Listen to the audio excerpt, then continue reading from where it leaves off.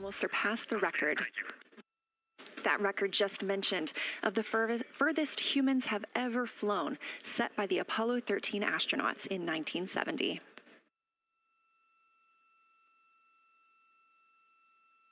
You're looking at a live view inside the Orion spacecraft and at our Artemis II crew members. They have just completed their post-sleep period, during which they conduct any hygiene and cabin setup for the day. They also had a chance to eat breakfast before we got into our daily planning conference. The flight control team here in Mission Control Houston collecting information from all consoles around the room that we could relay up to the crew ahead of this monumental day. As you can see on your right, NASA astronaut Christina Cook taking a video of NASA astronaut Victor Glover. We expect to have great views of the crew throughout the day, as well as, of course, the moon.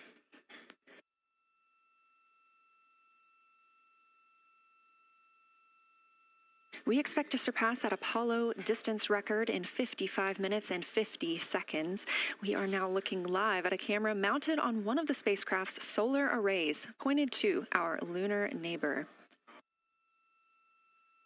We are currently just 14,200 miles away from the moon and 247,672 miles away from planet Earth.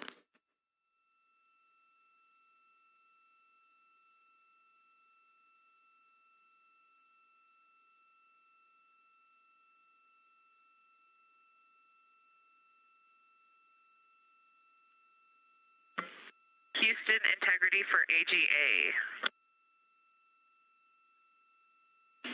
Ready to copy.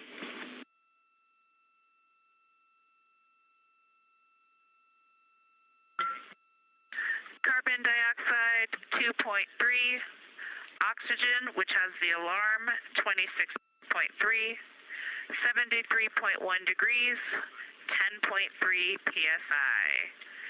And one follow-on question. We understand milestone words will be directly following the conference. Will that take the place of the PAO event, or will the PAO event still take place per the timeline?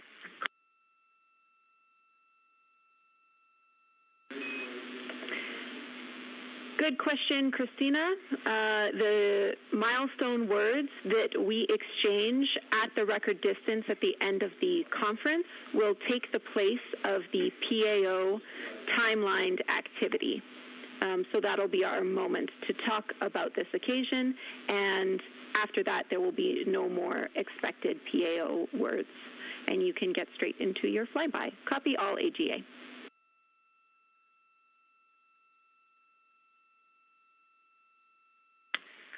Okay, thank you. And final clarification, even though it's taking the place of it, it will all just be on OE1 with HHP camera, no additional video. Is that right? Affirm.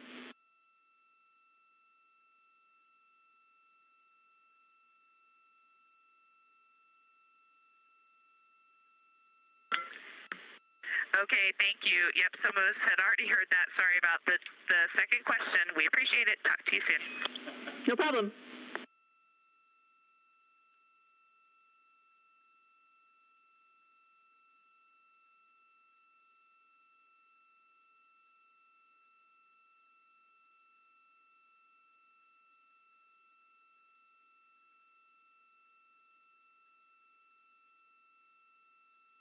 Those communications between NASA astronaut Christina Cook and Canadian Space Agency astronaut and today's Capcom, or capsule communicator, the one person here speaking with the crew right now, that is Jenny Gibbons. She is an Artemis II backup crew member here in Mission Control Houston.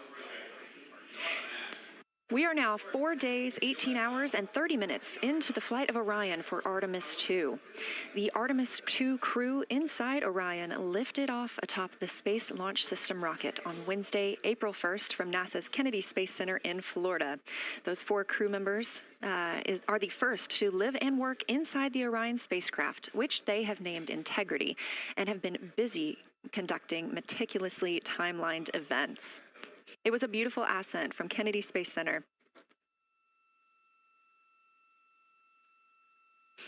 One of those early events was the proximity operations demonstration, during which NASA astronaut Victor Glover, the Artemis II pilot, manually flew Orion after having just detached from the interim cryogenic propulsion stage as if they intended to dock.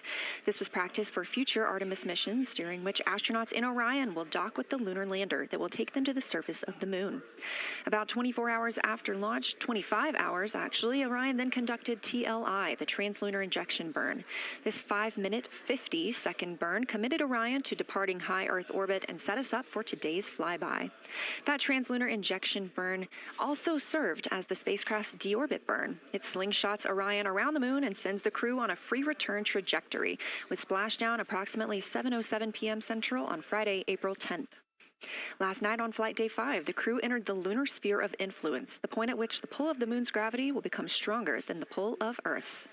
We've also been getting some great views inside the cabin of the crew members living daily life, from working out to eating, taking photos, and making memories together. But they've also been taking some beautiful views of our home planet and of the moon, and we expect many, many more of those following today's activities.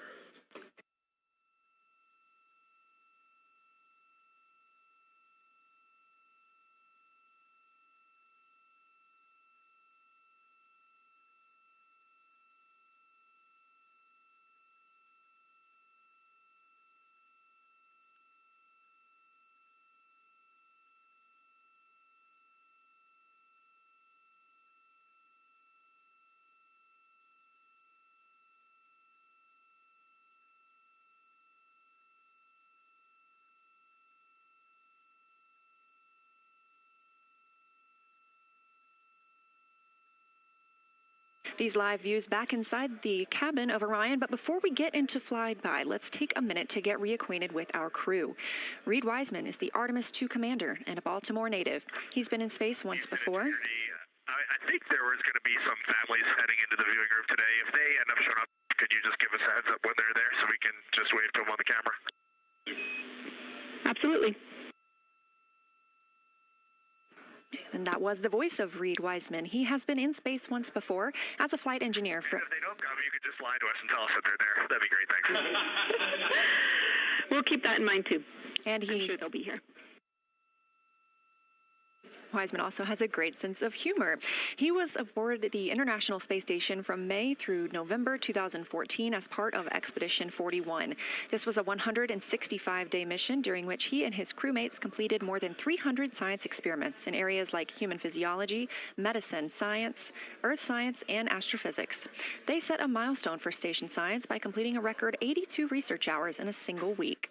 He also served as chief of NASA's astronaut office from December 2020 to November 2022, and here on Earth he has 2 daughters. The Artemis II pilot is Victor Glover, selected as an astronaut in 2013, when at the time he was serving as a legislative fellow in the United States Senate. His first trip to space was in November 2020, when he launched as a pilot of NASA's SpaceX Crew 1 mission. That was the first operational mission of NASA's Commercial Crew Program, which resumed launching American rockets from American soil to the International Space Station since the end of the shuttle program. Victor is a U.S. Navy captain and naval aviator who served as a test pilot, racking up more than 3,500 flight hours in more than 40 different aircraft. He also became the first person to pilot Orion the other day when we saw the Prox Ops demonstration shortly after launch. He and his wife have 4 children. Mission specialist Christina Cook is a native of Grand Rapids, Michigan. She was selected to the Astronaut Corps in 2013, the same class as Victor Glover. She served as flight engineer on the International Space Station from March 2019 to February 2020. During that time, Cook set a record for the longest single spaceflight by a woman with a total of 328 consecutive days in space. She also participated in the first ever all-female spacewalk with her friend and colleague, Jessica Meir, now living and working aboard the International Space Station yet again. Before becoming an astronaut, Christina helped build space science instruments and led scientific fieldwork in some of the most remote environments on the planet. Her hobbies include surfing, rock climbing, community service, yoga, travel, and photography, and she is certainly getting a chance to do that. First-time flyer, Canadian Space Agency astronaut Jeremy Hansen is flying to the moon as a mission specialist on the Artemis II mission. The London, Ontario native was selected as an astronaut in 2009. After that, he worked as Capcom at NASA's Mission Control Center here in Houston. Capcom stands for Capsule Communicator and is the single direct voice communicating with the astronauts in space. He also participated in training exercises like living on the ocean floor off the coast of Florida to simulate deep space exploration for 7 days.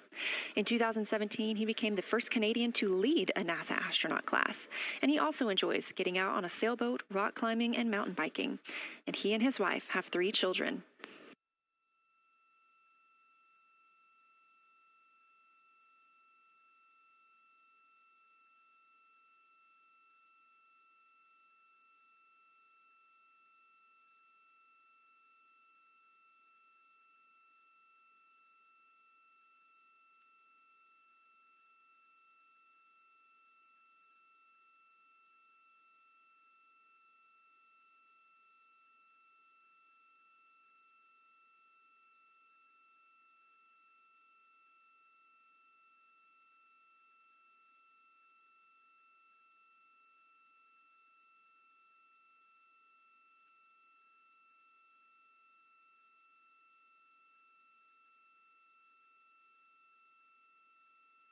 As you can see, the crew members have dimmed the cabin lights inside Orion.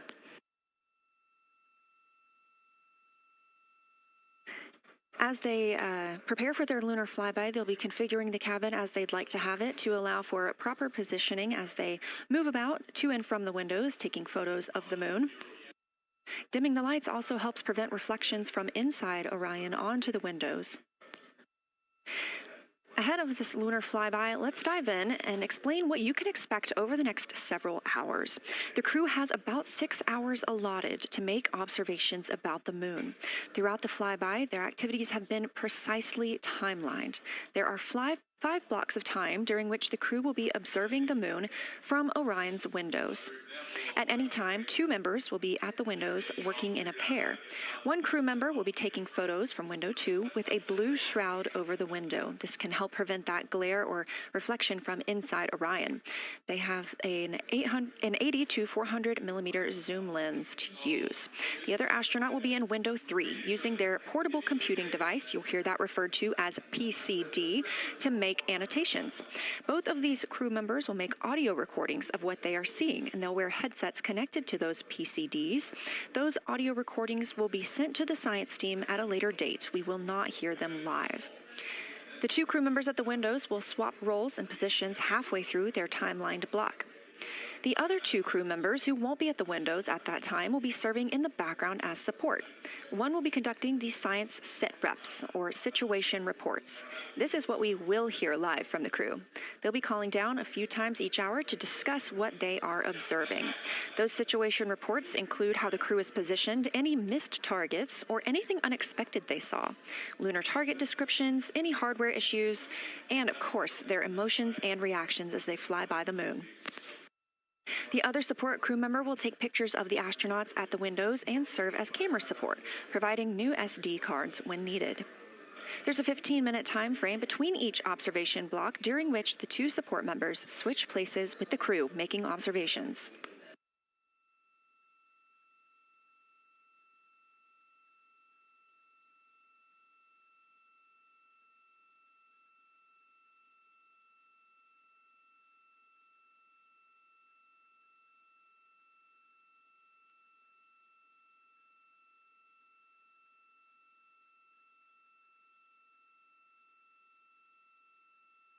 Two views, both coming from Orion. There on the left, the inside of the spacecraft, and on the right, a view of our moon, the destination for today.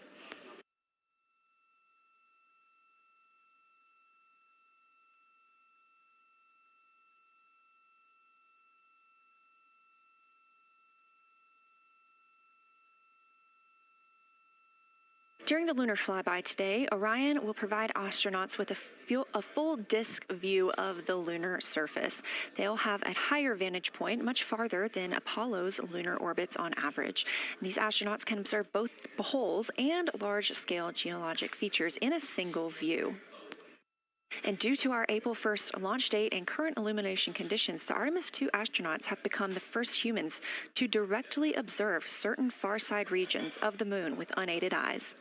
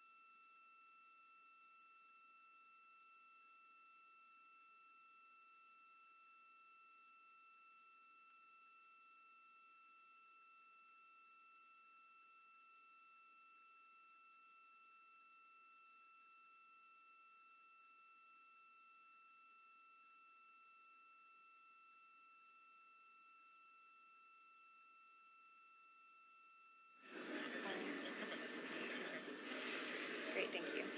You ready? Is it me? It's okay. How do I, is it all?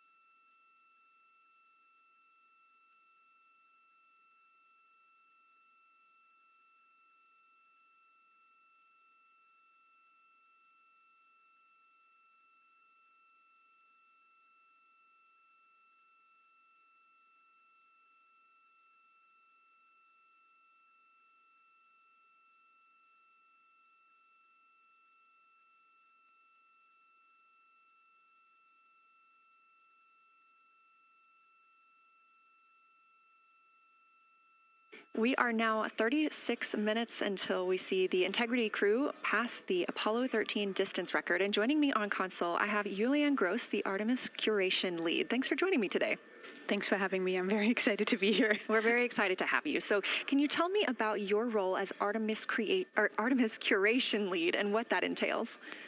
Yeah, so for the overall Artemis campaign, I'm the Artemis lunar sample curation lead. That means I'm helping NASA to return the next set of lunar samples from the lunar surface.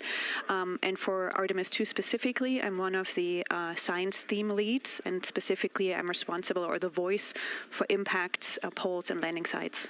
Fascinating. So what helped us select the targets that the crew is going to be photographing today? So we had a plan coming in where we basically made a list of all the available targets during the April launch window, because before you launch, we wouldn't exactly be sure which targets would be visible. And so once we launched, we then were able to cut down on that list and prioritize our targets. And the 5 theme leads came together and really discussed and talked through which the long lens configured for lunar flyby. Which targets we could then which targets we could then see and prioritize. And so that made it into our plan. We worked then with timeline to make sure that all the targets are visible. Some targets are time dependent, like Earthset or Earthrise, and some targets will rotate out of view when integrity starts going around the moon. And so we put these in early so that the crew has a chance to describe those to us. Fascinating. I cannot wait to hear what they have to say. So we just heard them say that their long lens is configured. That's very exciting. And for us, when we look at the moon from Earth, what features are we seeing that the crew will also fly by today? Yeah, so I really hope that people on Earth who are in nighttime will look up into the moon tonight. The features that the crew will see that we can also currently see is Aristarchus Plateau. Grimaldi is another feature. They're going to be sort of on our limb. And then Oceanus Procellarum, that really dark, large area on the near side that we can see. The crew is going to see that in the beginning. The more they fly around, the less of that they will see. So those are targets we will hear them describe early on in the flyby. Fascinating. Well, and the crew has been training for years for this day. And so we're going to hear them make a lot of calls about what they are seeing on the moon. And they're going to use a lot of interesting terms that I myself need some brushing up on. So could you walk us through a few of the things that we'll hear them use to describe the moon, like albedo, exosphere, ejecta, just some of those major terms we expect to hear from the crew? Yeah, of course. Albedo is basically a term of a reflectiveness of the surface. And so high albedo usually for the moon means bright areas, and low albedo means like darker areas. And so when you look into the night sky, you can see the high albedo areas are the white parts and the low albedo ones are the darker areas. Ejecta is when you have an impact and it ejects or throws out material that then ends up on the surface, and you can see that as sort of rays or ray systems. So you might hear them describe, I can see Ohm, for example, with its rays. It has an isometric rays coming out, and so we are excited to hear them describe that. You might hopefully hear stuff about color or color hues, and so if they can see any changes in those color hues from like white to gray to maybe brownish, we're excited to hear about that. Exosphere is the almost no existing atmosphere of the moon. It's barely there. But there is dust on the lunar surface that can get lofted up through electrostatic forces. And when the sun goes behind the moon, it can scatter forward on those dust particles and sort of like create a little glow on the horizon. And so we're really excited to see if the crew can actually see that. This is so exciting. Thank you so much for walking through all of that with us. Julian Gross, Artemis Curation Lead, we really appreciate you joining us here today, and good luck to your team. Thank you. I'm really excited to be here. We are now MET 4 days, 18 hours, and 49 minutes into the flight of Orion. This view of the moon from the Orion spacecraft as we get closer and closer.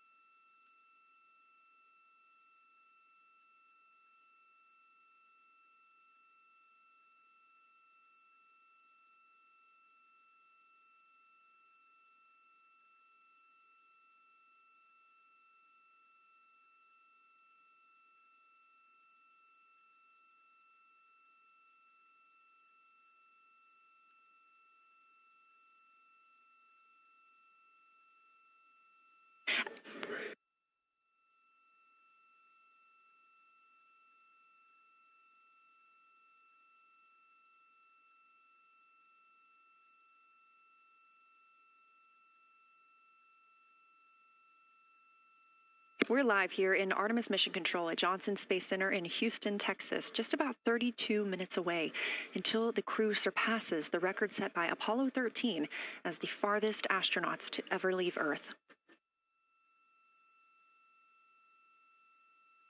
This view coming from a camera mounted on the tip of one of Orion's 4 solar arrays. Each array has a camera on its tip, and so we anticipate getting views throughout the lunar flyby. Of course, except during the point of loss of signal when the spacecraft flies behind the moon.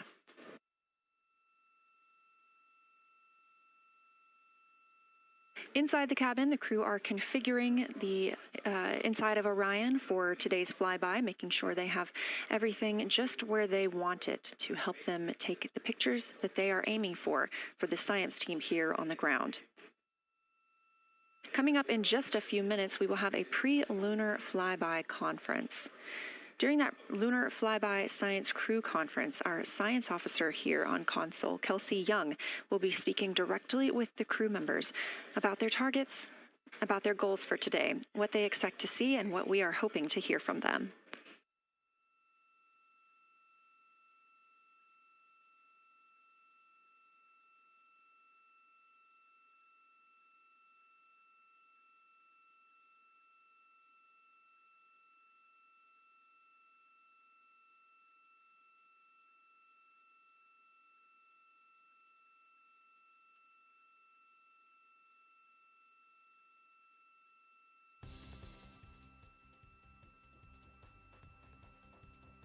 We have a lot of milestones coming up today, so make sure you don't miss them. The first coming up, again, at 1:56 p.m. Eastern Time, the crew will pass the distance from Earth record set by Apollo 13 in 1970. At 2:45 p.m., lunar flyby officially begins. The crew will have that time on their schedules to begin photographing and providing audio recordings of what they are seeing on the moon. At 7:02 p.m., Orion will make its closest approach to the moon, approximately 4,070 miles away. Of course, all of these numbers are going to have to be confirmed following the flyby. These are estimates, and we are working with orbital mechanics. At 7:07 p.m., Orion reaches its maximum distance from Earth, approximately 252,760 miles away from us all. At 8:35 p.m., the spacecraft will enter a solar eclipse. The crew will become the first to see a solar eclipse from the moon.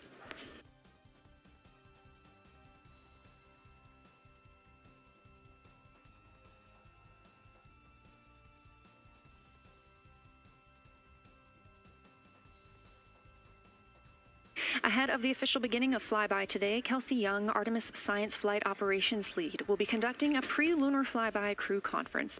She will give information on camera setup, remind the crew of their intended targets, answer questions from the astronauts, and more. Young will help the crew set their targeting timeline, which counts down the time they have to image each target and what they'll be capturing next. She'll also remind them that the ground team will be calling for science sit reps, also known as situation reports. Those are essentially call-downs to report what they've been observing. They'll continue to do this even through their LOS, their loss of signal, as those communications will come down later on after they reconnect with us on Earth.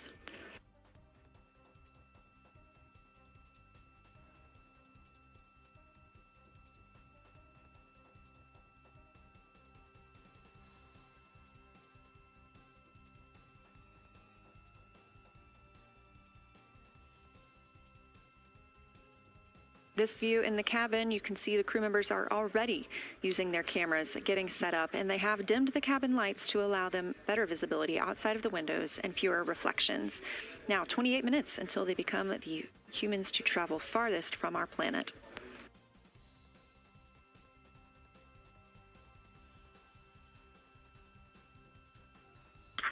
Houston Integrity, we are ready for the conference on your call.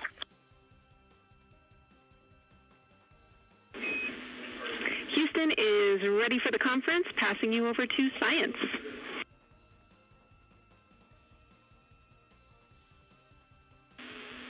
Good morning, crew. This is Science. We couldn't be more excited for a full day of lunar and planetary observations today, the first one in over 54 years. How do you hear me?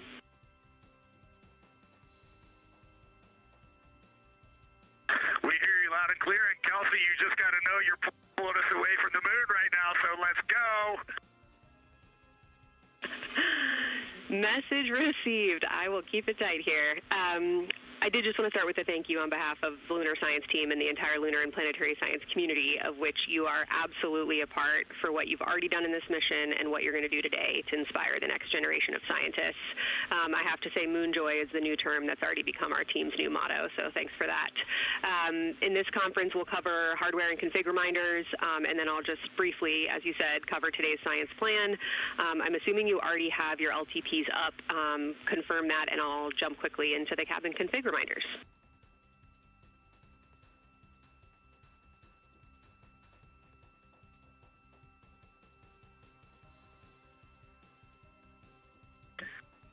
Okay, we have the LTP up just to give you a sit rep on board. You've got Reed and Christina on one PCD, and Ike has his own, and Jeremy has his own. Copy that. That was going to be one of my questions for you, and I'll ask a question back. Is that the config that you and Christina plan to carry throughout the day for PCD use?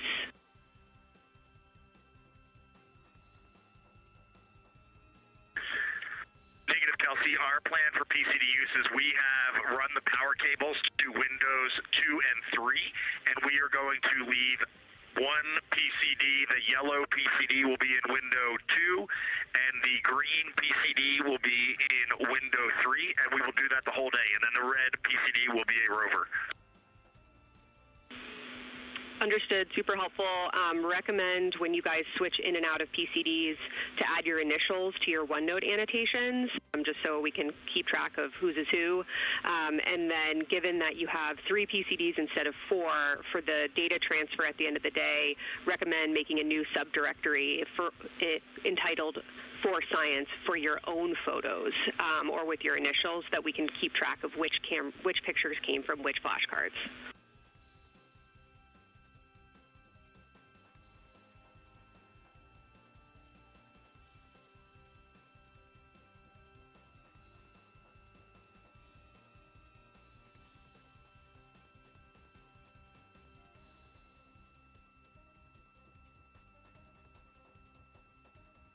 This view. So, Kelsey, I just want to here's what we're doing. We have community cards in all cameras on board, and then when each astronaut approaches their camera, the intent is they will put their card into that camera for photos and then put the community card back in at the end of the session. But just know it is harder to manage cards than we thought, and we don't want to miss science, so it might end up a bit more disorganized. Understood. Thanks for that essay. Just read the flashcard numbers down when you get a chance, and we'll follow your lead on the best thing to do operationally during the flyby. With that, I'll move on to windows. So the window characterization DFTO you guys did a few days ago confirmed that window 2 is ideal for imaging, so no change to config of photographer in window 2, observer in window 3, and science sit reps in window 1.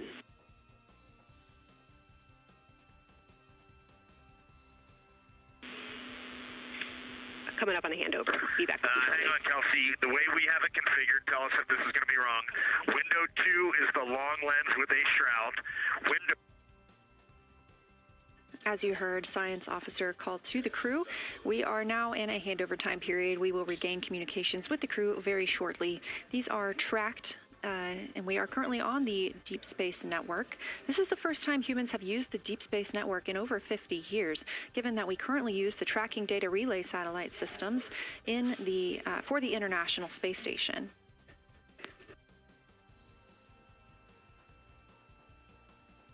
This view from Artemis Mission Control on the right is Kelsey Young.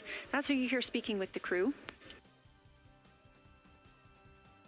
Young is the Artemis Science Flight Operations Lead, and we also look forward to speaking with her here today.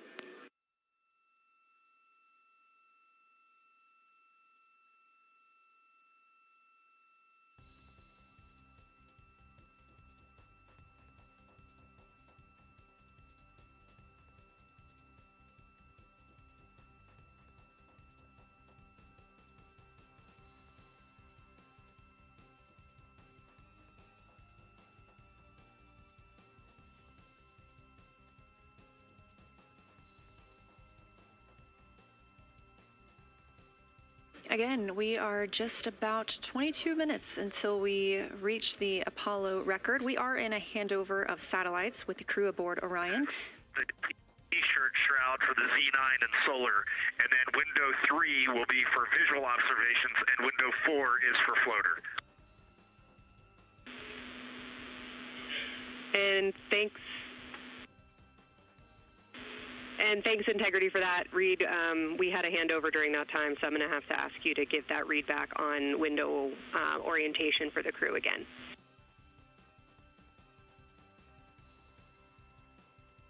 Okay, we are happy to change it, but the way we have it configured right now is window 1 has a T-shirt shroud for the Z9 for solar. Window 2 has the shroud for the long lens for both lunar and solar. Window 3 is for visual observations.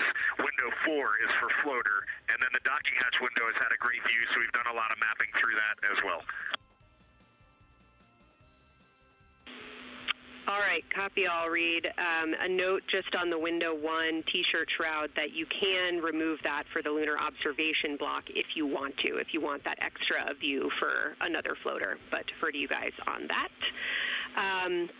You are go to use the full 400 millimeter zoom on the long lens, but where possible, try to keep the end of the lens flush with the window to prevent imaging through the multiple window panes at an angle. And if you have to take an image at an angle, recommend you limit the max focal length to 200 millimeters or simply acquire the images at multiple focal lengths.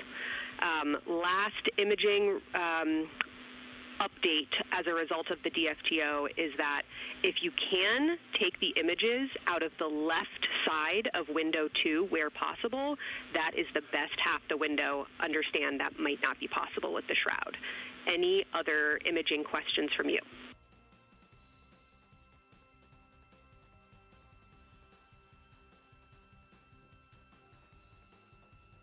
Okay, copy that.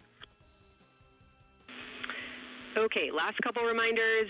Don't forget the ability to take the WAVE files to tag imagery that you are wanting to follow up on using the FN3 button on your camera. And then a couple quick notes on your LTP. We have refined your precise flyby timing since generating the LTP. Optimus has the correct timing for the LOS and AOS, but the LTP identifiers for LOS and AOS are roughly 2 minutes later than they will be in reality. Final LTP timing update is that the green line on your LTP should start automatically 45 minutes before the flyby. If it doesn't appear, let me know and I'll have troubleshooting steps for you. Last updates are on the eclipse, so only for that last hour today. Of course, remember if the sun is in view to use your eclipse glasses. And reminder that we will have a few activities for you prior to the eclipse to reconfigure all 3 cameras for corona and deep sky observations. These activities, some of which will occur during the forward link LOS, so we wanted to flag it for you now.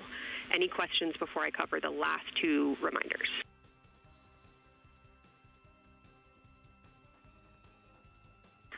No, we have no questions on that.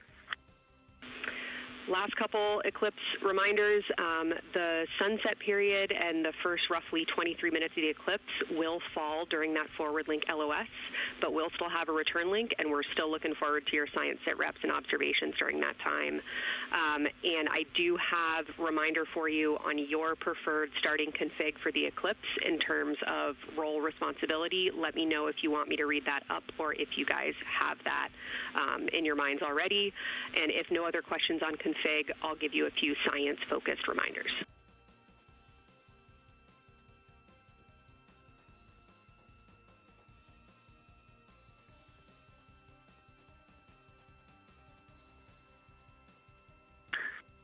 Give us a quick high level, but we see it in Optimus, and I think we got it squared away. But give us your quick Kelsey high level. Okay. A couple changes from the first LTP you studied is that Glushko is the only feature that the same pair will view twice. That's Reed and Jeremy. That's why that's the only target you see that is marked as 1 of 1 and one of two and two of two. So Ohm and Oriental are in there twice, but they're by different pairs, which is why you don't see them marked accordingly. A note from feedback on your observations so far over the last couple days, a reminder that if you note structure and texture as well as color and albedo, please note any correlation between the two, and also a reminder that negative observations are still valuable science. So a lack of color or a lack of structure associated with color is also valuable.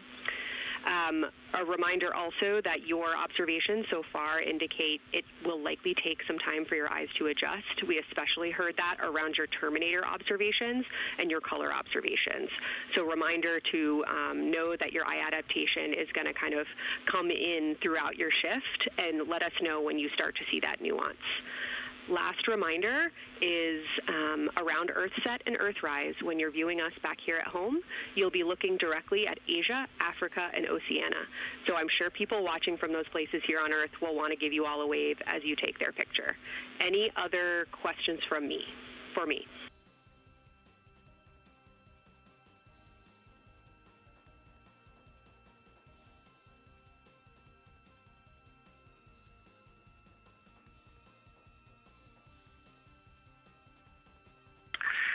Kelsey, hey, when you're talking window 2 left and right side, just can you say towards window 1 or towards window 3, and then we'll know that we are talking the same language?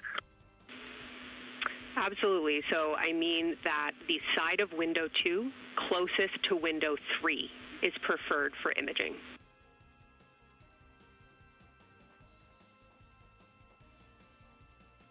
Okay, the side of window 2 closest to window 3 is preferred for recording. Stand by, we'll talk to the crew.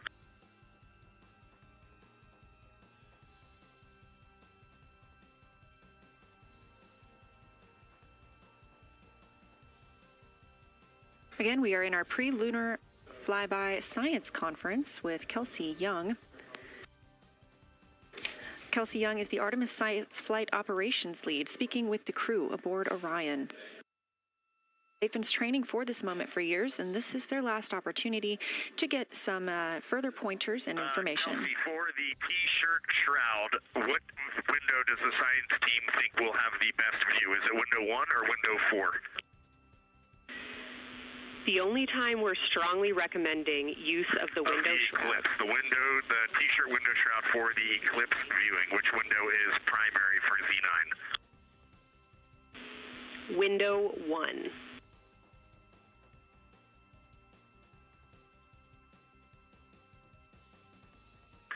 Okay, awesome. So we have got that all set up. And just to be 100% sure, window 1 is the most port window by the food warmer. Window 2 is right in front of seat 1. Window 3 is right in front of seat 2. And window 4 is on the starboard side by the side hatch. Do you agree with all that? We agree on the ground. Good readback.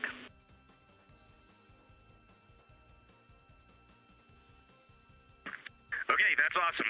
Kelsey, we're going to close with happy words. It's just incredible. I wish you were up here to see all the smiling faces, to hear all these terminologies being thrown around, and we are just fired up to get started on this day. Let me pass the mic around if anybody has anything to add. Kelsey, it's so great to hear your voice on the loops. I just want to channel everything that you guys are probably feeling right through my eyes and heart. It is awesome to see the side of the moon. You guys made us excited for this day, and we couldn't appreciate it anymore. And we are ready to hopefully deliver on all the awesome training you guys have provided.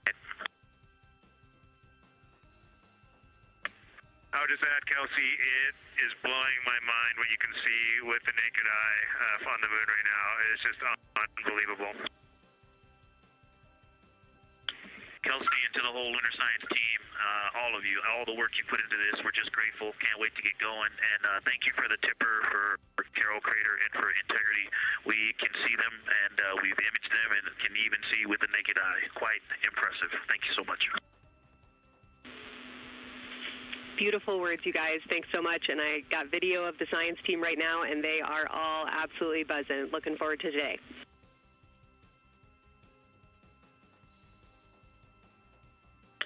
Okay, we're heading into the timeline. Cheers, guys.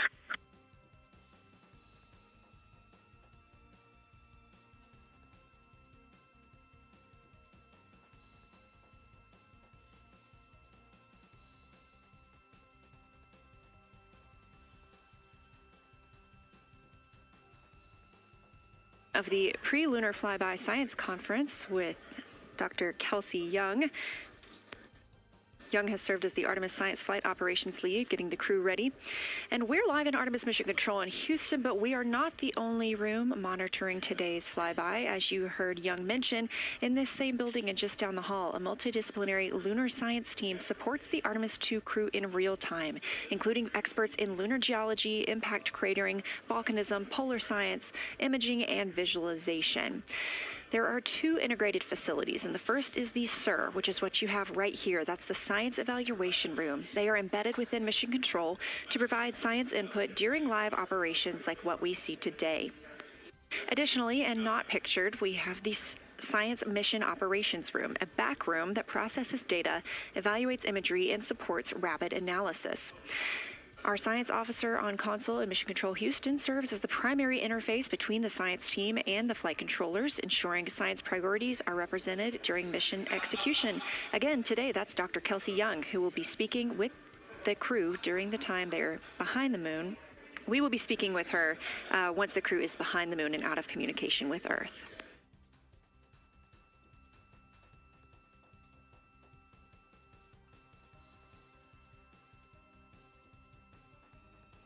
Back inside the Orion spacecraft on your left, closest to the camera, NASA astronaut Christina Cook. To her left, NASA astronaut Reid Wiseman. To his left, Canadian Space Agency astronaut Jeremy Hansen. And all the way in the back, NASA astronaut Victor Glover, our Artemis II crew.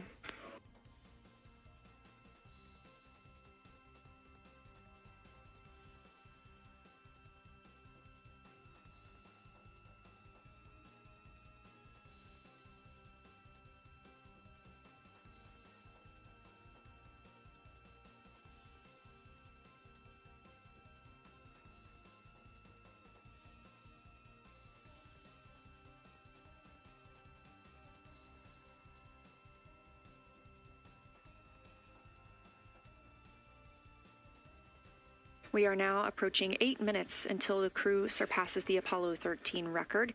Currently 12,599 miles away from the moon, 248,507 miles away from Earth.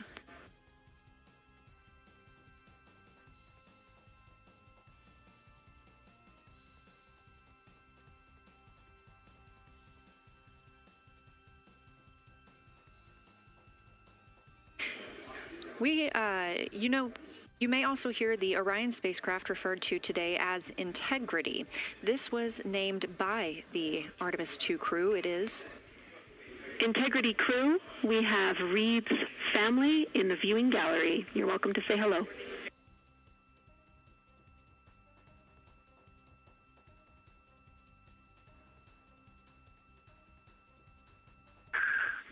Well, whether you're being serious or you're kidding around, that is awesome to hear. Thanks, Jenny.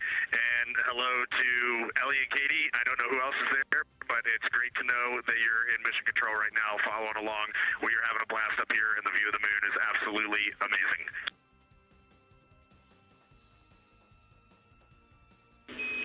I'm seeing a lot of hearts come out of the viewing gallery and even more smiles. Thanks, Reid.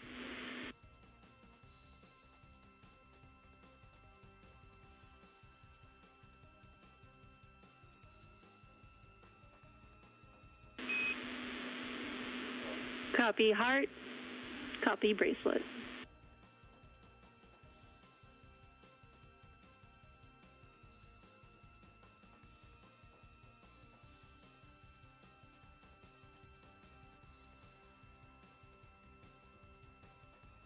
That call from Capcom Jenny Gibbons, Canadian Space Agency astronaut and Artemis II backup crew member, letting Reid Wiseman know that he has family here to support him today in the Artemis Mission Control viewing room.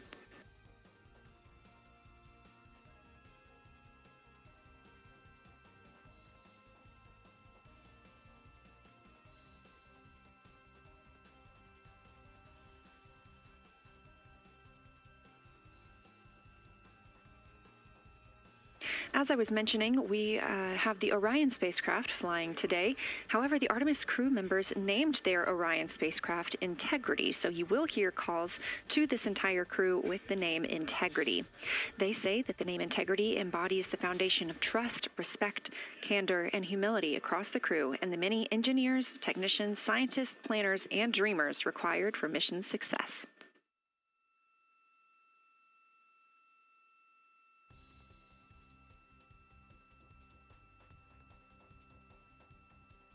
This view live from the outside of Orion as we continue. Preparing for our lunar flyby, now less than 5 minutes from surpassing the record set by Apollo 13 astronauts for the farthest humans to travel from Earth. This will not be the farthest that Integrity travels today. They will continue until they reach approximately a distance of 252,760 miles. That would be about 4,105 miles farther than Apollo 13. However, these numbers are our targets, and we will get confirmation on those numbers as soon as we possibly can and share them with you all.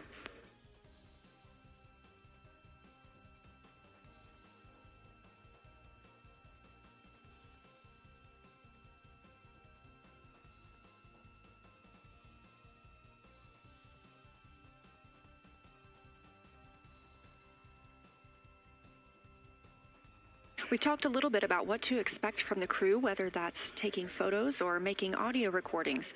To get a little more detailed, Reed Wiseman and Jeremy Hansen will be up first to capture imagery and record audio on the portable computing devices. You hear those referred to as PCDs, while Victor and Christina serve as the support members. The crew will switch windows and roles halfway through their shift, and 1 hour and 5 minutes later, Victor Glover and Christina Cook will be the next crew members at windows 2 and 3 to take photos and make annotations, while Reed and Jeremy take on those support roles. There are 5 viewing blocks, and the crew will swap out with each one. During 2 of the blocks, the 2 support members will also be able to enjoy their midday meal.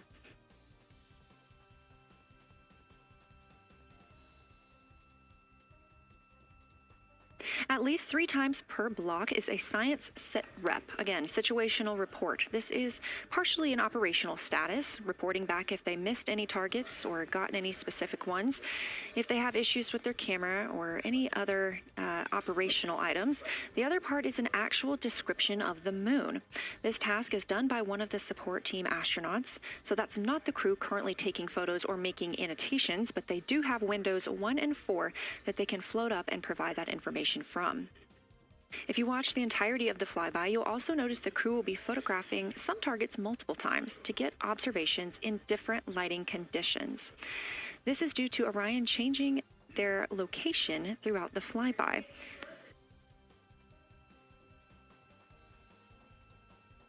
What this crew will be able to capture in a couple of hours of the same targets in different lighting would take orbiters years to do because of solar and spacecraft positioning.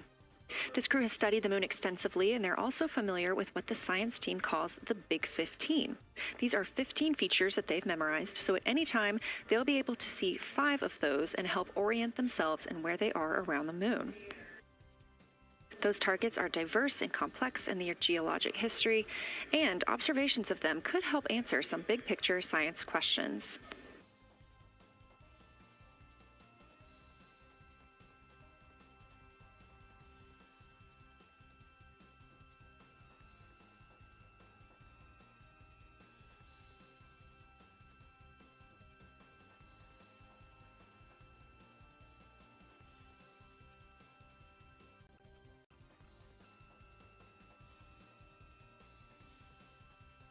If you've been following the mission, you can see that the configuration of the cabin is a little bit different than what it looked like on launch day. After ascent, the crew were allowed to reconfigure their spacecraft, and you can see that they've taken down seats. They have also taken away footrests. This gives them more opportunity to move about the spacecraft.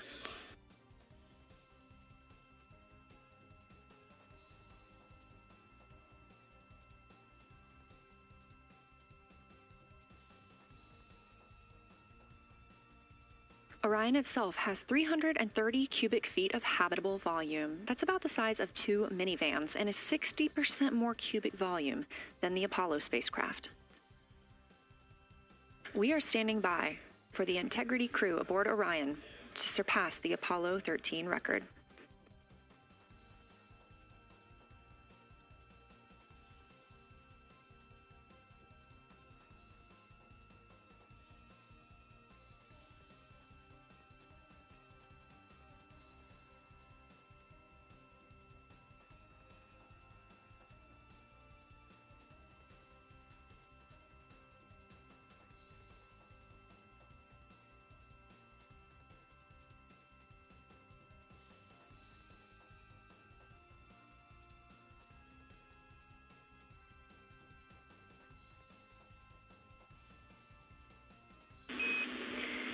Integrity crew, on April 15th, 1970, during the Apollo 13 mission, 3 explorers set the record for the farthest distance humans have ever traveled from our home planet. At that time, over 55 years ago, Lovell, Swigert, and Hayes flew 248,655 statute miles away from Earth. Today, for all humanity, you're pushing beyond that frontier. Integrity, over to you.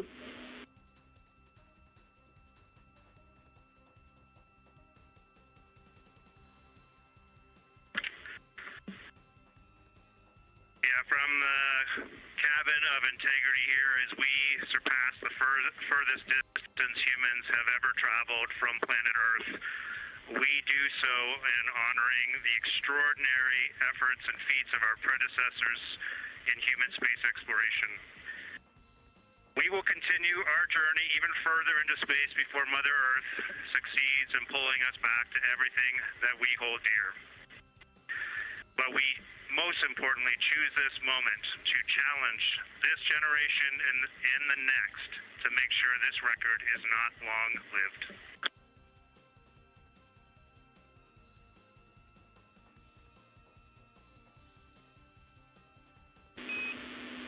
Thank you, Integrity, and congratulations to you and the rest of the Artemis II team.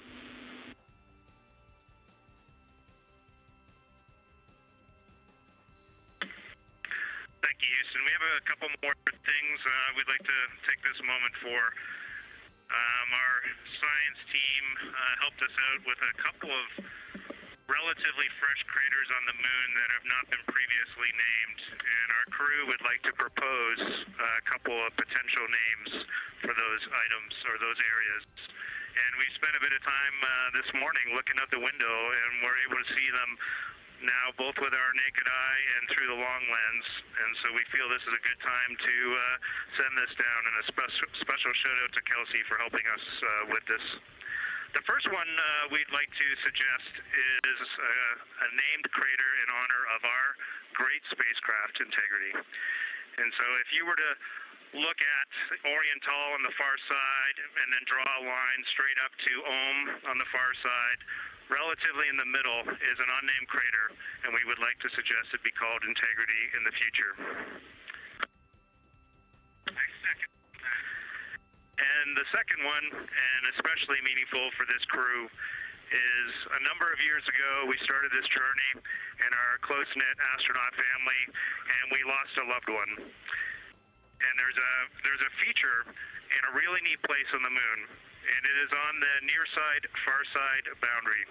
In fact, it's just on the near side of that boundary, and so at certain times of the moon's transit around Earth, we will be able to see this from Earth. And so we lost a loved one. Her name was Carol, the spouse of Reed, the mother of Katie and Ellie.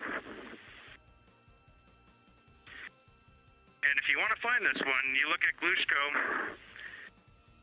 and it's just to the northwest of that, at the same latitude as Ohm, and it's a bright spot on the moon. And we would like to call it Carol, and you spell that C-A-R-R-O-L-L.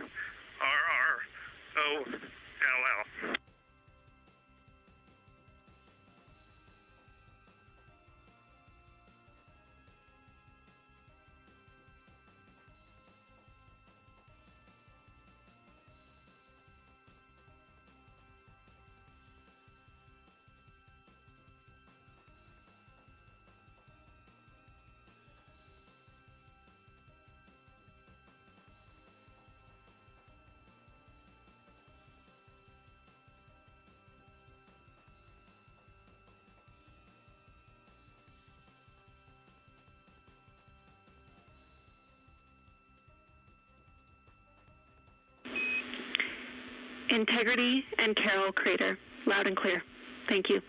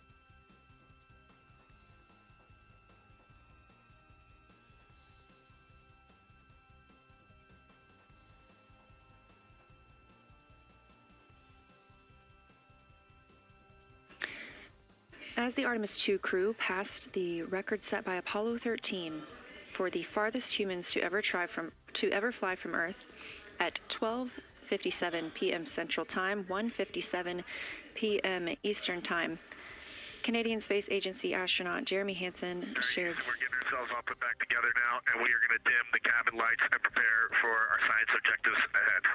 Thank you. Sounds good. We're doing the same down here, and you are maneuvering to your observation attitude.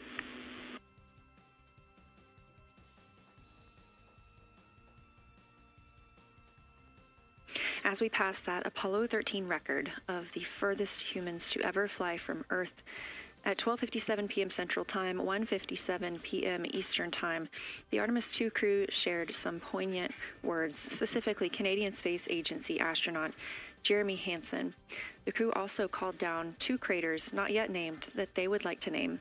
One, Integrity, in honor of their spacecraft, which they have named. That's near the Ohm crater. Another near Glushko, which is a bright spot, named Carroll, in memory of Reed Wiseman's wife.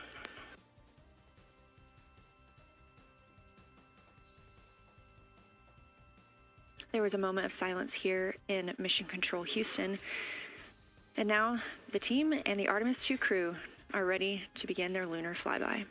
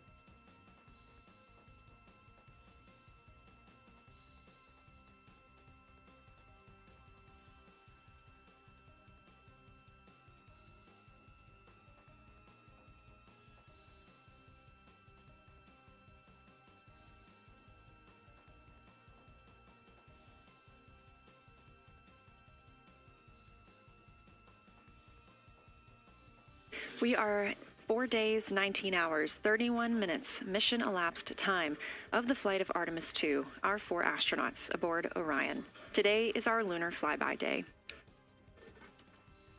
The spacecraft is currently about 12,000 miles away from the moon, and you can keep up with the distance from Orion to the moon and Earth by visiting nasa.gov/track Artemis. Or you can just stay with us here because we're going to be telling you throughout the day. They are currently 248,834 miles away from planet Earth.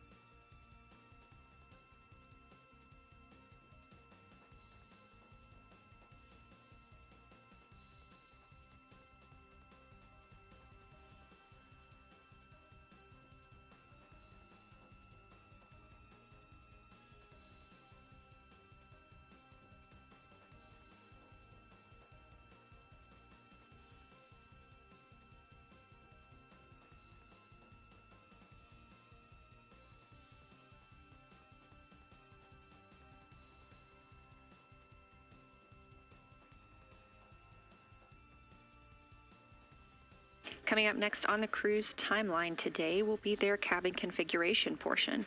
You heard some calls down to Science Officer Dr. Kelsey Young earlier about how they have configured the cabin so far. This is just a little bit more of timelined activity for them if they need to further do so. On flight day 3, the crew had time on their schedule allotted for configuring the spacecraft cabin for how they intended to arrange it today. Of course, they had to take down that configuration for another test yesterday of their Orion Crew Survival System suits. But configuring it on flight day 3 allows them the opportunity to get a chance to see what works for them now that they are in the microgravity environment.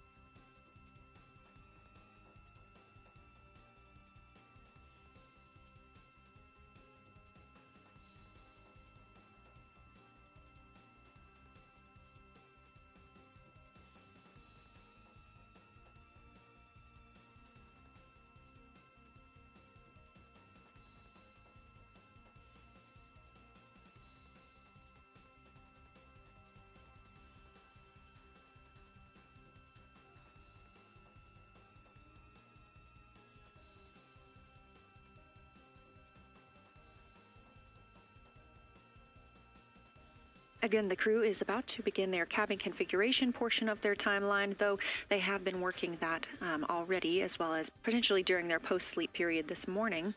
The official lunar flyby observations are slated to begin in just about 40 minutes.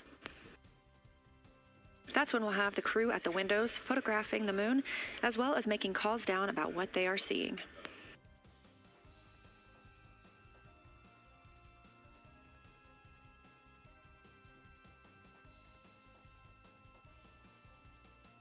Again, we are live here in Artemis Mission Control for the duration of the flyby.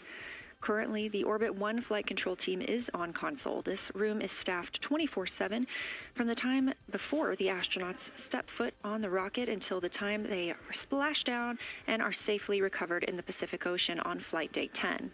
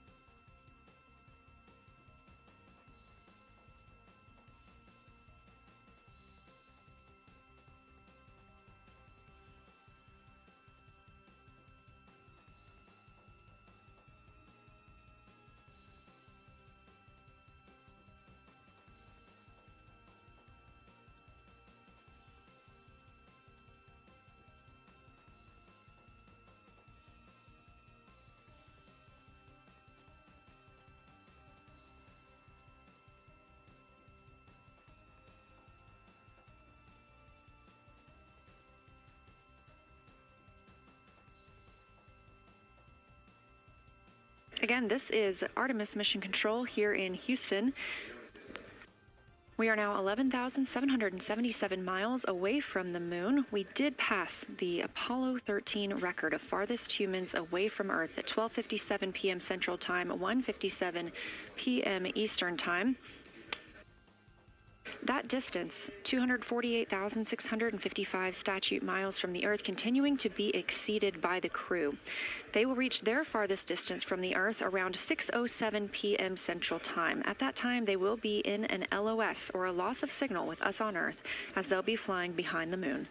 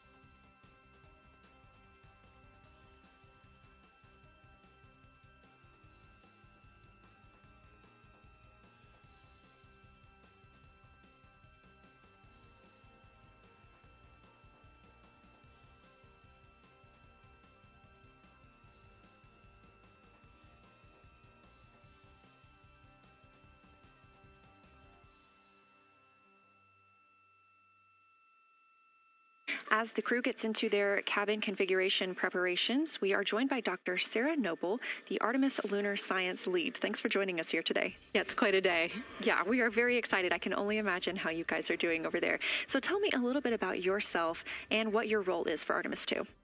Sure. So I'm the Artemis Lunar Science Lead, so over the entire campaign, and my job is basically to make sure that as we have this big adventure back to the moon, we actually learn new things about the moon. Fascinating. So why is the moon such an important destination today? Yeah, so the moon is a pretty amazing place. It is a great place to learn about basic fundamental processes that happen on like all the planets, like cratering and volcanology. And also it is, part of our Earth-Moon system. And, the Earth recycles its rocks pretty well, right, through plate tectonics and weathering and whatever. Most of the rocks on the Earth are geologically young. But on the moon, we have the entire record that goes back 4.5 billion years since we formed. And so if we really want to learn about what was happening in that period, like the moon is really the only place we can go. We're also thinking about going back to the moon, and we want to go to the lunar South Pole. So what makes that such an interesting destination?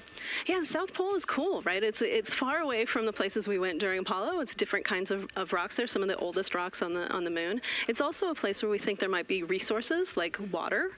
There are craters that really never can see the sun because of the low sun angles there, and they get very cold. And we think that water and other things can build up in those craters, and so we're very interested to see what that might do for us. I'm very interested as well. So for some of our viewers who might be new to this, what does lunar science look like during an Artemis mission?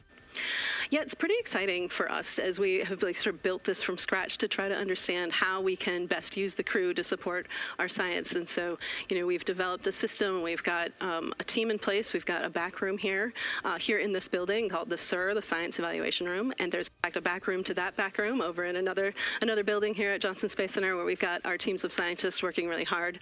They're actually speaking to this room through our science officer. This is now the first time we've ever had a science officer in flight control room. So we're pretty excited about that. So we have a really voice out and up to the crew. I know, it's been so exciting to hear Dr. Kelsey Young speaking directly with the crew today, now so close to the moon. And we have a live view here of the science operation, or the science evaluation room. So this is where the majority of your team is today. Is that right?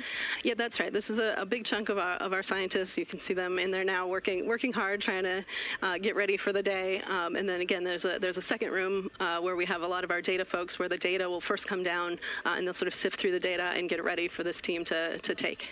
What's the mood like right now in the SIR?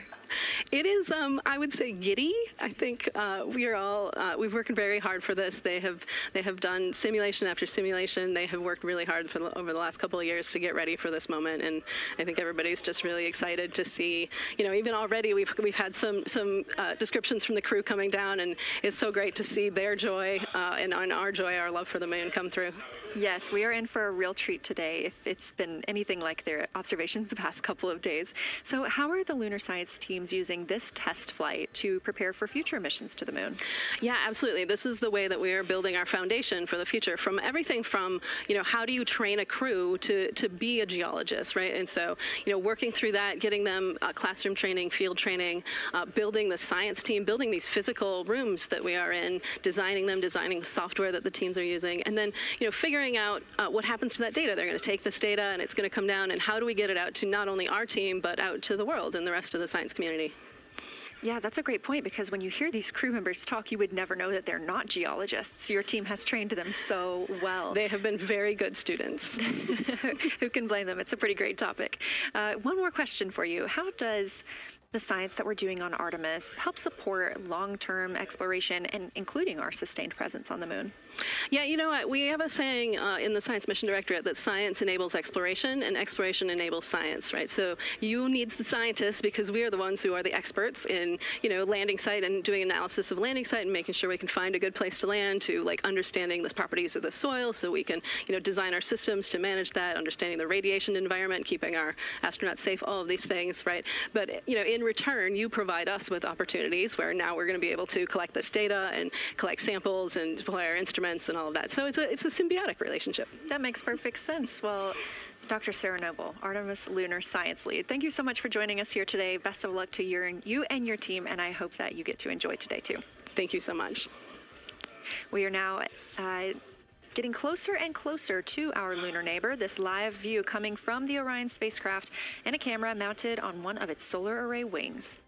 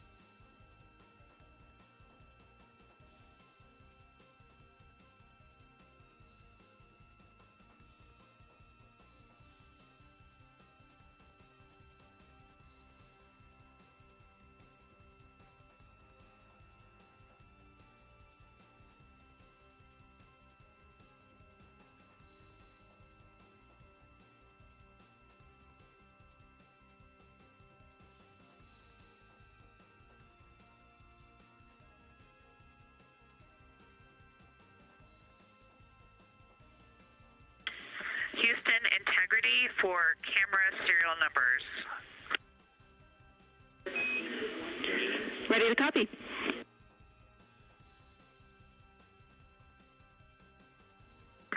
Hey, Jenny, these are card numbers for the various positions. For the long lens on the D5, we will have individual cards. Victor's 1008, Jeremy 1019, Reed 1012, myself 1015. For the Z9, we will have one card that is dedicated for today, serial number 1007. For the cabin camera D5, we will have one dedicated card for today, serial number 1022.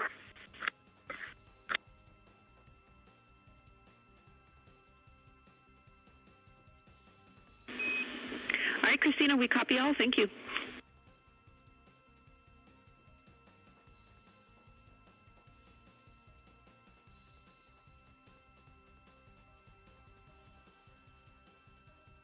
We just realized that we have Earth out window 1 and Moon out window 2, and Earth out window 4 and Moon out window 3, and it gives you the best idea of scale we have had yet. The Moon is about 3 to 4 times the size of the Earth, and it is almost full, and the Earth is just a small crescent out there.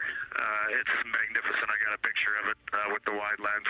Such a majestic view out here. Amaze, amaze, amaze. Thank you, Reed.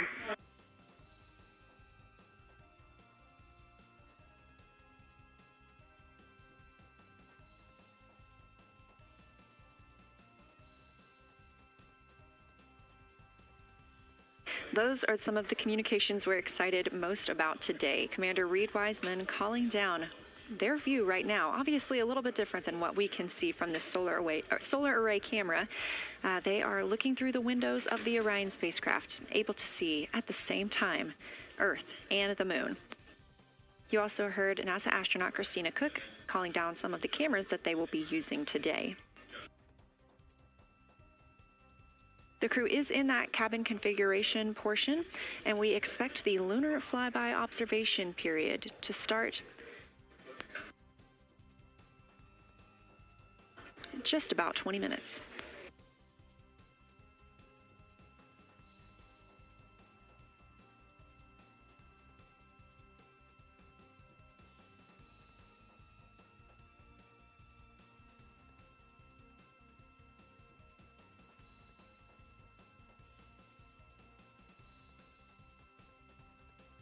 Checking in on Orion's distance and speed, they are currently traveling 1,071 miles per hour, 249,159 miles away from Earth, 11,293 miles away from the Moon, and continuing to grow closer.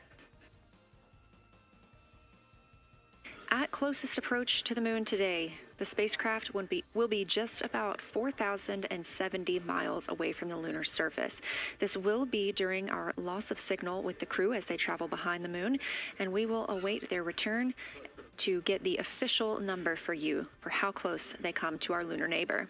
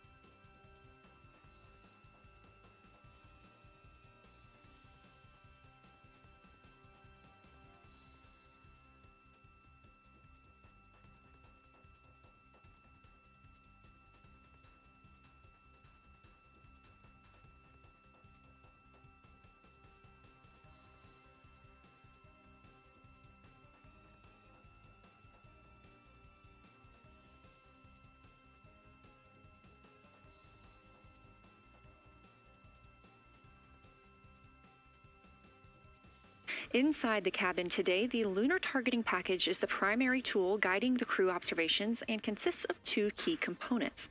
The Lunar Geography Review helped the astronauts study major lunar features in advance and help learn how to orient themselves during the flyby. Because, of course, the moon is not actually labeled like it appears here when we look at this map. The lunar targeting plan provides a detailed timeline of observation targets, background science context, and specific instructions for the pictures the crew should take, as well as the verbal descriptions that will be helpful to the science team reviewing them later. This is a screenshot from their lunar targeting package, and a screenshot specifically of that lunar. Integrity for attitude. Go ahead.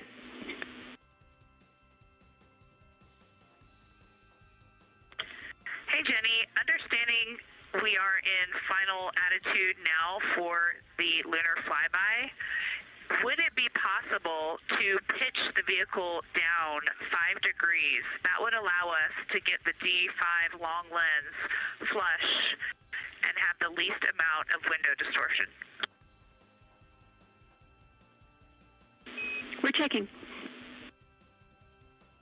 That call from Christina Cook, NASA astronaut and mission specialist on Artemis II. Copy. The Orion spacecraft is positioned in a specific attitude to allow the crew to best see the moon outside of their windows today for this imaging opportunity. That call was a request for a potential attitude shift just slightly, another 5 degrees, to give them a better view and to give them a better opportunity to use their long lens camera. They'll also be using that lunar targeting package we were discussing. I am following along with that real time, so I'll be able to share with you exactly what targets the crew is looking at and when. They also trained with a lunar science passport. It's a little reference guide used on Earth to reinforce recognition of key lunar features. It is not on the flight, but it was a significant study tool for the crew to get them ready for launch. The apparent size of the moon will change throughout the flyby, and it'll appear roughly like a basketball held at arm's length at the crew's closest approach. That reinforces the need for careful planning and practiced observation techniques.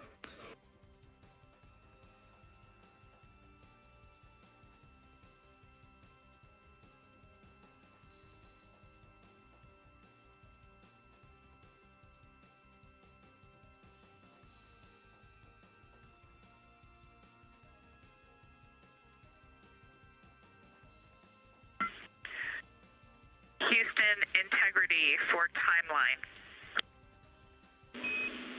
Go ahead.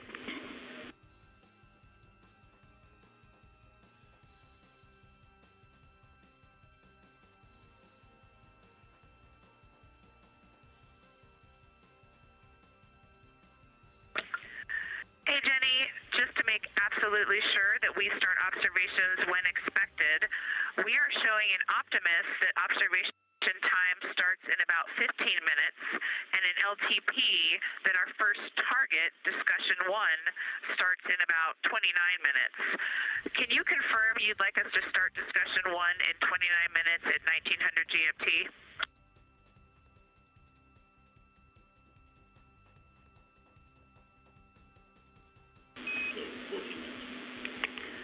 Christina, we are tracking that discussion 1 should start at 18:45. That's 15 minutes from now.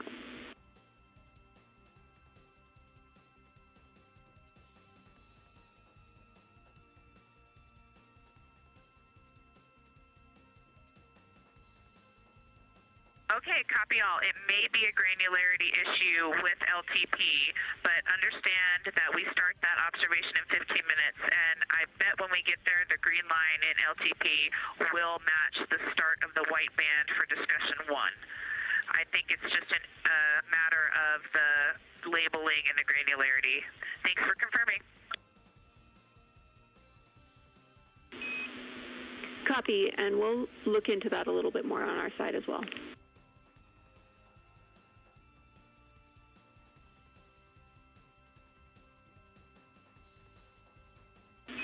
Christina, can you verify for us that your green line is moving on the timeline page of your LTP?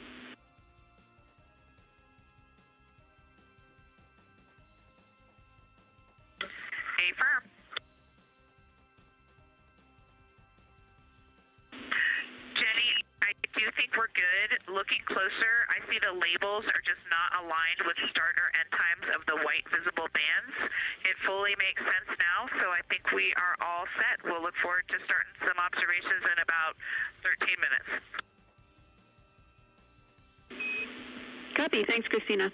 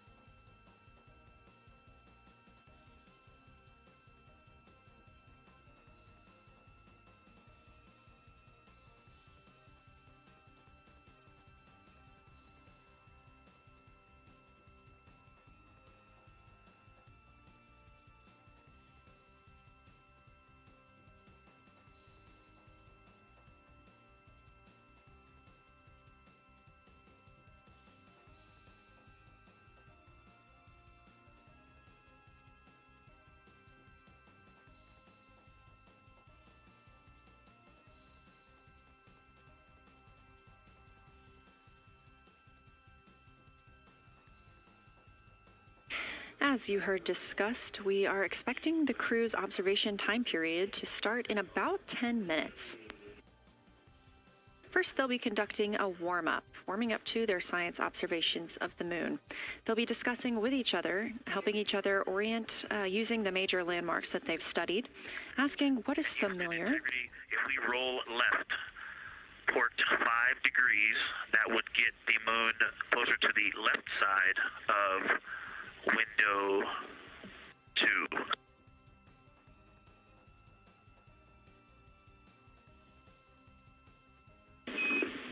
Copy, Victor. We'd like to know if it's pitch and roll or one or the other.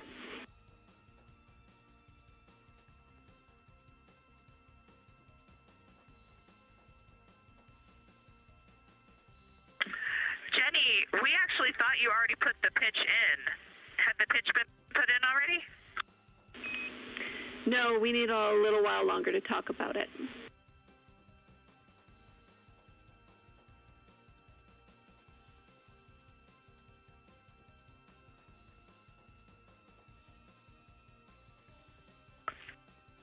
So, Jenny, I guess what's happening is just as our orbit's changing, where it is in the window is changing, so maybe these fancy little adjustments aren't worth it. It's going to continue to move in the window.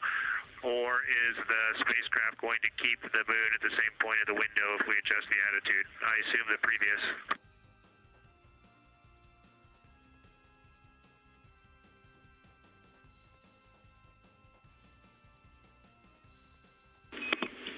Right now, we are pointing the center of the window to the center of the moon with 2 degrees of deadband.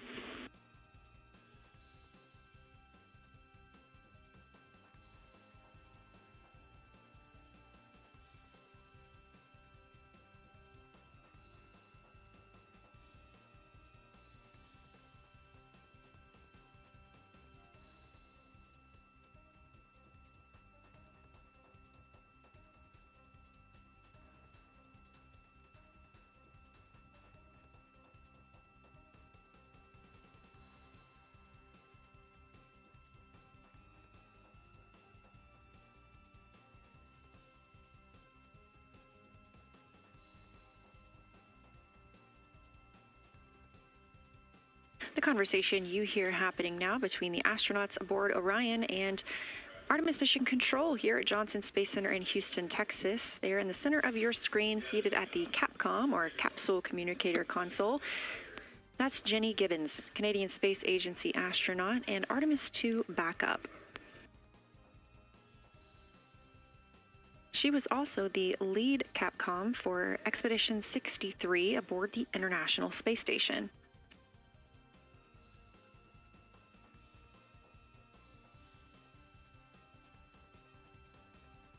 The crew is requesting some attitude changes to the spacecraft to allow them to better image the moon, our priority for today.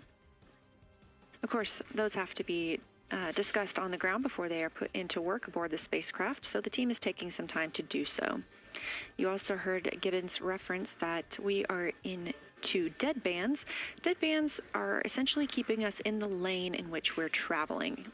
If you're familiar with lane assist in your car, very similar in this case.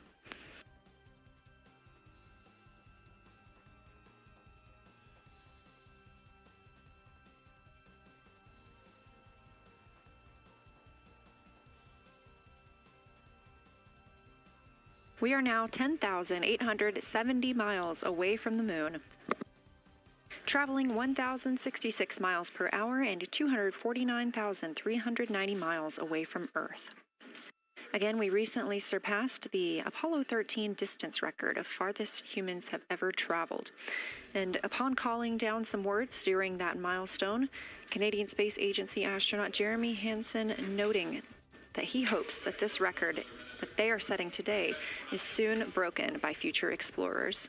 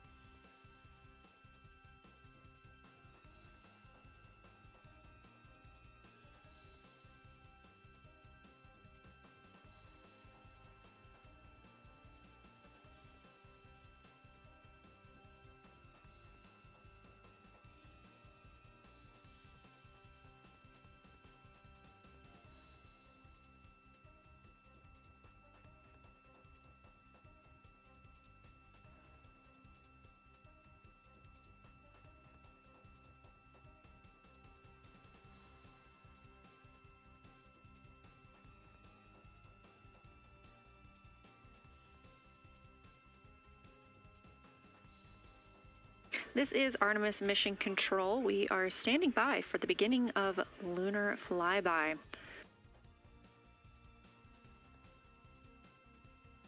Expecting that to start in just a few minutes when the crew will begin a warm-up discussion preparing for the day.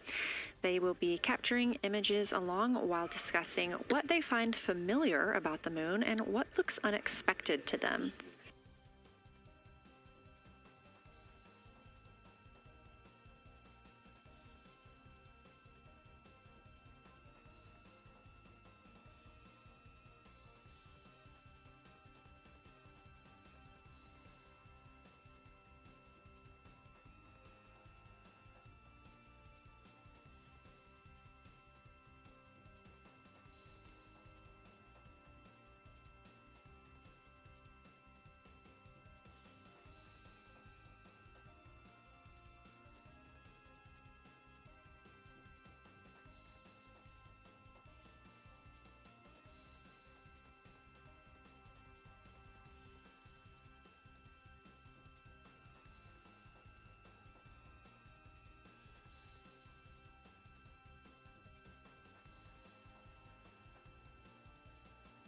Again, just minutes away from the official start of lunar flyby, or when it is timelined for the crew. We are currently 10,726 miles away from the moon. This view on the left side of your screen coming from the camera on one of Orion's solar arrays.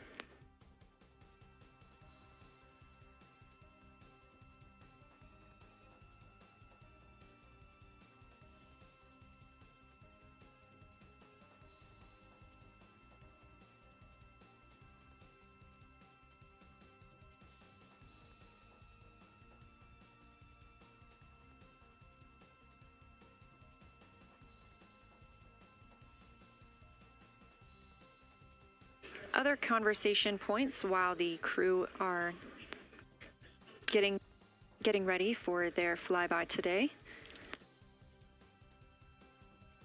They'll be looking to orient themselves using major landmarks and annotating their observations along with their discussion.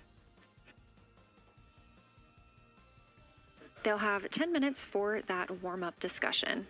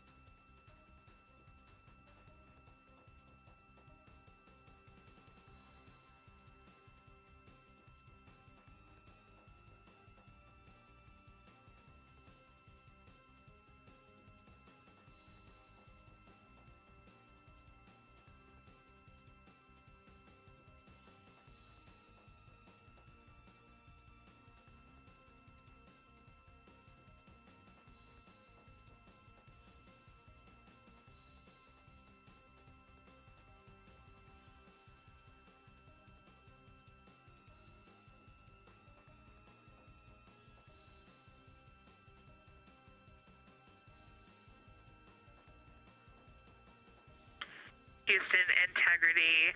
We have two folks at the window deep in discussion talking about all of the awesome features that they're seeing. We just had a huge moment realizing that Hertzsprung is about the same size as our incredible Oriental. We're really excited about this target that's kind of new to us.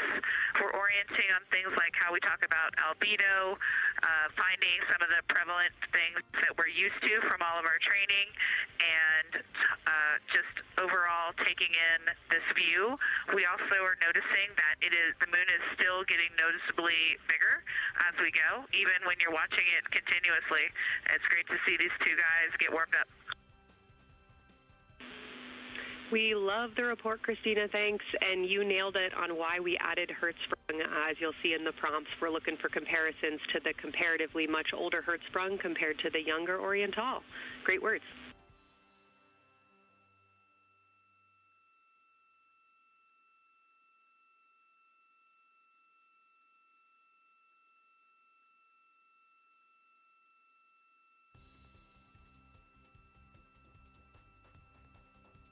This is Artemis Mission Control. That was the voice of Dr. Kelsey Young speaking with the astronauts aboard Orion as they begin their observation period and lunar flyby. NASA astronaut Christina Cook reporting their view of Hertzsprung Basin. The team here is looking for centered images of the basin at a full zoom, and they're hoping that the astronauts can image and describe the inner and outer rings. This is considered a degraded basin with a floor, rings, and ejecta compared to a younger Oriental basin.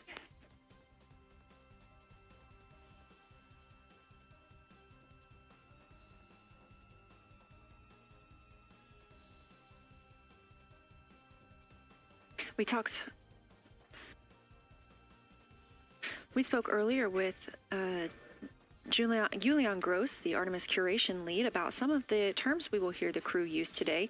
One of those just called out, that's albedo, looking at surface brightness, or the amount of light a surface reflects.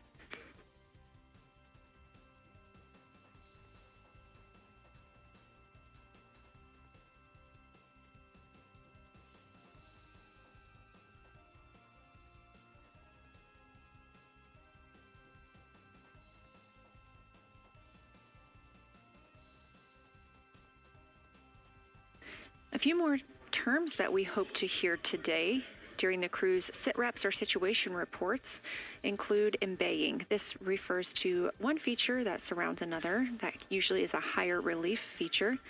Houston Integrity, one report from the crew at the windows. We can actually see the moon and Earth at the same time right now. It's interesting because the Earth looks way brighter, so the Earth itself seems to have a much higher albedo than the moon.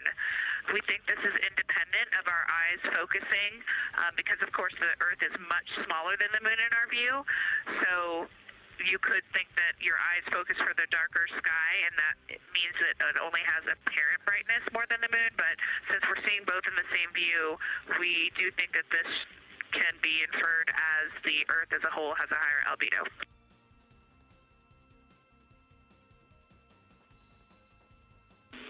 Great observation, Christina, and reminder that as you're starting to look for those subtle color and albedo variations on the moon, the relatively bright albedo Earth might make those a little bit difficult, but as your eyes continue to adjust, we expect you to start to see more nuance on the moon. Thanks.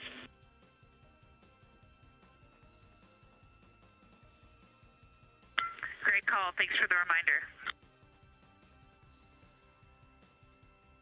We're all going to be experts in lunar terminology by the end of the day. Another one we expect to hear is mare. These are dark regions paved or filled by volcanic deposits. You also can hear them called seas, oceans, lakes, or marshes, or other bodies of water.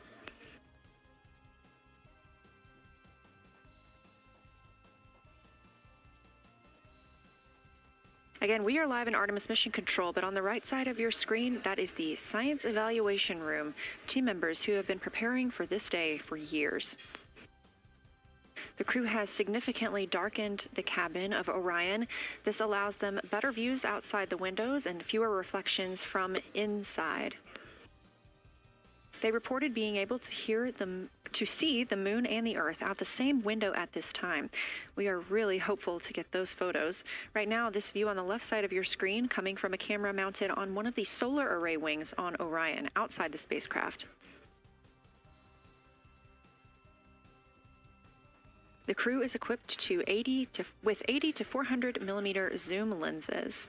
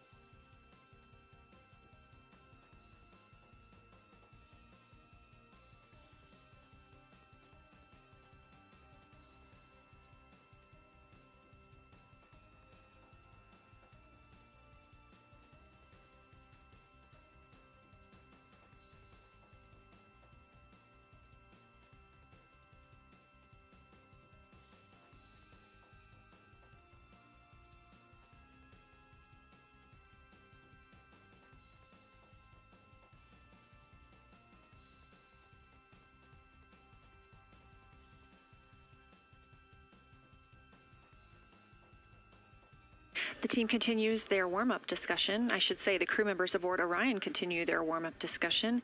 However, they are about to be prompted to move on to discussion number 2, which is near side and far side.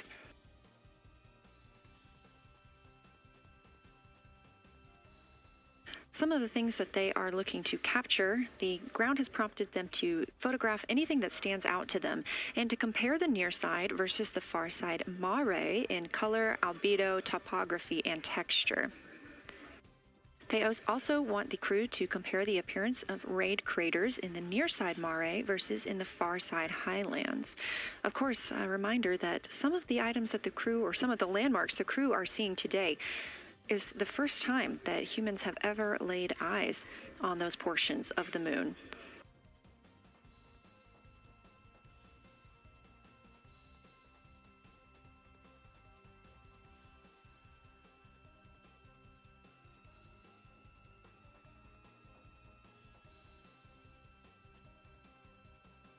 In the targeting package, there are a few reminders of the crew. For the crew, there are time-sensitive observation reminders and science sit-rep reminders. Integrity. We have sit-rep. The targets that are being discussed right now, it's the far side, near side comparison, and hearing some great discussion of browns and greens in the Aristarchus Plateau and how those disappear as you go toward the North Pole, and then over to the far side, you lose the color. You've got Jeremy in window 2, Reed in window 1, having a great discussion. Christina's under window, Reed is in window 3. Christina's under window 1, documenting the discussion.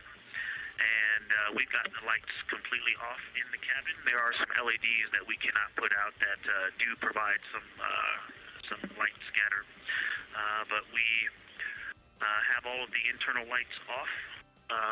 And are letting our eyes adjust as best we can. The window 4 view, you only get about a third of the moon.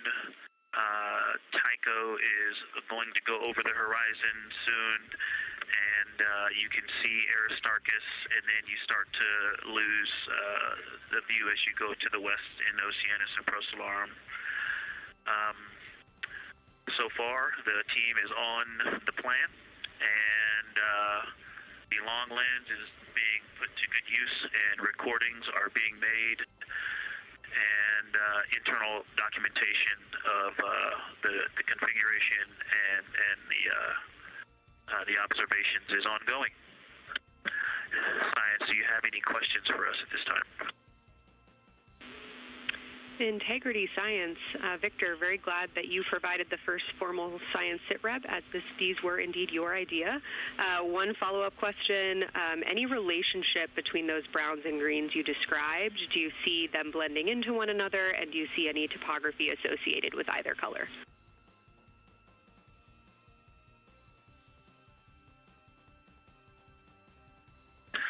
I don't want to bother the window team. I just heard that, overheard that, and so I'm sorry I don't have that detail yet. I will eavesdrop and see if I can pick that up. I will try to answer that at some point. I also heard a comparison of the albedo in Aristarchus, that crater, the very high albedo spot you can see on the near side. There is a feature called, I believe, Burgess Alpha, that is equally or maybe higher albedo.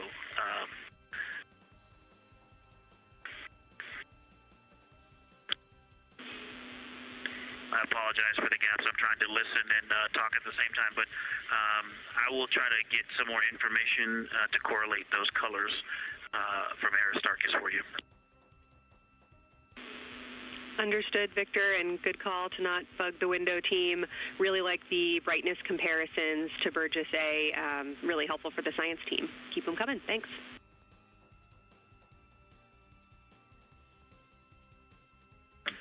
I also heard a discussion about the albedo of Grimaldi being a 10, and how many of us, when we were a little further away, saw that as the darkest albedo, and that the bigger mare off to the to the east was still dark, but maybe a 7-8. We still think that, but you are seeing color variation, albedo variation inside of Grimaldi as well, and that even on the west side there's still a very dark part of it. but it is still the darkest. It is just not as uniform as it looked when we were farther away. We're starting to differentiate the striations of albedo inside of Grimaldi. Copy all, Victor, and you read our mind. Superlatives like darkest, biggest are really, really helpful for us, so keep those coming.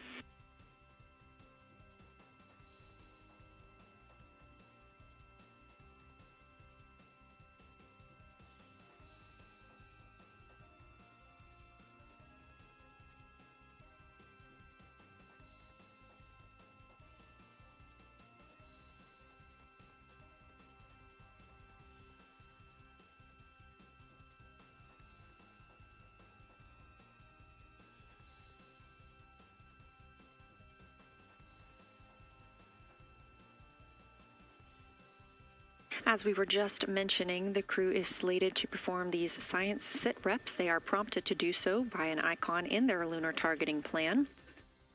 That one coming down from NASA astronaut and pilot of Artemis II, Victor Glover.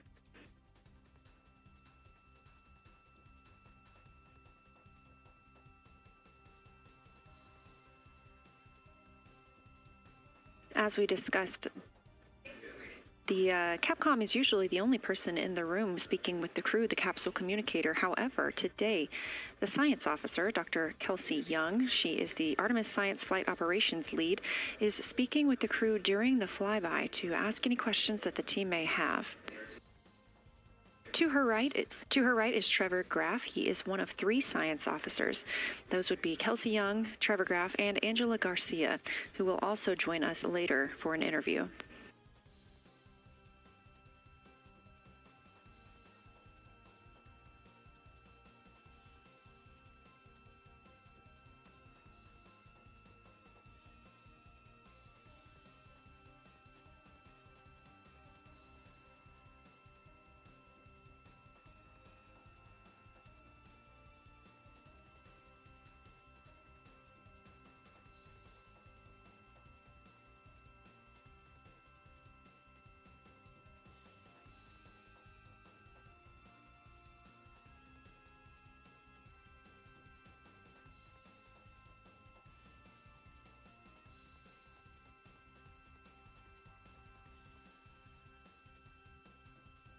And Houston Integrity was able to, Science Integrity was able to get a view out of window 1, which is a beautiful view. I can see the entire moon that they're looking at.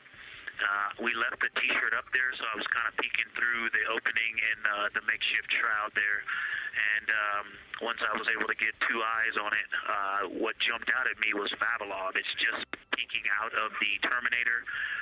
It's clear of the Terminator now, but it just really jumps out because it's still got the low light, the low sun angle. And so where the, Vavilov has that impact over the top of another crater, where the 2 craters intersect on the eastern edge. So on the side closest to Oriental, where the 2 crater rings intersect, the shadow there is the highest peak in the interior of Vavilov, and so you can see that terrain is, there's some real variation in the terrain there, that there's a nice peak where those peaks intersect, where those rings intersect, and we'll get a picture of that. Love the description, Victor, especially the comparison and relationships you just described about topography. And if it's easier for your observations, do feel free to remove the T-shirt shroud from window 1.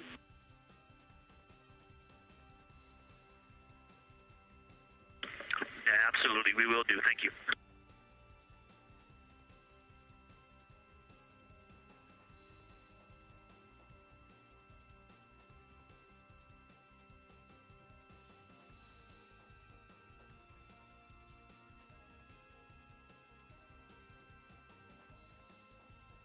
Those calls coming from NASA astronaut Victor Glover. As we discussed, the crew is working in pairs at the windows.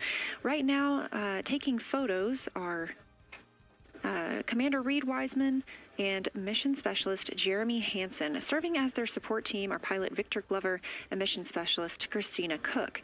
You're hearing those calls from Victor Glover, as he is on that support team, and he is tasked with providing the science sit reps, while the 2 crew photographing and making annotations of the moon are in Windows 2 and 3.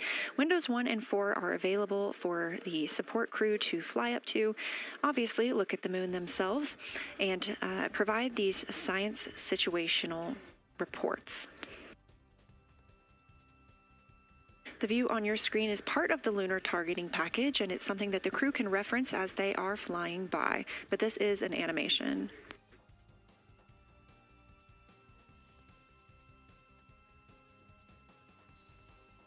You also heard Glover mention Oriental. Oriental is a major feature that the team is interested in today, and it's known as the Grand Canyon of the Moon.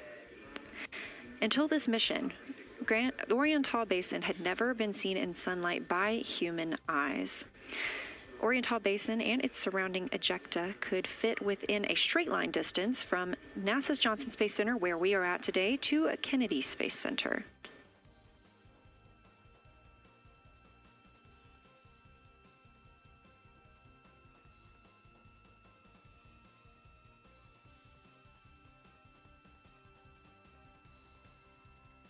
This a live view in Artemis Mission Control in Houston, Texas, where the teams are monitoring all systems, not just for today's flyby, but on the spacecraft themselves.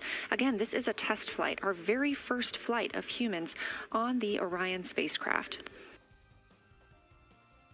This team has been this team has been monitoring the entire time of the mission, as well as we have been live the entirety of the mission, and we will be continuing to do so all the way through splashdown and crew recovery from the Pacific.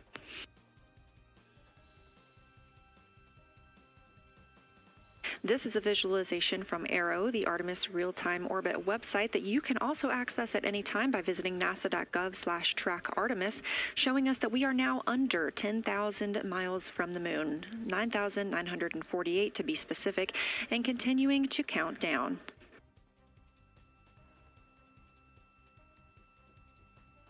Again, our closest approach to the moon today should come about 6:02 p.m. Central, 7:02 p.m. Eastern. However, we will be out of contact with the crew at this time as they begin transiting behind the moon. At that time of closest approach, the distance from Orion to the lunar surface will be about 4,070 miles. Of course, these are estimates at this time, and we'll be sure to provide you with the official numbers once that closest approach has been reached.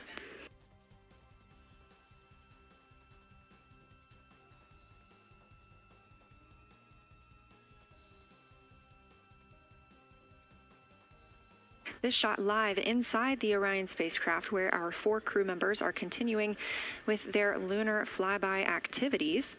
They have just begun those activities really about 20 minutes ago, so we've got several hours of moon view opportunities. This is still a live view inside that capsule. However, you can see just how dark they have turned down the lights. Actually, they've turned them all the way off. There are a few LEDs that they cannot power off, but turning down these lights gives them better views outside of the spacecraft's windows while they photograph the moon. This also prevents any reflections from inside the spacecraft bouncing up on the windows and interfering with their photography.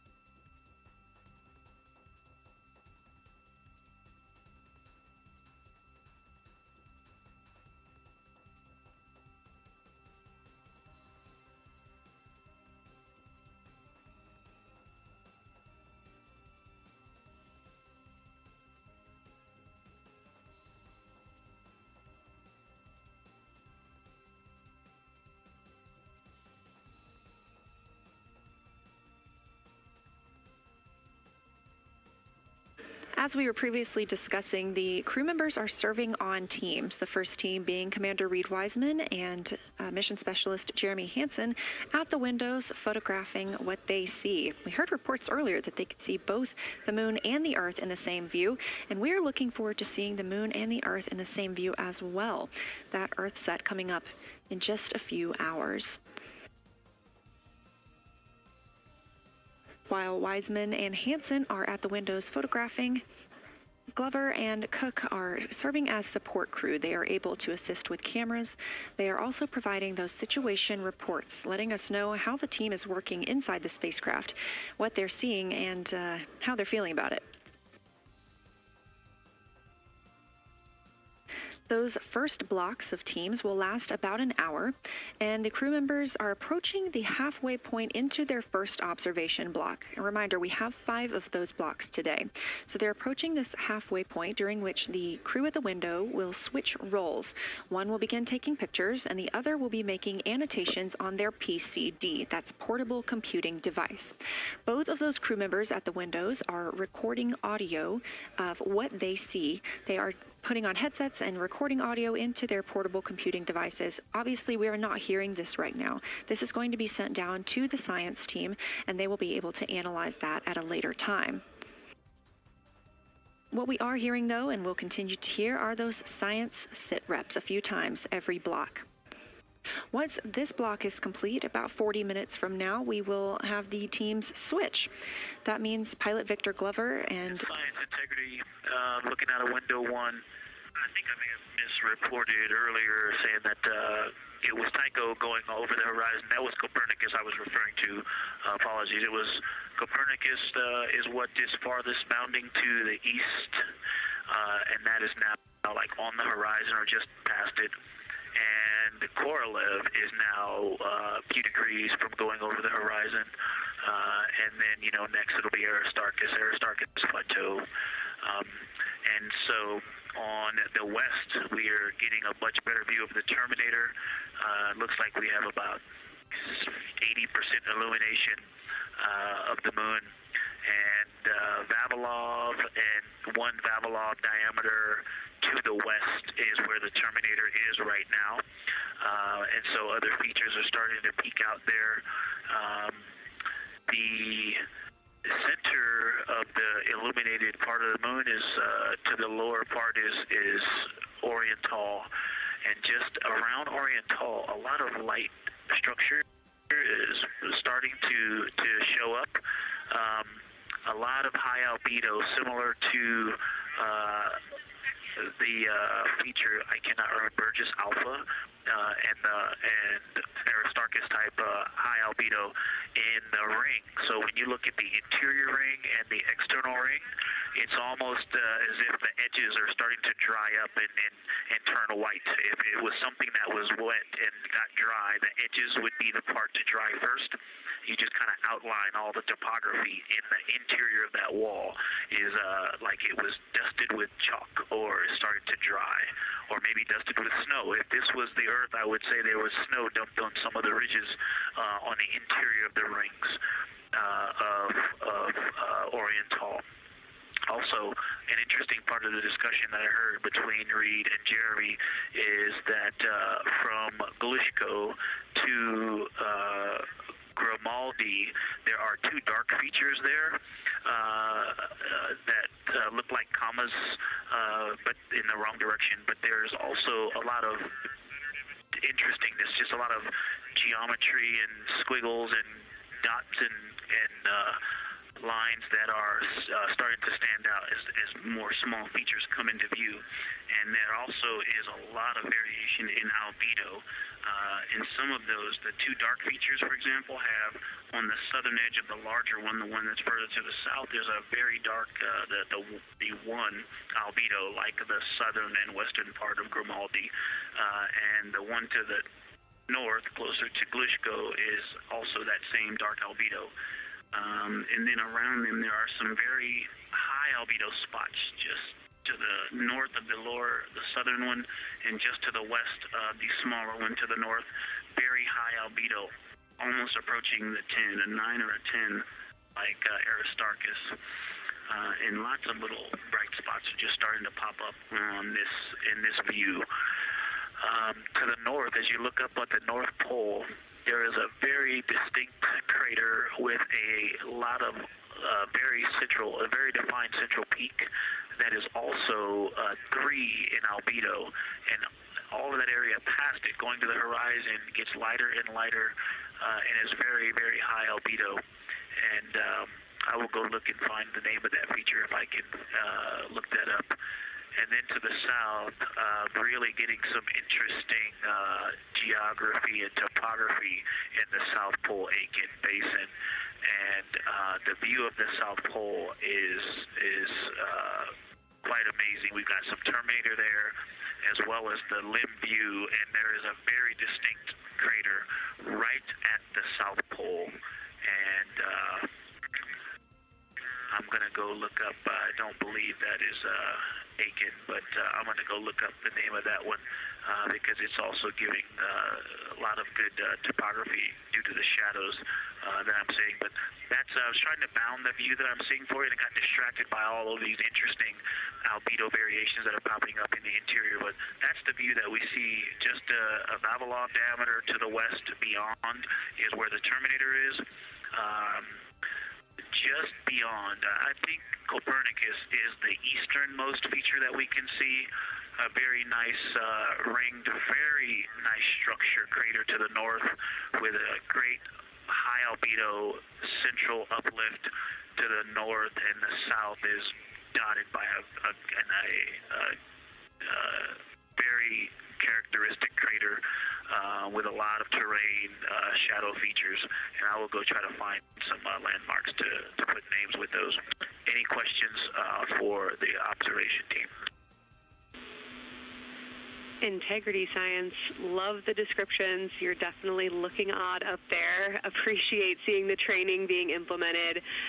Especially interested in your descriptions of the dark patches. You compared the comma-looking features to the albedo you see in Grimaldi and noticed that you're starting to see those color differences popping out. Any observations you want to make, especially when you get on, the PCD in a little bit, would really help us tease out the differences in those dark Mare deposits. Great description, Victor. Keep them coming.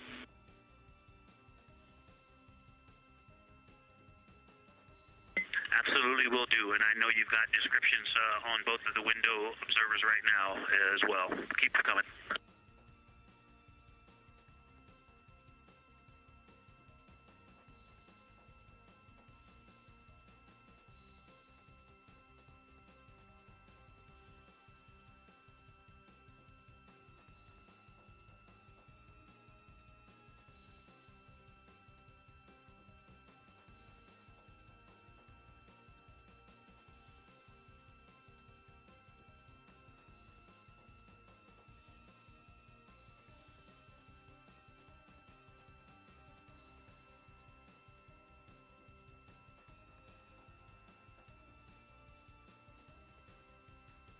Great evidence of how well trained this crew is by the science team. NASA astronaut and pilot of the Artemis II mission, Victor Glover, calling down a situation report, noting several different features on the moon and such descriptions, even saying that it looks like snow on some of the peaks. Obviously, we do not expect that to be snow, but referencing that as some of the lighting on how it looks to the Artemis II crew from their current position.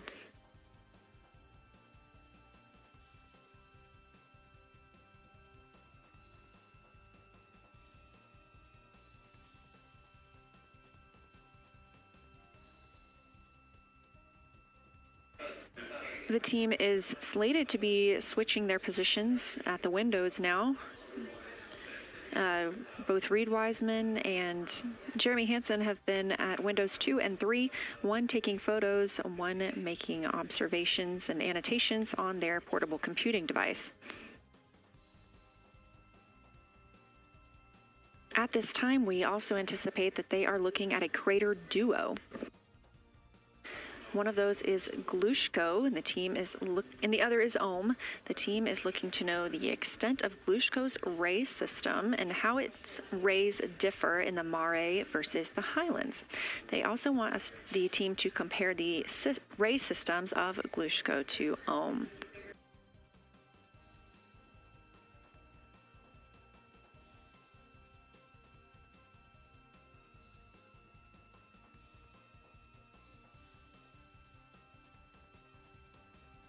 Ohm is considered a young crater. And if you've ever seen a photo of the Richat structure, it's also known as the Eye of the Sahara. It's 40 kilometers in diameter, and that could fit within Ohm's interior.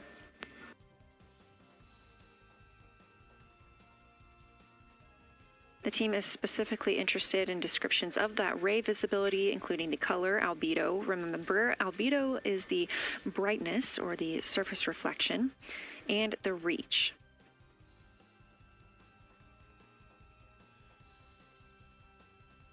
Again, I am using the same lunar targeting package that the crew is referencing on board right now. This helps keep them on time as well as prompt them for when they need to make a call down to the science team and report what they're saying. It also gives them reminders of when they need to swap positions at the windows. Additionally, I'm using the Artemis II Lunar Science Passport developed by Amber Turner and the Artemis II Lunar Science team. Now, this passport did not fly with the crew, but they used it extensively as a study guide here on Earth. So a lot of the descriptions and comparisons you hear today are developed directly by the science team.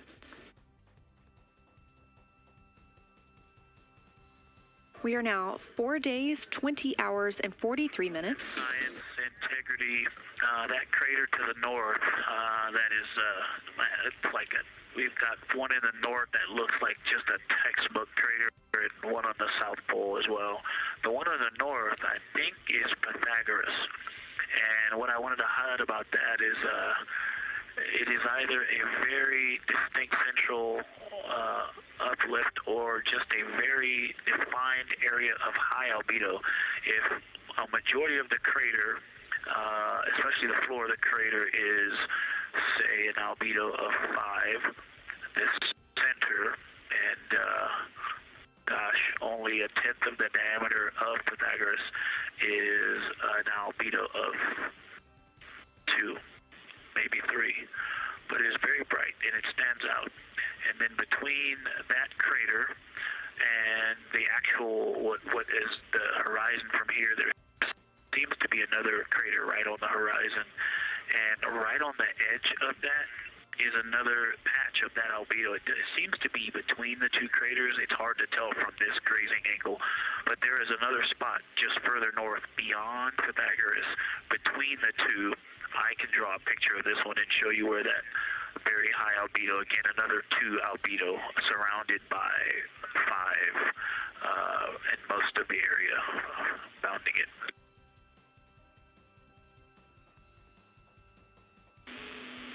Integrity science, thanks for that. We agree with the Pythagoras assessment. And as a follow-up to your previous report, the SIR had questions about topography comparisons between the North Pole and the South Pole of the Moon, if you're willing to provide words on that.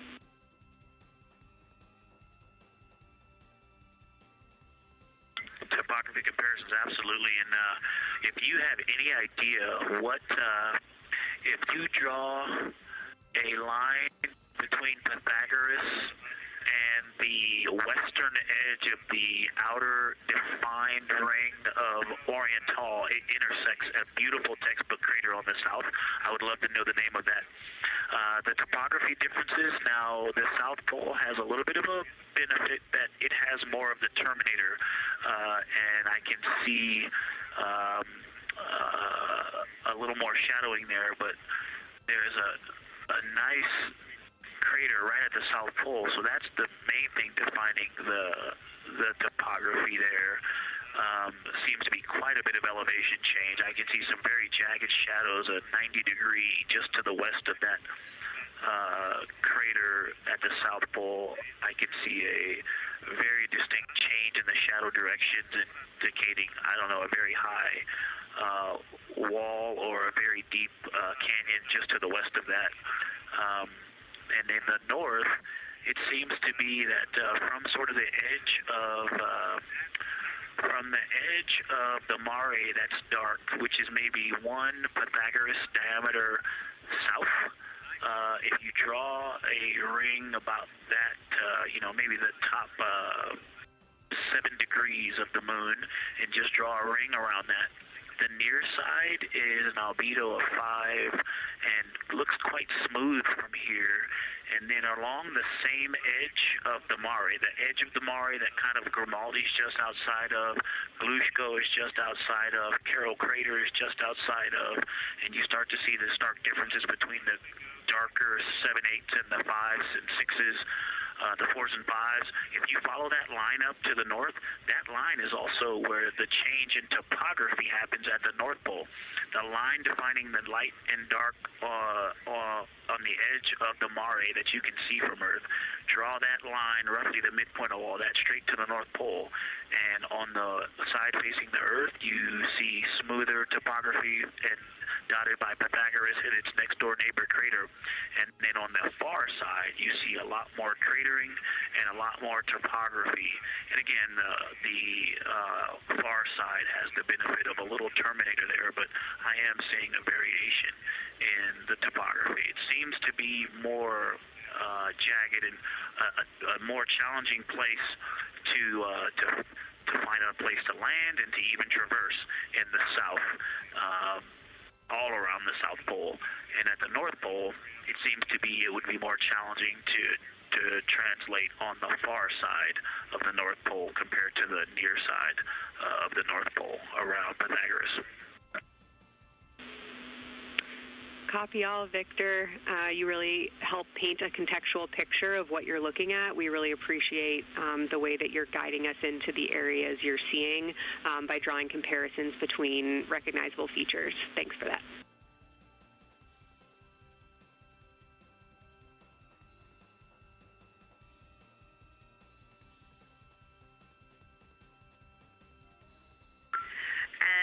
Kelsey, another little science sit-rep moment, something I just heard from the window team is the more I look at the moon, the browner and browner it looks. I thought that was an interesting observation. The 2 observers have been on timeline, no hardware issues.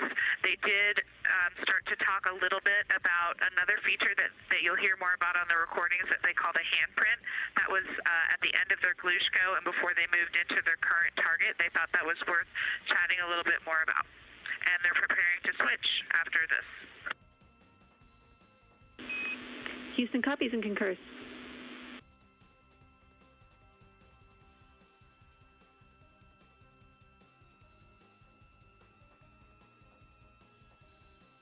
Hey, Houston and Science Integrity, another just observation from the human. My eyes have shifted a little bit since I've been up here. I've been wearing my reading glasses to look at the PCD. Well, this is a very taxing event on the eyes, looking out the window and seeing the very bright moon, then coming back inside to the dark cabin and trying to work cameras and microphones and logistics and lunch and those kinds of things, and then looking at the PCD, which is dimly lit. It's just been an exercise. It is a difficult thing to manage it. I'm up and down on the glasses and then having to wait as my eyes adjust when I come back in. As soon as I look back into the cabin from looking out the window, I can feel my eyes adjusting, and I just have to work through it as they adjust. Appreciate that report, Victor, and know that we are prepared to read you up targets from the ground if that would give you the ability to keep your eyes focused on the moon and not having to swap between that and the PCD. Just let us know.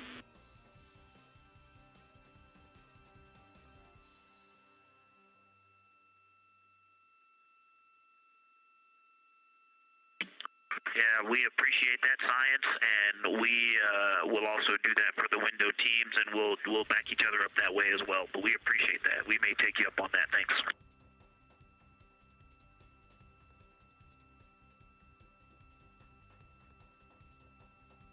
Continued detailed descriptions from the Artemis II crew aboard Orion. Again, this is a test flight, the first time we've flown humans aboard this spacecraft, so every detail, even that it's difficult to look outside the window and then back at the PCD, that portable computing device, every single detail is appreciated as we prepare for future missions. Glover also mentioned that he is now wearing his glasses now that he's in space and that his eyes have shifted a bit. This is something that happens when our astronauts go to space. There is a fluid shift from the lower half of your body up into your head, and that can cause changes in your eyes. It's something that we have seen over time for some crew members, especially now that we have been living and working on the International Space Station for over 25 years.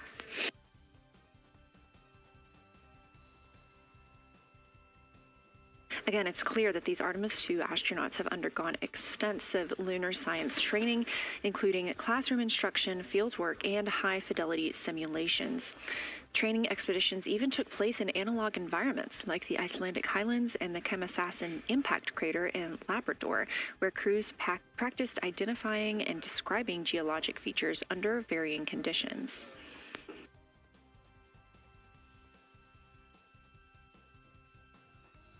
Additionally, here at Johnson Space Center, Orion mock-ups were used to rehearse crew choreography, including three-dimensional space management with an inflatable moon globe to simulate the flyby. And while on Earth, the crew also used that small lunar passport that I mentioned with descriptions, photos, and prompts to help them study the features we hope they'll see.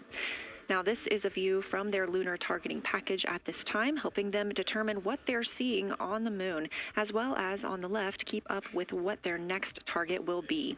As you can see, we have got a long list and an exciting day ahead of us.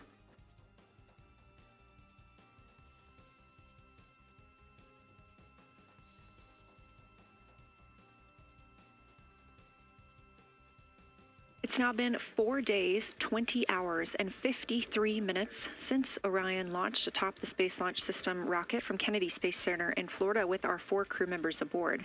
NASA astronauts Reed Wiseman, Victor Glover, and Christina Cook, and Canadian Space Agency astronaut Jeremy Hansen.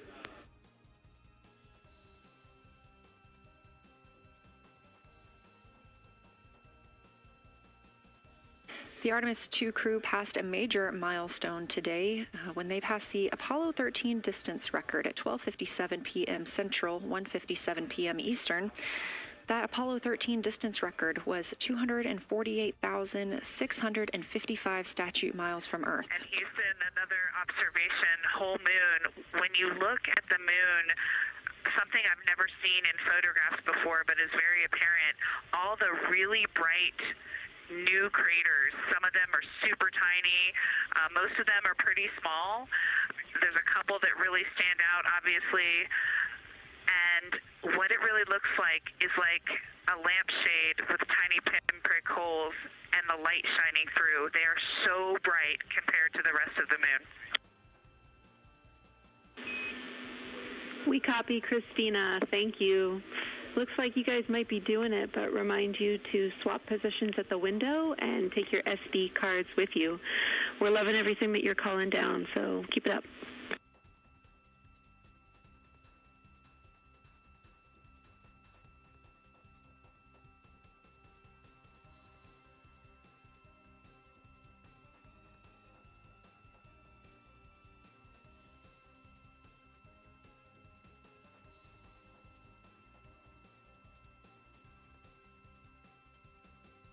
Again, Orion previously surpassed that the Apollo 13 greatest distance from Earth by humans. That was 248,655 statute miles from Earth, and Orion now 250,294 miles away from our home planet. The spacecraft is 9,033 miles away from the moon and growing ever closer. At its closest approach, it'll be about 4,070 miles away, and we will make sure we confirm what that distance ends up being. This is an approximation and an estimate ahead of that moment. We're anticipating them to make that closest approach at 6:02 p.m. Central, 7:02 Eastern, when they are in a loss of signal, transiting behind the moon. They will be the first humans in over 50 years to fly behind the moon and lose contact with Earth. We will regain that contact about 40 minutes later as they reconnect to the Deep Space Network, emerging from behind the moon, and we will look forward to seeing an Earthrise.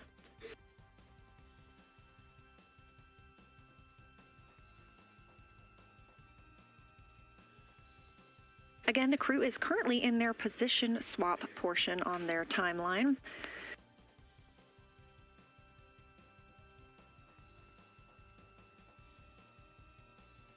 This allows crew members the opportunity and the experience of all roles necessary during today's flyby.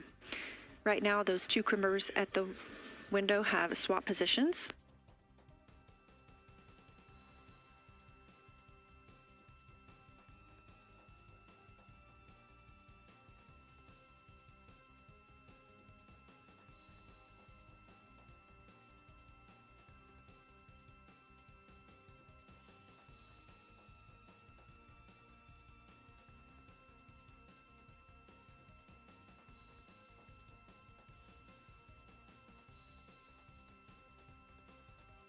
Again, the crew at the windows swapping positions. Right now, that crew is Commander Reed Wiseman and Mission Specialist Jeremy Hansen, while Victor Glover and Christina Cook serve as their support flyby crew members. That's why you are hearing Victor and Christina during those science situation reports. Those voices will change in about 30 minutes when they take a turn, taking photos and making annotations while at the window.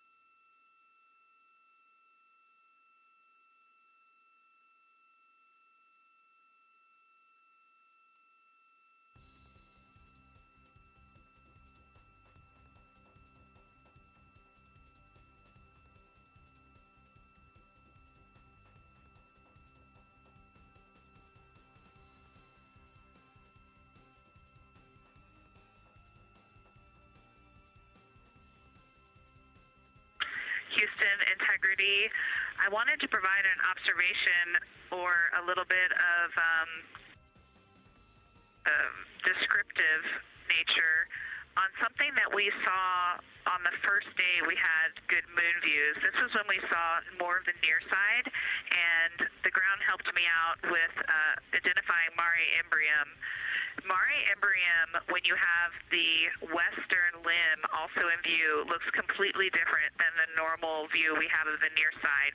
It is the most striking feature of the western limb view that we had. And the mountain chains that form its eastern side are very prominent, but they actually stand out more than I'm used to seeing even on the western side, and the whole thing just feels like a big bump.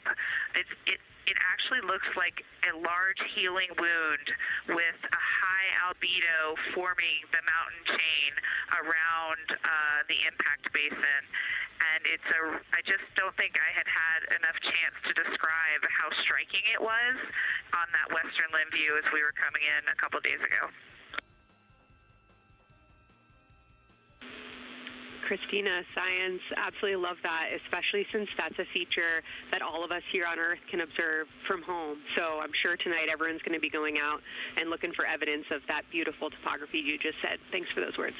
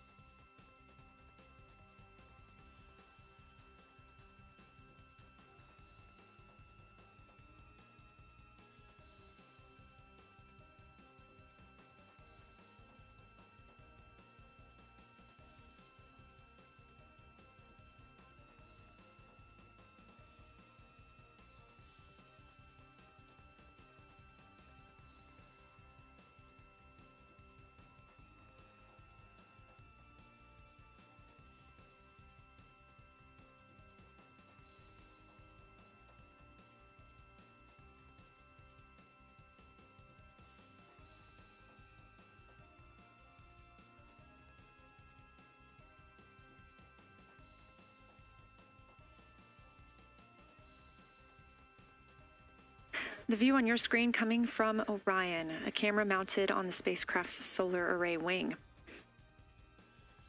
Toward the right of your screen, the near side is the hemisphere we see from Earth. That is identifiable by those dark splotches, which are ancient lava flows. Science integrity.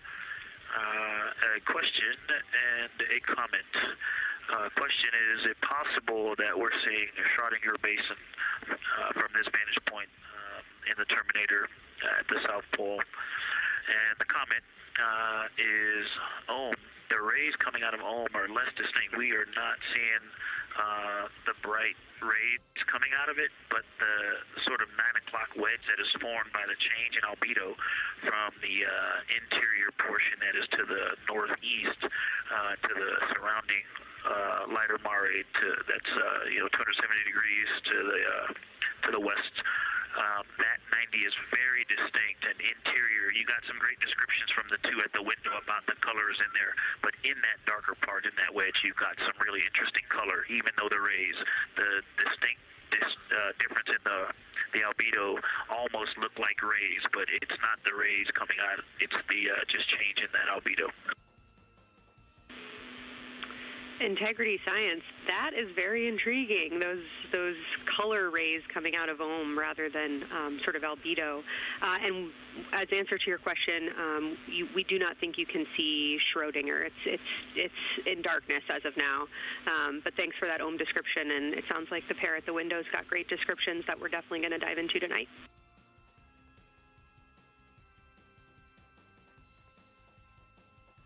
Okay. If you could help me, I would still love to know what it is. There's a very nice crater. You're going to likely have a lot of pictures of it. What would be right in the Terminator at the South Pole or close to the South Pole where it's intersecting the Terminator right now? Yeah, Victor, we're assuming you're talking about, kind of if you're looking at the Terminator, it's basically like 70% down from the North Pole. Is that where you're looking?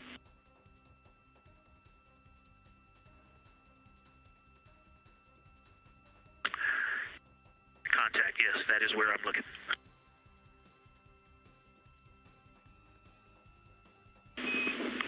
Integrity Houston, that is an enabled caution for wastewater dump required. We have hit our limit.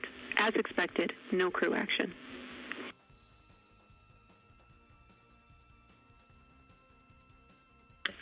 Copy, no crew action.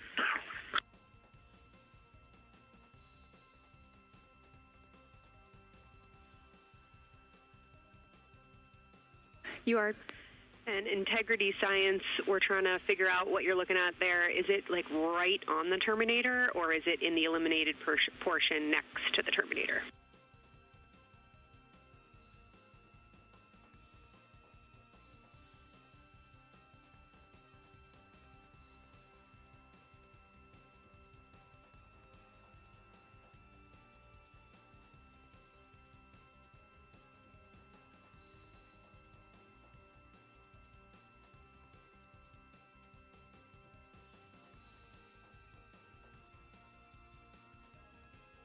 While we wait for a response from the crew, the Terminator is that difference between day and night, or brightness and darkness, that you see on the moon. We see this from the International Space Station as well, looking down at Earth. And science from integrity, excuse my space orientation adaptation. If you draw a line between Glushko through the center of Oriental, and then another line from Glushko through the southern tangent of Oriental, that line would almost perfectly intersect tangentially the crater that I'm talking about, and it is on the Terminator. So yeah, I think I'm not looking at the South Pole. I was a little twisted. That line description was really helpful. I have eyes on the SIR right now, and they are actively discussing lunar geography. We will be back with you shortly.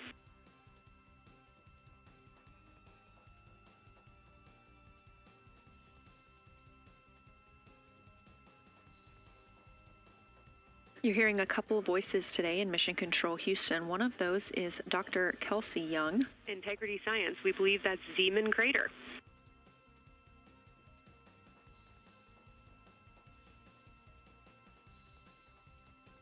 Oh, I floated away from the speaker. Say it again, please. We believe that that is Zeeman crater.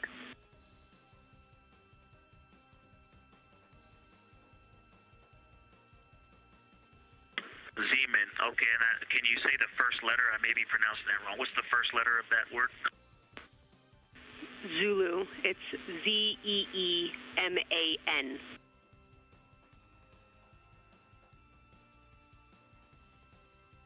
Copy. Thank you for that. Yes, we've got a great view of that. And when I went back to the window just now, the view has completely changed. Our trajectory is taking us to a new view, and I'm looking more into Babalov. I've got a nice, great view into Babalov. I'm actually away from the window right now, so I'm going to go try to give you some bounding words on the view that we're seeing. But I've got to get back to a window in a minute. Understood, Victor. You're defining new views of the moon in more ways than one.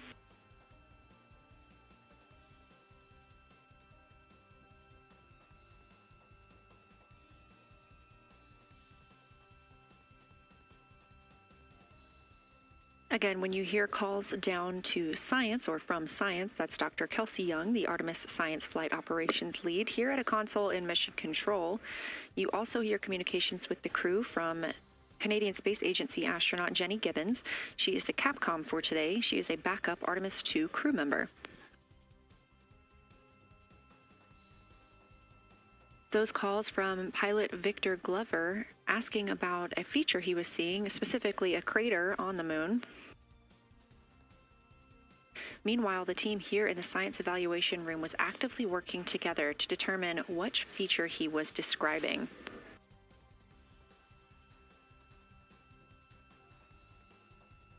The teams at the window have continued to move through their targets, including Aristarchus Plateau, Reiner Gamma, and we are preparing for the cabin and window teams to swap. That's when we'll hear more from Reed Wiseman and Jeremy Hansen when they take on these support roles, while Christina Cook and Victor Glover are at the windows photographing and annotating.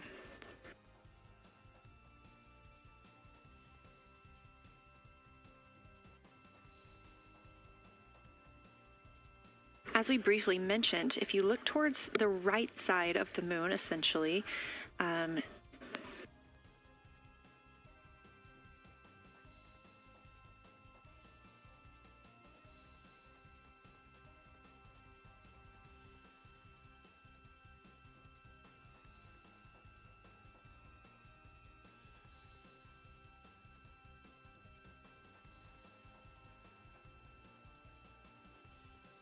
this live view coming from a camera outside the Orion spacecraft, and if you look on the right side of the moon where you see those dark patches.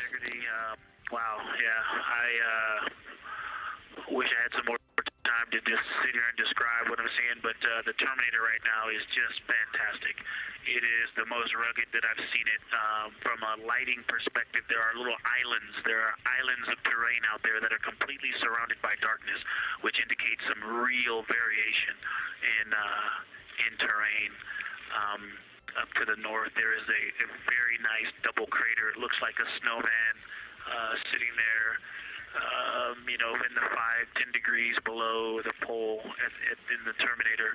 And then on the southern edge, there's almost like a hole. It looks like a hole, and it's the diameter of Vavilov size, just blackness, and then a wall of bright, and then it goes back to the black beyond the Terminator. So there's it looks like there's just a gigantic hole right there, 1 Vavilov diameter east of the Terminator. And as you go south, the Terminator is not a nice smooth arc. It's just jagged. There's almost a 110-degree turn in the shadow as opposed to the nice smooth arc, again indicating some really interesting variations. And I'm sure we'll get some photos of that. And then one of the craters further to the south of Vavilov, maybe halfway down to the South Pole, is not only looks like just a deep hole, and then there's like two island rays pointing off to the west and north that indicate very high ridges and very deep canyons coming up out of that crater. So again, just some really interesting visual illusions going on with the shadows there. Like I said, there look to be islands out beyond the terminator because some of the things, maybe even a Vavilov diameter into the terminator are catching sunlight on the peaks up to the north and to the south. It's very, very interesting to see. Integrity science, oh my gosh, that was an amazing picture you just painted. I glanced over at the SIR video and I literally saw fist pumps in the air. Those types of observations are things that humans are uniquely able to contribute, and you just really brought us along with you, so thanks for that.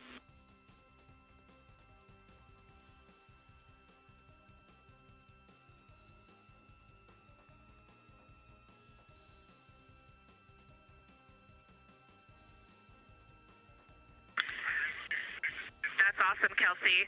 Did you get a SITREP updating you on a slight change in logistics for PCD use? Christina, this is Houston. We did not, but we will take it now.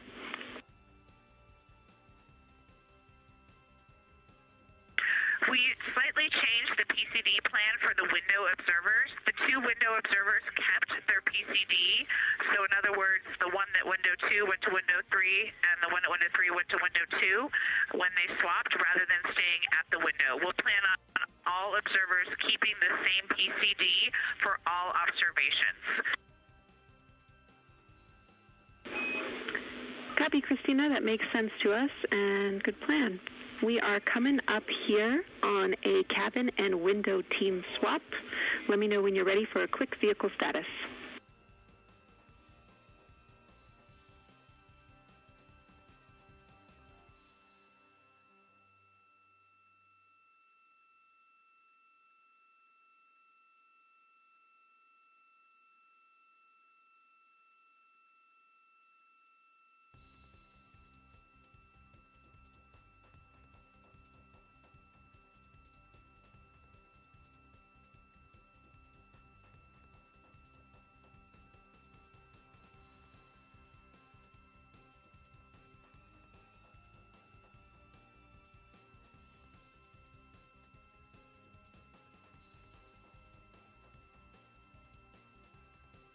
As you heard, science. Houston, go for the vehicle system update.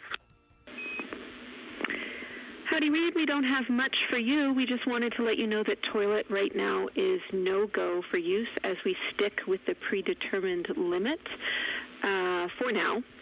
All crew members, please use CCUs. Otherwise, Orion is looking very good. And you have 15 minutes in this handover time where we expect Victor and Christina to switch to the windows and you and Jeremy to be in the cabin assisting. Let us know if you have any questions.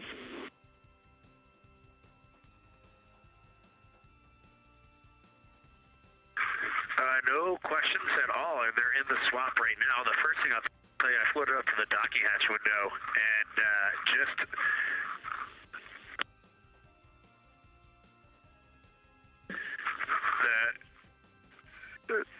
what I'm going to call the Mari around Oriental just looks so different out the docking hatch right now. It's quite a bit darker. It's the same darkness, if not a little darker than Grimaldi. But it's cool after just being in the 400 mil for the last half hour, looking up close. I got pictures of everything Ike was just describing on the Terminator. It really is a fascinating Terminator. And then Oriental just looks so dynamic right now. It's very three-dimensional out the docking hatch compared to what I was just looking at through the 400 mil. We love it. We are getting a sneak preview from one of our SAW cameras at what you're looking at, and we see some of what you're describing. We cannot wait to see your photos. Thanks.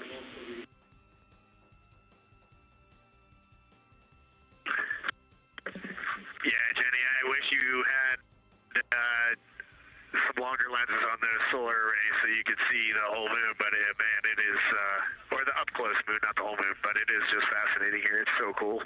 All right, MPO and Inco, take notes. We want a zoom lens on those saws next time. Thanks, Reed.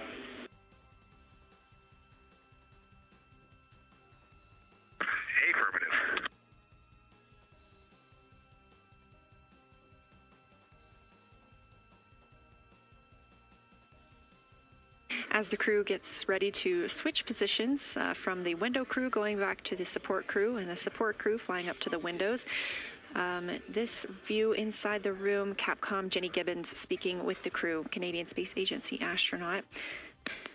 The crew has continued to provide excellent descriptions of what they are seeing on the lunar surface. In this picture, or in this live view actually, from Orion and a camera mounted on its solar array wing, if you look at the dark portion on the right side of the screen, those are visible from Earth. That's considered the near side. Those are ancient lava flows from a time early in the moon's history when it was volcanically active. And if you look towards the left, there's that dark, large crater that appears to the left of those lava flows. That's Orion's Hall Basin. It's about 600 miles wide, and it straddles the moon's near and far side. And this mission is the first time that humans have ever been able to see this with their eyes in the daylight. Again, you hear conversation about that terminator. You have a great view of that as well. That's the difference between light and darkness on the moon. Victor Glover explaining that as a very jagged looking terminator due to the peaks that they're seeing and the craters that they're seeing as they prepare to cross over the far side.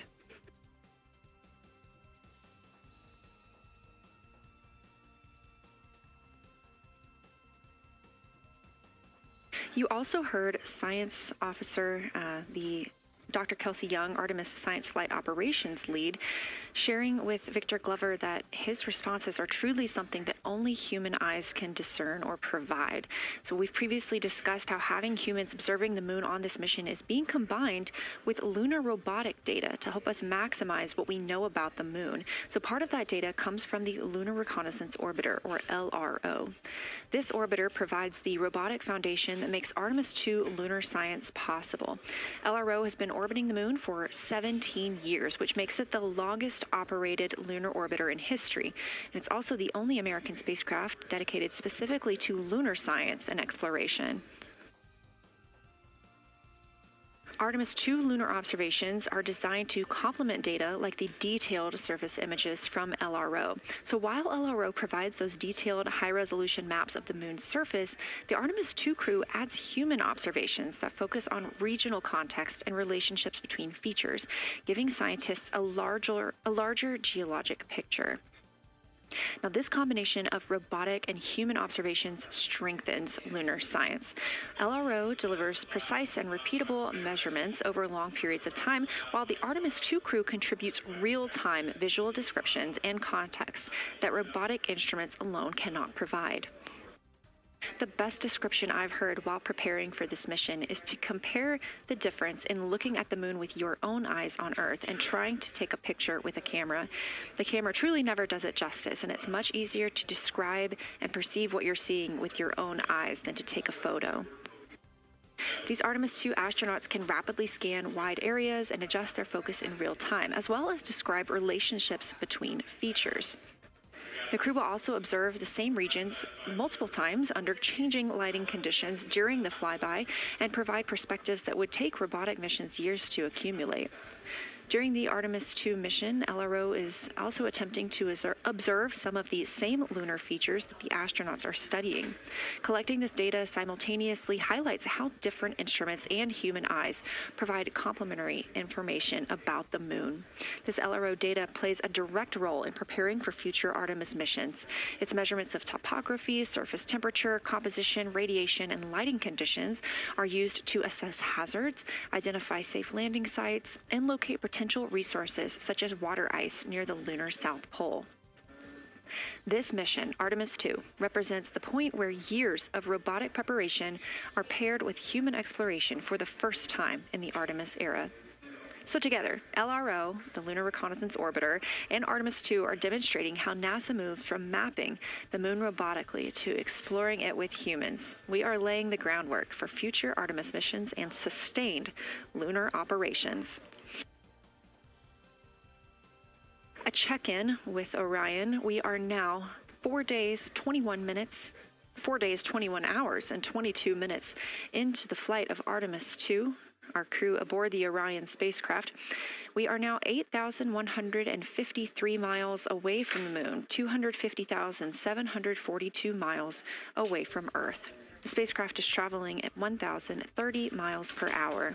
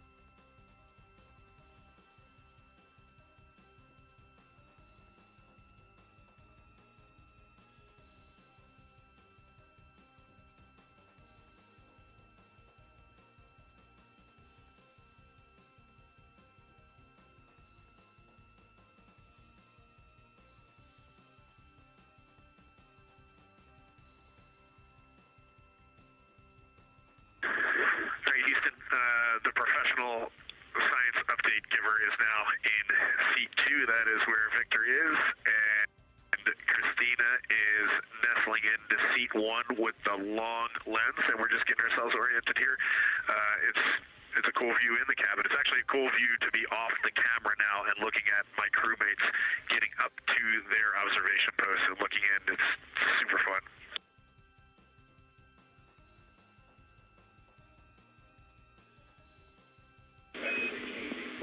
Copy all, Reed. We like it.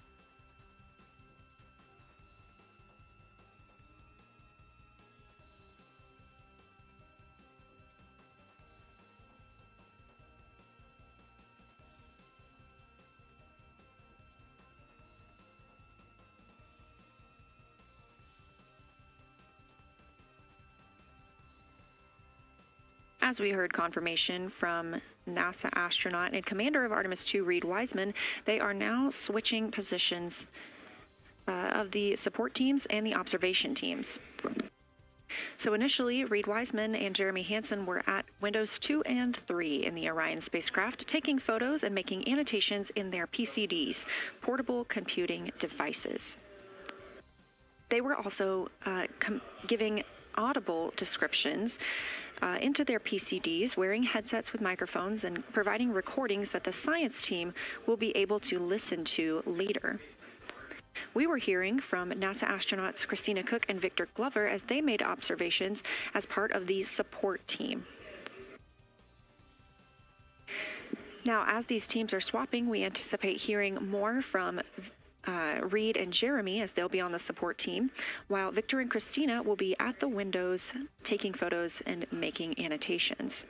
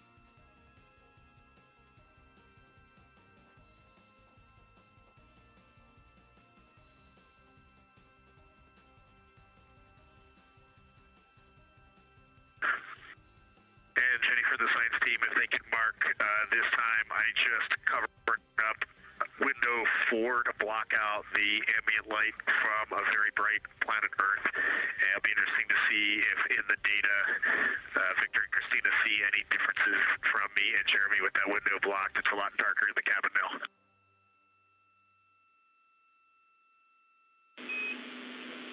Copy, Reed. We're taking note, and we'd be curious too.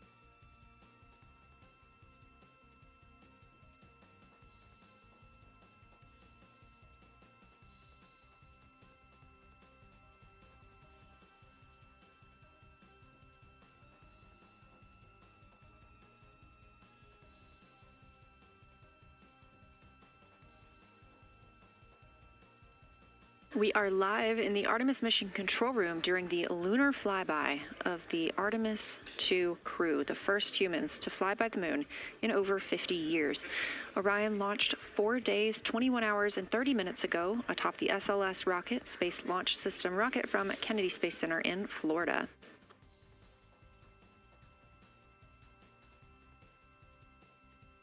Our 4 crew members inside the spacecraft are transitioning their positions. The cabin and window teams have swapped. Currently at the window, we have Victor Glover and Christina Cook, NASA astronauts, and serving as support, Reed Wiseman and Jeremy Hansen.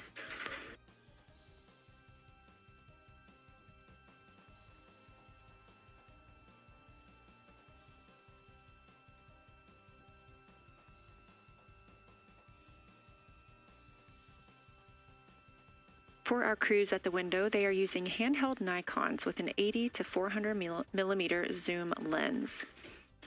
There are also GoPros on each of the solar arrays on Orion, and that's where this view is coming from right now. We have an interior camera of the crew as well, but they have dimmed the cabin lights. They've actually turned off the cabin lights to allow them to better see outside of the spacecraft. This also helps prevent any reflections from lights inside the spacecraft reflecting onto the windows while they are photographing the moon.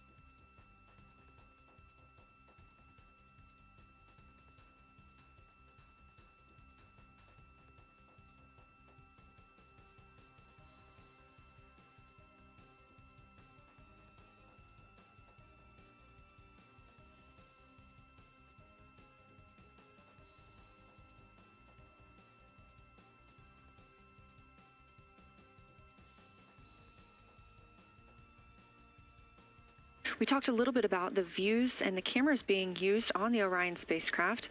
And again, we do have GoPros on the tip of each solar array wing. Now, the bandwidth is a little bit limited because having a crew on board, we do have to downlink a lot more data. That includes their environmental control and life support system.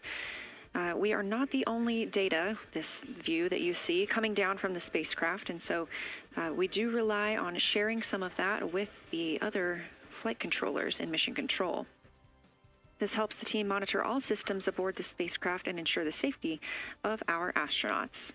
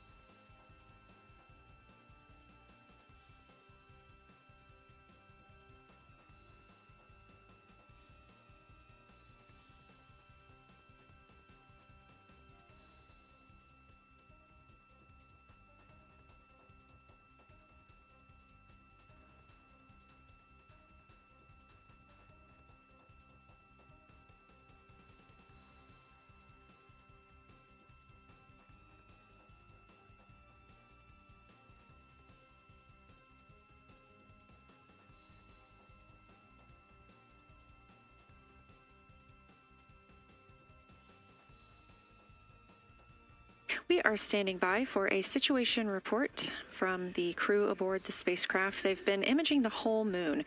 There is now a new crew at the window. That would be Victor Glover and Christina Cook, and so being it's their first time since they have moved up to the window positions, they have a chance to orient themselves and describe and take pictures of any color or albedo variations across the surface. Reminder, albedo is the brightness or reflectiveness. Integrity science for a science sit rep when you're ready.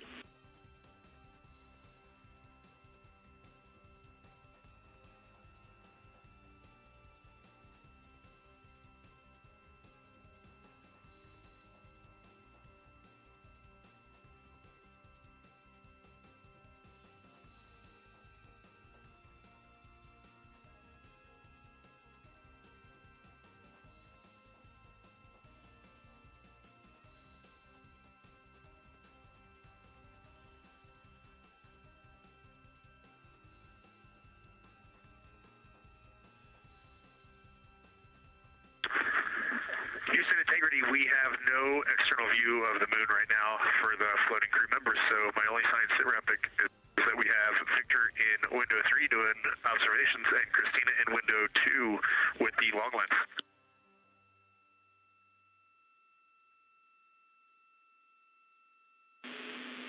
Integrity, we copy. Are the shrouds still on windows 1 and 4? And if so, would you consider trying to get a view through one of those windows?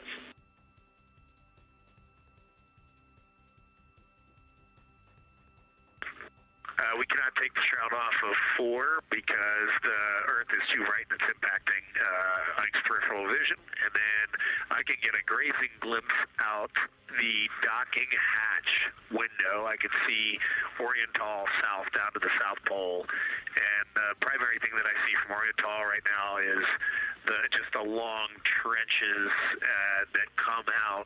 And, you know, when you come out the north side of Oriental, the ejecta kind of boulders across the northern half of the far side. But coming out the southern half of Oriental, I just see those large, here they look like gorges. They're almost like rain when it comes down the Grand Canyon and fingers off into the desert, kind of what it looks like. Also, Burgess Alpha is extremely bright. It's the brightest thing that I can see. Even brighter now than Aristarchus, which is heading off to the Terminator. It's almost impossible now to see Aristarchus, the thing that Jeremy and I looked so much at. I can just barely see the crater rays from Ohm, and I would say for albedo right now, I would go back to Grimaldi is still extremely dark, especially in that southwest corner, and there are parts of Oriental and the outer ring of Oriental that reach that same level of darkness, especially the rings of Oriental reach the same level of darkness as Grimaldi. And then south of Grimaldi, Jeremy and I were noting a few other just really dark areas of cratering, Mare there, and those have that same darker albedo, but Burgesshoff is the brightest, and Grimaldi is the darkest. Integrity Science, that was a great description. Thank you, and thanks for the docking window geometry to give us that description. Any comments before you go on the annular ring in Oriental?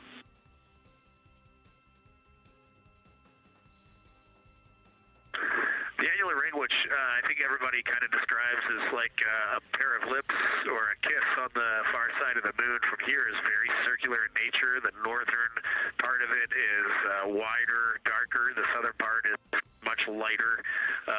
It is very neat looking, and but it is far more circular than I remember it looking in our training.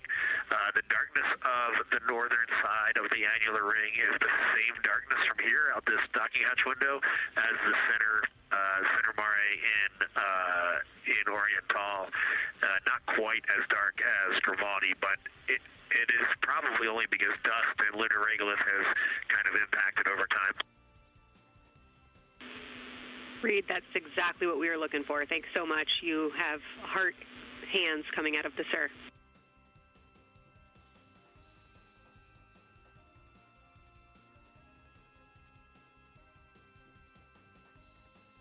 Say that again, Kelsey. Just saying that the SIR was really excited about that. That annular ring was something we were really eager to hear about, so thanks.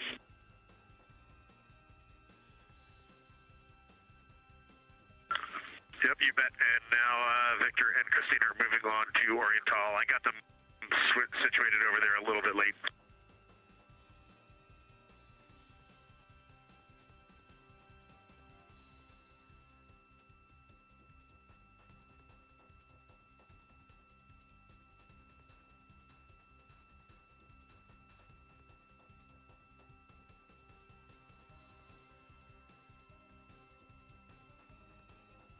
That was NASA astronaut Reed Wiseman, now providing a science sit rep as he is away from the windows most of the time. He is working as the support person along with Jeremy Hansen in the spacecraft, as Victor Glover and Christina Cook are now at windows 2 and 3, able to photograph the moon. Christina and Victor are also providing recorded information to their portable computing devices, that's their PCDs, and the science team will have access to that at a later time. They will then review it and compile all of this data to help further our understanding of the moon. One of the items you heard mentioned was Oriental Basin. This has been a very exciting opportunity for the crew. They have all been very excited about seeing Oriental, as well as the science team has been looking forward to it. It is known as the Grand Canyon of the Moon, as we discussed earlier.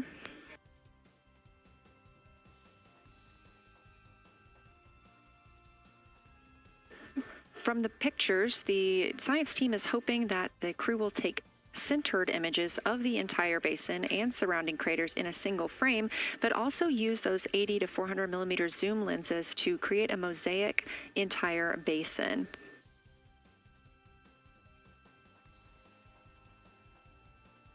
With their unaided eyes, the science team is hoping the crew will describe southern dark annular ring, which you heard Reed just describing, as well as any color, albedo, texture, or topography across the Mare patches and ring mountains.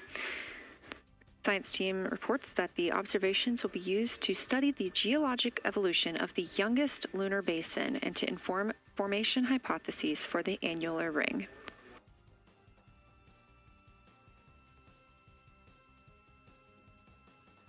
And again, another fun fact about Oriental is the diameter is the same distance between Johnson Space Center, where we are today, and Kennedy Space Center, where the crew launched on April 1st.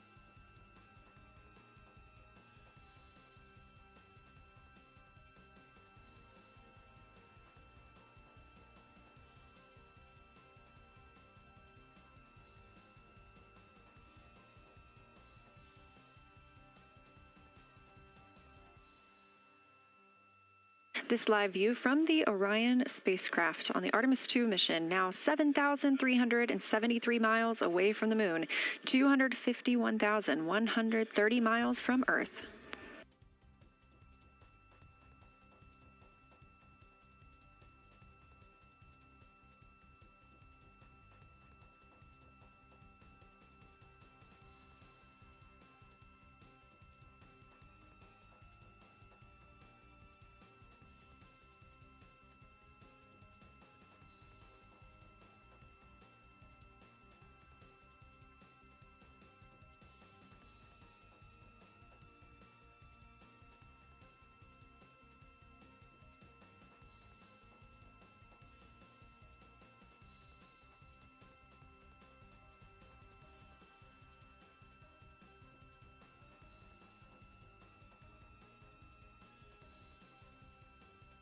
Again, the Artemis II crew passed the Apollo 13 record of the humans farthest from the Earth today at 12:57 p.m. Central Time, 1:57 p.m. Eastern Time.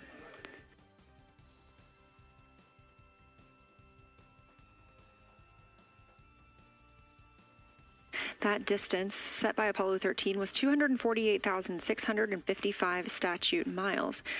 We have clearly passed that, and we expect to pass that by about 4,105 miles.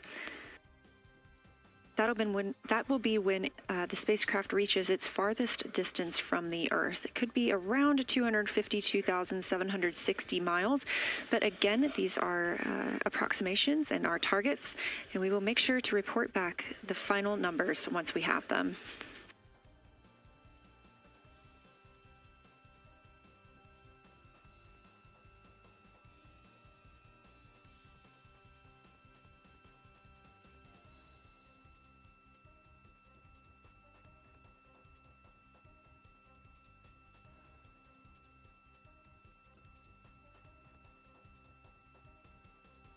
We have some refined times of when we expect to have Earth set of Earth behind the moon while Orion flies behind the moon. That would be about 5:41 p.m. Central, 6:41 Eastern.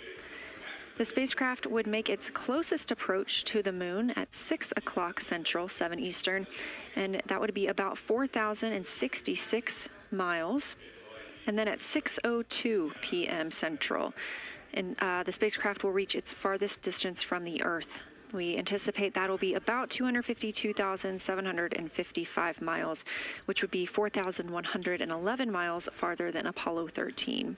We would see Earthrise again at 6:21 p.m. Central Time, and a few minutes later, regain communications with the crew.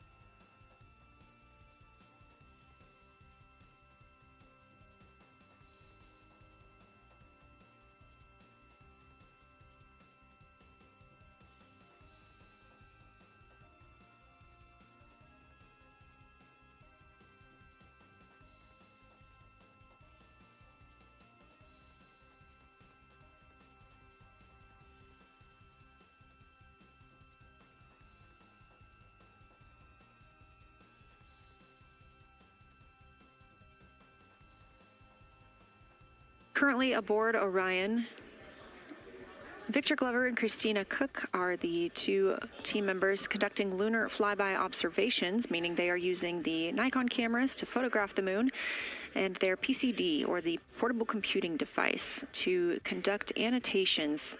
They are both recording information that will be downlinked to the science crew, and tomorrow morning the science team will have a conference with the team while the information is so fresh. They'll be speaking with the crew about their observations and their data collection.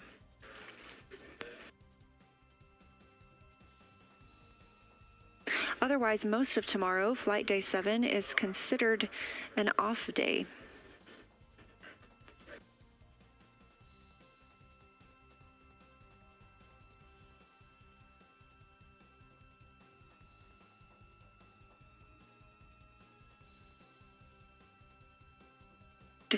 An off day.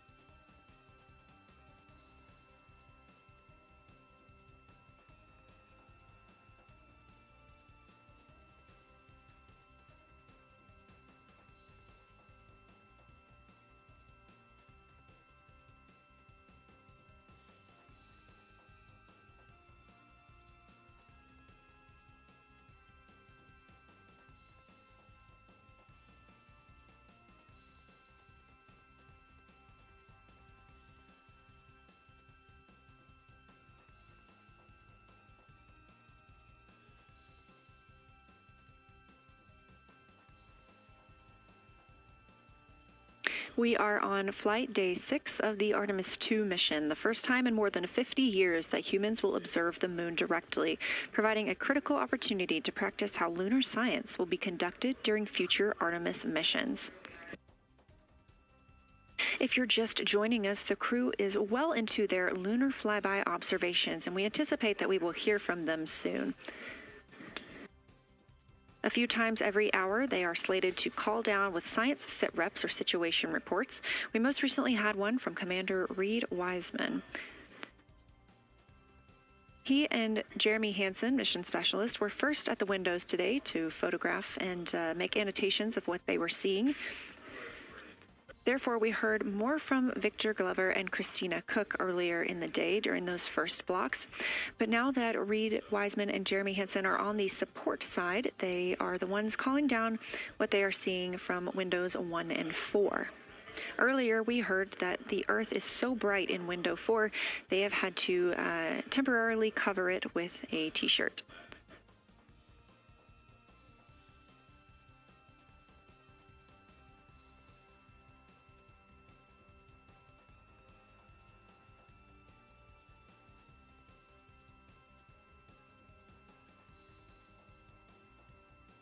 The moon preserves a near-continuous record of solar system history that has been erased on Earth because the moon doesn't have an atmosphere. So things that we experience on Earth, like weather or plate tectonics, don't really apply.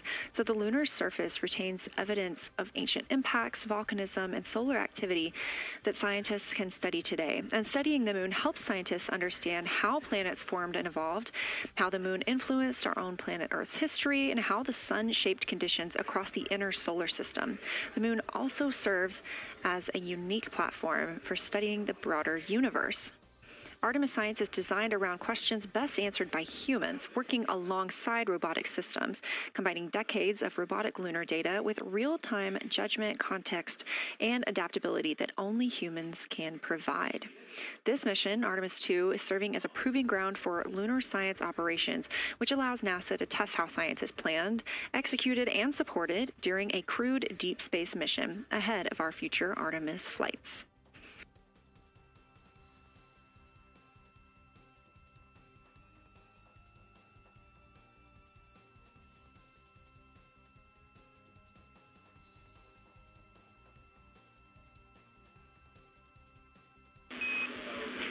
Integrity, time for a window team position swap. So Victor and Christina, please switch places if you've not done so already, and remember your SD card for the camera.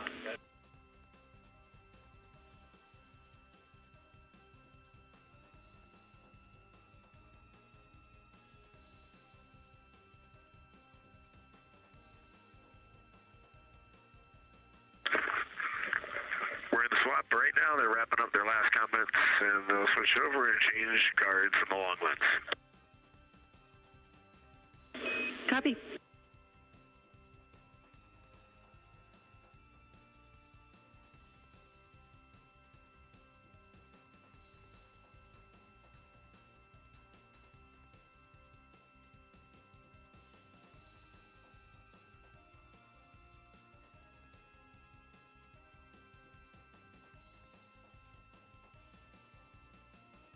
As you heard in that call, it is now time for the team members at the window to swap positions. That means Victor Glover and Christina Cook will be switching roles. One of them has been photographing the moon with a Nikon with an 80 to 400 millimeter zoom lens, while the other was making annotations on their portable computing device. And both are recording audio that the science team will be able to listen to.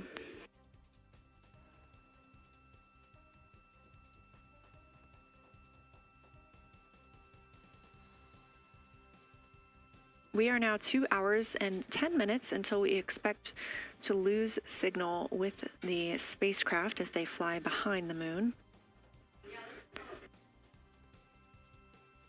And the next target for the crew is considered a crew choice event. They have the option to focus on any regions or patterns or features that interest them. The science team has asked the crew to capture pictures that illustrate their choice, as well as at different zoom levels, and to describe why those certain features or regions caught their eye.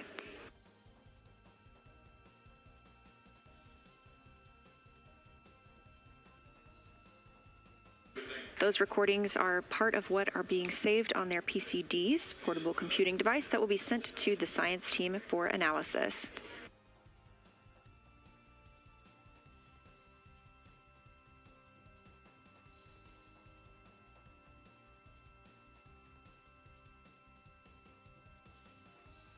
The crew has been allotted 8 minutes for this crew choice event, and it's also a time for a scheduled sit rep or situation report. So we expect to hear them calling down what they are seeing soon.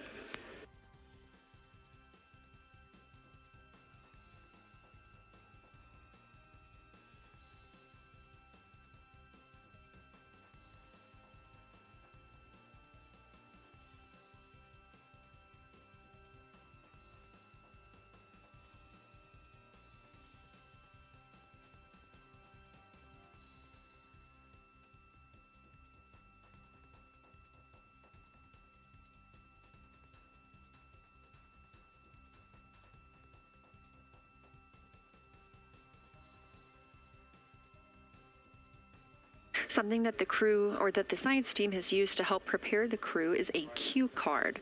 These ask for a feature ID if they happen to know the type or name, and if it is a target. Of course, in this situation, when they have a crew choice, they do not need to, it may or may not be a target. They want to know the location and the observation style. They've also asked for the geometry of what's being captured, the size, shape, boundary, and preservation, as well as the color and shadow. So the color tone, the albedo, that reflection or brightness, and any shadows or illumination. Next, they're interested in structure and texture. That includes slopes, structures, and textures, of course, and geologic relations, like association to other features, any contact to those features, and of course, their thoughts, impressions, or interpretations. They are interested even in emotions and excitement that the crew may be having.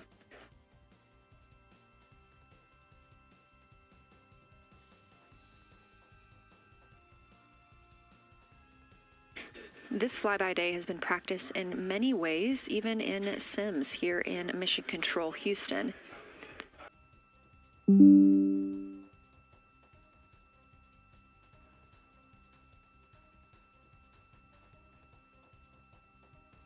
We have a few more minutes that the crew would be photographing their crew choice. Again, this is NASA astronauts Victor Glover and Christina Cook at the windows.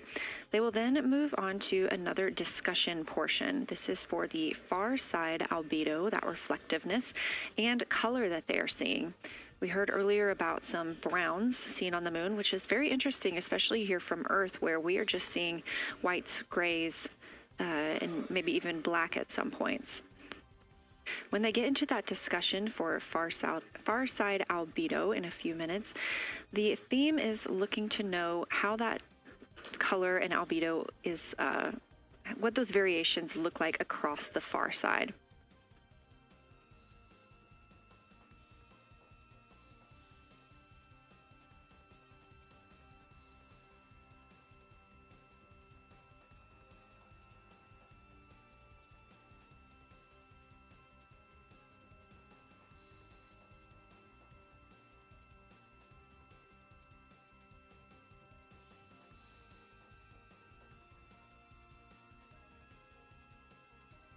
On the right side of your screen, the Science Evaluation Room, or SIR, where team members are looking real time at what the crew is seeing. And even earlier, we're... Houston Integrity, you ready for a science zero? We'll take it.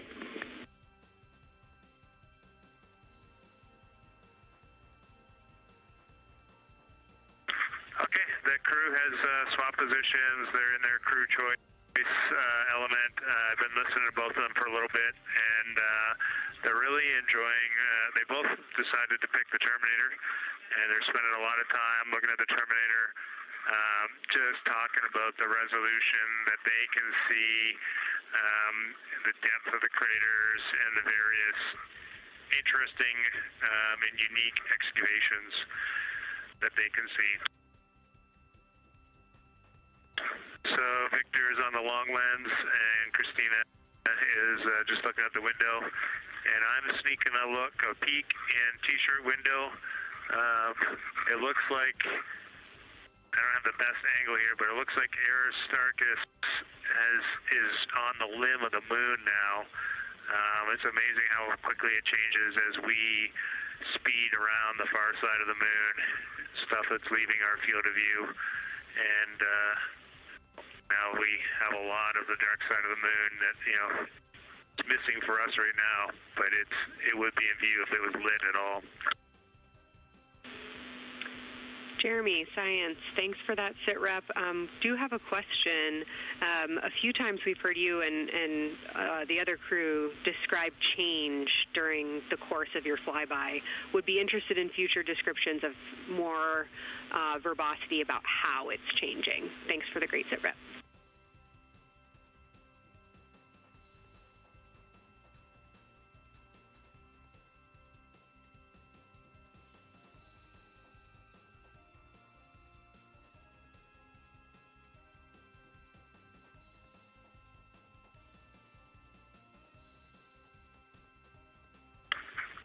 Yeah, Kelsey, sounds good. We are definitely keeping an eye on that. My eyes have just not readjusted. The moon is so bright when you come back to the window. I was just in the interior of the cabin. I've come back to T-shirt window, and it's just overwhelming brightness. And my viewing angle is a bit challenging, so I won't be able to give you great observations from this window. But I will talk about something that I was talking a lot about in my recordings earlier, which was we've been talking about some shades, and so we have obviously the dark and the light gray, and then we've talked about naming some colors, a brownish hue and a greenish hue. And I'll tell you, like right now, Aristarchus, the plateau is hard for me to see from this window, but that had greenish hues to me. It was very unique. I didn't see anything like that anywhere else on this side of the moon. And then I see a lot of these, what I would call brownish hue areas. There's a number of them.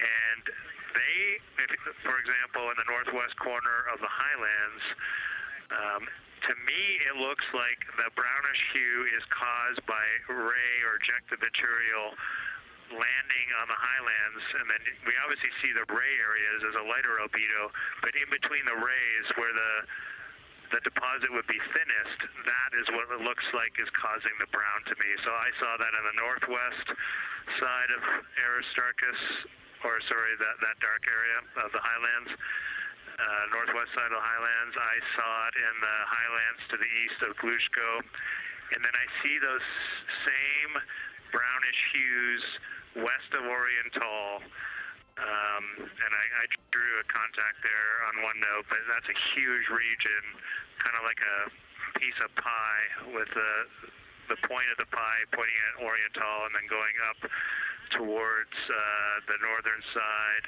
of Hertzsprung. And that is an area that just looks like that brownish albedo. That was fantastic, Jeremy. We had heard rumors of the green and brown hues, and so you really read my mind on asking about those. Understand they likely didn't have any contact with each other the way that you described them, but please correct me if I misunderstood that. And then last thing, I'll make the same offer we made to Victor earlier. If it would be helpful for us to verbalize any targets so you can stay at the windows and keep your eyes adjusted to the moon, please let us know.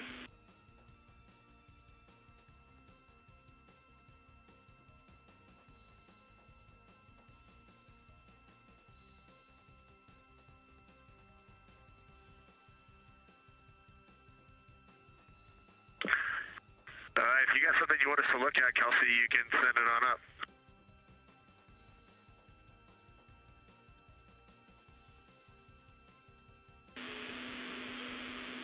Definitely not looking to interrupt your flow, Reed and Jeremy, only offering assistance if you guys want to keep your eyes off of the PCDs.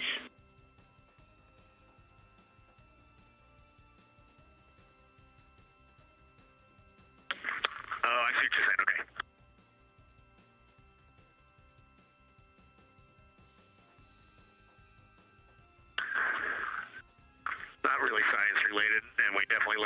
Apollo, but the thing that is just most fascinating, I think, to me and Victor right now is even as rugged as the far side looks, when you look at Oriental and home, it's rugged.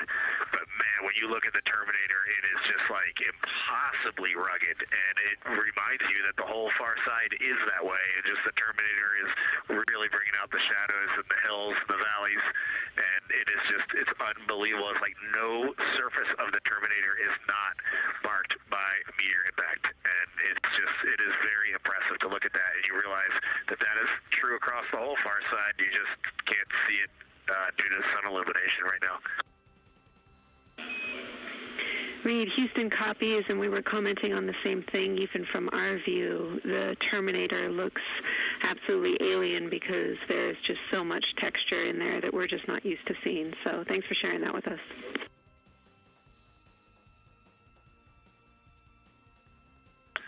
There's also, I don't know the name of it, coming out the south-southwest of Oriental, right on the southern Terminator, is just a massive crater. I don't know the name of it. Maybe you can look on the solar array wing video and tell me it's right. It's the southernmost crater you see on the Terminator right now. We're looking for you.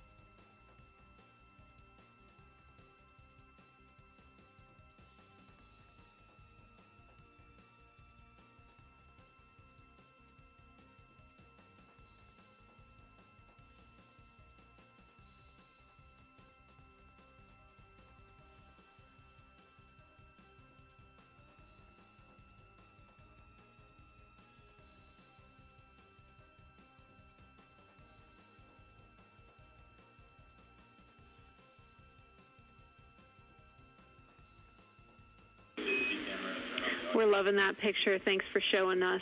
And Reed, as an answer to your last question, we believe that that is Chebyshev crater. And the sir agrees with that.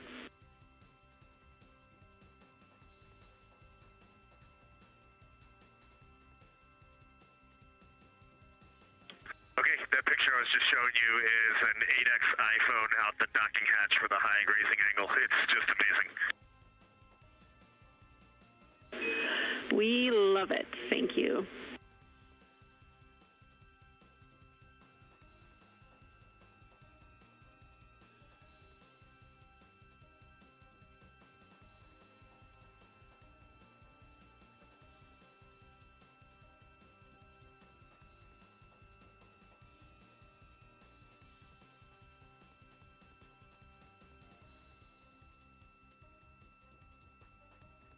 This is Artemis Mission Control in Houston, Texas. Mission elapsed time, 4 days, 22 hours, 12 minutes into the flight of Orion.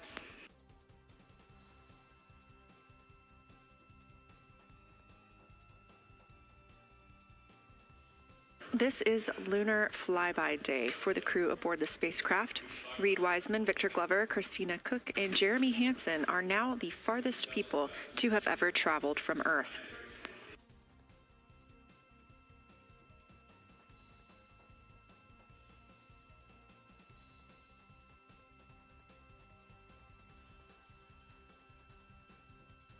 This a live view from inside the spacecraft. They have turned off the lights so they're able to see outside and photograph the moon better with no reflections from inside. And for a very brief moment there. Integrity Science, thanks for those iPhone views. It's helpful to see what you're seeing.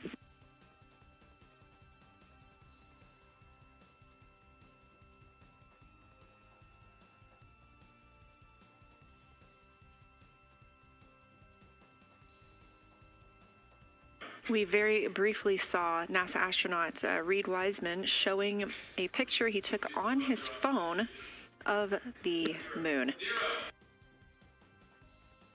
We do expect to get all of the photos that the crew is taking today, and we cannot wait to share some of those with you. But pretty cool in the meantime, just to see one quick shot from what the crew is seeing.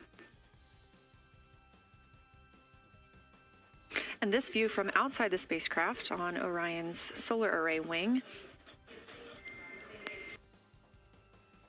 Orion is now 6,643 miles away from the moon and continuing to grow closer.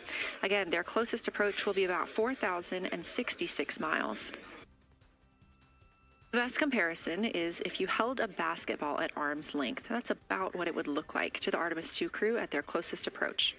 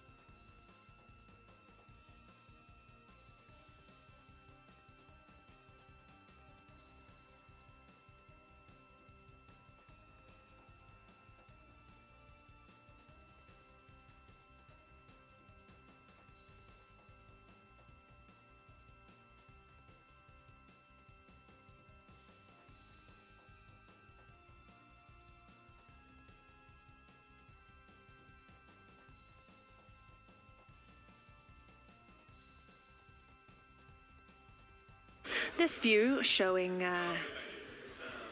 at the very top, a camera coming from Orion, continuing their flyby of the moon. We have 3 more flyby observation blocks after the completion of this one. Down on the bottom left of your screen, that's the SIR, the Science Evaluation Room, where team members are continuing to work through all of the targets that the crew is photographing today, and they've helped identify some of the craters and some of the other items that the crew has seen on the moon's surface. Down on the right is Artemis Mission Control here in Houston. Those 2 rooms down at the bottom are just down the hall from each other.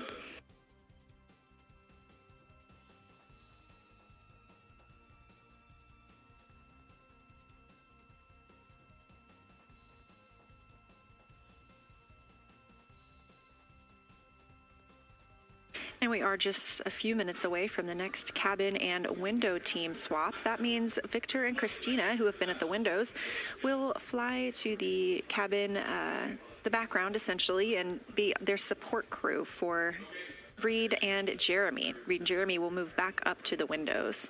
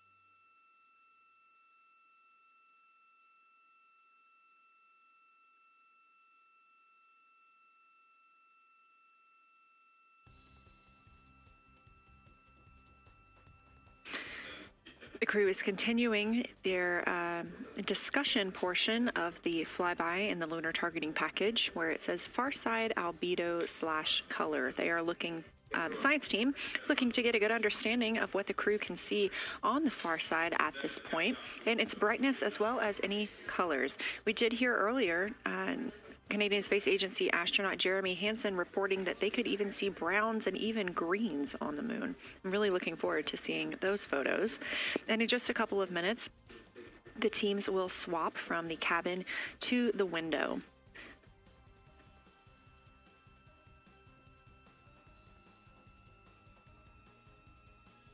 Another rundown of just how this flyby is choreographed inside the spacecraft today. So these activities have been timelined, and there are these 5 blocks of time during which the crew is going to be observing the moon from Orion's windows. Now we are just coming up on the end of the second block, and we'll start the third soon. So at any time during those blocks, 2 members are at the windows working in a pair. One is taking photos from window 2 and has a blue shroud over the window to help prevent any reflections from inside the spacecraft. They are also using an 80 to 400 millimeter zoom lens. And the other astronaut on the window team will be in window 3 using their portable computing device to make annotations. Now, again, both of those crew members are making audio recordings of what they are seeing, and we are not hearing that right now. Those are going to be downlinked later to the science team, who will evaluate them and use that data to inform our understanding of the moon. Those 2 crew members at the windows swap roles. Integrity Houston, it is time for another swap between the cabin and the window teams. So we have 15 minutes of handover time, and then we will expect Jeremy and Reed at the windows and Christina and Victor at the cabin. I have no new vehicle updates for you, but I do have a photo location for some photos on Ike's PCD, and I want to let you know that Jeremy's family have arrived in the viewing gallery.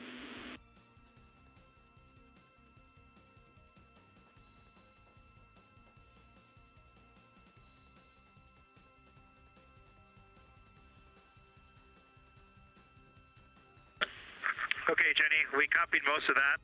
The only thing we're missing is what you meant about the photo location on Victor's PCD. And hello to my family. I think that must be Catherine and Devin that are there. And I'm glad they made it into the viewing room. And we copy. It's time for crew swap. The A team's coming out of the windows and the B team's going in. Okay, copy. All I meant to pass for Victor's PCD is that there are some late load photos that were requested that are now in his favorite photos folder. And you're exactly right. We have Catherine and Devin here. They give you a big wave, and they're super excited and happy to see part of what you're seeing.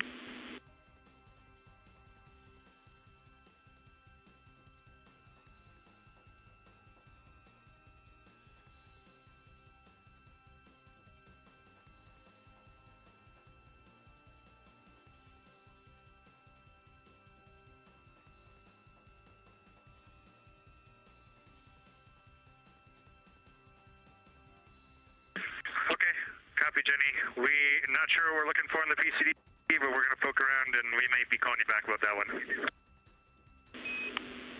All right, that's no problem, and it's unrelated to flyby.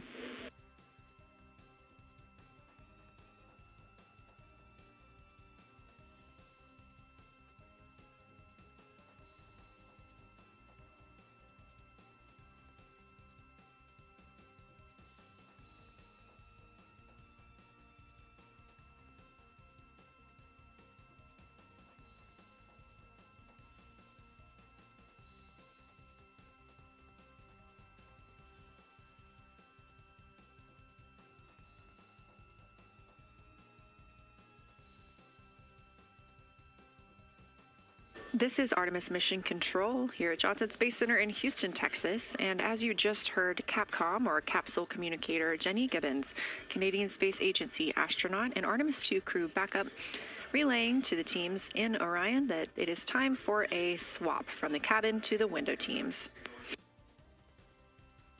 We're now at the tail end of the second lunar flyby observation block. Again, we have 5 of these today. Most recently, Victor Glover and Christina Cook were at the windows photographing and making annotations, while Reed Wiseman and Jeremy Hansen were in the cabin providing support, whether that is SD card help, but also science sit reps, calling down any situation reports for what they are seeing on the moon or anything about the vehicle status. With that call to make a swap, Reed and Jeremy will be back at the windows, making observations for what they see at the moon and taking photos.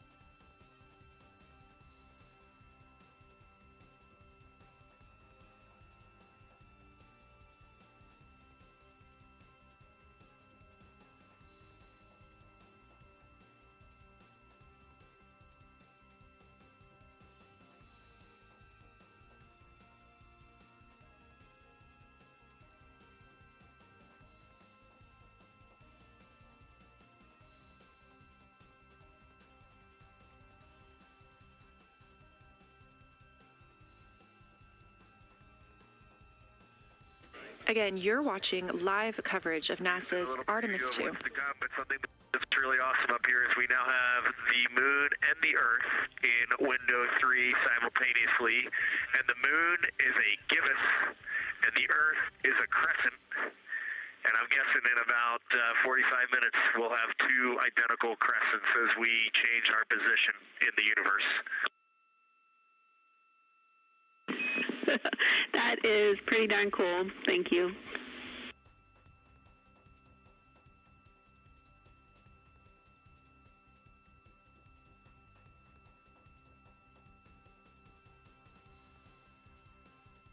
That's the Artemis II crew, the first astronauts to fly by the moon in more than 50 years, reporting that when they look out of window 3, one window, they're able to see both the Earth and the moon at the same time now. Now, obviously, our view is from a camera on the solar array wing pointed at the moon. We hope to see that view of both the Earth and the moon soon.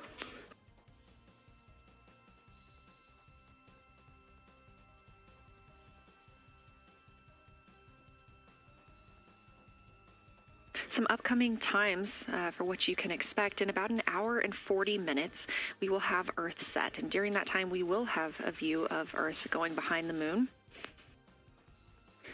Shortly after, just a few minutes later, we will lose signal with the Orion spacecraft. This is tracked as it is going behind the moon and out of reach of the Deep Space Network. At 6:00 p.m., the spacecraft will make its closest approach to the moon at a distance of about 4,066 miles. At 6:02 Central, the spacecraft will reach its farthest distance from Earth at about 252,755 miles. Of course, these are approximate, and we will make sure to provide you with the final distances once those are confirmed. At 6:21 p.m., we will have Earthrise from the Orion spacecraft, but we will not have communications with the spacecraft until 6:25 p.m. Central, when we expect to acquire signal with them after they've emerged from behind the moon.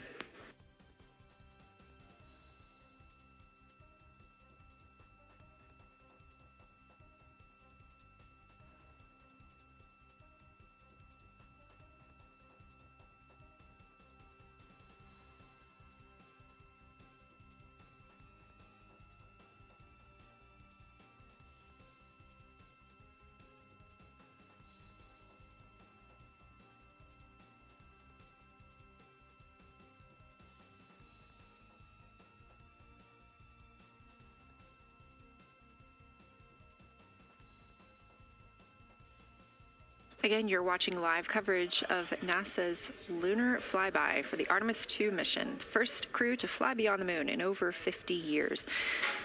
The astronauts inside the spacecraft are switching positions, 2 at the windows and 2 serving in support roles, before they start their third timelined flyby observation for today.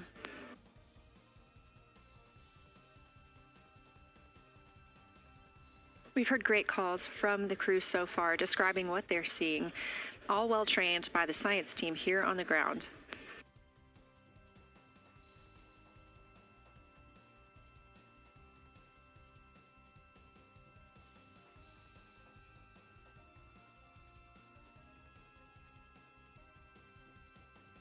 Another major milestone for the crew today will be to experience a solar eclipse from their capsule. No one on Earth will experience this solar eclipse. To the astronauts, this will look a lot like a total solar eclipse on Earth, except the moon will be huge compared to the sun. Whereas if you're standing on Earth and looking at a solar eclipse, the moon and the sun appear to be about the same size in the sky. As the moon begins to cover and then uncover the sun, the astronauts will see a partial solar eclipse, so that's before and after totality, and during that time frame they will have to wear eclipse glasses so they can safely view this phase. They also intend to capture images of the sun's corona during the eclipse. This is a rare glimpse at the innermost corona that will only be captured by the astronauts' cameras. During the eclipse, we also look forward to the crew members describing what they will see, which includes unique light features like the shape and size of the corona and potentially even lunar dust. At the same time, Venus, Saturn, Mars, and Mercury will be near the sun, so they may be able to identify what part of the sky they're looking at. This can help train future Artemis astronauts on what part of the sky they're seeing, which is useful knowledge in challenging situations when they may need to rely on that information instead of instruments for navigation and orientation. That eclipse window will last about an hour, and it'll happen near the end of the day today, closer to 7:35 p.m. Central, 8:35 Eastern.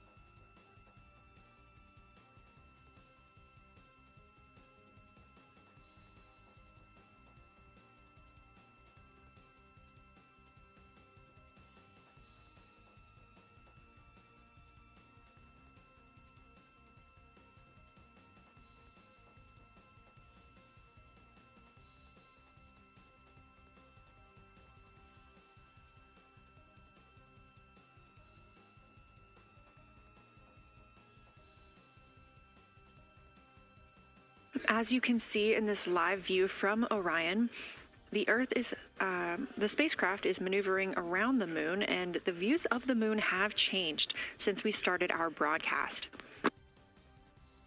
The near side is now very far to the right side of your screen. This is the side that we can see from Earth. That darkened portion are ancient lava flows.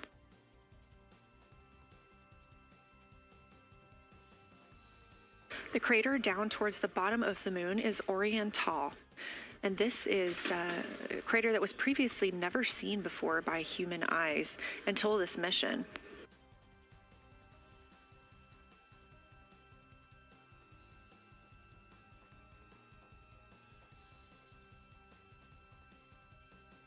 Everything to the left of Orion is considered the far side. And this is what we typically do not see from Earth.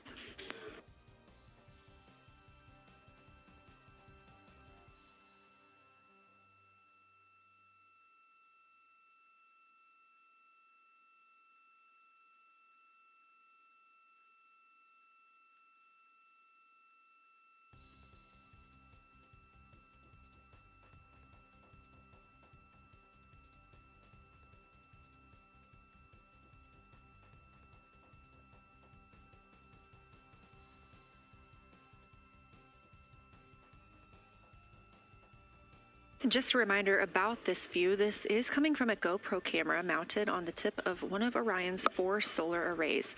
Each solar array has a camera mounted on it, and the bandwidth is limited due to we have a crew on board, and this is our first flight of crew aboard the Orion spacecraft. So having a crew means we have to have an environmental control and life support system.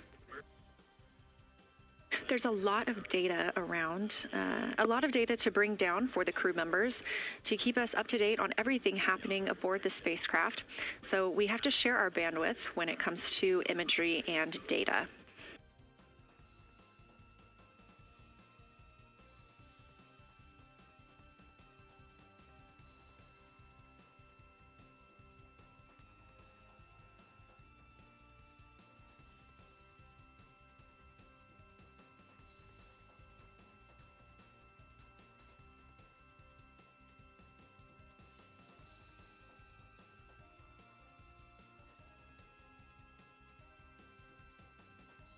Inside the Orion spacecraft, the astronauts have completed their cabin and window team swap, meaning we have moved into the next block of lunar flyby observations.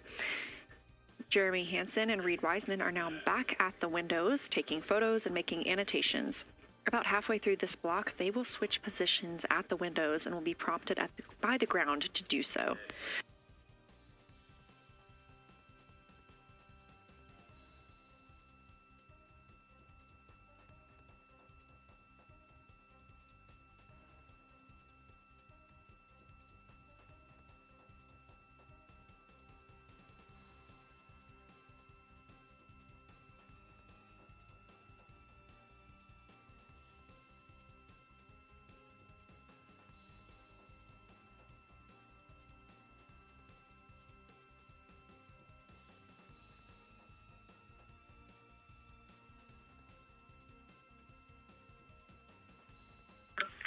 Houston Integrity for SITREP. First of all, I'll just talk about the experience that I had during Victor and my observation time. It was an incredible experience. We definitely noted how much more you can see with the zoom lens. Even though we have a great visible eye image, there's just a lot of texture that just pops right out at you when you can zoom in. So almost just using it like a telescope, the camera lens. We really enjoyed our discussion time. That was a great innovation on the lunar targeting plan. We were both able to describe a lot more kind of with flow, I would say, when we were talking to each other. And it was also, we sort of were able to bounce ideas off of each other and come to new conclusions. We had, I think, a very successful talking through of some contacts between different color areas, both in the mare and in the highlands, and we identified some really unique texture areas as well. At one point, towards the end of the images of my time in window 3, I just had an overwhelming sense of being moved by looking at the moon. It lasted just a second or two, and I actually couldn't even make it happen again. But something just drew me in suddenly to the lunar landscape, and it became real. And the truth is, the moon really is its own body in the universe. It's not just a poster in the sky that goes by. It is a real place. And when we have that perspective and we compare it to our home of the Earth, it just reminds us how much we have in common. Everything we need, the Earth provides, and that in and of itself is somewhat of a miracle, and one that you can't truly know until you've had the perspective of the other. I'll switch into some logistics stuff. The Peltors, both their batteries stopped providing the active listening, but we have verified they are still recording, and so we are able to have discussion time and hear outside our recordings by just moving the ear cup off of the ear. Other than that, everything's working well technically, and we've been able to find all our targets, and we're having a really great time. Thanks, Christina. We copy those logistics for the Peltors, and also thanks for bringing us into the cabin with you with that description.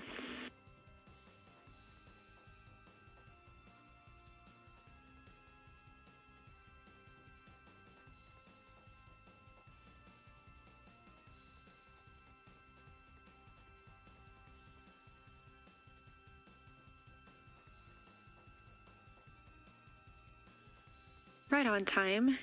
NASA astronaut Christina Cook, a mission specialist for Artemis II, calling down a science sit rep, a situation report. Good news, reporting that she and her teammates have been able to capture all targets that were listed.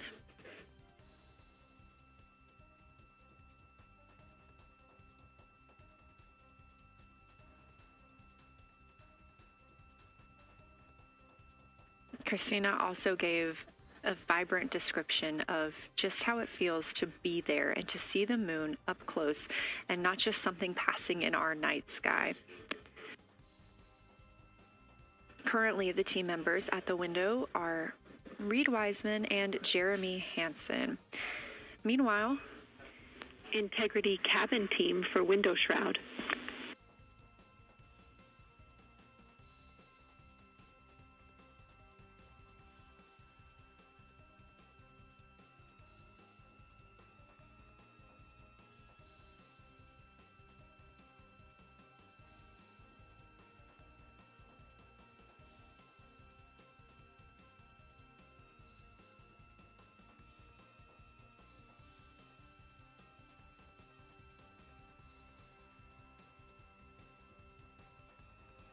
We're listening. Go ahead, Jenny.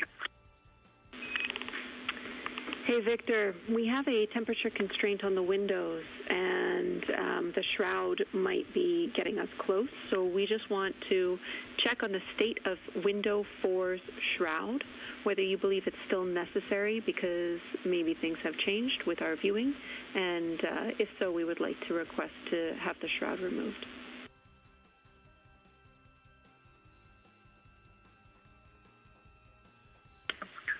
Houston, we believe it is necessary. We pulled it off just in the corner. It is very bright.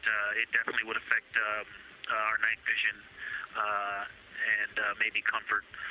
But is there a time? Can you tell us when we would have to take it off by?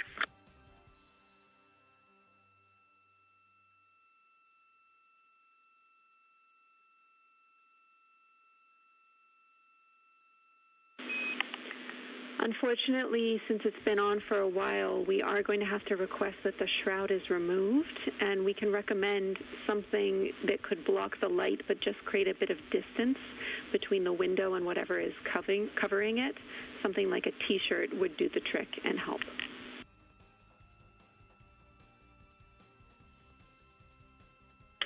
Okay, we're removing the shroud, and we'll make it work. Thanks.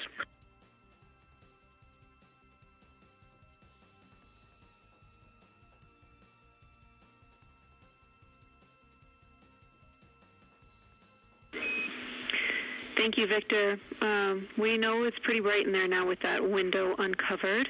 We will also offer that airflow on the window would be helpful. So if you want, you can also retrieve the condensation hose, which should be friction fit onto one of the diffusers. And that on the window would also help.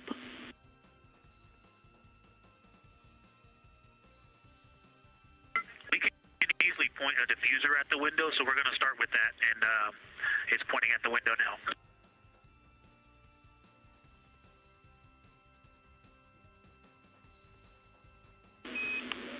Okay, we'll take that, Victor. Thank you. Please keep us updated.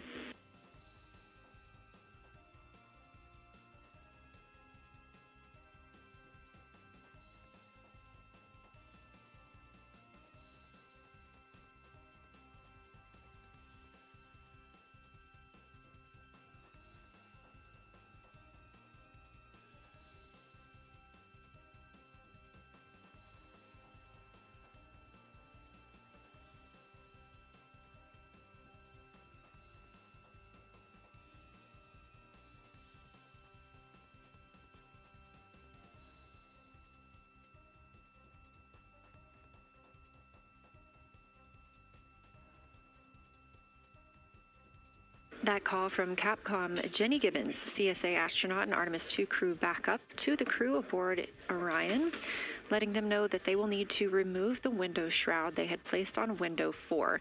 They initially placed that shroud there to block out some of the light from the Earth. It was extremely bright coming in the cabin and interfering with some of their viewing opportunities out at the moon.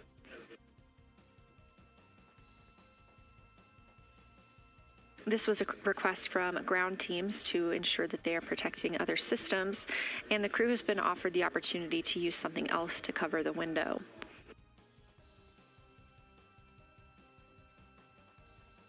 Meanwhile, Reed Wiseman and Jeremy Hansen continue with their lunar flyby observations. They have just looked at Glushko crater. That's about when we heard that call down from Christina Cook with that description of everything she had been seeing during her observation period and what she was seeing at that time. The science team asked this crew to take centered images of the entire crater and their ray system in one frame. They're also interested in knowing the brightness, texture, and extent of Glushko's rays and how they differ in the mare, or that sea area, versus the highlands. Glushko is considered a young lunar crater, and these observations can help understand material properties of those craters.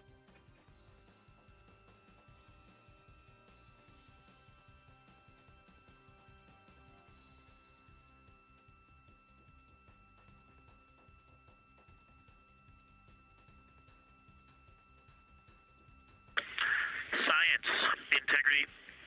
First, I wanted to start off with connecting with what Christina said, that it was very moving to look out the window. I had the unfortunate sequence to start looking out the window and then moved to the long lens, and it was hard to speak looking through the zoom.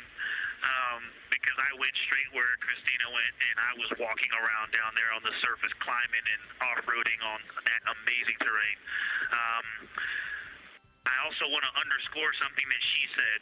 As we continue to explore, when we actually do go down there to the surface, I know for safety reasons that we would never send someone alone, but I just want to really emphasize how important the discussion time was. When we started to talk, we not only got better science discussion, we got better human connection, and so doing this as a pair, we just learn and grow together, and that's just super important, so thank you for adding that to this plan.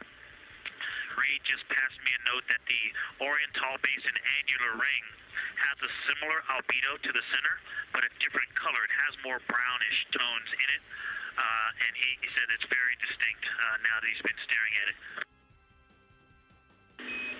Victor, thank you. You got a cheer from science there, and we all just went on that moonwalk with you, so highlighting how important it is to talk about these things. I also want to let you know that we have Deanna Glover with us in the viewing gallery. She's all smiles.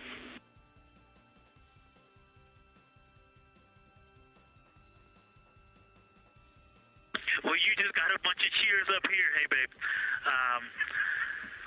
I love you from the moon. We love that we got a hey babe too, and we also have one of your lovely daughters here watching you guys work.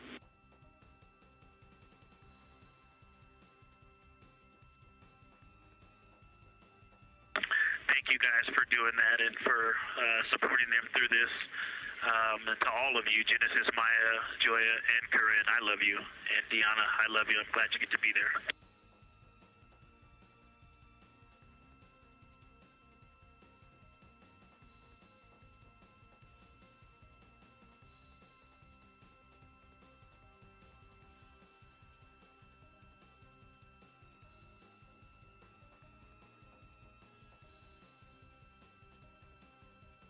We've had some really sweet words from the crew members aboard Orion today, as their families have been able to filter in and out of the viewing room here at Artemis Mission Control at Johnson Space Center in Houston. Victor Glover also giving a great science sit rep and just a description of how it must feel if you were down on the lunar surface while he was looking through that 80 to 400 millimeter zoom lens. He also expressed how important it was to be able to talk through that real time with Christina Koch and stressed the importance of that on future missions, that it not only made their discussions better, but also more human. Glover and Cook are in the support roles right now, not taking photos or making annotations at the windows, but they are also encouraged to have their midday meal at this time. For lunch today, those two crew members have options of beef ravioli, salmon, butternut squash, sweet and savory kale, pickled beets, cherry blueberry cobbler, tuna noodle casserole, tomatoes and artichokes, broccoli, and chocolate peanut butter bar.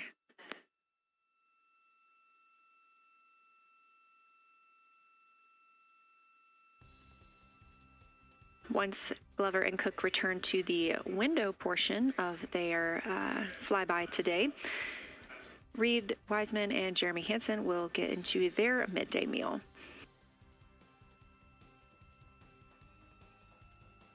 Again, this is the third of 5 scheduled blocks for our lunar viewing today, and if you were watching at the start of the broadcast, you can definitely tell the difference in the distance from the moon. We are now 5,518 miles away from the lunar surface, and again, expecting the crew to get about 4,066 miles away. They are currently 252,050 miles away from Earth, and every mile is a new record, having surpassed the Apollo 13 milestone for furthest distance earlier today.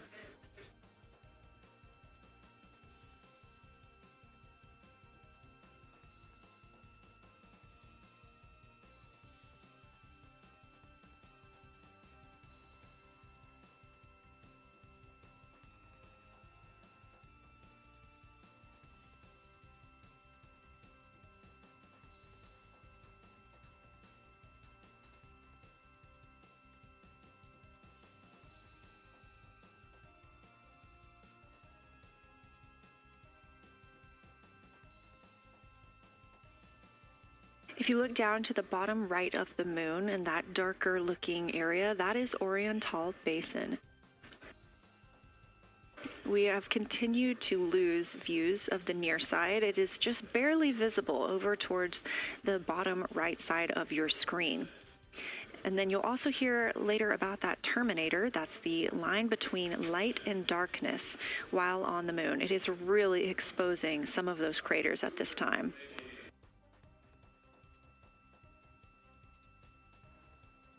A couple of the other features in view right now are Hertzsprung Basin and Vavilov Crater. Hertzsprung Basin is nearer to the center of the moon, closer to that terminator line right now, and Vavilov Crater is just on the outskirts of it, closer again to the terminator.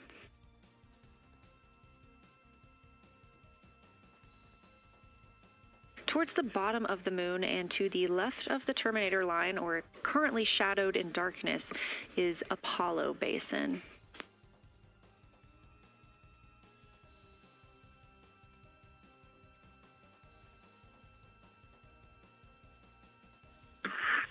Science from integrity.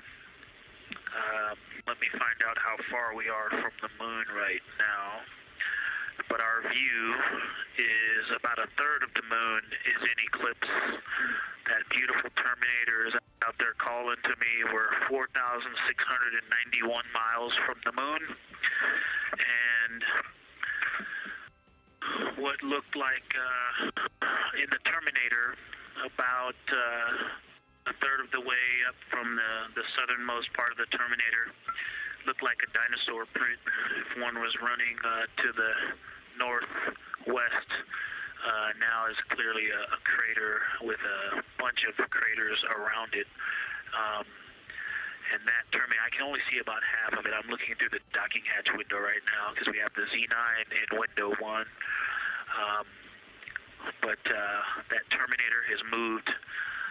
I guess I've been using Vavilov the whole time, so it's gone 2 more Vavilov craters to the west, and so a few more features are starting to peek out into the sunlight there with that low sun angle, and so you still have ridges and valleys showing up very clearly, a very jagged terminator, and a few islands of light out there with some high elevation shining in the sunlight in that darkness.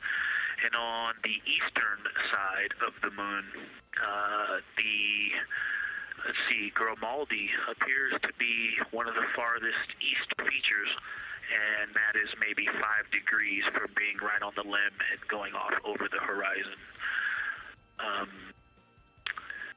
It is interesting, just looking at Oriental, that my first impression of it is all of the dark areas appear lighter, which I think makes sense because it is now facing, well, it's still relatively the same to the sun, but my angle to it is different. So I'm looking at it from a little more, even further to the side as we pass it. But all the darker features appear to be just a little bit lighter from this vantage point. The darker ring structure in the outer and inner ring and the interior, as well as the annular ring portion, everything seems to be just a smidge lighter at this point. Thanks for that description, Ike. Any additional words you can provide on Oriental would be wonderful, as that is such a high priority target for us. And while I have you, as we get closer to target 15, which is the Terminator target, if you can find Zeeman Crater again that you were looking at earlier, everything to your left of Zeeman would be getting into the South Pole Aiken area to help you orient yourself.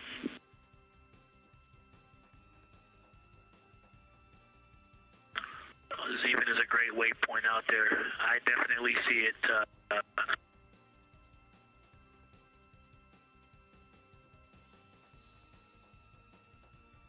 Yeah, Zeeman is very easy to find, and that is awesome. Thank you for pointing that out. Feel free to do that as often as you think of things. Let's see, looking back at Oriental. Okay, another thing, after looking through the zoom camera, man, you guys are smart. You probably did this on purpose, but after looking with my plain eyes and then going to the 400 millimeter zoom, now looking at it, I see the cliff face as if you were standing in the center. That inner and outer ring have definitely some real terrain to them, and now I can see that as terrain. Now that I look at it even with my naked eye, I can tell that there's a lot of elevation and that, like I said, a cliff face on that eastern edge where all the darker deposits are. And it's just the scale now. Looking at it from far away, before it seemed like flat with color painted on it, but now that I look at it, I can definitely see that there is, different depositional characteristics, and so the darker is some other material, but there's also some shadowing going on because of the cliff face that is a part of that crater wall. Great description, Victor. Thanks, and really interesting to hear now the distinction between shadow and color. Before I let you go back to other observations, you mentioned that Reed saw a browner hue to the annular ring than the rest of Oriental. Are you seeing that from your vantage point?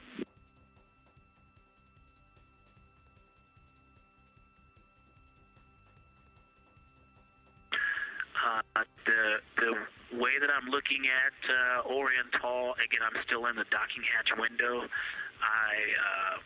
There's like a thermocouple right here in the center of the window, and it is the orange Kapton tape color, and so it is unfortunately, it's like trying to look at stars, next to a metropolis. I think it's drowning out any color that I can pick up from the moon. I am not able to see that color, but I have not looked at it through one of the forward face, from one of the windows 1 through 4. I think when I get away from this Kapton tape strip that I would be able to see the variation that Reed's talking about. That is great feedback operationally. Thanks, Victor. I'll leave you to it.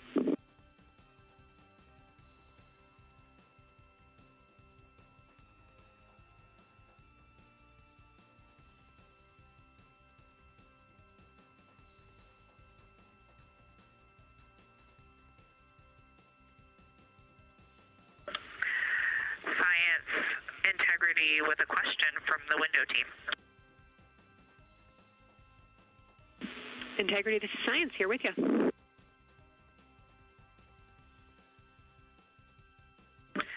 Yes, they have a question to help inform a theory that they're sort of tossing back and forth. What is older, the Mare seas of the near side or Oriental?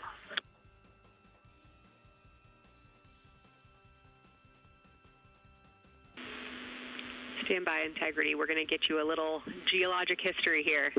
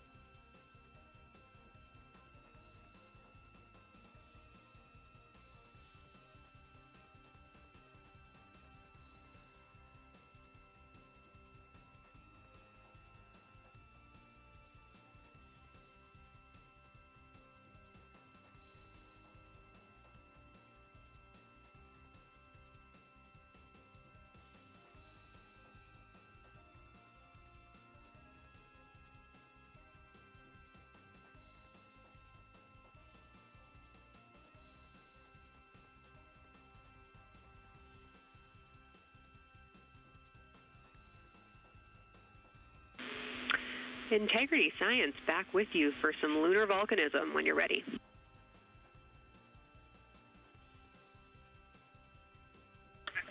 Go ahead. You're making our day down here getting to talk about lunar volcanoes. Oriental, as far as Mare go, is younger than almost all of the Mare on the near side. The exception are features like Aristarchus, which really pop out to you guys and really pop out to us here on Earth. That is younger, but other than that, Oriental is pretty young as far as Mare go.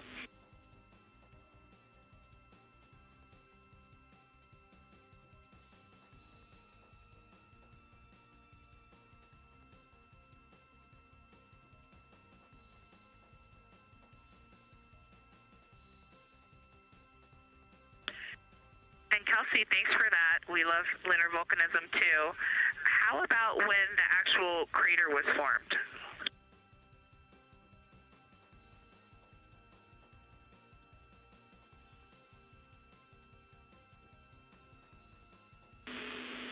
Yeah, we're going to get you an age for Oriental, and while we're getting that, Christina, can you, maybe you've heard the window team talk about the sort of contacts around Oriental, but because that material is so much younger, if anything pops out to you about physical relationship between that and surrounding terrain, we'd love to hear it.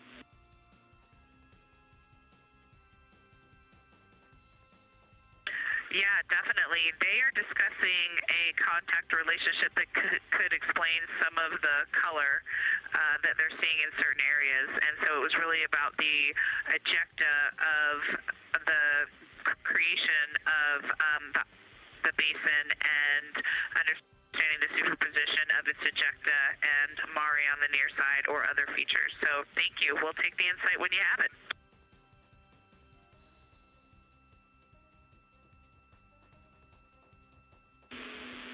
Thank you, Integrity. And I know Jenny wants to get to you with some topics, so I'll leave you with Oriental is 3.8 billion years old.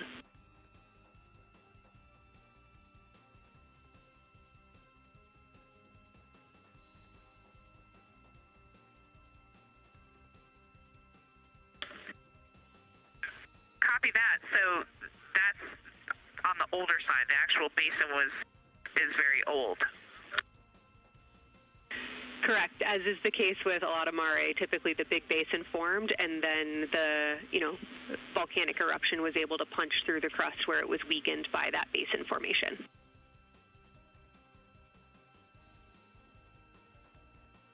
Perfect. Tracking. Thank you.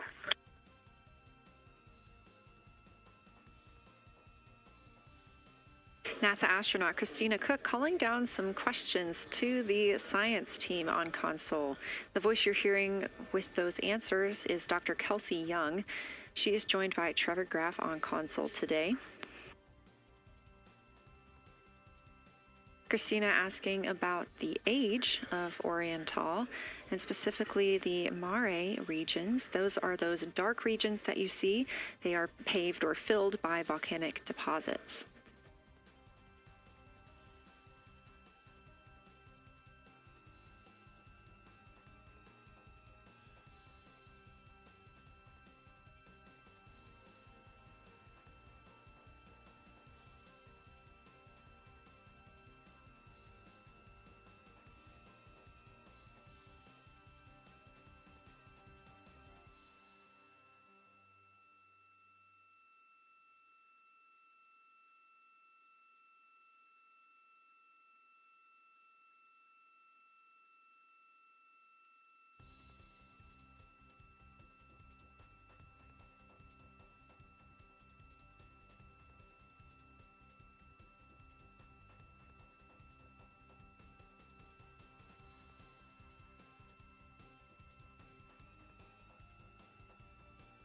Better answer.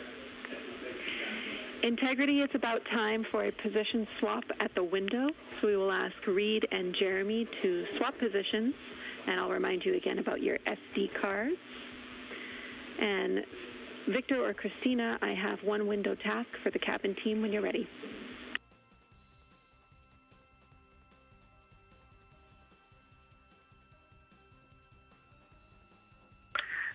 They are swapping, and I'm ready.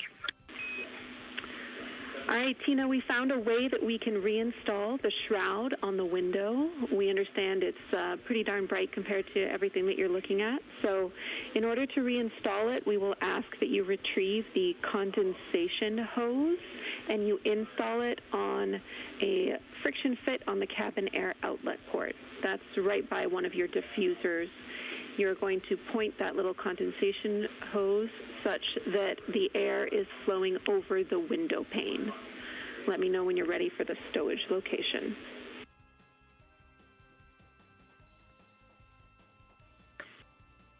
Ready.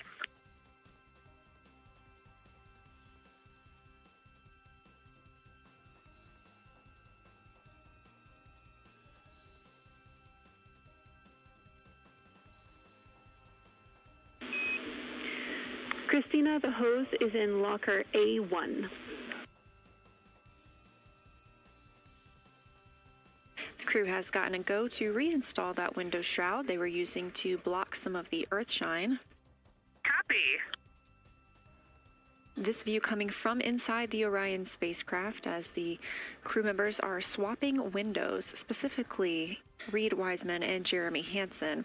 They've been our crew members at the windows taking photos, making annotations, and making recordings that'll be downlinked later to the science team for review. The science team will have a conference tomorrow morning with the crew to get any fresh perspectives or things that they learned during the flyby.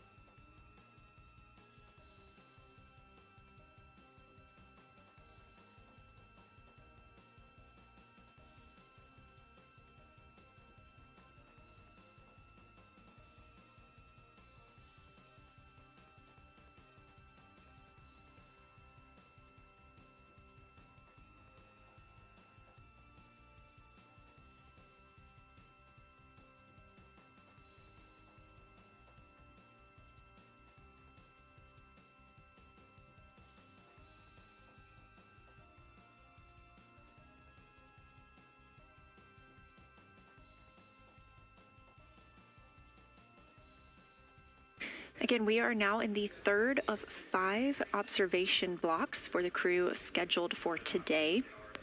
During this flyby, Orion is passing around between 4,000 and 6,000 miles from the moon and providing the crew with a full view of the lunar surface. It's a higher vantage point and much farther than Apollo's lunar orbits on average. So from this view, astronauts can observe both the North and South Pole and large-scale geologic features in one single view.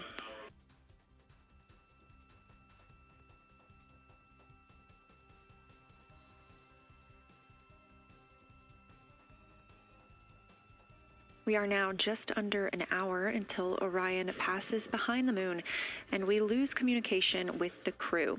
They will be out of reach with any of our deep space network antennas. That loss of signal will last about 40 minutes, and we expect to regain communications with them once they fly behind the other side of the moon. While they are behind the moon, they will also reach their max Earth altitude as well as their closest approach to the lunar surface.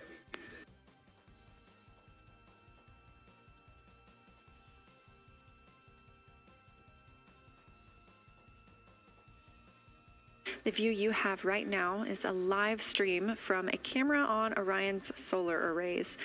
You are looking at a live view of the moon, and 4 people are inside that spacecraft taking pictures of it, telling us everything that they are seeing. The first humans to do so in over 50 years. They'll be sending those pictures down for all of us to enjoy, and of course, especially the science team, who are very excited for what they are learning today.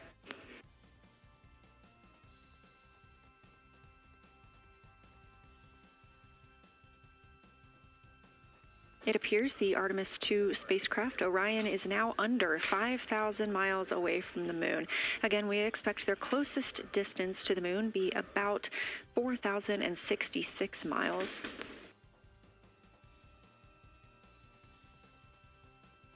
That is an estimate at this point, and we will make sure to share that closest approach distance once we receive it.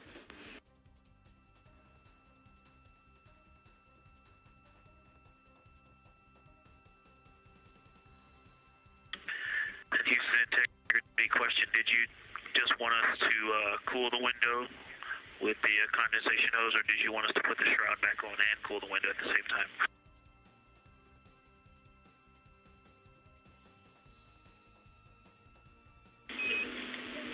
Victor, we definitely want you to cool down the window with the condensation hose. It's crew preference whether you put the shroud back on. The hose will allow you to do that if it helps with your lunar flyby.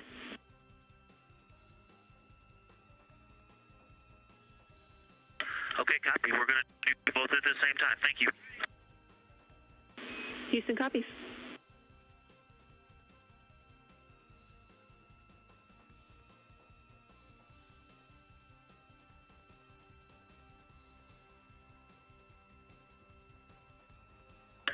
Houston, thank you for that suggestion. The cabin is darkened again, and that makes a big difference for the imagery. And for science, we are now seeing a half moon.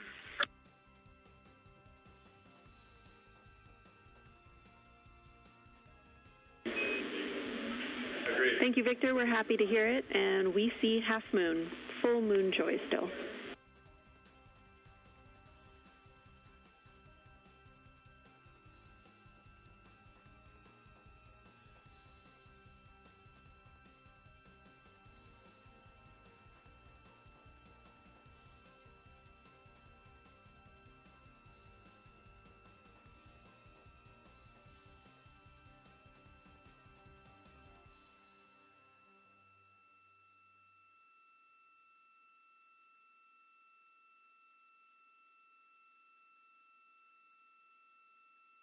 Crew reporting from Orion that they are seeing half the moon, which is about what it looks like here from this view from the spacecraft. However, what has become a little bit of a catchphrase for this mission, everyone is reporting full moon joy.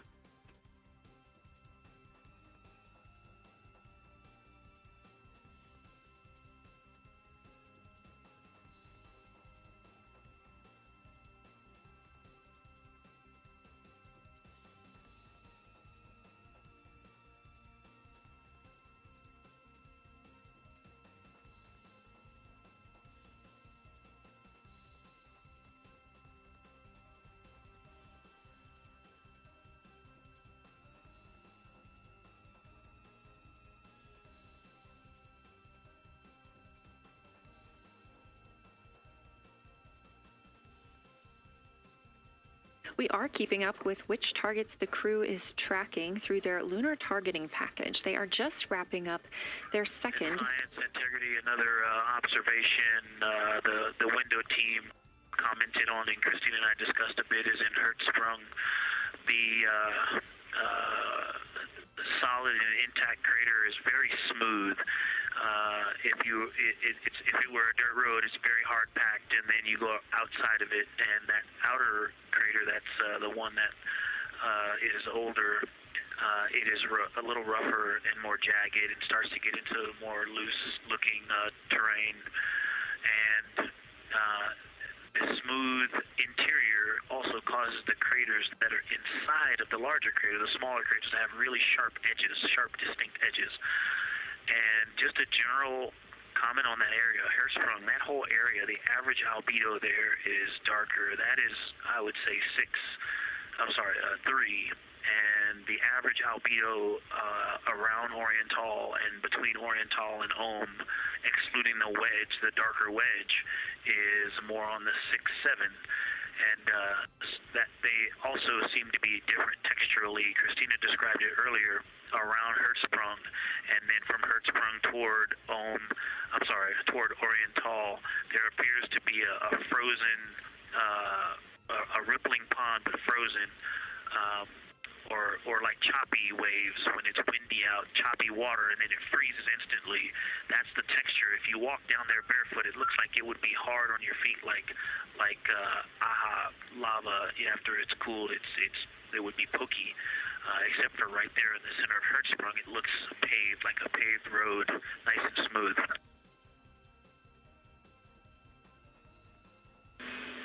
Victor, that's a wonderful description. Going from a paved road to lava reminds us of the Icelandic highlands. Thanks for that.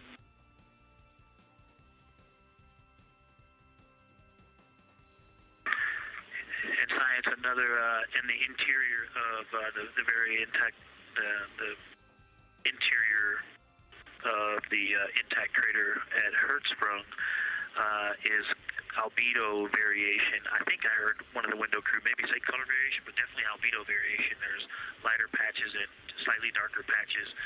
It's not swirling, it's just patchy. It just has spots that are lighter, and I would say a predominantly darker average area. Great descriptions, Victor. Thanks. Not swirly, just patchy is really helpful for us.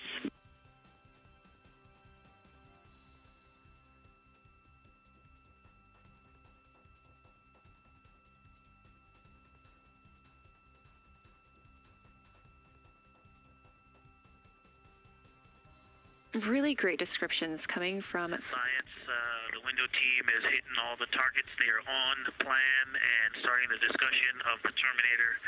And boy, I'm loving the Terminator. I think I know it's not purely a moon feature, but what it does to the features of the moon, to the terrain, I've probably spent the most time describing into my recordings and thinking about and looking at the Terminator. There's just so much magic in the Terminator. The islands of light, the valleys, what look like black holes. You'd fall straight to the center of the moon if you stepped in some of those. It's just so visually captivating that the Terminator is the most striking thing that I've seen so far. We've been loving your evocative descriptions, Victor. You really are bringing us along with you, and we're following along with visualizations that pale in comparison to your descriptions. Thanks.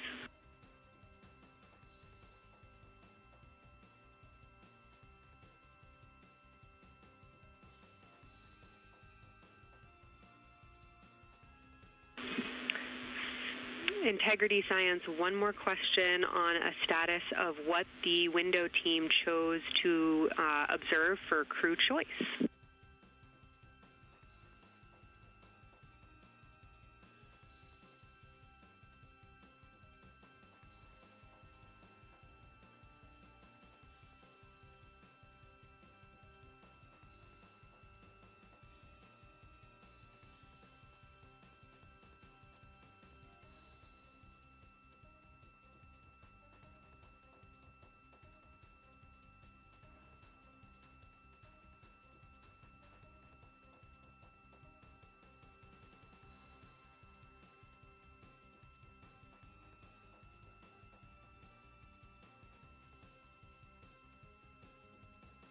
Window 2 talked about Vavilov, look for suspended dust, and the Terminator. And window 3 about the experience and about the three-dimensionality of the moon this close.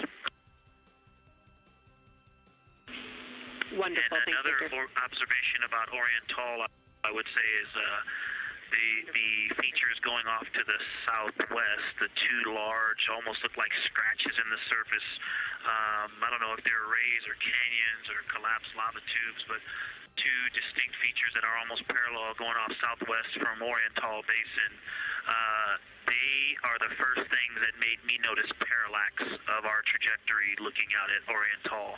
That and in the inner walls of the east side of the crater rings, you really get a sense that we're flying over something with elevation and terrain, and they look different from this orientation.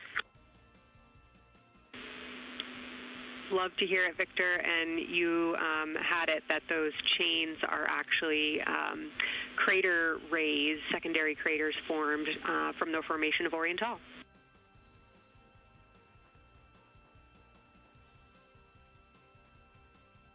Yeah, speaking of crater rays, the crater rays that are going off to the northwest,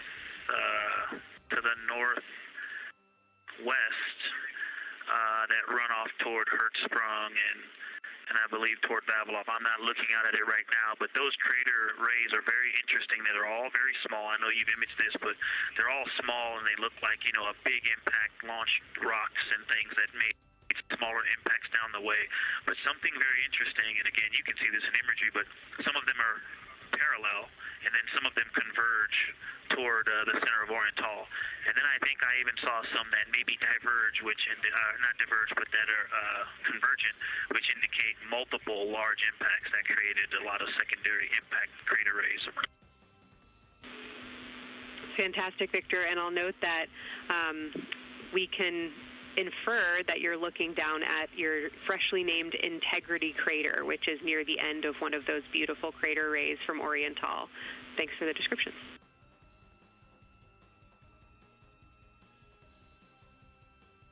Yeah, you're welcome. And Integrity is easily identifiable with the naked eye from this point.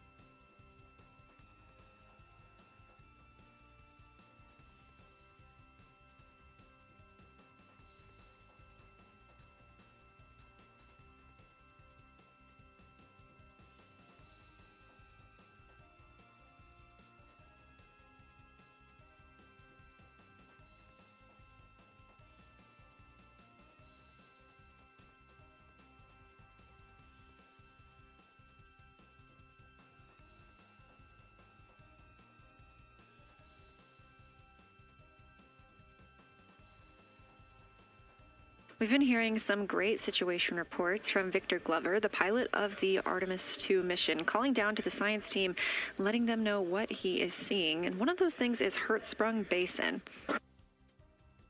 If you look just to the right of the Terminator, that is the difference between light and darkness on the moon. You can see what he's describing when he says Hertzsprung Basin and how it looks a little bit paved in the middle there. It's almost in the very center of the moon in this view, coming from the Orion spacecraft and a camera mounted on its solar array.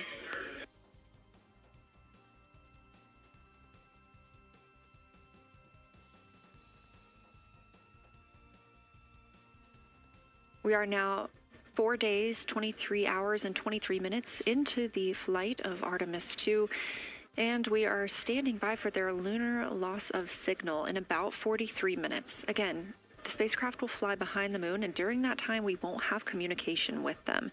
They will be out of reach of our deep space network. However, we will regain communication with them approximately 40 minutes later when they come around the other side of the moon.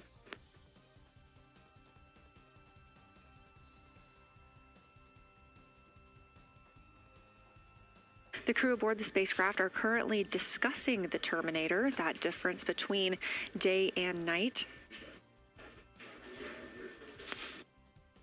The science team is interested in learning about the topography and the color of the lunar surface, and it's already been very interesting to hear that they have seen colors like greens and browns while looking at the moon.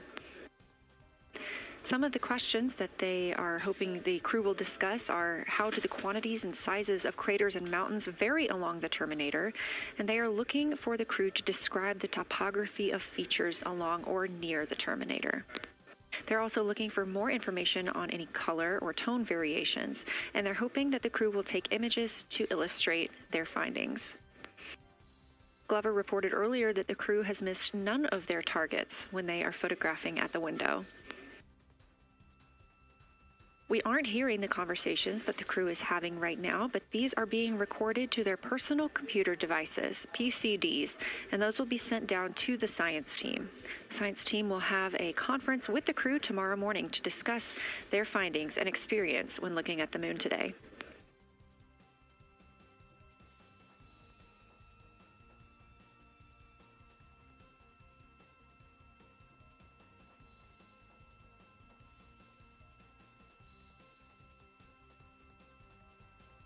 We have a few minutes left while the crew is discussing the terminator. And if you're just joining us, you're looking at a live view of the moon, our moon, from the Orion spacecraft and a camera on its solar array.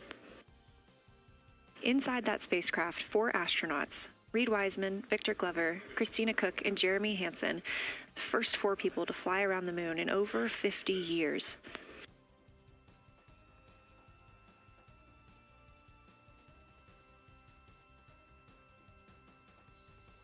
This is our lunar flyby day, and the crew has already surpassed one record today. The crew passed the Apollo 13 distance record at 12:57 p.m. Central, 1:57 p.m. Eastern. Canadian Space Agency astronaut Jeremy Hansen calling down that he hopes it's a record soon broken by other explorers.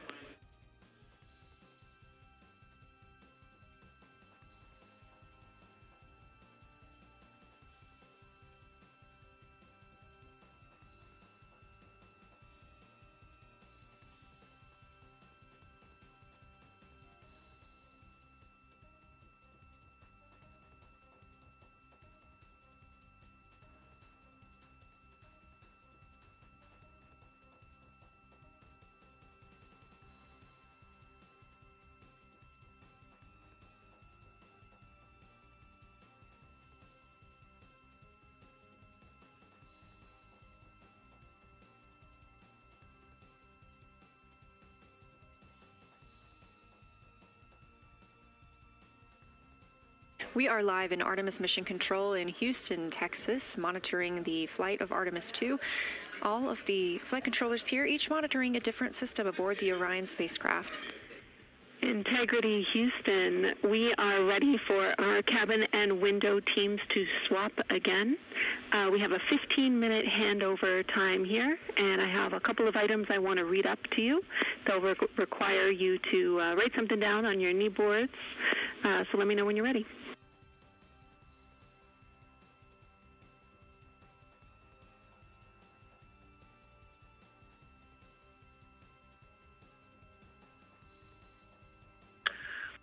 Okay, Houston, we are ready. Copy, Integrity.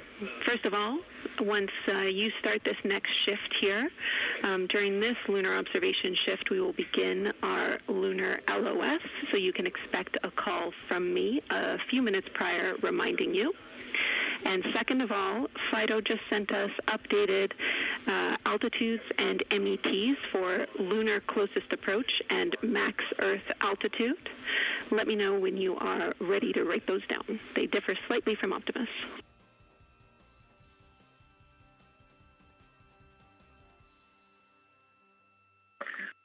Thanks, Jenny. We are ready to copy.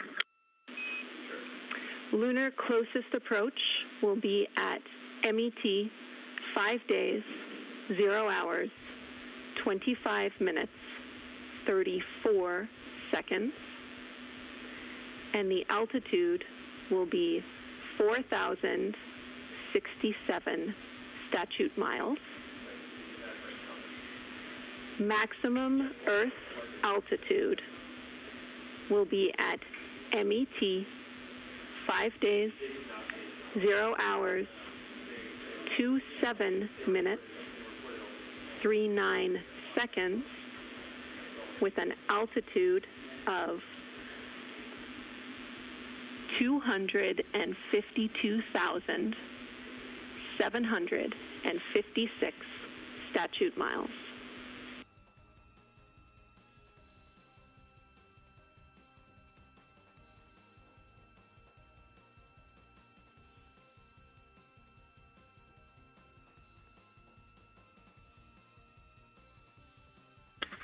The crew really wants to ask for that in kilometers and in parsecs, but thank you for those. That is great. Thanks for that update. I'll send Fido to work, and I appreciate the metric. Other than that, I have no new vehicle statuses to pass to you. Enjoy your handover time, and we're looking forward to picking back up with you shortly.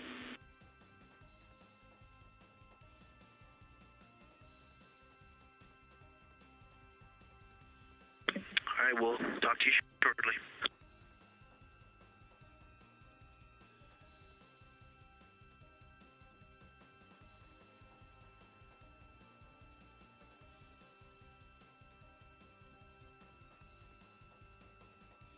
Those words called from Capcom Jenny Gibbons, CSA astronaut and Artemis II backup crew member, to the crew working aboard the Orion spacecraft.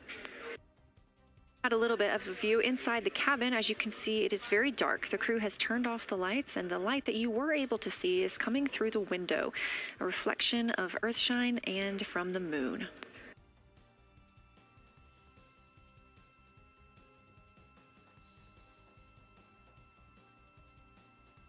The crew is moving into their next observation block, meaning they are taking time to switch cabin and window teams.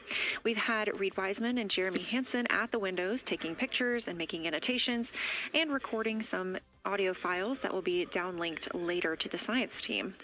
Meanwhile, Victor Glover and Christina Cook were in the background serving as support. They were also timelined to enjoy a little bit of their midday meal. Now that we are swapping positions, the support team becomes Reed Wiseman and Jeremy Hansen. They will be in the background helping with SD card swaps, as well as providing those situational reports to the science team. Victor Glover and Christina Cook will be the astronauts at the window, photographing and speaking into those PCDs, portable computing devices, about what they're seeing on the moon. As you heard Capcom Jenny Gibbons call to the crew, this block is also when we will lose communications with the crew. That LOS, or loss of signal, scheduled to be less than 35 minutes from now. We anticipate to be out of signal with them for about 40 minutes, and will regain that communication once they've flown around the other side of the moon.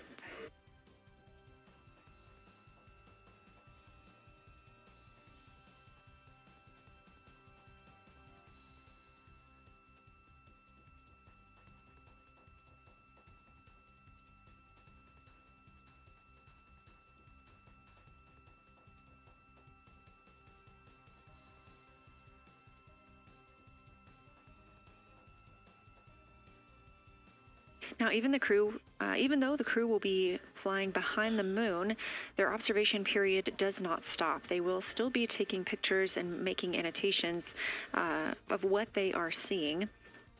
They'll be looking for the limb of the moon, Earth set, and then Vavilov crater, which we have previously seen. They'll swap positions at the window before moving into a crew choice option. They will get to pick things that are interesting to them on the surface, take pictures, and explain why they find them that way. They'll also be looking for any impact flashes. These are short-lived flashes on the lunar surface caused by impact bombardment.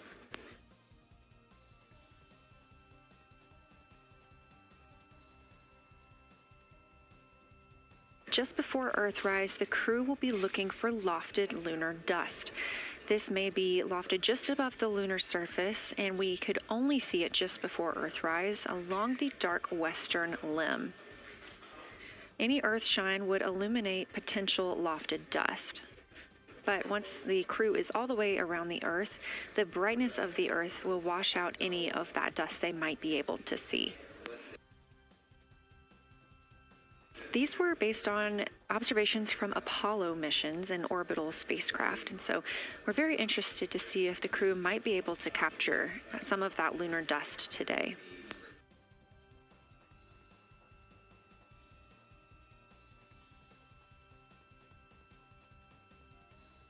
Following that lofted lunar dust target, the next will be Earthrise.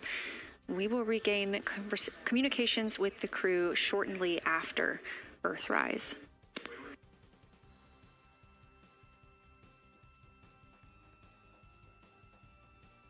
There will be a short observation break period where the moon is not in view. That's because we are also anticipating the crew seeing an eclipse today. The moon won't be in view because the team here in Mission Control Houston will need to change the attitude of the spacecraft and ensure that its solar arrays are gathering light from the sun heading into that eclipse period. So we will have communication with the crew, we just won't be able to see the moon. However, we will have views during that eclipse time frame. During that time, the science team is looking to know, it will only be illuminated by Earthshine at that point, so they want to know what the whole moon looks like overall, but they also want the crew to look into deep space and potentially see if they can spot any planets.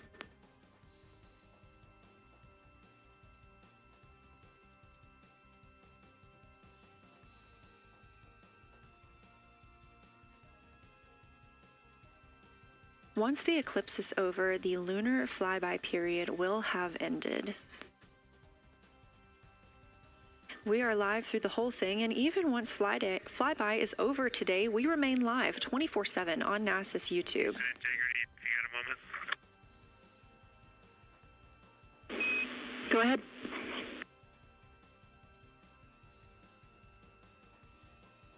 I don't know if Catherine and Devin are still there, but if they are, just wanted to just let them know how much fun we're having out here.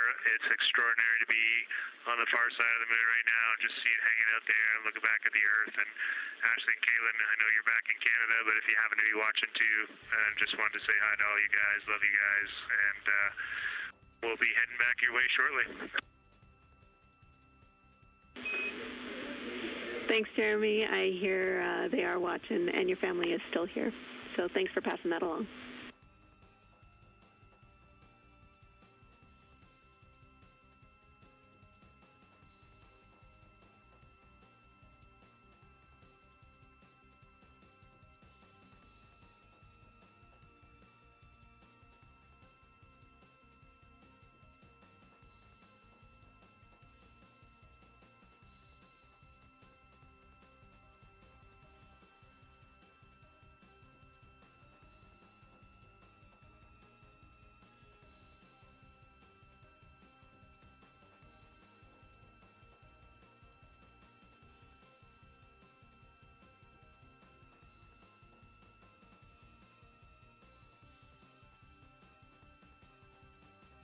This view inside the Orion spacecraft, and it's a little hard to make out, but on the left there, that is Jeremy Hansen just calling down some well wishes to his family, joining us in the viewing room and watching online. Currently in the window are Victor Glover and Christina Cook. They are taking pictures outside of the window as they are now in their flyby observation block. At this time, Reed Wiseman and Jeremy Hansen are serving as support crew members, and they are also going to have an opportunity to enjoy their midday meal at this time.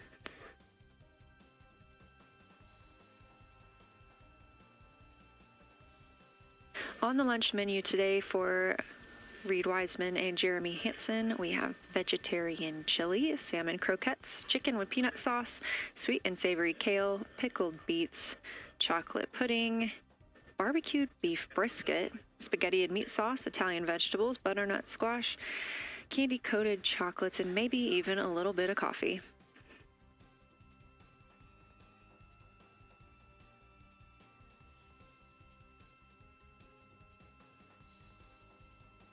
And if you look closely, you can see it looks like they are getting into some of their food for the midday meal.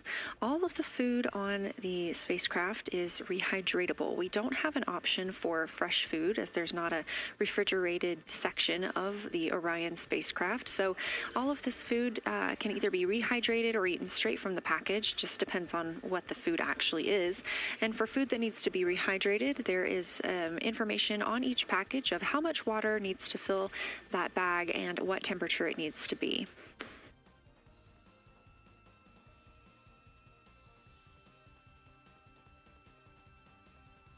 We are now 4 days, 23 hours, and 39 minutes, 40 minutes actually, into the flight of Artemis II, the spacecraft now under 4,500 miles from the moon.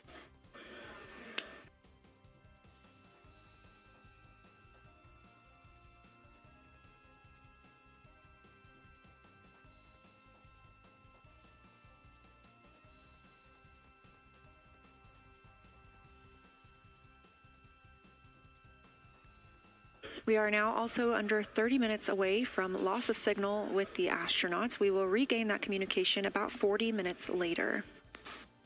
They will still be photographing the moon and documenting what they're seeing while they're behind the moon. And we especially look forward to potential Earthset and Earthrise views.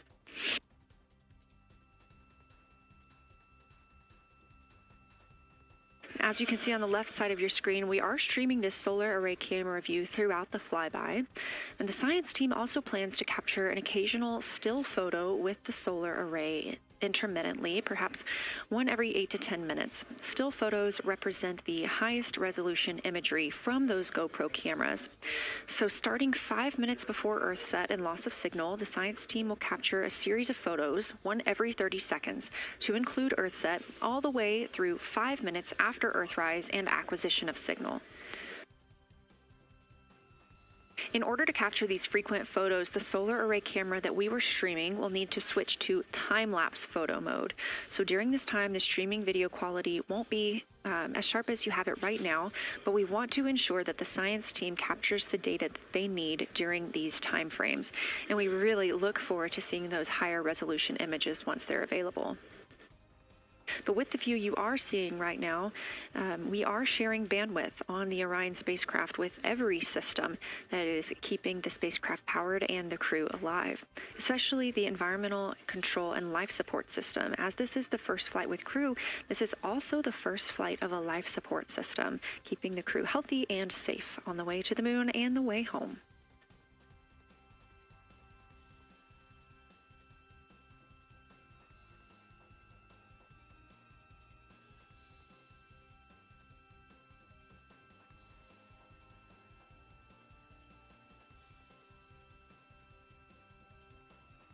On the timeline, we're getting towards the end of the cabin and window team swap period, but it looks like our astronauts, Victor Glover and Christina Cook, are already photographing the moon outside of those windows. The next target is Ohm Crater, and this is something that they have photographed previously during the flyby. This is a small, complex crater with a prominent ray system, and as referenced earlier, it's the size of the Eye of the Sahara. That Eye of the Sahara is a feature in Mauritania. Seeing this crater more than once throughout the flyby allows the crew to photograph it at different lighting conditions.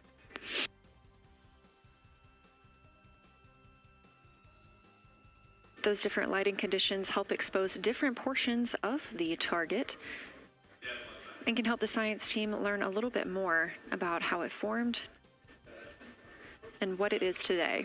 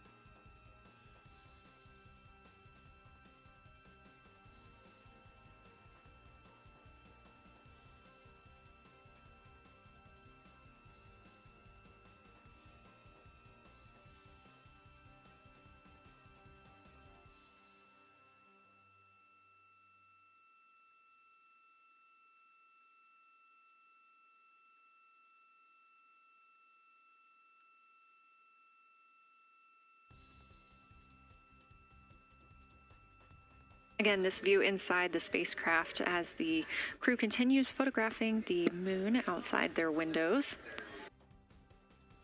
They have turned the lights off to allow them to better get photos of the moon, preventing any reflections from coming in from the spacecraft.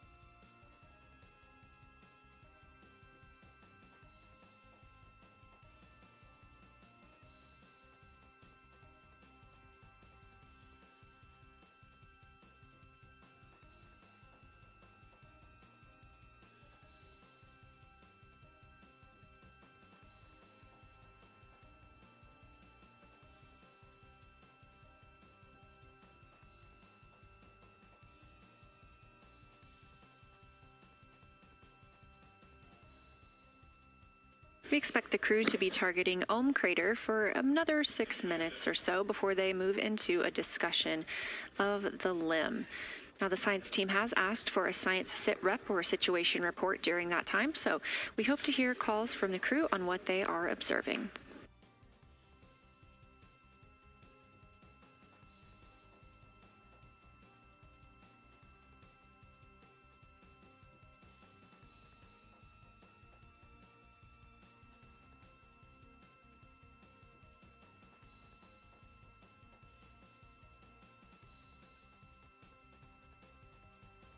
If you've been following along, at the start of the day, we did have much more of the moon visible.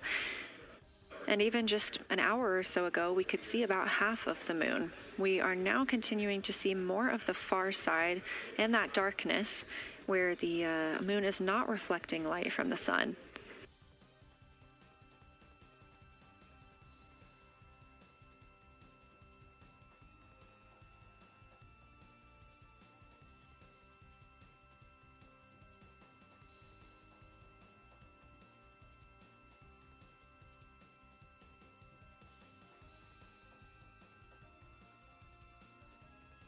Earlier, we were also able to see some of those darker portions, that old lava flow that we often see on the near side of the moon and that we can all see from Earth.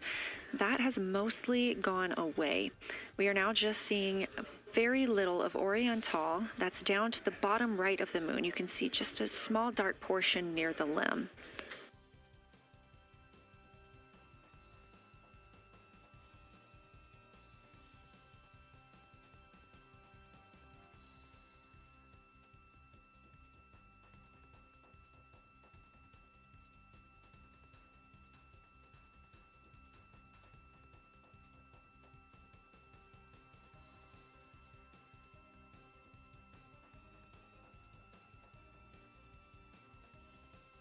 We are now about 18 minutes away from loss of signal with the Orion crew. Again, we use the Deep Space Network to communicate with the crew members when they are this far from Earth. This is the first mission since Apollo when we have had humans on the Deep Space Network.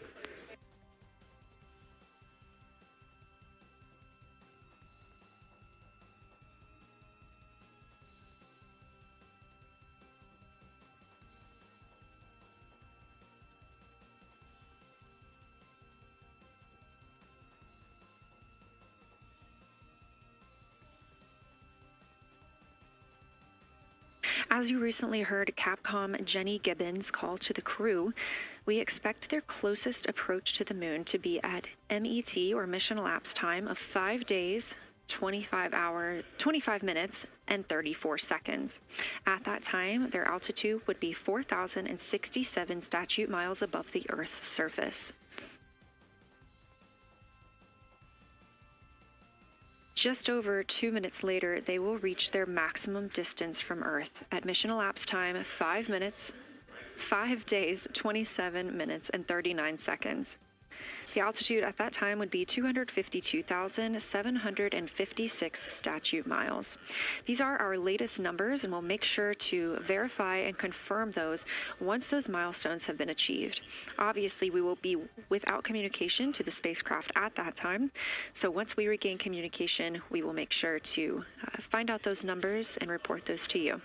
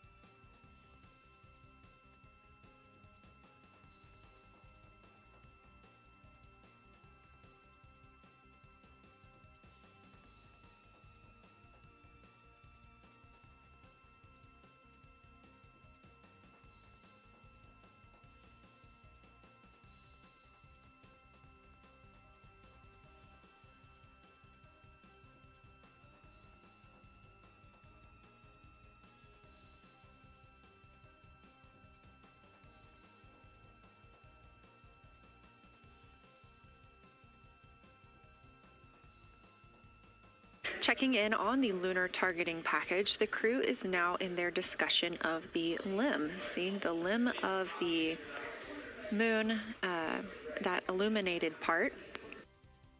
Currently at the windows taking photos and making annotations are Victor Glover and Christina Cook. We are expecting loss of signal in about 13 minutes. We will regain that signal with the crew about 40 minutes later.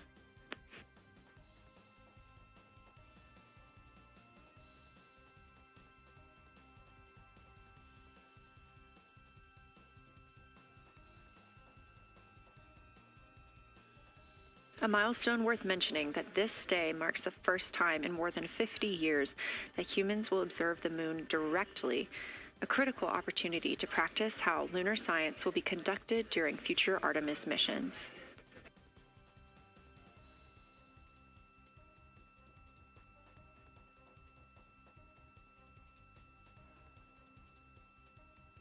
I've continued to reference the lunar targeting package throughout this broadcast, which is the primary tool guiding the crew observations, and that consists of two key components. The first of those is the Lunar Geography Review, which helped the astronauts study major lunar features in advance. That also helped them learn to orient themselves during the flyby. The Lunar Targeting Plan provides a detailed timeline of observation targets, background science context, and specific instructions for the picture the crew should take, and verbal descriptions of what will be helpful to the science team reviewing those pictures later. That's what we've been tracking real time and what the crew is using right now to keep up with their next milestones.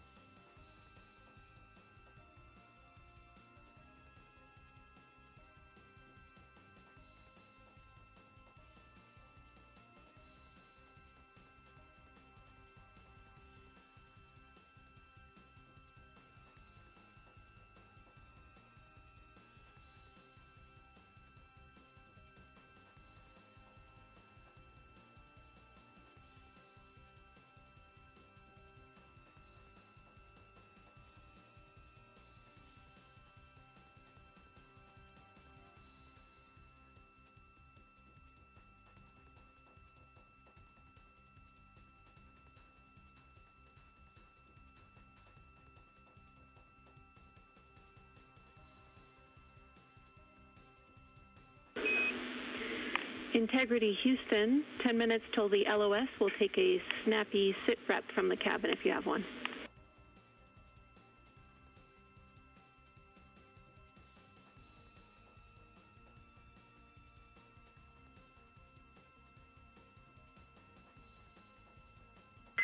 Okay, Jenny, that came, we missed most of that, but just a 10-minute warning, is that what you're saying? 10-minute warning for the LOS, and I'll take a quick sit rep from the cabin, please.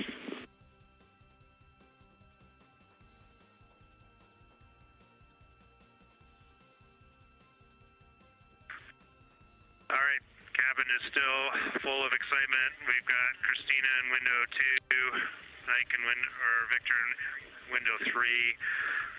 Reed's actually been trying to get some images out of the docking tunnel. We can see the Earth and the Moon and part of the Moon out of the docking tunnel, which is pretty good.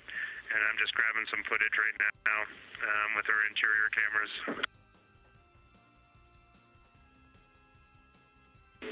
Copy, Jeremy. We'd like to know what camera Reed is using and also the status of window 1. Looks like there might be a shroud removed.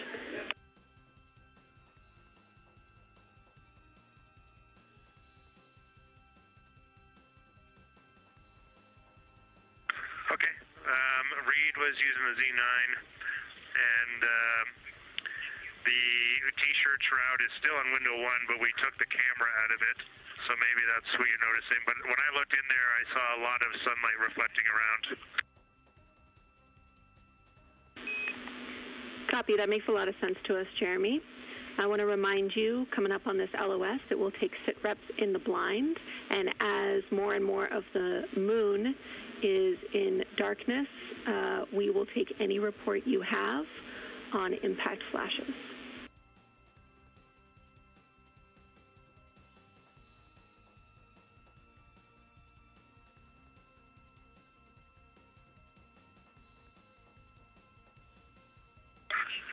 All right, Jenny, you'll have to say again your last. There's a lot of conversation here, and I was on the other side of the cabin, so I missed all of it. Look out for impact flashes, and we'll take sit reps in the blind.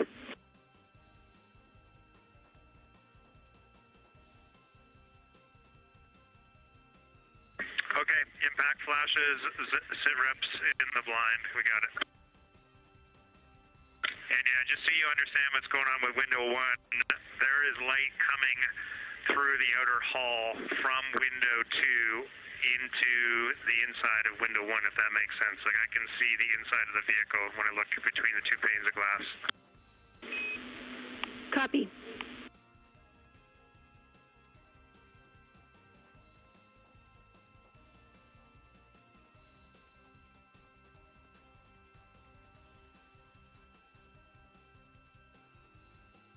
You're getting your first live look at Orion, the moon, and the Earth.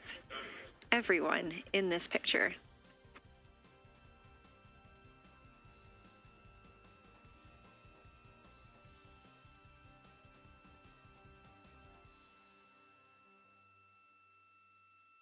This is a live view from the Orion spacecraft.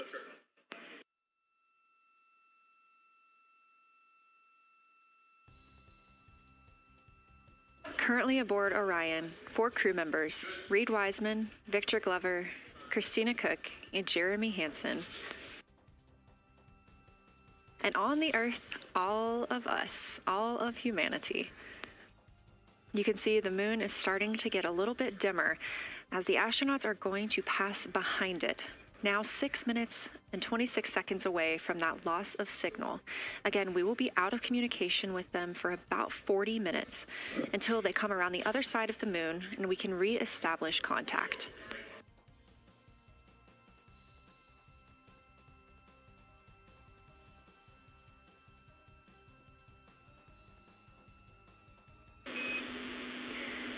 Integrity Houston, you are 6 minutes from your 40-minute lunar flyby LOS. From all of us, it's a privilege to witness you carrying the fire past our farthest reach. Thank you. Godspeed.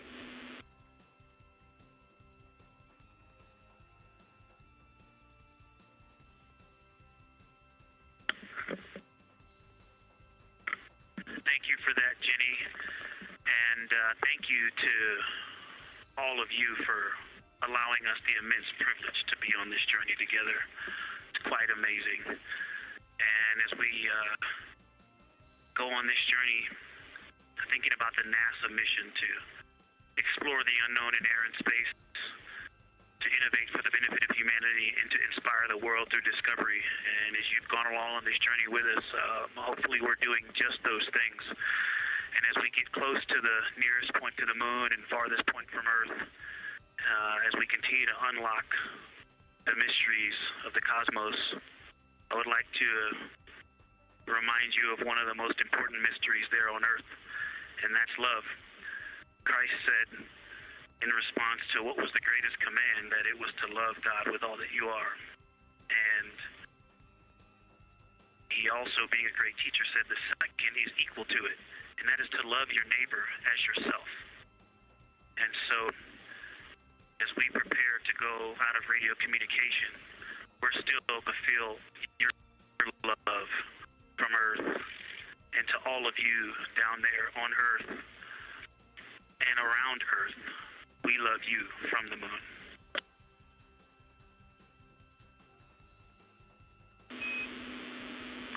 Houston copies. We'll see you on the other side.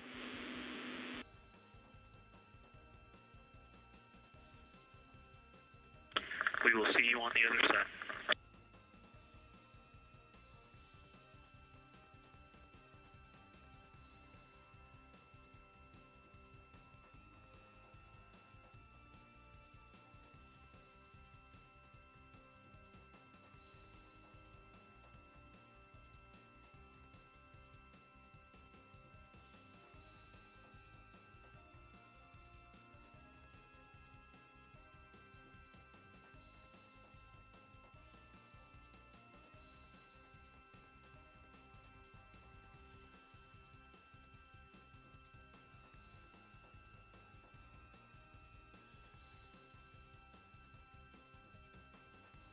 Poignant words from NASA astronaut Victor Glover, and a little bit of a love letter from the other side of the moon all the way to Earth. Glover touching on the teachings of Jesus, including to love your neighbor as yourself. We are now less than 3 minutes away from loss of signal with the Orion astronauts. The Artemis II crew will be out of signal for about 40 minutes as they are on the other side of the moon, continuing their work photographing the lunar surface, and they will reemerge, and we will also get this view on the other side.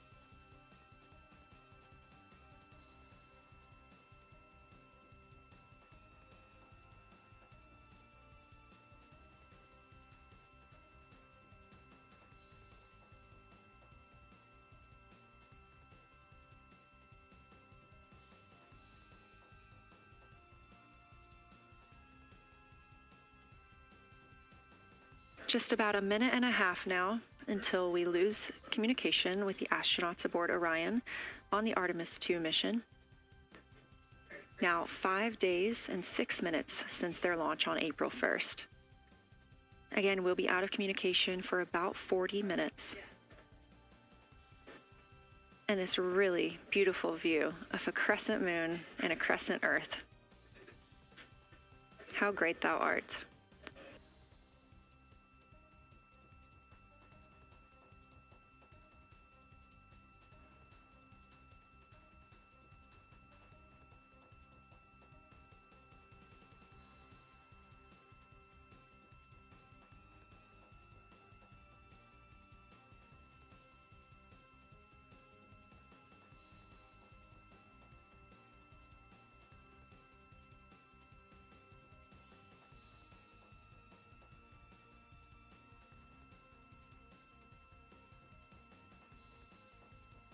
"30 seconds now until we expect loss of signal.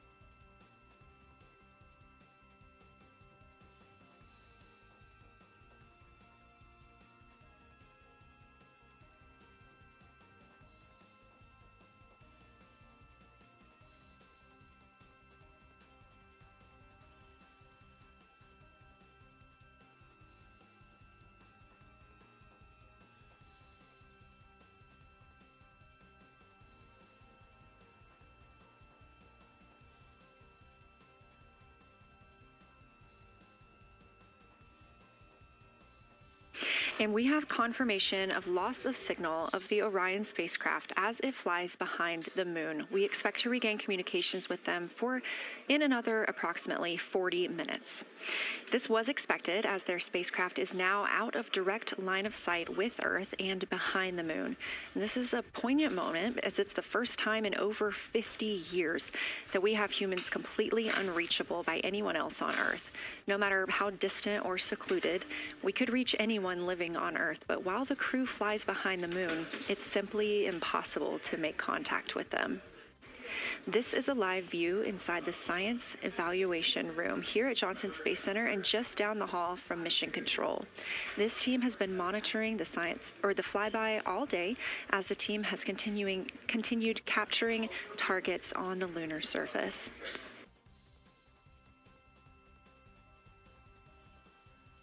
We even got to see this team in action as they were helping the astronauts identify some of the features they were seeing on the moon but not expecting. There will be a couple of milestones during this loss of signal. The first will be when the astronauts make their closest approach of the moon. at MET 5 days, 25 minutes, and 34 seconds, when we expect they'll be 4,067 statute miles above the lunar surface. Their maximum Earth altitude will be reached just 2 minutes later, at 5 days, 27 minutes, and 39 seconds, when their altitude should be approximately 252,756 statute miles. Once those milestones are reached and we have confirmation, we will report the official numbers.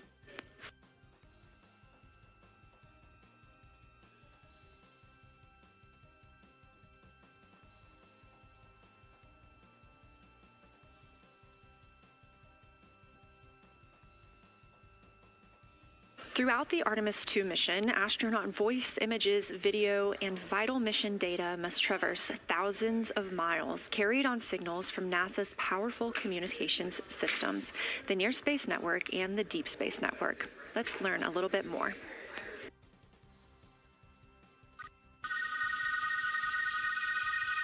NASA's Artemis II will send 4 astronauts around the moon, preparing humanity for a long-term lunar presence and future journeys to Mars. Enabling communication and navigation for this test flight are NASA's Near Space Network and Deep Space Network. With antennas around the world and a fleet of relay satellites, the networks will deliver vital data to and from Earth through all phases of the mission. The networks are seamlessly integrated at NASA's Johnson Space Center in Houston, Texas, where Mission Control coordinates the network handovers. These transfers represent a delicate dance between the 2 networks, exchanging support as the mission shoots toward the moon. On the launch pad and during their early orbit phases, NASA's Orion spacecraft and Space Launch System rocket will rely on communications and tracking services from the Near Space Network. After its translunar injection burn, the Deep Space Network's global array of antennas will serve as Orion's primary communication support during lunar orbit.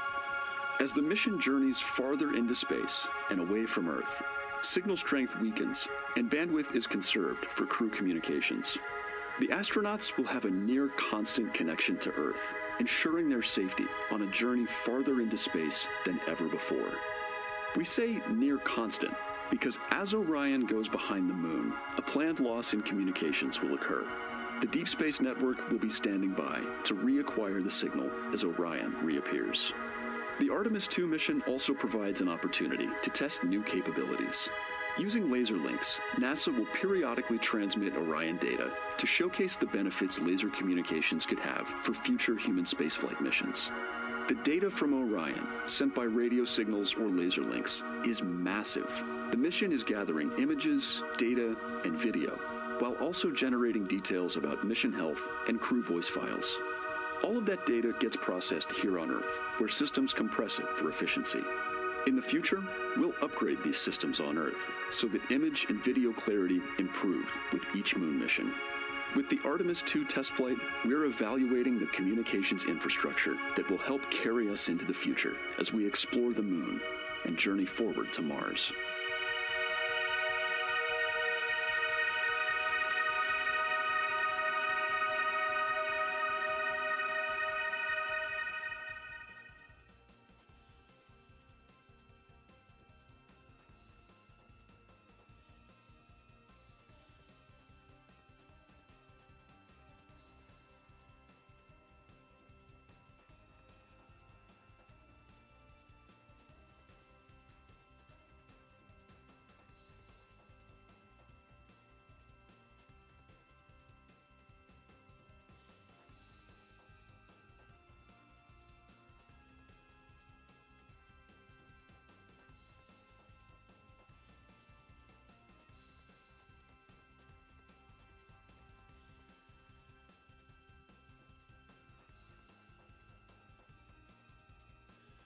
We are now about 33 minutes until we expect to regain communications with the astronauts aboard Orion. And in the meantime, I've got Dr. Kelsey Young, Artemis Science Flight Operations Lead, here with us. Thanks for joining me, Kelsey. Thanks for having me. This is such an exciting day. Oh, no kidding. It has been so cool to hear you communicating directly with the crew.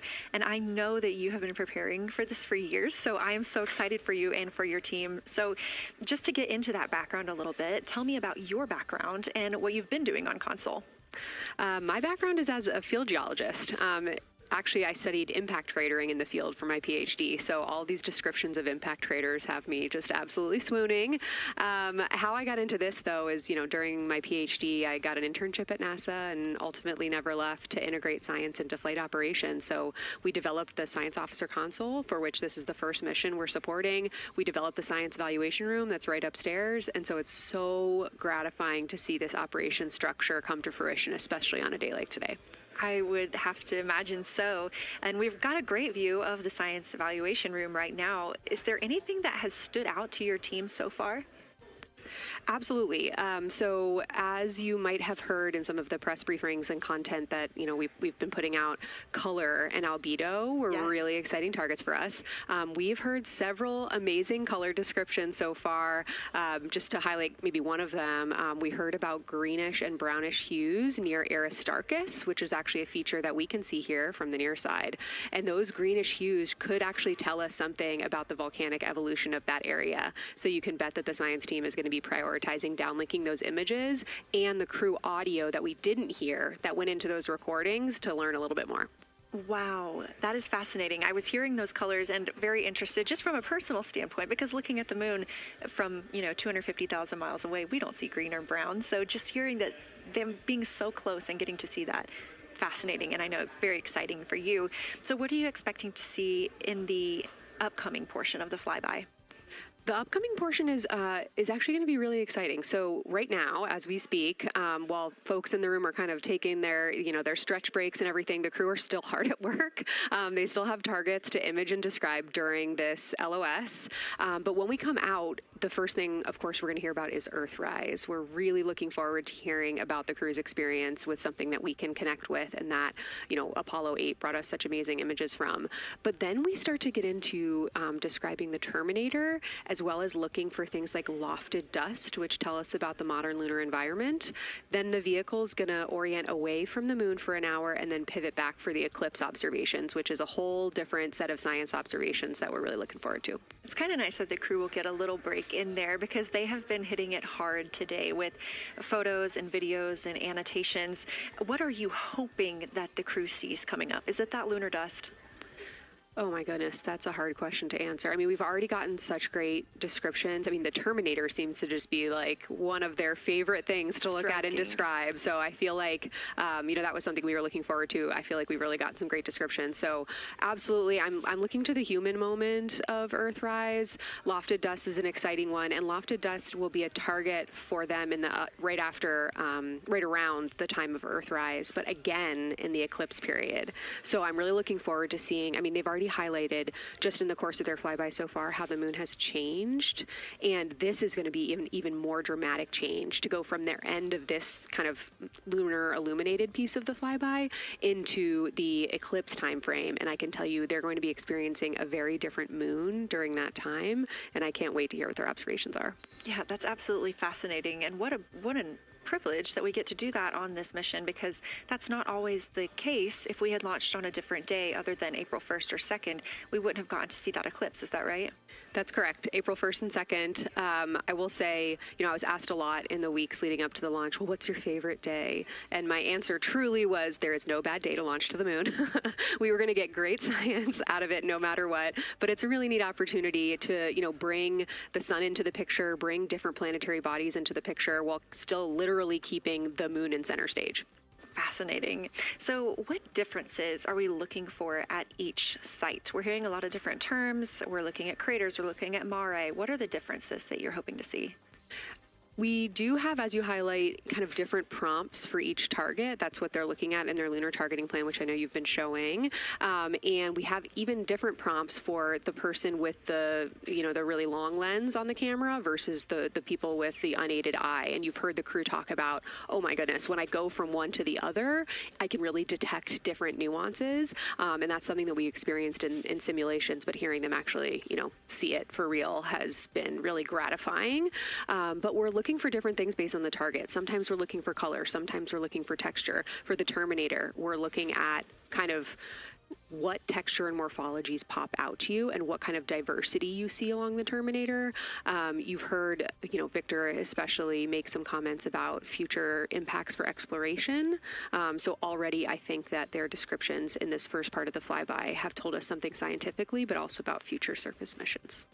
Well, it was so interesting to hear Victor talking about he was imagining in his mind's eye being down on the surface and walking around. That was very cool to hear. And when we're thinking about targets, I know some of them are determined based on the launch day because that determines the lunar illumination. So the ones that we're looking at today, how and why were these selected? Such a wonderful question. This really gets at at the heart of some of our really highest priority science questions.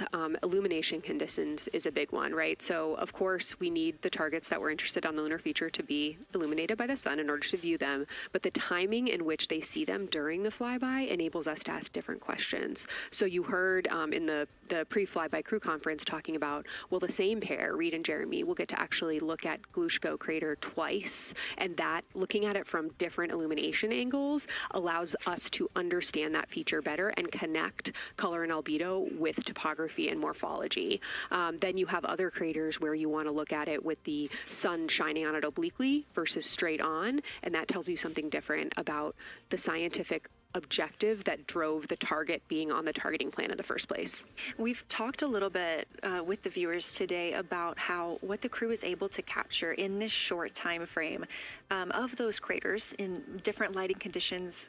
Could take years for something robotic to be able to do based on attitude maneuvers and where the sun is at. So can you just talk a little bit about the importance of having both the robotic operation and having the crew? Absolutely. We definitely don't want to minimize the impact of orbiting spacecraft. Lunar Reconnaissance Orbiter is the one that's often referenced. Data from LRO and its payloads have really been instrumental in getting us, frankly, to this point for Artemis II and future missions. But the human experience, the crew observations that we've already been hearing about, it is such a perfect complement to the orbiting spacecraft data because they are able to have this unique perspective. They are far enough away where they can make these contextual observations. You've already heard it. How many times have we heard the crew and their science sit reps say, if I track this feature from all the way up here in the northern hemisphere down to the southern hemisphere, here are comparisons I can make. That right there is not something we had the ability to do with the Apollo missions, and it allows just literally in the blink of an eye to synthesize observations that it would take, a really significant effort to coordinate with different orbiting platforms, and they're making it like that. Wow. It has been very, very exciting to hear all of their calls so far. And so I've heard they were able to capture every single target so far too. Is that correct? I think that's correct. And I think it's important also to remember that, and I know the science team is anxiously awaiting this, we've been hearing from the crew members who are not at the forward windows, right? Those crew who are, really in the thick of the observations, they are recording minutes-long observations per target on their crew tablets. We will be getting those down starting here in a couple hours, and that's going to contain really meaty science information that we haven't heard live yet, and that's going to form the basis of my conversation with them tomorrow morning, where we're going to have a really deep dive into the science and absolutely nerd out about what they were able to do today. One of the most gratifying things for me today is hearing multiple crew members say, thank you for putting the discussion times in the targeting plan, because when we have had the ability to put multiple brains on a problem, we have elevated each other. And I'm looking forward to them, sleeping on it overnight and then us actually being able to really, truly have an elevated science discourse tomorrow. Well, we're looking forward to it too, and I cannot wait to hear everything that you guys get to learn overnight from some of those audio recordings and just everything that they'll be able to share tomorrow. So, Kelsey, I know you are very busy. You've done a great job today, and thank you so much for joining us for this interview. Thanks for having me. It's such an exciting day. We are now expecting acquisition of signal in about 24 minutes. As a reminder, the Orion spacecraft has flown around the other side of the moon, where they are out of contact with our deep space network.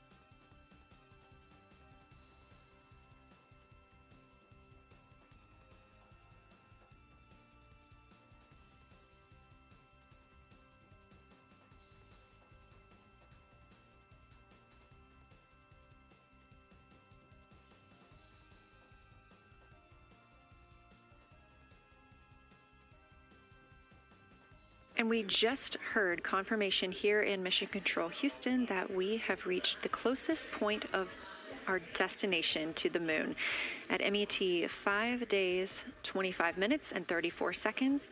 And we anticipate the spacecraft's altitude is approximately 4,067 statute miles above the moon.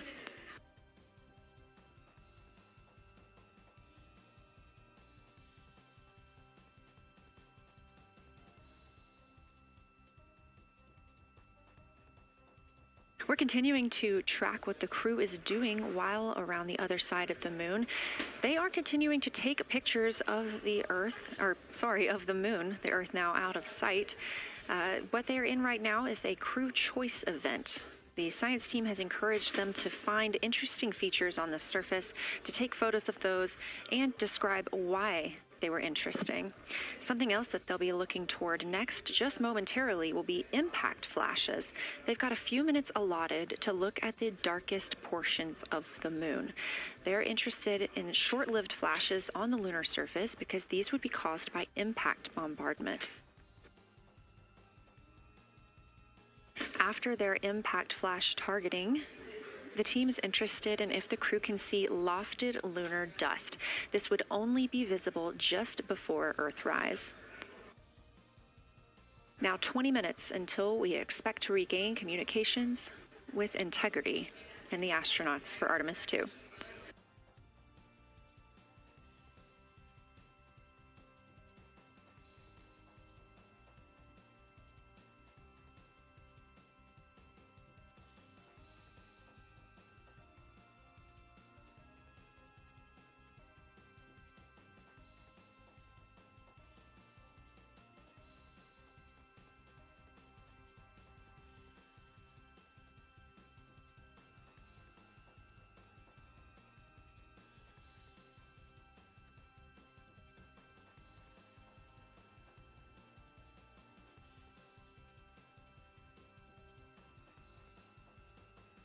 We're live in Mission Control Houston at NASA's Johnson Space Center, but there's a team over 750 miles away also monitoring today's operations. And of course, just like us, they are in LOS, or loss of signal, with the spacecraft. This is LUCA, the Lunar Utilization Control Area, and it's joined by LISA, the Lander Engineering Support Area, which are twin control rooms that will support missions and operations in lunar orbit or on the moon's surface in real time at NASA's Marshall Space Flight Center in Huntsville, Alabama. The LUCA and LISA are right next to each other and just a short walk away from the SLS Engineering Support Center, which is used during launch, and the POIC, where science on the International Space Station is monitored. LUCA primarily supports Artemis science operations, while LISA will provide engineering support for landing astronauts on the moon. During this mission, Artemis II, teams in the LUCA will use the facility to support first-of-its-kind science operations to better understand the deep space effects of microgravity and radiation on the crew's physiology, immune systems, and ability to complete various tasks. The data from these science operations will inform future crewed flights to the moon. For future crewed missions to the moon, members of the NASA Human Landing System Mission Insights Support Team, a group of engineers, safety leads, flight operations experts, and technical authorities, will work in the LISA. There, they will monitor lander systems in real time and be involved in key decision-making processes throughout the mission. Teams are using the LISA during Artemis II to observe mission operations and using the opportunity to inform and prepare for future crewed landings to the moon's surface.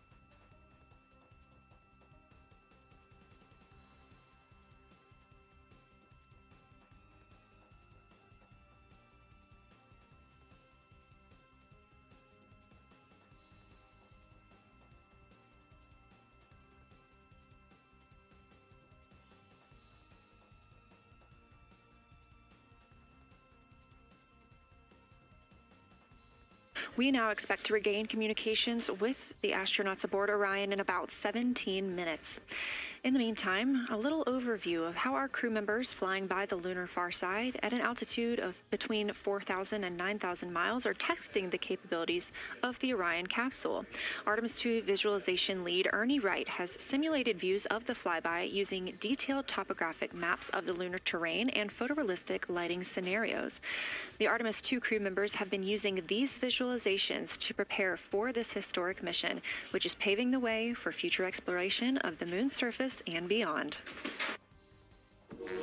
So the most exciting thing to me about Artemis II is just the return to the moon. We haven't been there in 50 years. Human eyes are going to see parts of the moon that haven't been seen by anyone before. It also recommits us to exploring the solar system in a way that we haven't in a long time. And I think it provides an opportunity for younger generations to understand the excitement of doing that kind of exploration.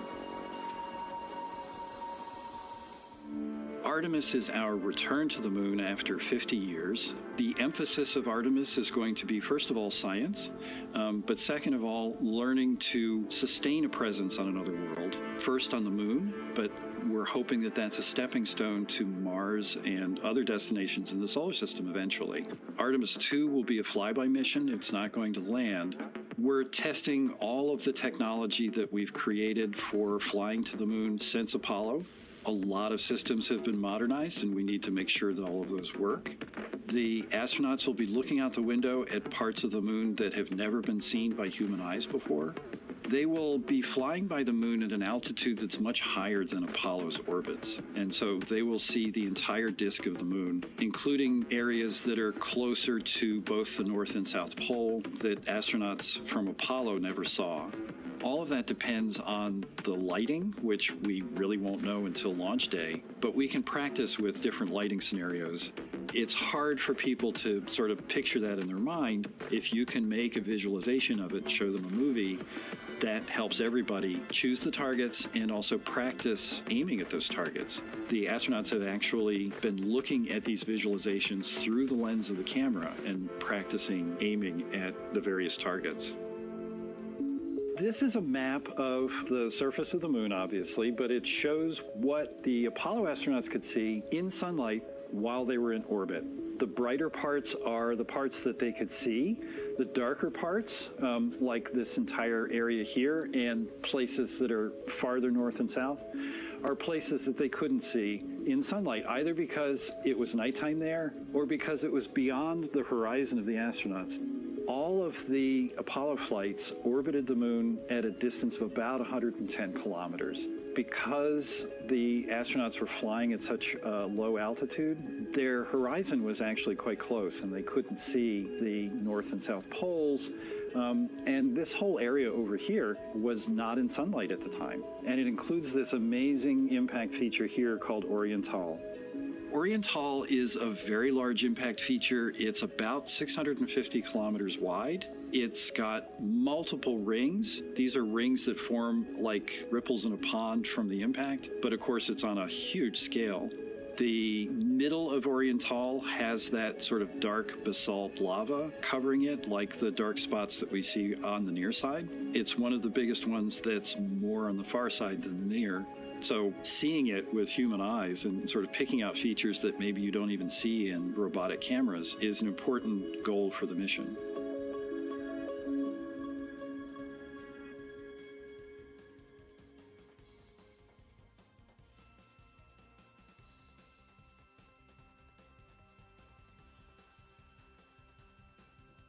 This live view in the Science Evaluation Room, or the SIR, here at Johnson Space Center in Houston, Texas, just down the hall from where we're at in the Artemis Mission Control Room. Teams continuing to monitor the flyby.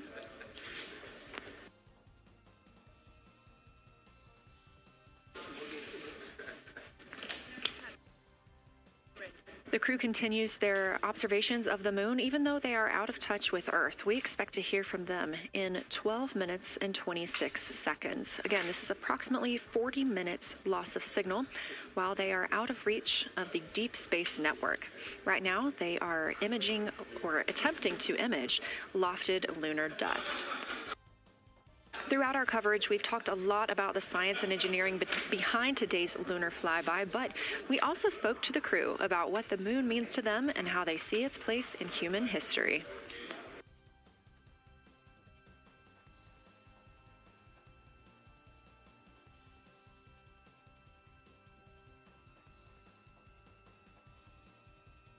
I remember being a little kid lying in bed at night and just looking out at the moon and whatever phase it was in, I was thinking, man, my friends that live like 20 miles away, they can probably look out and see that same exact moon. And then when I was in the Navy and I would look out at the moon and I'd be halfway around the planet and I would think, man, my brother can see that moon where he is and he's halfway around the planet from where I am. And it's a connection of life on Earth. We can all look up and see that moon. It represents history. It is a witness plate. Everything that's ever happened to the moon is still written on the moon. There's no processes of wind or change in the Earth, geologic processes like we have here that change it. And something that's been telling and can read out the story of its own evolution, there's something beautiful about that.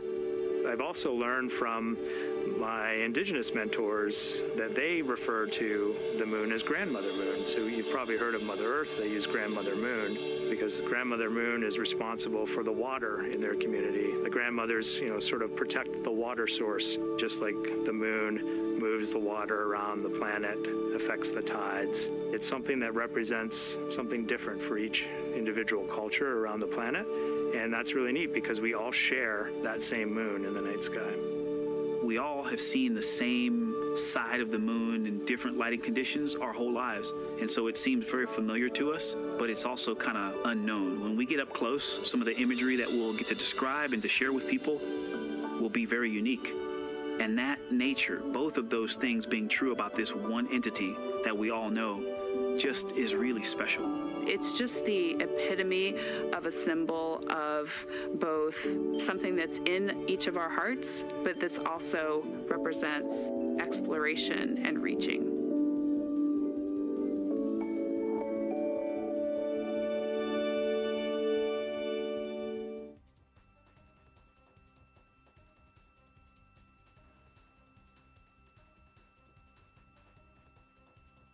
You're looking at a live view inside Artemis Mission Control here at Johnson Space Center in Houston, Texas. We are currently out of contact with the Artemis II crew. This was a planned, or not really a planned, but a tracked loss of signal that occurs when the crew flies behind the moon. We use the Deep Space Network to communicate with the crew, and when they are behind the moon, they are out of reach of that Deep Space Network. And when you consider our nonstop communications during the time in which we live, this is even more striking. For the Artemis II crew, they're only currently communicating with each other. Now, we expect to regain those communications in under 9 minutes from now, and we also are hopeful for a view of Earthrise. Despite being out of communication, the crew is continuously capturing imagery of their predetermined lunar targets.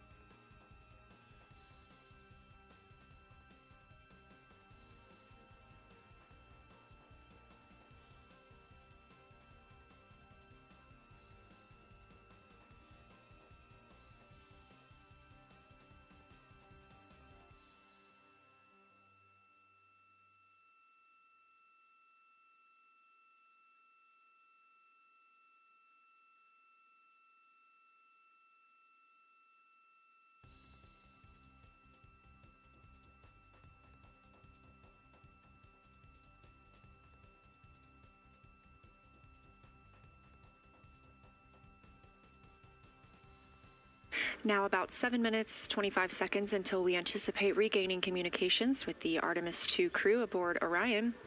In the meantime, Artemis II lunar science deputy lead Marie Henderson is training trained these astronauts to capture and document their views of the lunar surface for all of us to enjoy back here on Earth. I cannot wait to hear their voices when they get to the far side of the moon and I can hear them talk about seeing the moon out their window. I try to imagine it now and just like tear up thinking about it. Ooh, now I gotta hold on a second.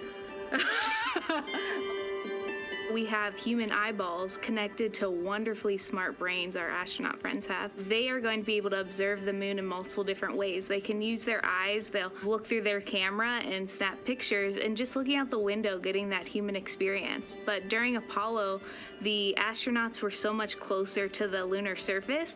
Our astronauts are going to be doing a flyby at a higher altitude, so they're going to be able to see the whole moon as a lunar disk on the lunar far side. That's a brand new, unique perspective that humans haven't been able to look at before. We are doing a lot of lunar geography training with them.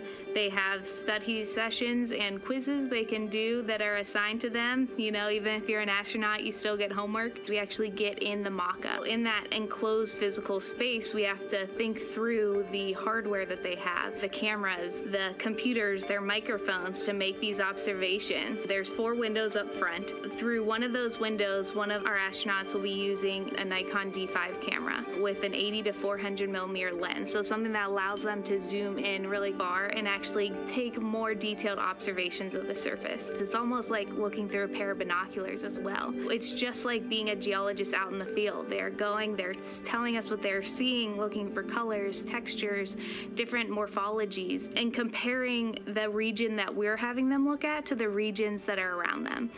We have a science team that is planning the targets that are going to be observed, putting them all on the timeline of how they're going to be observed, and then taking the first look at the data when it comes down. The Apollo astronauts were only on the moon for 300 hours total, and they only went to the equator. That's like going to places that were safer landing sites, and they only saw so little, 300 hours total. And so we have so much more to explore and so much more to learn, and we are the beginning of the next generation that gets to start being a part of these discoveries.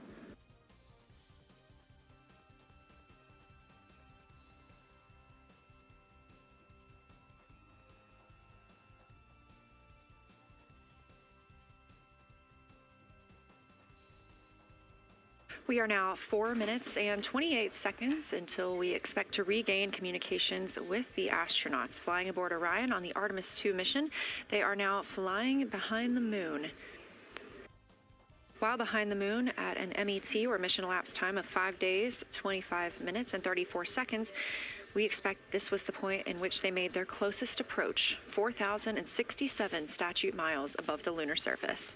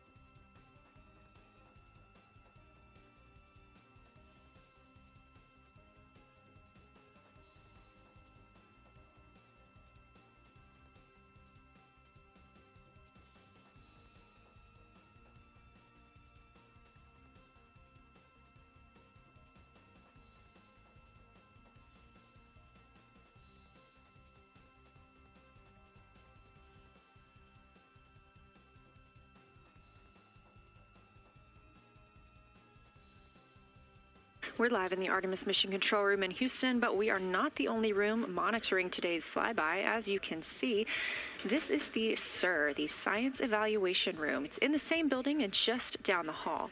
It's a multidisciplinary science team supporting the Artemis II crew in real time, including experts in lunar geology, impact cratering, volcanism, polar science, imaging, and visualization.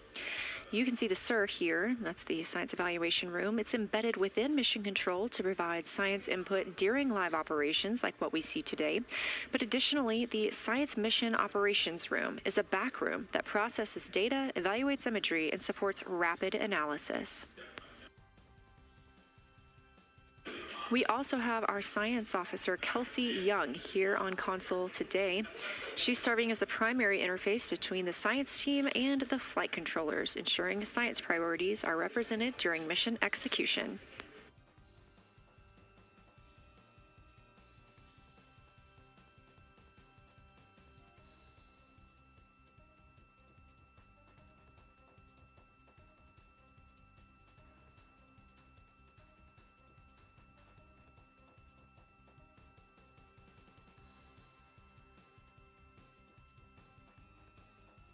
Coming up on 1 minute and 36 seconds until we contact Orion.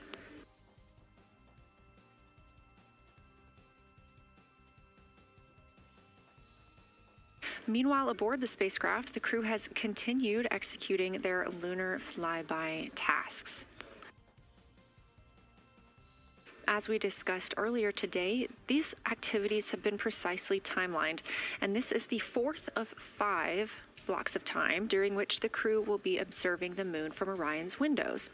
At this time, pilot Victor Glover and mission specialist Christina Cook are observing the moon at windows 2 and 3. One crew member is in window 2 with a blue shroud over the window, taking photos and using an 80 to 400 millimeter zoom lens, while the other astronaut is in window 3 using their portable computing device, also known as a PCD, to make annotations. And both of those crew members are making audio recordings of what they are seeing. They are wearing headsets connected to their PCDs, and those audio recordings are being sent to the science team tonight. We are not hearing those live. However, we have been hearing quite a lot of great descriptions from the crew who have been serving as the support. Right now, the support team members are Reed Wiseman and Jeremy Hansen. Those team members are providing science sit reps, situation reports, calling down a few times each hour to discuss what they're observing. And even though we're out of contact with them right now, they are still conducting those science sit reps as they'll be available once they come back around the moon.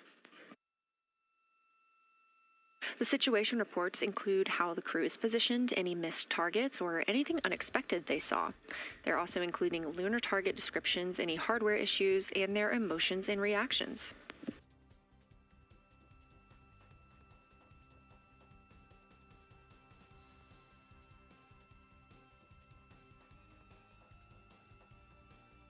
Again, we are standing by to acquire signal from the Orion spacecraft.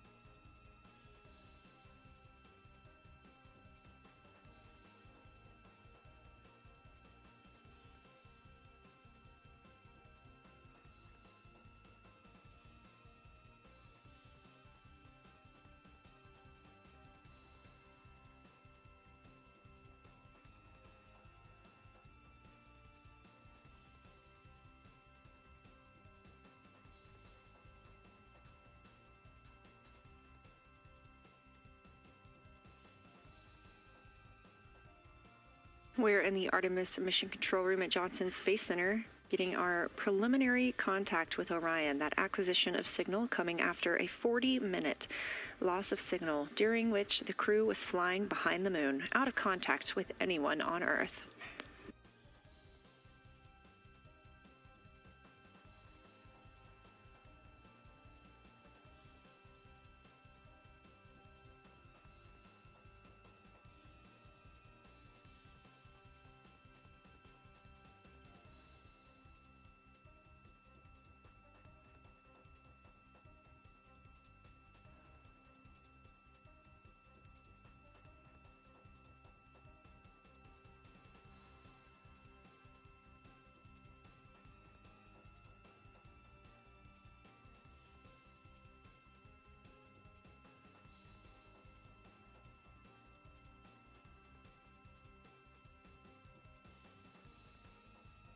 We are getting our first views from Orion after the loss of signal. Orion has come back around the other side of the moon, and that little crescent that you see is Earth, over 252,000 miles away.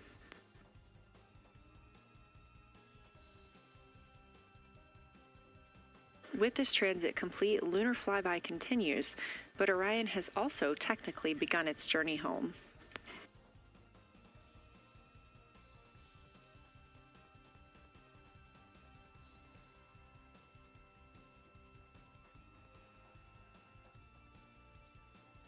Right now, the crew are getting a few moments to enjoy and take photos of Earthrise for themselves, and we expect to contact them shortly.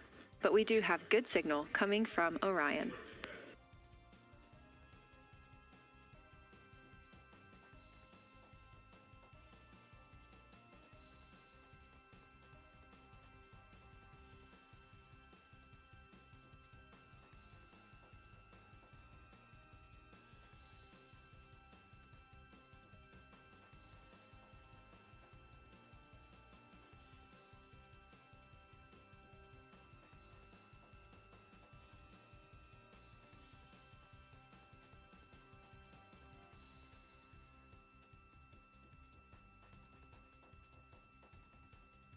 This view from inside the Orion spacecraft, all 4 astronauts now back on the other side of the moon and in contact with us on Earth. Their tasks for lunar flyby did not stop as they went behind the moon and out of contact with us. We anticipate during that time they were attempting to image some impact flashes, short-lived flashes on the lunar surface, which would be caused by impact bombardment and potentially even lofted lunar dust. Right now, of course, they are getting pictures of Earthrise. After this target, they will get a short observation break. It's about an hour long, actually. Houston, integrity, comm check. Integrity, we have you loud and clear. How many?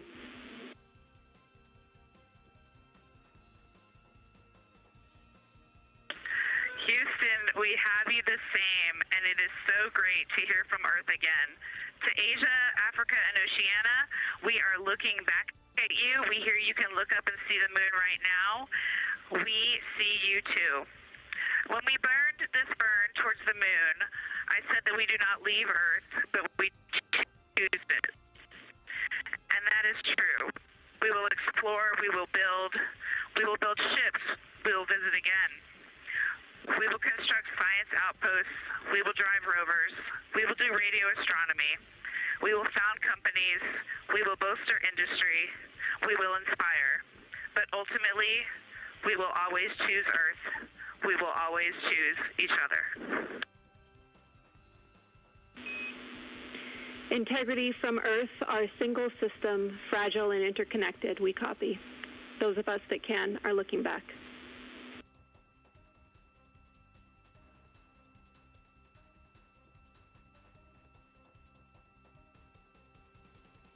We are happy to say we copy.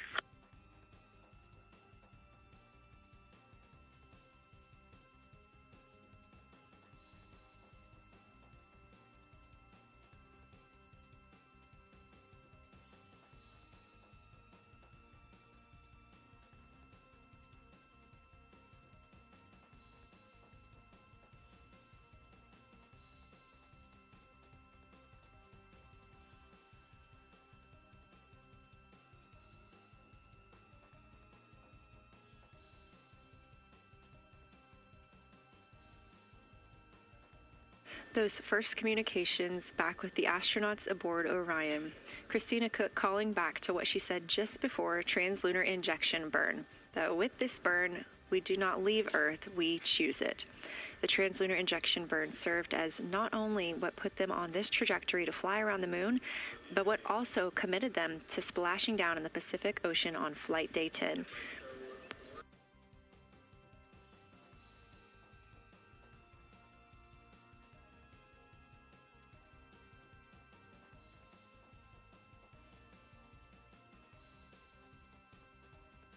At this time, the crew is entering an observation break. We expect this to last about an hour, and it's probably a welcomed break following their very, very busy day taking pictures, making annotations, making audio recordings, and communicating all of the wonderful things that they are seeing on the moon. This observation break is also partially due to the fact that we will be entering an eclipse later. This will be the first solar eclipse that humans have seen from the moon. The astronauts will need to wear eclipse glasses for the first 2 minutes until the sun is completely covered by the moon, and then they have additional targets that the science team is hoping that they will photograph. We will have communications with them during that eclipse time frame. Because of that eclipse, Orion's attitude must be changed right now so that its solar arrays are in the sun. This will help it charge the batteries needed to power it through that eclipse time frame. This view on your screen is a visualization. The spacecraft now 4,224 miles away from the moon, and that number will now continue to grow, while the number of distance from Earth, 252,699 miles, will continue to shrink all the way until our crew is back home.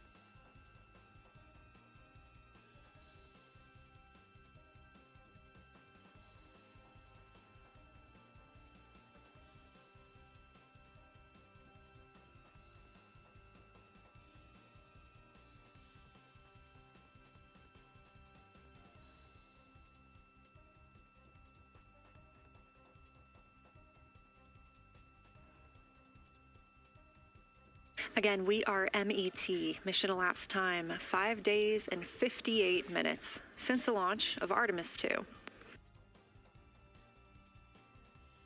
We have reestablished communications with the crew and the Orion spacecraft, now entering a little bit of a break while they are out of visibility, or the moon is out of their visibility.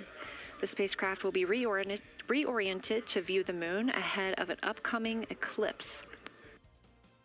This current attitude maneuver helps charge the solar arrays and batteries aboard Orion that will power them through the eclipse.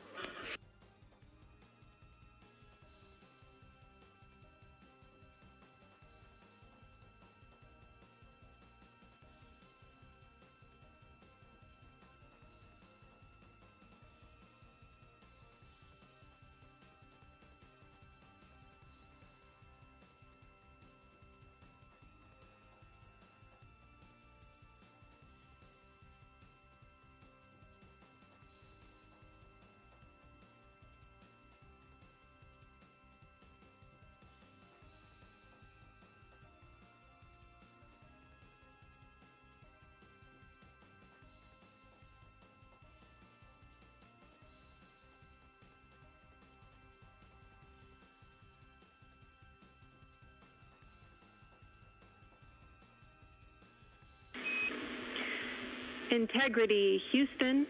In mission control, all of your flight controllers and your flight director have flipped their Artemis II patches around. We are earthbound and ready to bring you home.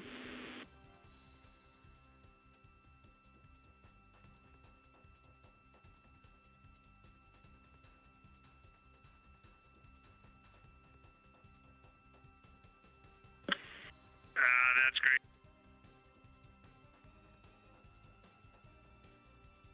See the light of day as we head back to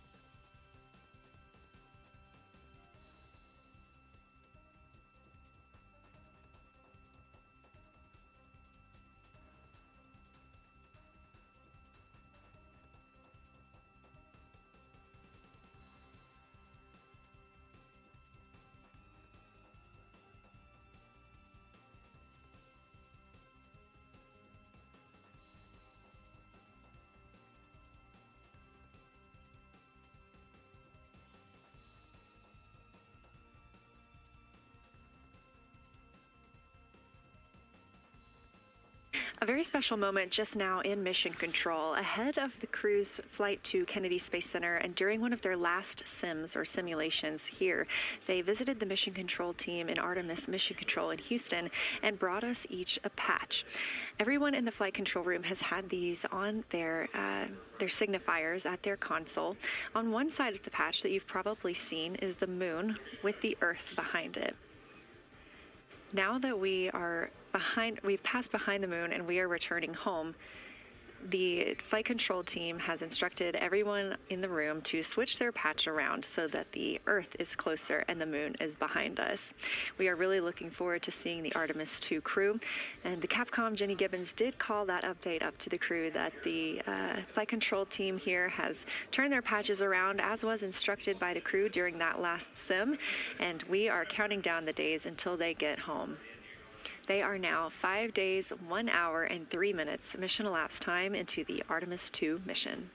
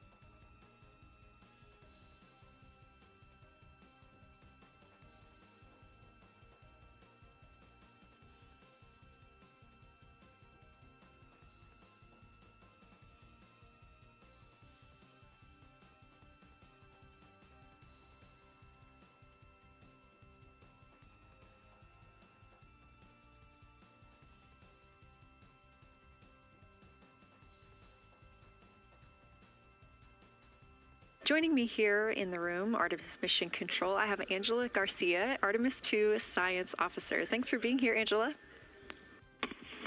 It is an honor to be here. What a day. Everyone's been buzzing. I can't contain myself. So it's been a really awesome day. So you're sitting on console at the science console now. Have you been in the SIR earlier today? There's a lot going on. So I went here first, and then I'm going to go there after. Clear, Houston.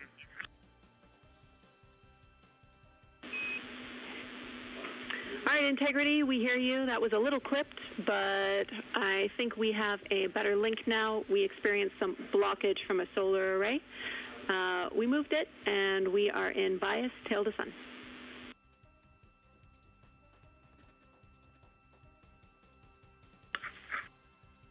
Okay, Houston, you're coming in loud and clear, and copy, we're in bias tail to sun now.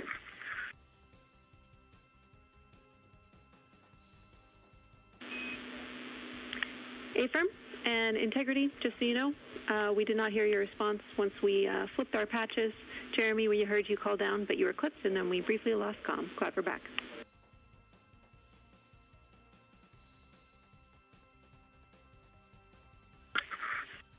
Okay, copy that. We were just excited that we got to share in that you, the MER, and Mission Control have flipped your patches around, and that side of the patch is getting to see the light of day. Thanks for sharing that with us. Our pleasure.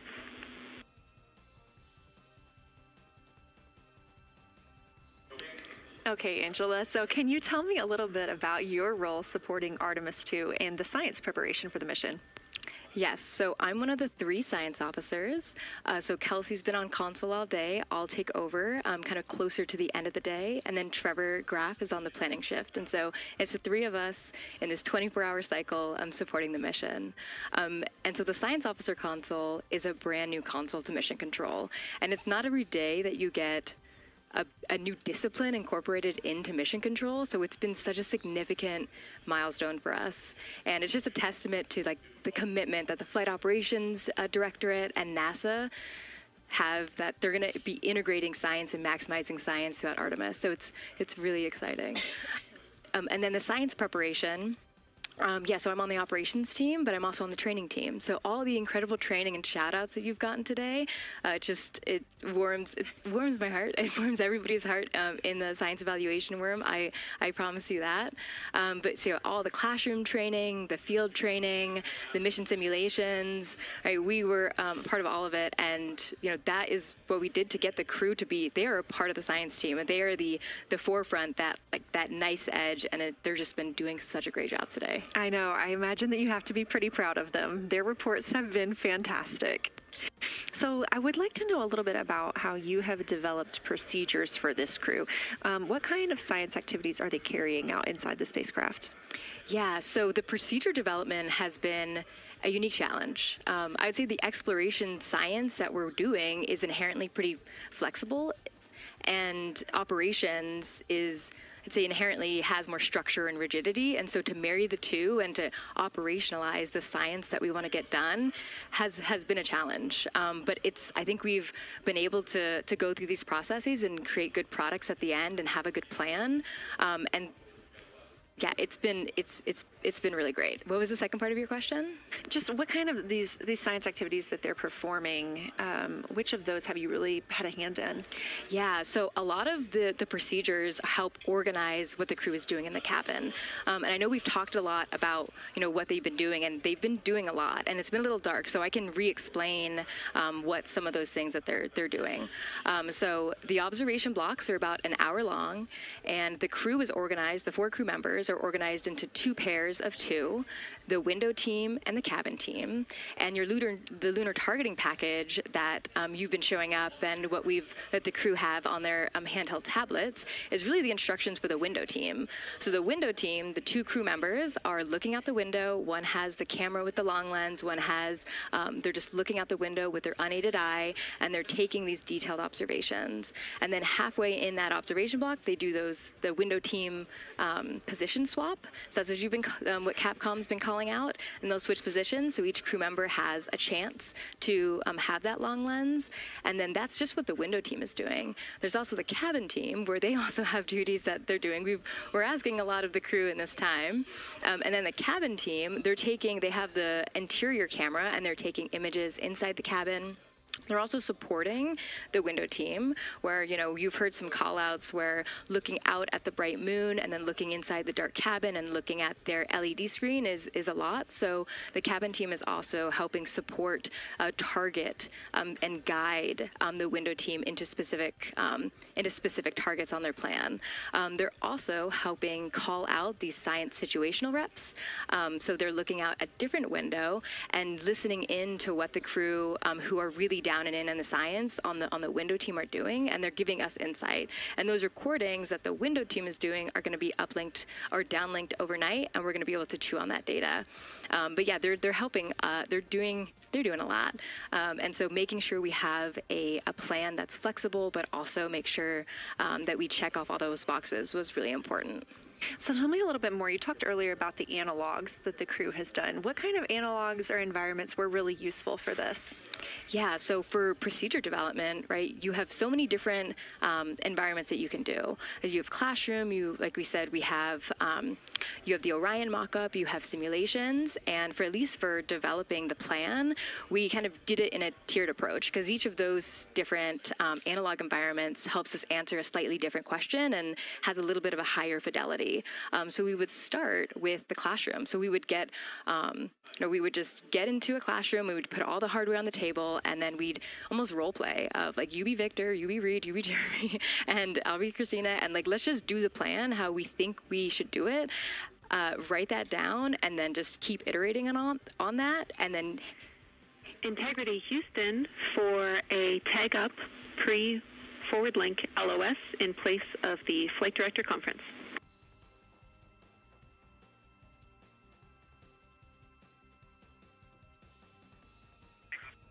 Okay, Jenny, we're ready. All right, right, crew, I'm going to roll through a couple of topics here. The first two are for timeline. First of all, read for your toilet maintenance. It is a shortened toilet maintenance where you do not have to do the oxone changeout. That portion of the procedure is canceled. Victor, you have an HHP stop activity on your timeline. We need you to perform that as scheduled for bandwidth reasons. For your next portion of the flyby, in particular the eclipse, we want to remind you that you can take off the eclipse glasses when the sun sets and you are simply looking at the corona. And then finally, for the D5 with the long or zoom lens, which is set for solar corona, we want to remind you that when you are capturing Earth shine, you will likely have to adjust the exposure. That's all I have for you. Let me know if you have anything for us.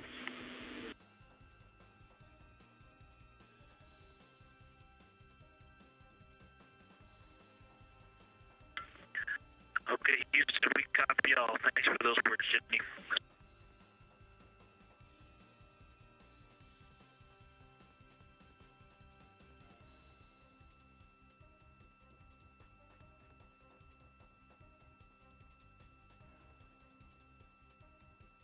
All right, just a quick call up to the crew ahead of a forward link LOS, meaning that we won't be communicating with them, but we will be receiving their communications and data during that time frame. So, Angela, we were talking about analog environments. You were telling me about the classroom and getting in there and pretending who's Victor, who's Reed. Tell me more about this. Yeah, it works pretty well. So you're going to do the plan how you expect it to be, and then once we finalize that plan, we'll give it to a completely new group of people and have them practice it. And then they'll be like, these steps don't make sense. And we'll reiterate on it over and over. Then we'll take it to a higher fidelity environment like the Orion mock-up, and we'll do the same thing because that volume is smaller, the window placement, their seating, what things have we forgotten with this addition of this environment. And then once we reiterate on that, we'll take it then, we'll give it to the crew and have them execute off of it during mission simulations. That's the highest fidelity that we can do before we send it to space. So this is the first time we've had to do this because we're a brand new console, and it just sparks so many neurons of like, how are we going to do this for surface missions and integrate this in so many different ways. So excited to have kicked off this process, but there's so much more to come. Fascinating. And I think it was really well thought out too, because each crew member gets an opportunity to do each task. And so you're getting different perspectives and different insights from each crew member, maybe even about the same target, but something that one person sees could be completely different than something another person notices. So we also know that Artemis II has traveled. They're now on their way home, but they traveled farther from the moon than the Apollo missions did. So what makes that vantage point scientifically interesting? Yeah, observations are so fundamental in the scientific toolkit, particularly observations from different perspectives, different scales, and with different techniques. And so for this, so we really tried to make the plan to optimize those. There's pros and cons for all those things for this mission. So we really just focused the plan to have all those pros. So in terms of scale, this zoomed out scale, you can learn different things. This different perspectives. So their perspective, as Kelsey talked about, photometry around when they orbit the moon. And then also just their different the different things they're able to observe. So yeah, let me talk a little bit about scale, because I think observations at different scales, you can gain a lot of different information. So like, for example, if you were an astronaut on the surface looking at a rock, and you describe at this micro scale. So in training, we kind of talk about observations from micro to macro, or from outcrop to orbit. So looking at, a rock at this scale, you can describe its components, you can describe what it's made of and its colors and its minerals. And you're like, okay, and this rock came from this boulder, and it's this part of this boulder, and these are the different things that I'm observing around. It gives me context to this sample. And then you zoom out a little bit more, and you're like, okay, well, I can see that this boulder came from, it rolled from this mountain ridge, or this high ridge feature. And then because I can see the trail that it came from, okay, now let me describe this ridge and, different parts in it and maybe other boulders that I'm seeing. And then you zoom out further of the orbit scale and you're like, this ridge is a part of this larger crater. So all of those different steps give you different information. And so that's why observations at these different scales and these different perspectives are so important. So this zoomed out kind of far view is this full lunar disk view. It's the full lunar on Earth, we see the full lunar disk as well, but now we're able to see it on the far side, and we're able to see it, all at the same time, which enables the astronauts to compare very quickly to different parts of the surface. And the color particularly is very compelling because you can just be able to very quickly compare from 3 different regions. Is it in the same family? Is this actually a little bit different? Compare that to what they see in their orbital data that they have access to on their portable computers, and really just be able to tease out that nuance and information. Yeah, we heard them make a lot of those connections today, and especially the color. We talked with Kelsey about this a little bit, just how exciting it was to hear the browns and greens and things like that. I cannot wait to see those pictures. Yeah. So one last question. We are coming up on the last lunar flyby observation block, and this is when we are going into a solar eclipse. So can you tell me what you're interested in the crew learning during that time frame? Yeah, so the data set, so yes, there's so many things. How to pick one. So I'd say the thing that I'm most interested in seeing is some of their annotations that they're taking.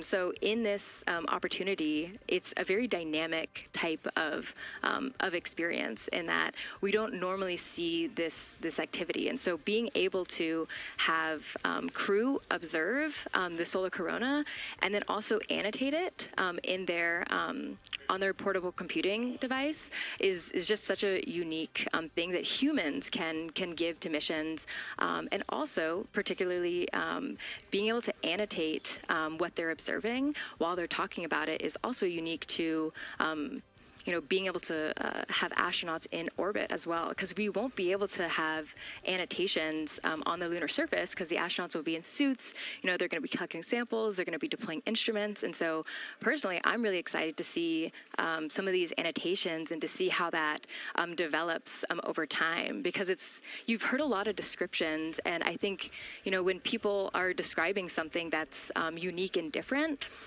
you can interpret it differently.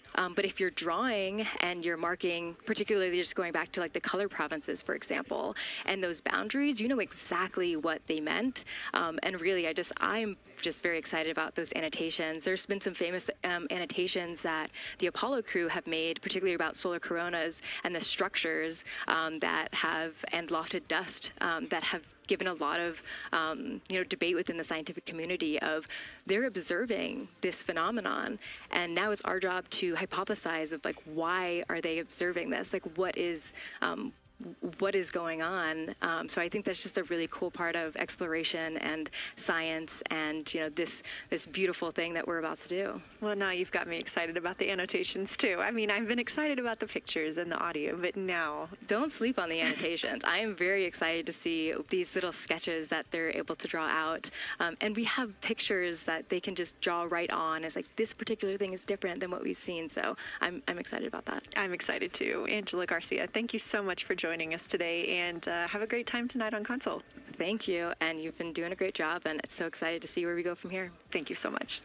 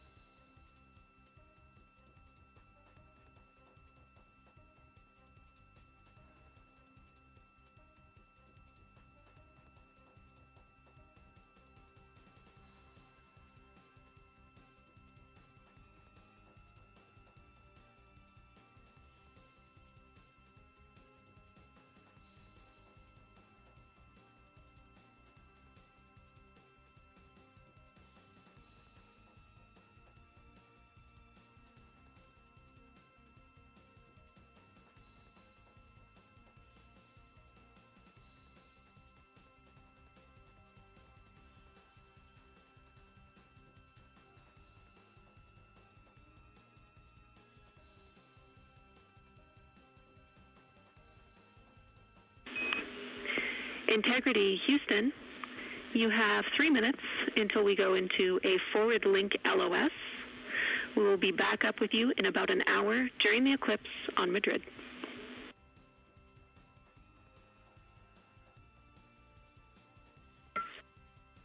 Thanks for the heads up. Look forward to seeing you on the other side. Likewise.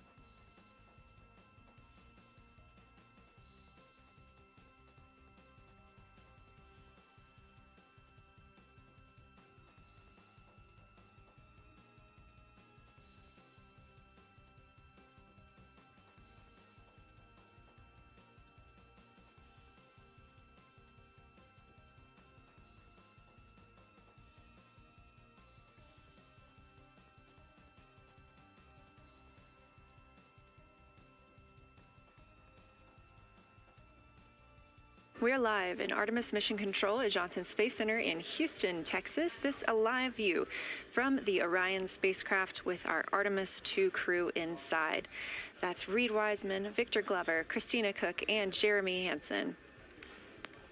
We are still live for our lunar flyby coverage. The crew is in a short break while the spacecraft is pivoted away from the moon. We are going to be going into a solar eclipse. This is the first time anyone has ever seen a solar eclipse from the moon. So it's going to be a unique vantage point for our crew. But ahead of heading into that solar eclipse, we need to charge the batteries on the Orion spacecraft. Therefore, we have positioned the solar arrays into the sunlight to allow time for those batteries to charge. We will get back pointed at the moon just in time for that solar eclipse. We are also in a forward link LOS. What that means is essentially we cannot send calls or commands to the crew right now from the ground. However, we clearly get all of their data and communications. The spacecraft is now 4,632 miles away from the moon, and that number will only continue to grow as the distance from Earth shrinks, now 252,523 miles away. Our closest approach to the moon today was approximately 4,067 statute miles in altitude. Our maximum distance from the Earth is suspected to be 252,756 statute miles. Both of those moments came while Orion was flying in their loss of signal time frame behind the moon. The crew also set that new record today, beating the Apollo 13 record of distance from Earth. This is an animation or a visualization that you can track anytime, day or night, by visiting nasa.gov/track Artemis. This shows you how the spacecraft is positioned as well as their distance and velocity, now traveling 930 miles per hour.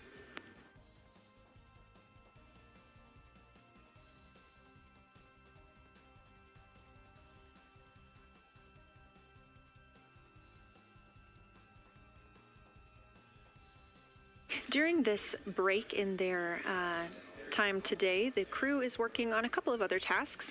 Some of those include their National Geographic timeline test. National Geographic was selected through a competitive process by NASA to help tell the story of Artemis II. So you've seen the crew with some GoPros inside the cabin, taking videos and pictures, and with other cameras as well. National Geographic plans to leverage its portfolio of media assets, including magazines, social and digital content, and television programming for engagement opportunities. Throughout the flight, the crew has been timelined a little bit each day to film from a shot list provided by National Geographic, and that includes their morning routine, talking with their families, exercising, and just their overall thoughts about the mission. And I cannot wait to see that footage.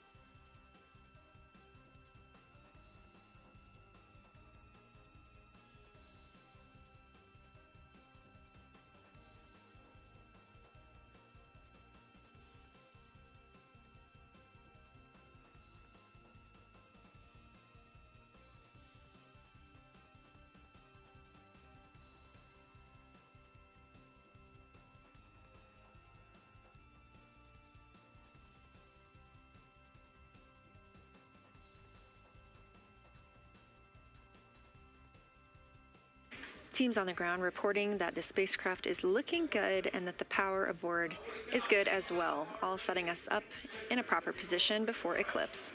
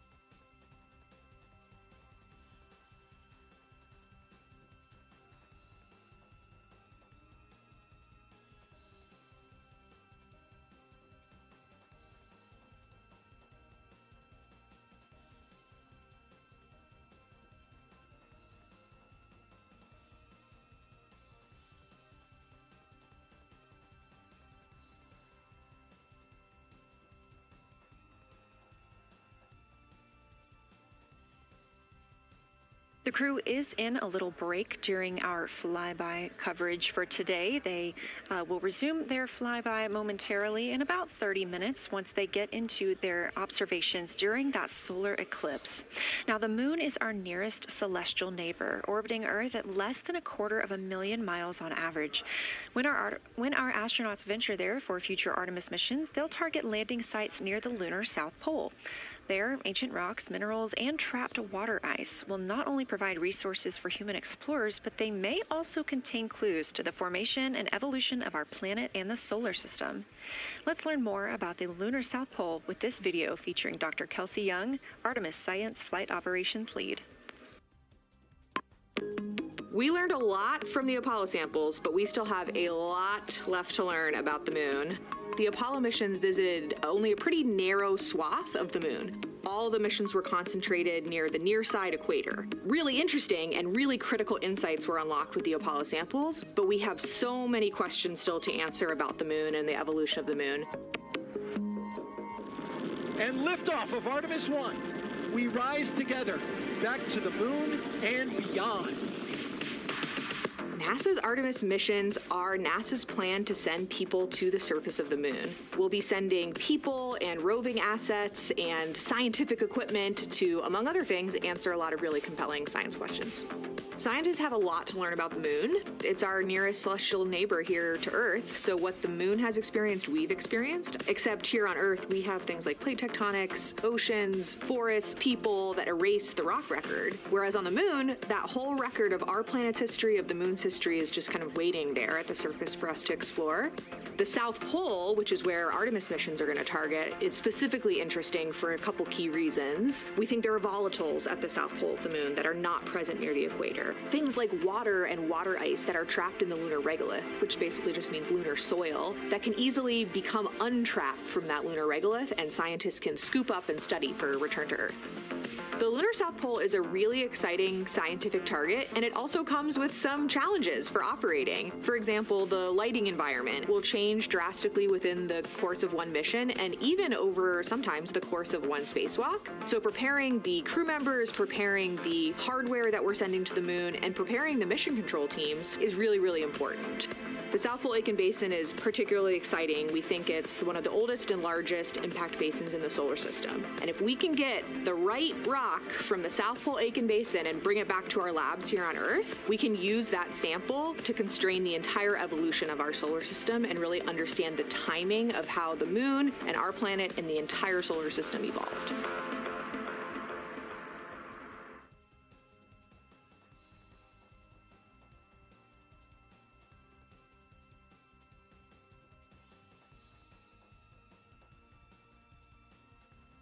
You're looking at a live view aboard the Orion spacecraft of the Artemis II crew, working in the middle of one of their breaks, or really their only break today, during this lunar flyby period. Coming up next will be that solar eclipse.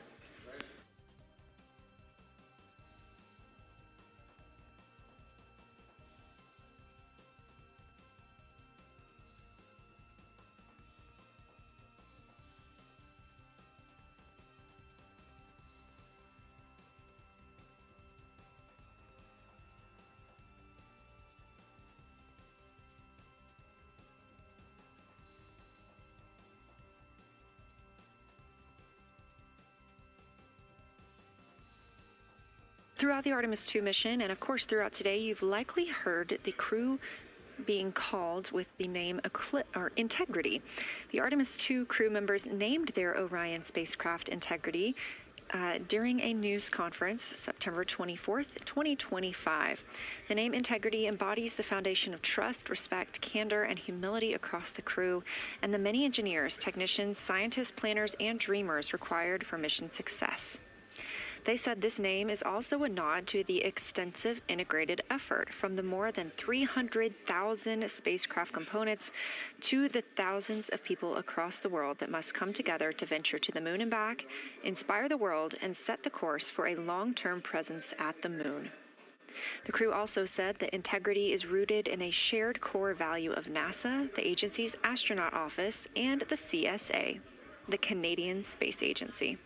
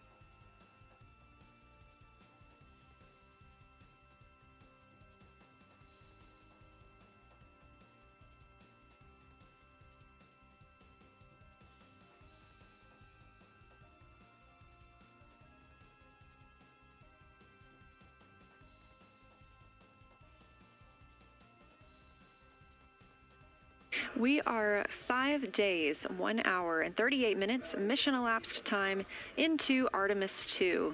In this view on the screen, you can see the crew starting to even look through some photos that they may have captured today.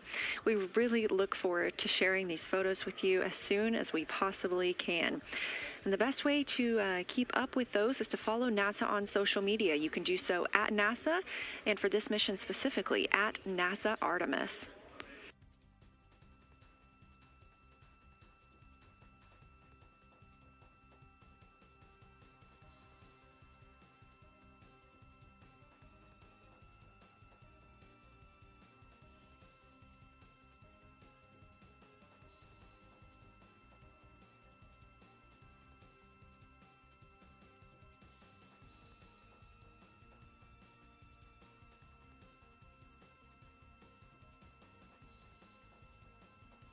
Again, we are in a forward link LOS, or forward link loss of signal with the crew, meaning that we're not able to communicate or send any commands to them right now as they were. This is a tracked event that occurs at times, but they could still provide communications down here to us, and we are obviously still receiving their video and their data.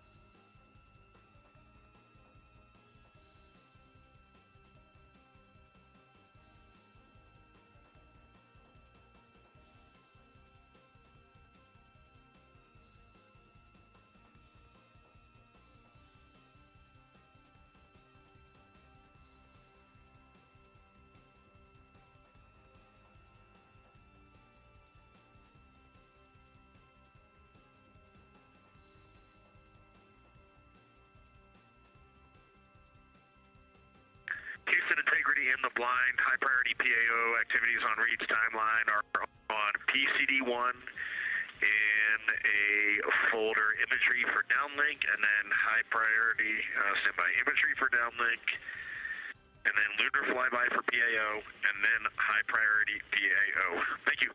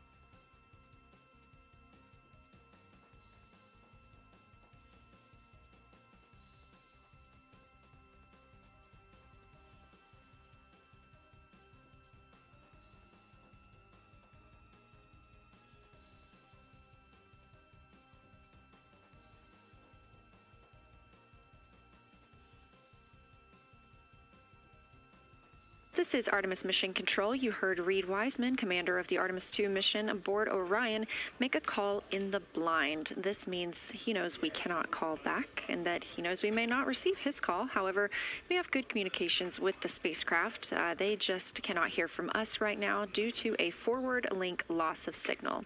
Again, we were tracking that this would occur, and we will regain that momentarily. But that call that came down from Wiseman mentioned some imagery, so we are very much looking forward to getting pictures taken from the moon today. Again, to see those images, make sure you follow NASA on our social media at NASA and at NASA Artemis.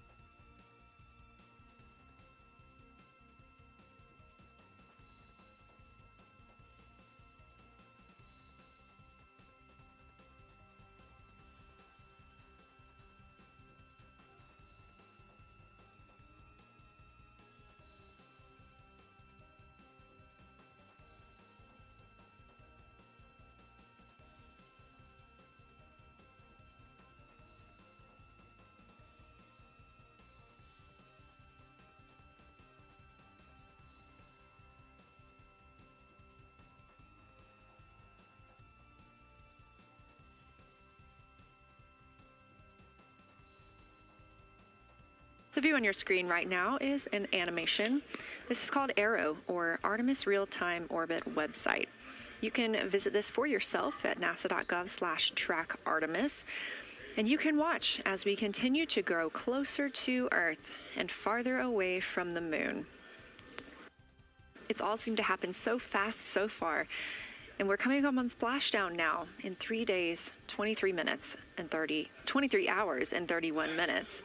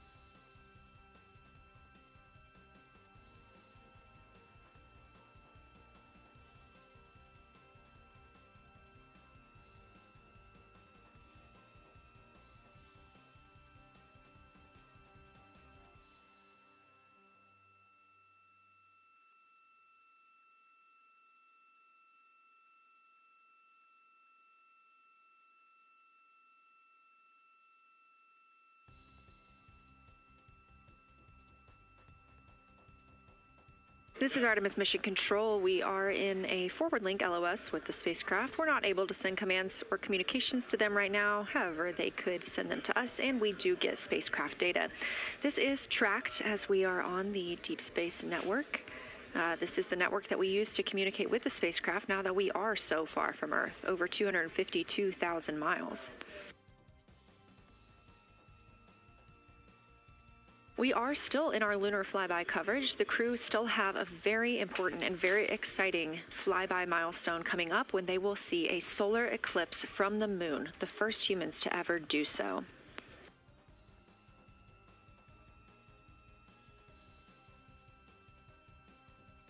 Something that we also have to consider when it comes to our missions and launches is space weather.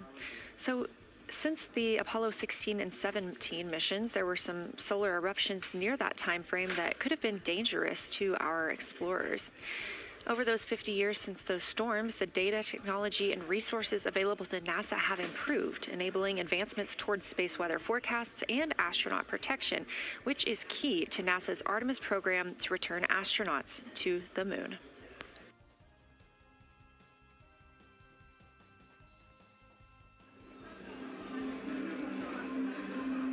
Across our planet, billions of people depend on the invisible networks that connect us to space. Every day, those networks are at the mercy of our temperamental sun and the space weather that it unleashes across our solar system. That's why NASA's space weather program tracks solar storms from the moment they erupt, modeling their paths, anticipating their impacts, and leading the research that the world's industries rely on. NASA's space weather research and modeling is driven by the needs of society and enables critical decision-making that equips pilots to reroute around high radiation areas, farmers to adjust GPS-based precision planting and harvesting plans, and power grid operators to mitigate the impacts of potential surges. For those exploring other worlds, NASA provides 24/7 space weather monitoring for Artemis crews at the moon and future Mars astronauts who may be exposed to dangerous levels of radiation during solar storms. Whether you're a pilot or a passenger, a farmer or a consumer, a power grid operator or energy customer, a satellite controller or GPS user, space weather impacts us all.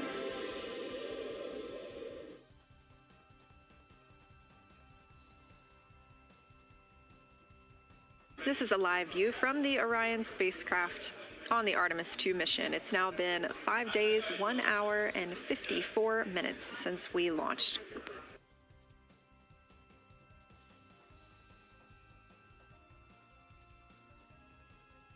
We are still in our flyby coverage, and the crew is on a short break right now as we have changed the attitude of the spacecraft to help charge the batteries aboard. We use the solar arrays to gather energy from the sun and store it in the batteries. That way, when we are not in the sunlight, we have those batteries to continue powering Orion. Now, we're doing so because the Artemis astronauts are about to experience a solar eclipse from their capsule. And this is a solar eclipse that no one else on Earth will experience. This eclipse is about 54 minutes, and to the astronauts, it'll look a lot like a total solar eclipse on Earth, except the moon is going to be huge compared to the sun, unlike when you watch one on Earth and the moon and the sun appear about the same size in the sky. We're interested to learn if they see the outer corona when the sun is fully obscured by the moon. And because of how big the moon will be from their perspective, the total phase of the eclipse will last nearly an hour. The astronauts will see a partial solar eclipse as the moon covers and uncovers the sun, which is before and after totality. So, much like us on Earth, they will have eclipse glasses so they can safely view that portion. The astronauts will also be using cameras to capture images of the corona during the eclipse.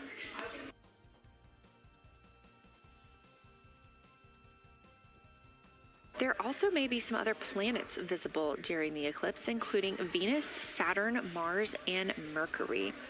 If they can identify what part of the sky they're looking at, this can help train future Artemis astronauts on what part of the sky they're seeing. This provides useful knowledge in challenging situations when they may need to rely on that information instead of instruments for navigation and orientation.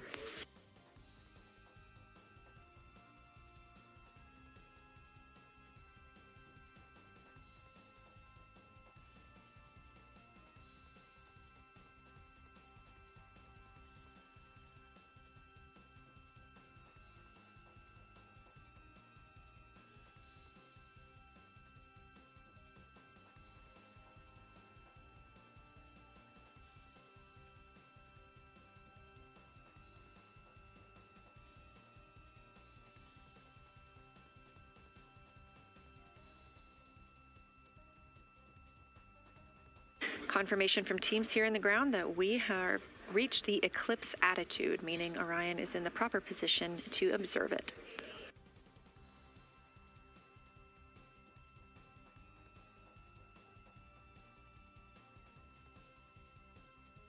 The astronauts' break during this observation period is now over, and we are resuming their lunar flyby observations.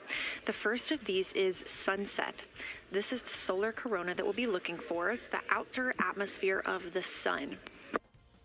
The science team is also interested in if the astronauts can see polar plumes. These are thin streamers that project from the sun's north and south poles. Additionally, they're interested in seeing if the crew can witness coronal loops. These are arcs close to the sun's surface.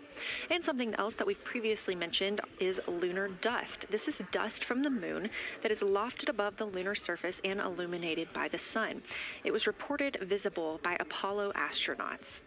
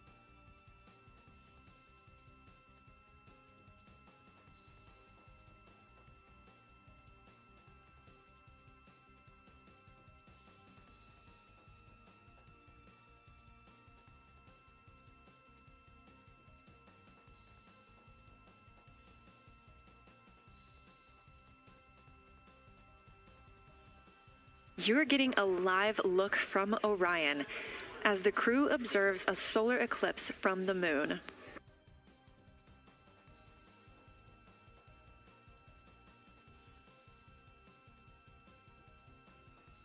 And this solar eclipse is only visible to the crew on the spacecraft. It's not visible to anybody on Earth.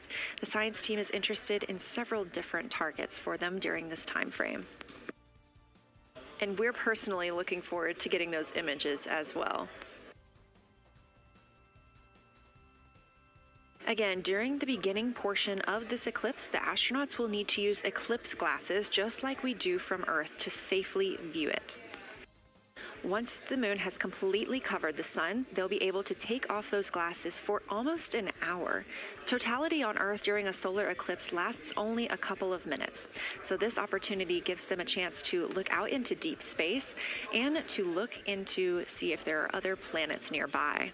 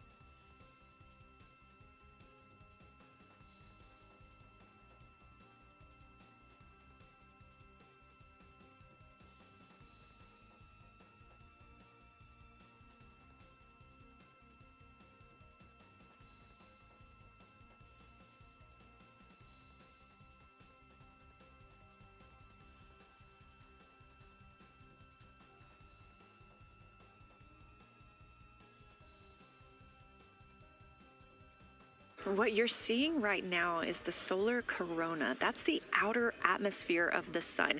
And the science team is very interested in any images that the crew can capture of this. They're hoping that they'll take pictures and describe the visibility, color, and shape of the solar corona as a whole and its substructures, those plumes and streamers.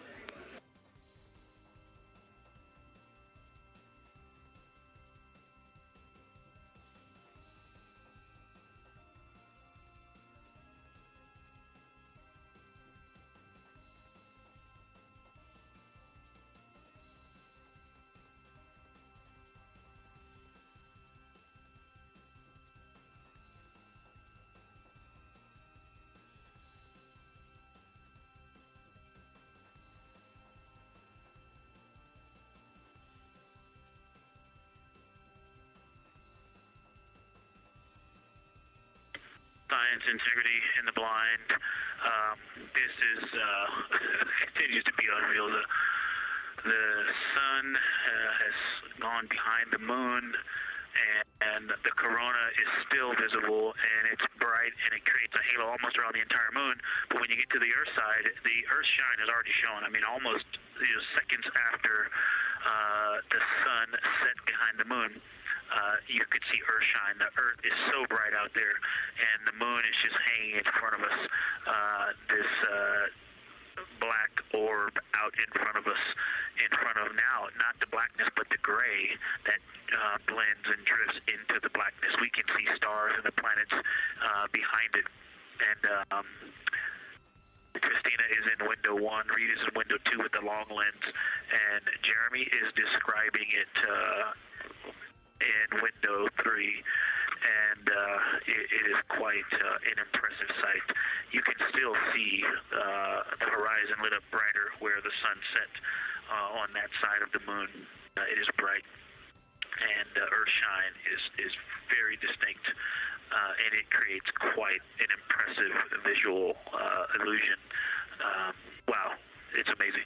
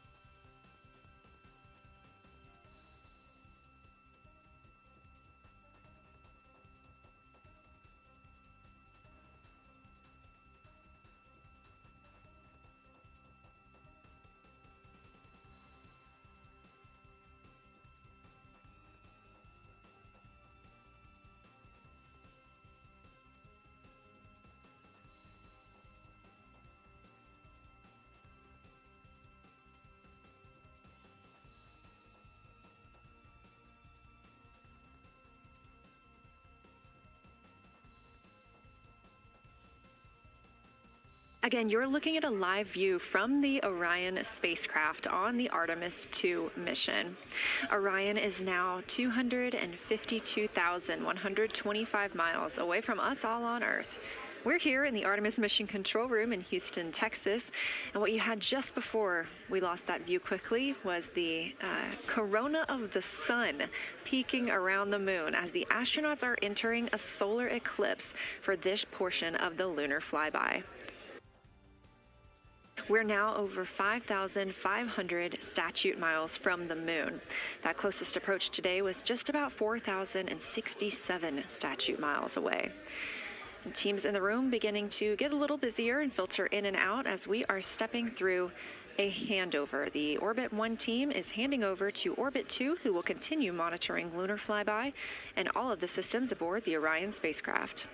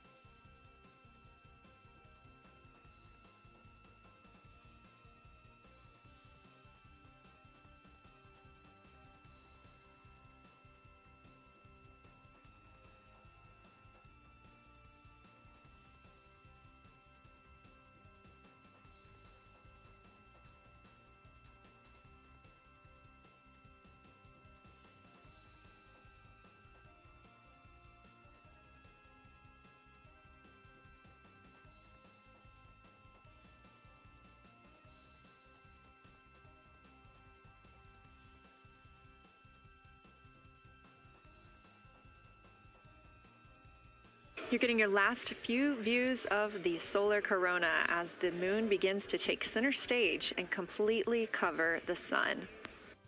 If you see that bright dot up near the top left of your screen, we think right now that that may be a part of the spacecraft, but we'll be sure to correct that if we end up figuring out later that it is something else entirely.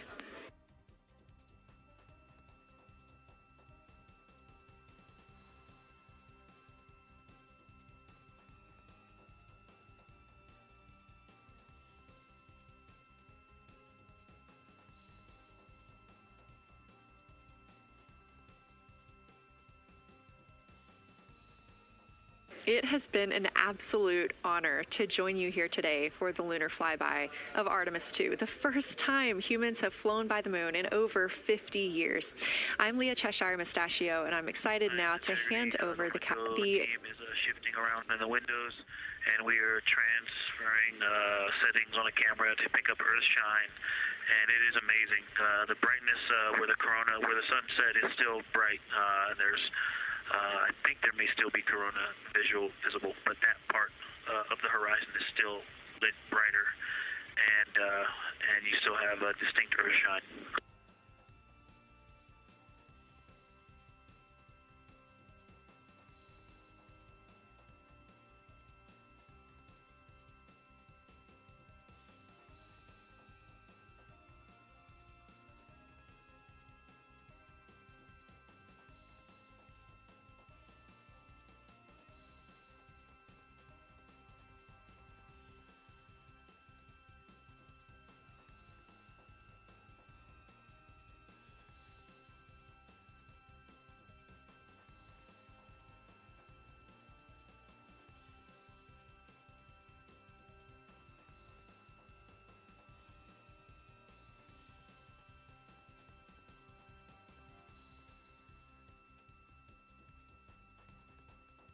You know our rules that we don't talk when the crew is talking, so wanted to give Victor Glover a moment there to call down what he was seeing now that the moon is covering the sun.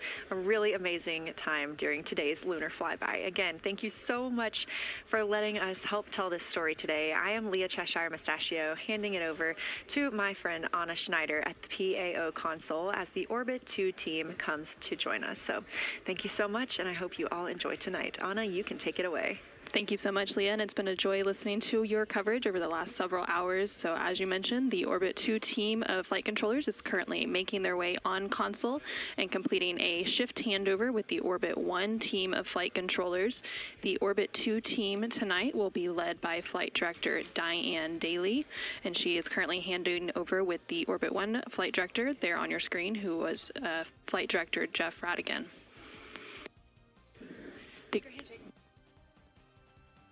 The Artemis II crew currently on board the Orion spacecraft. It continues to observe the eclipse that they are witnessing. There's about 43 minutes remaining in that eclipse period.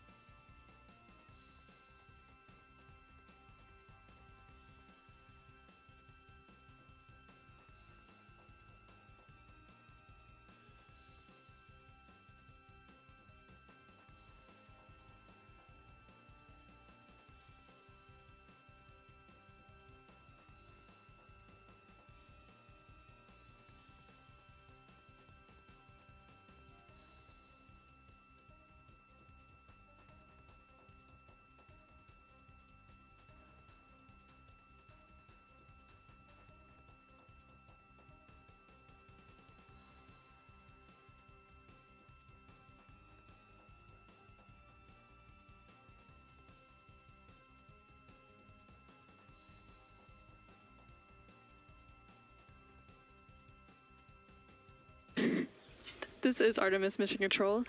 You are currently seeing a live view of the solar array wing cameras on the Orion spacecraft. We spoke with our science team, and they did determine that that dot in the distance is Venus.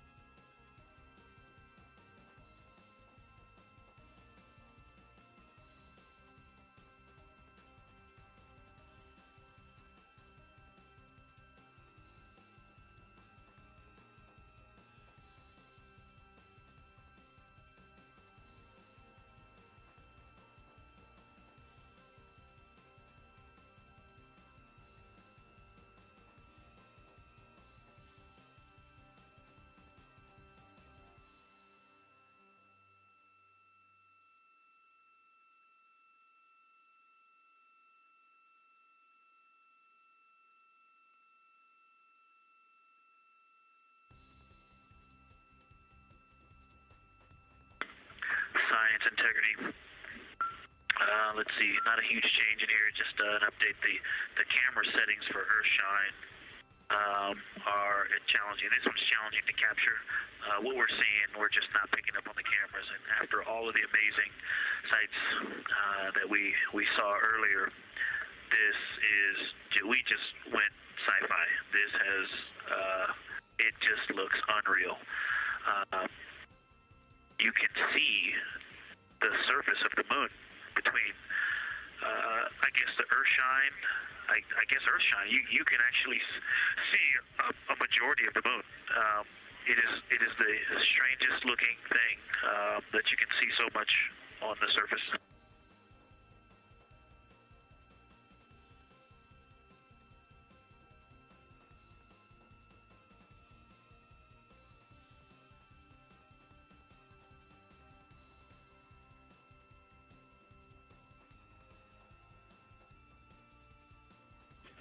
This is Artemis Mission Control. You were just hearing some communications called down from NASA astronaut Victor Glover, currently on board the Orion spacecraft. They are currently observing an eclipse. There's about 39 minutes remaining in that eclipse period. Currently, we are in a forward link LOS, or loss of signal, so the crew can communicate down with... He's seen 2 meteors, science.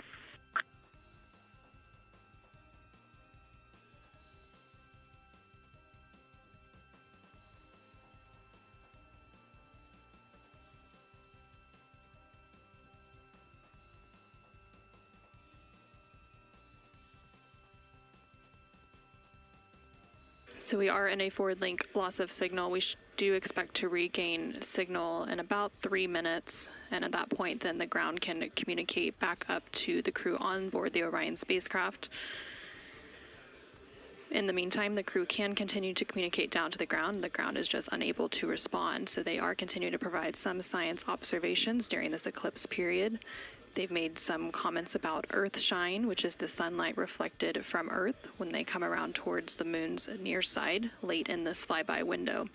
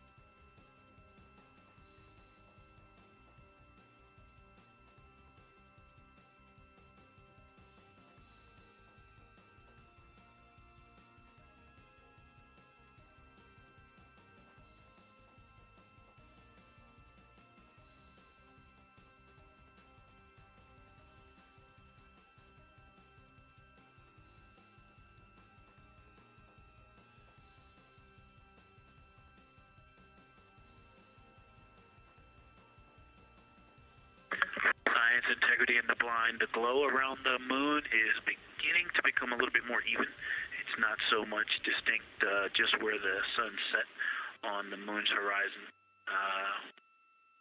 as we're flying through this trajectory, and then the sun's going to come up out of the other side. I think it's we're starting to see the glow around the moon get balanced out. I still see Earth shine, and the Earth is very bright out there. Still quite an unreal sight.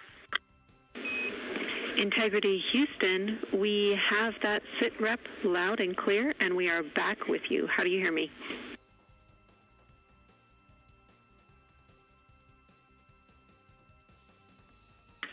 Hey, Jenny, we have you loud and clear. Thanks.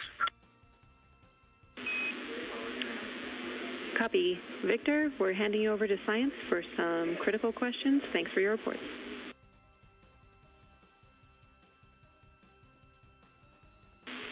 Integrity Science, we were loving your science sit reps in the blind, and it should come as no surprise that we have a number of follow-up questions. First, you mentioned Reed observing meteors. Can you speak to that? Were you referring to comets or impact flashes or something else?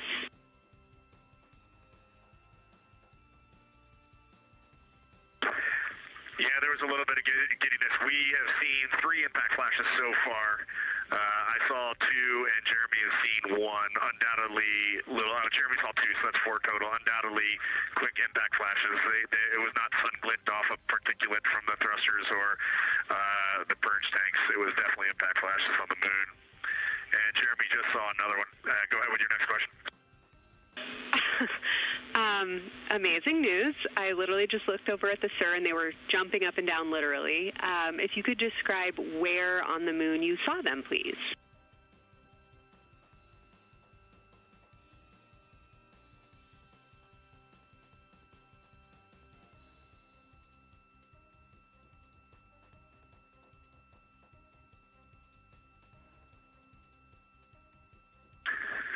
So they've all been either on or a bit south of the equator and on the Earth side of the moon.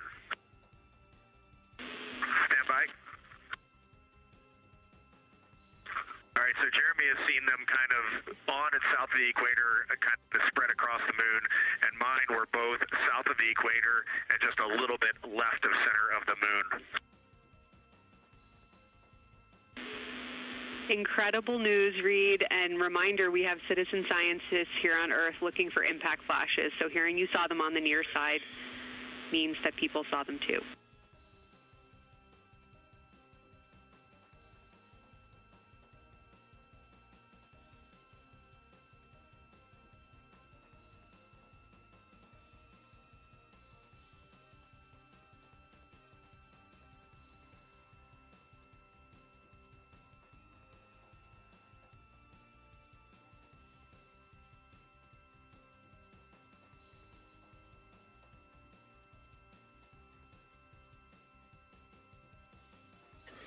This is Artemis Mission Control. We have regained that signal, so the team here in Mission Control was able to call back up to the crew on board the Orion spacecraft as they continue their lunar flyby. Specifically, they are now in that eclipse period. So the science team here in Mission Control was able to ask some questions about some of the situational reports they were providing during that loss of signal.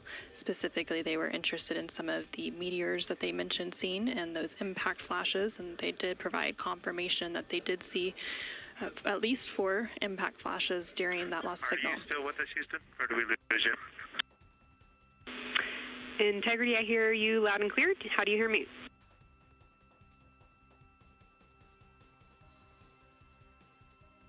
Okay, we got you loud and clear. One of the other things I wanted to describe, which was surprising to me, but the entire moon is lit up. It's glowing behind the entire moon. I thought it would look, dark against the black sky or deep space, but the sun is lighting up the entire limb of the moon. You can see, the entire perimeter of it, and even now with the sun far behind the moon, you can still make out little bits of topography around the entire limb, just bumps as you go around it. And there's about the glow around the moon, once your eyes adjust, is easily 10 widths or diameters of the sun around the entire moon.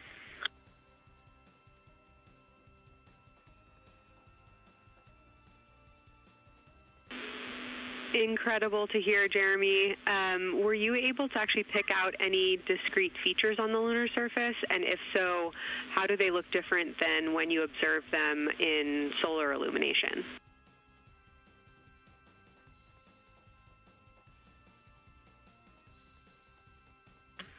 No, we really haven't been able to identify features on the lunar surface yet. We just see, the topography on the limb. For the Earth glow, we're about a quarter moon, waxing quarter moon, if you will, from the Earth glow perspective, and it's just at a very, just the sight angle. I'm just not able to tell what I'm looking at yet in the Earth glow.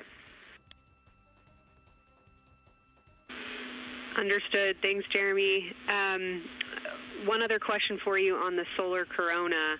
Were you actually able to see any structure or color in the corona before most of it disappeared behind the moon?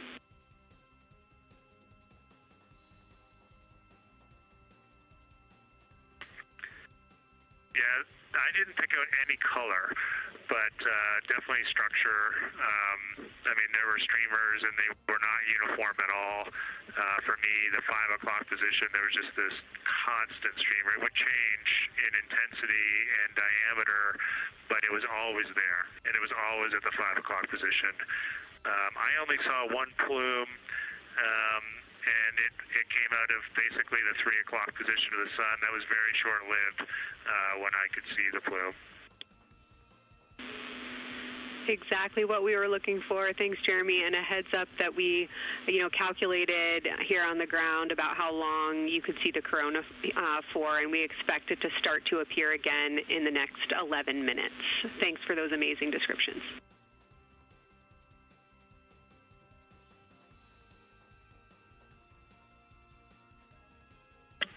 Okay, we're excited to see it all again. Integrity Houston, we're following along as well. That was outstanding. If you haven't already, just reminding you to swap positions at the windows. And that brief LOS we had previously was due to a data rate change expected.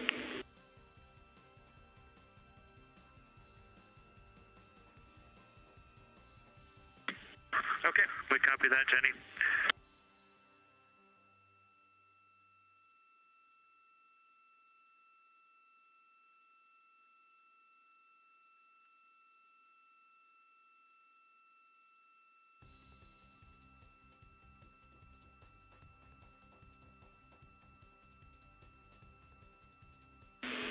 Integrity Science, one more request for you. While it's still fresh in your mind, any annotations or sketches you want to make of what you're seeing either around the corona structures you just mentioned or even on Earthshine would be so appreciated.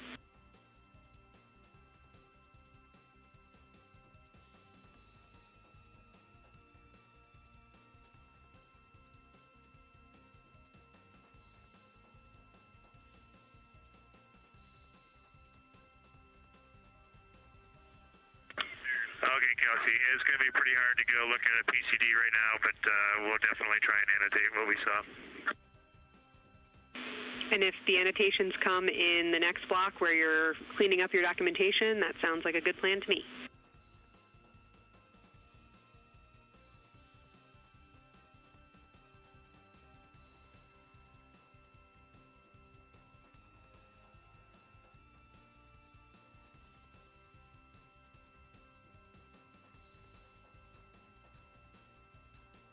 This is Artemis Mission Control. On the bottom right corner of your screen, you can see a view of the Science Officer Console here in Mission Control. And we've been hearing that communication between the science officer. The Orbit 1 science officer is Kelsey Young, and she's been asking questions to the crew, specifically CSA astronaut Jeremy Hansen, based on the observations they've been making during this eclipse period.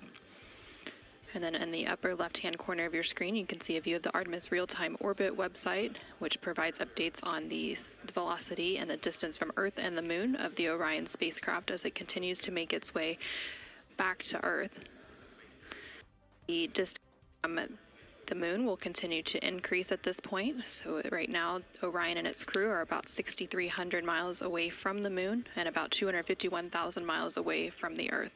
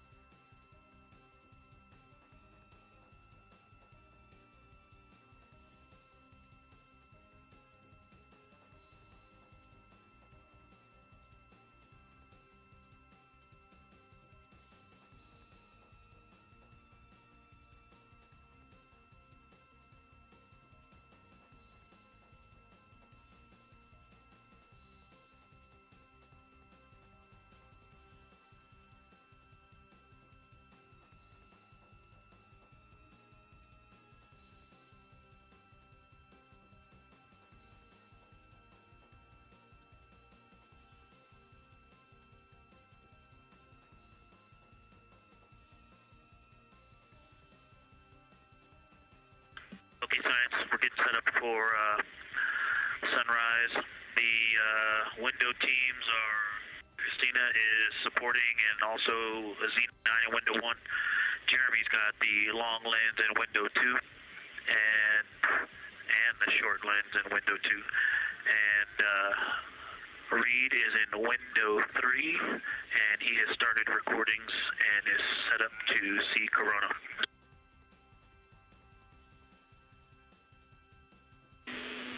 Great sit rep, Victor. That sounds like a good config, and we're showing coronal effects start to appear on your video camera. So in the next few minutes, we should start to hear your observations.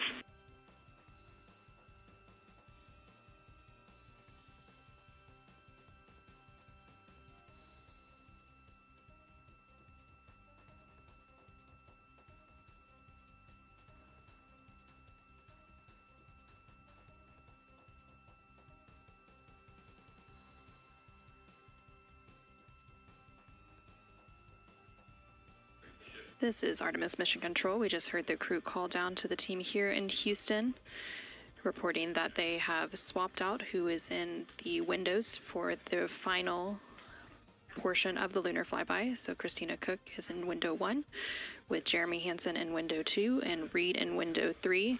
Reed is focusing on observing corona, which is the solar corona, which is the sun's outermost atmosphere.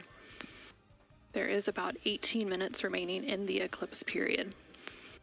Science and Houston integrity. I know this observation won't be of any scientific value, but I'm really glad we launched on April 1st because humans probably have not evolved to see what we're seeing. It is truly hard to describe. It is amazing.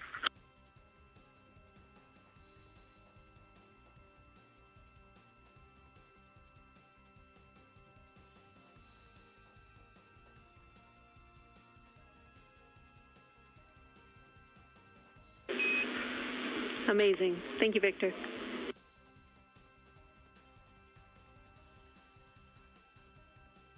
And just one more logistics note. We have gone as dark as we can in the cabin. We have turned the DUs all the way as dim as they can go, so you can't see anything on the screens. Every bit of light in the cabin affects the view. You're definitely seeing the brightness go closer. It's definitely brighter on the Earth-shine side, and so we're expecting to see some corona here soon. We copy all. Excited for what you see next.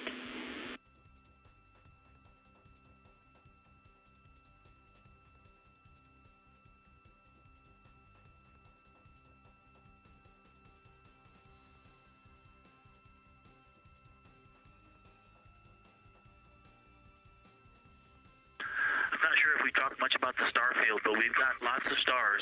You've got the nice glow around the moon, but right off the we're upside down now, but from upside down 4 o'clock, right off the edge of the moon, looks like a planet. That line of planets, there's something a moon diameter to the left, and something right off the limb of the moon to the right, and then something orange. It looks orange to the right of that, about half the moon diameter. So. But anyway, there are definitely stars. I think some of those planets that you said we might see, we're seeing. And so in unreal view, the moon in the foreground is one of the darkest things we see out the window. And now it's deep space behind it is kind of dark blue like it looks from Earth, but we can also still see stars. It's quite a wicked view. Victor Science. Like just doing the best job, and I'm not going to try to add on to what he's doing. It's indescribable. No matter how long we look at this, our brains are not processing this image in front of us. It is absolutely spectacular, surreal. There's no adjectives. I'm going to need to invent some new ones to describe what we are looking at out this window. This is just absolutely beautiful and inspiring to hear. And Victor, we suspect what you're seeing is Saturn and Mars. That reddish object is likely Mars. Good opportunity to look to the future of where we're going.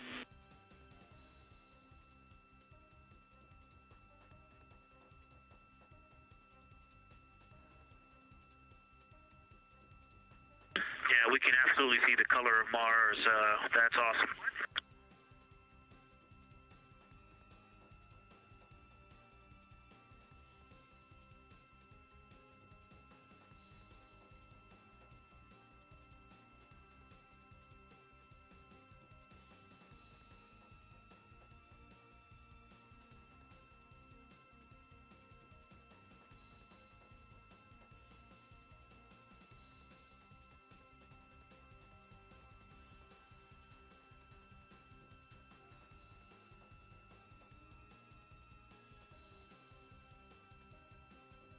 Okay, and from this vantage point, the 4 o'clock on the Earth-shine side is definitely getting brighter, still no coronal structure.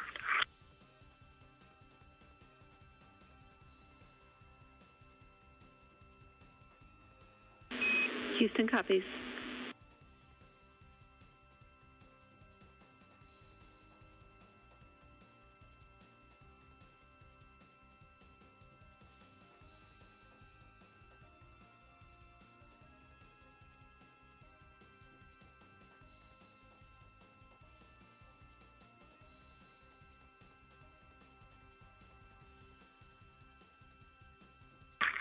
We aren't able to distinguish which Mare is, but we can clearly see Mare in the Earthshine.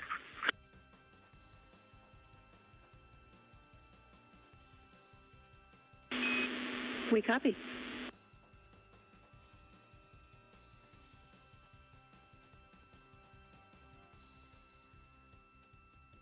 This is Artemis Mission Control in Houston, Texas. We have not seen an impact flash in the last 5 minutes. Sounds unlucky, but you had a pretty strong start, so we'll take it. And actually, right after I said that, right at the South Pole, near the South Pole on the Terminator, Reed just saw one. Amazing.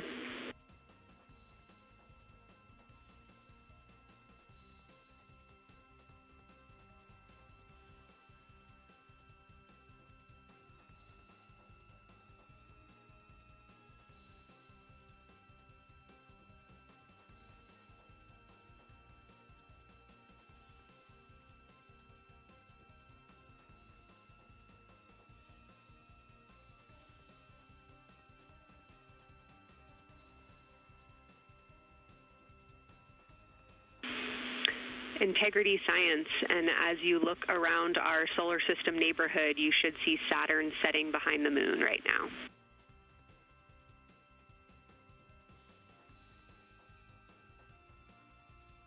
We do. We've been watching it track close to the horizon, and it's right tangential to the moon at this moment.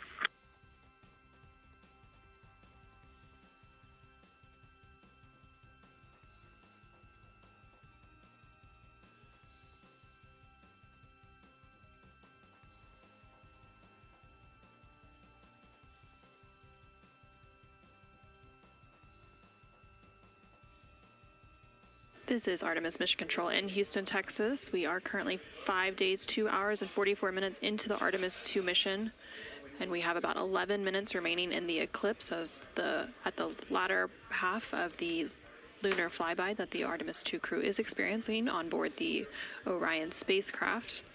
We've received several different call downs from the crew and questions up from the science officer here in Mission Control. One of the things that they said that they were able to see is Mars off in the distance, and then the science team also confirmed that they should be seeing Saturn setting behind the moon. They've also acknowledged seeing several different impact flashes, and these are flashes of lights from meteorites striking the surface of the moon. They've also mentioned the solar corona, which is the sun's outermost atmosphere. Here in Mission Control Houston, the Orbit 1 and Orbit 2 teams have officially completed their handover. So the Orbit 2 team is now leading here in Mission Control, and that is being led by Flight Director Diane Daly, and the Capcom here in Mission Control will be Tess Caswell. And you can see there on your screen on the right-hand side is the Flight Director console, and Diane Daly is in the far right of that screen, and Tess Caswell, the Capcom or capsule communicator, is in the far left hand of that screen.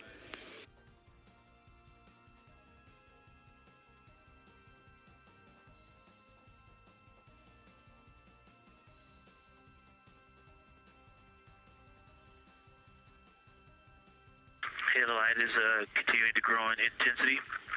At about the 4 o'clock position on the about the 8 o'clock position on the Earthshine side. Saturn has set. Mars is tracking towards the moon's horizon.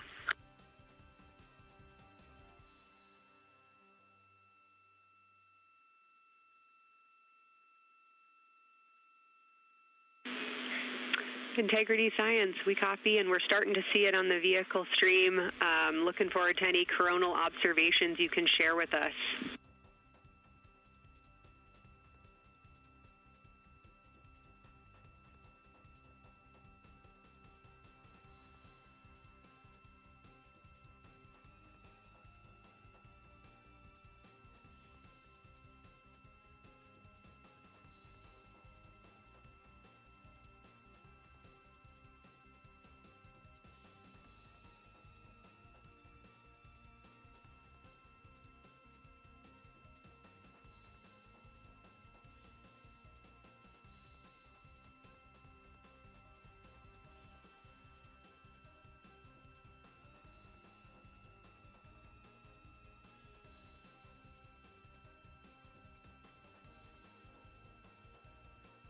This is Artemis Mission Control. That view you're seeing on your screen is coming from the solar array wing cameras outside of the Orion spacecraft.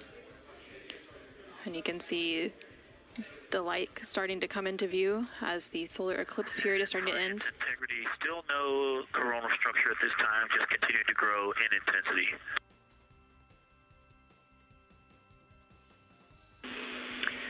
Copy, Victor, and reminder, you still should have several minutes before the eclipse classes need to go on, and we can send you up a reminder when you're getting close to take your eyes away from the D5 viewfinder, but you should be good for several more minutes.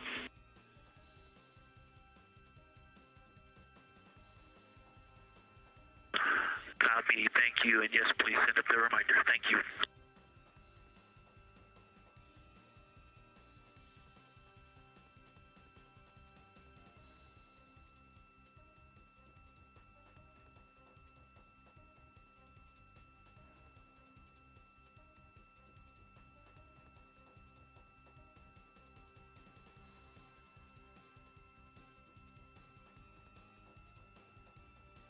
Okay, we all think we're starting to see something. I believe the most popular term is baby hair. As the light grows in intensity and the horizon on this side becomes very distinct. You can still see Earth shine, even though the sun's brightness is definitely growing in intensity.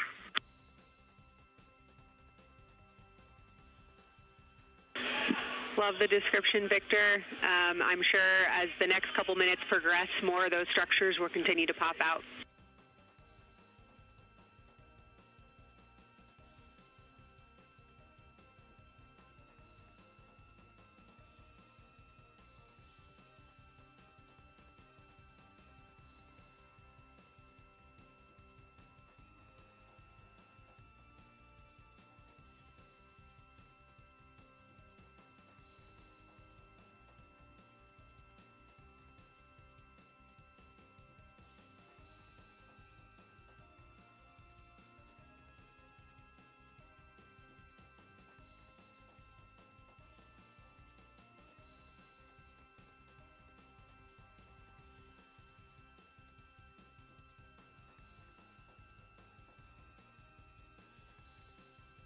This is Artemis Mission Control in Houston, Texas. The Artemis II astronauts on board the Orion spacecraft are currently observing an eclipse. And to the crew on board the spacecraft, the eclipse looks much like a total solar eclipse here on Earth, except the moon is much larger compared to the sun, unlike a terrestrial solar eclipse where the moon and the sun appear the same size in the sky. We are definitely starting to see structure. That baby hair is rapidly growing out toward the 9 o'clock and the 8 o'clock.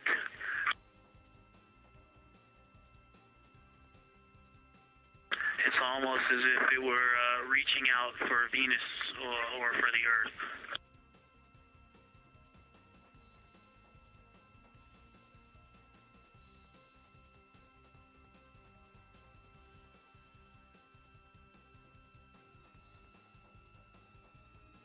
If you've ever seen the spotlight off the top of the Luxor at night in Las Vegas, this looks like what that wants to be when it grows up.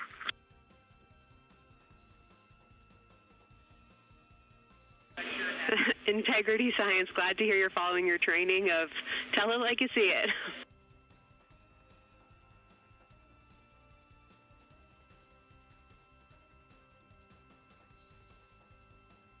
So far, it's pretty symmetrical. There are 2 or 3 streamers that are growing in intensity and in magnitude, and it's slowly starting to widen, starting to spread out across the horizon. Pretty amazing view.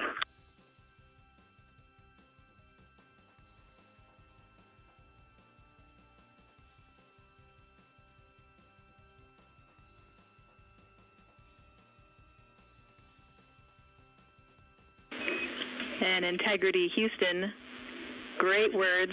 Reminder for you, we are approaching the brightness level at which you should no longer be using the viewfinder on the D5.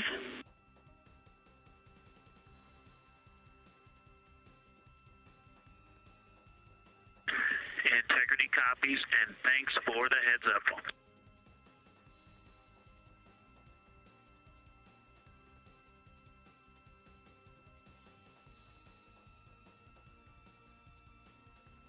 This is Artemis Mission Control. And I think we're seeing some directionality. Some of it is going in different directions because it appears to be moving and combining and recombining as it moves. It's pointing in different directions, and some of it appears to be going like down toward the south pole of the moon, but it's and then coming back together and going out towards Venus and the Earth. And depending on how I stare at it, it looks like one large structure, but then it definitely has wisps, and you can see 3 or 4 structures inside of it. It's like watching a flame. It's like looking at a flame, and stand by. And so it has some inherent movement. Now there's a very bright spot. There's a very bright spot in the center of it. There's a towering light of.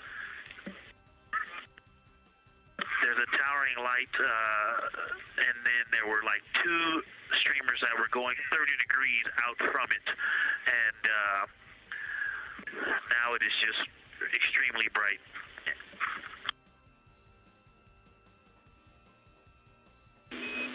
Houston, copies all. Get a little warm.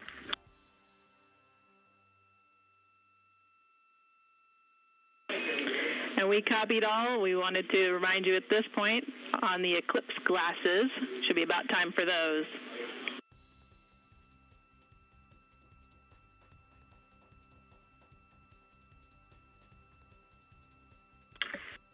Houston, we copy all. We are in eclipse glasses. That was an absolutely spectacular, magnificent experience. Thanks for the report. We sure wish we were there with you.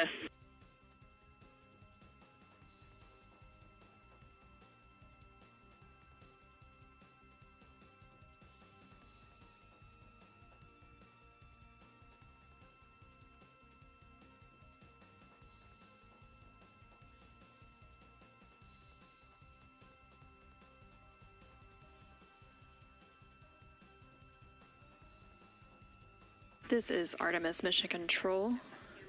The eclipse period is coming to an end, and we did hear that call up that the crew now has to put on those eclipse glasses to be able to protect their eyes for this final portion of the eclipse.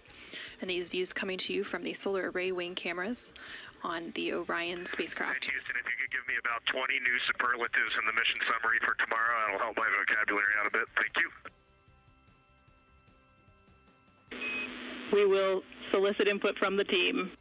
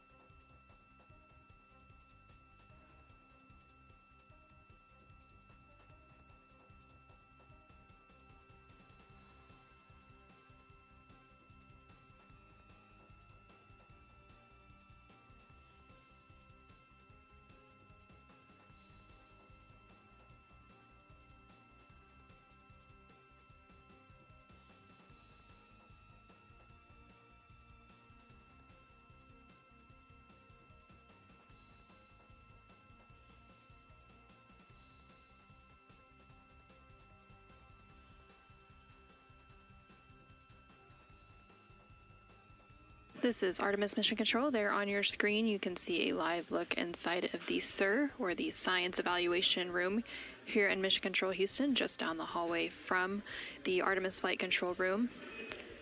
Integrity Houston, back with you after a data rate change.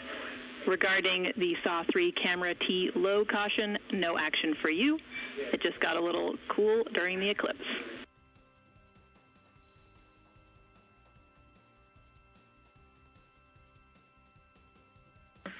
Okay, we copy, and if you didn't copy my request for the mission summary to add about 20 new superlatives to help my vocabulary, I would appreciate it. We copied it fantastically.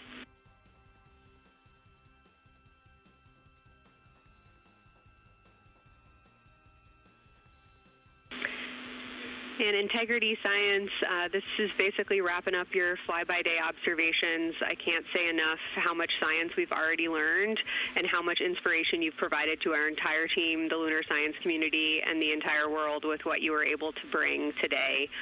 You really brought the moon closer for us today, and we cannot say thank you enough. And Science signing off, and can't wait to talk to you tomorrow morning.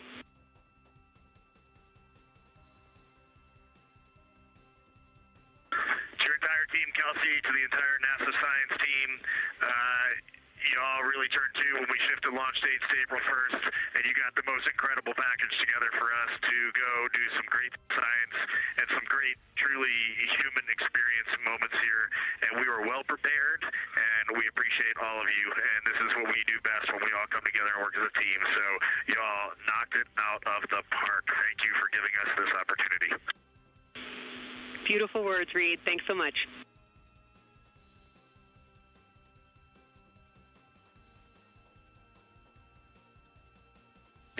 And this is Artemis Mission Control.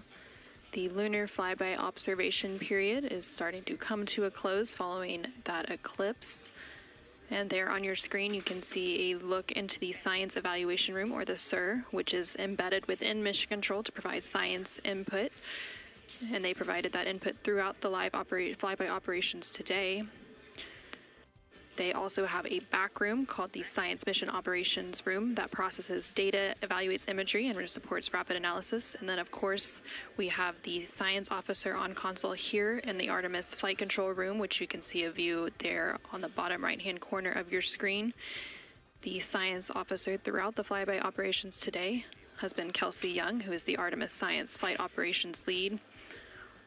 And then to her left is Angela Garcia, who will be the science officer taking over for Orbit 2.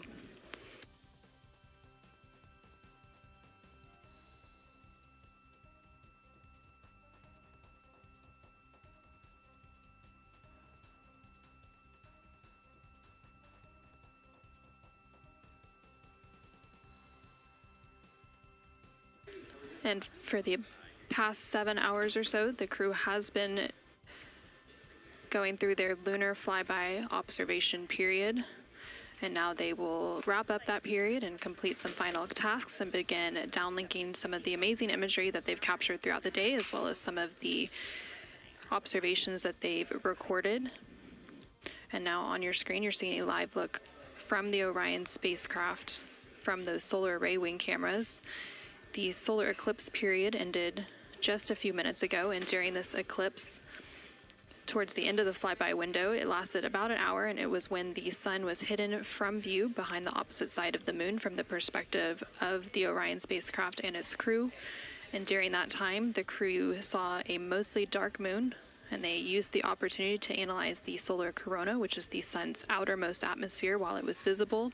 And then once the sun was completely out of view behind the moon, the crew looked for impact flashes, which they reported seeing multiple impact flashes, and those are flashes of light from meteoroids striking the surface of the moon. They also looked for dust lofting above the limb or the edge of the moon, along with some deep space targets, including planets, and they noticed Mars off to the distance, and we also saw Venus on one of the solar array wing cameras early on in the eclipse period. The crew also looked at parts of the moon illuminated by Earthshine, which is the sunlight reflected from the Earth when they come around toward the moon's near side at the very end of that flyby window.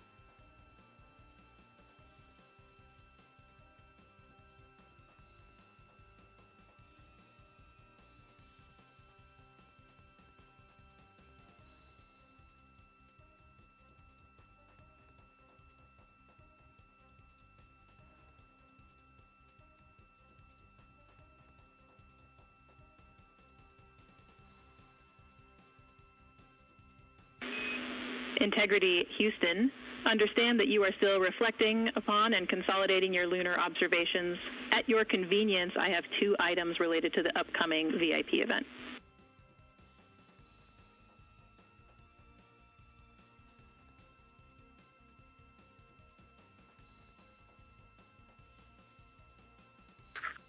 Go ahead. All right, first we wanted to let you know that the message for that upcoming event is on board for review at your convenience. That's message 3.06.04.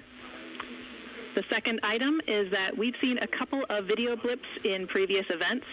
So during the HDPAO setup activity, we're wondering if Jeremy could please confirm for us that the TS rate is set to 1300 when you get to step 10.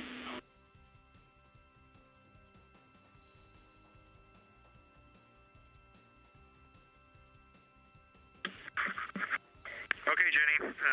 Yeah, we're pretty sure we've been in 1300 for all the PAO events. We've been tracking that when we swap between the HHP and the D5. We copy, Jeremy. Thanks. And for the record, the phenomenal Jenny has gone on to her next appointment of the day, and you've now got Tess with you.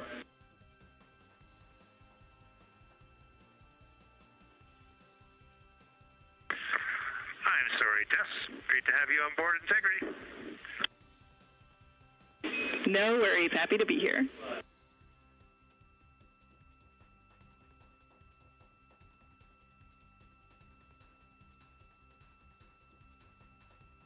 This is Artemis Mission Control. We heard some communication there between the Capcom or capsule communicator here in Mission Control, which for Orbit 2 is Tess Caswell, and the CSA or Canadian Space Agency astronaut on board the Orion spacecraft, Jeremy Hansen. They were discussing an upcoming public affairs event. And Integrity, 3-minute warning for the maneuver back to bias tail to sun.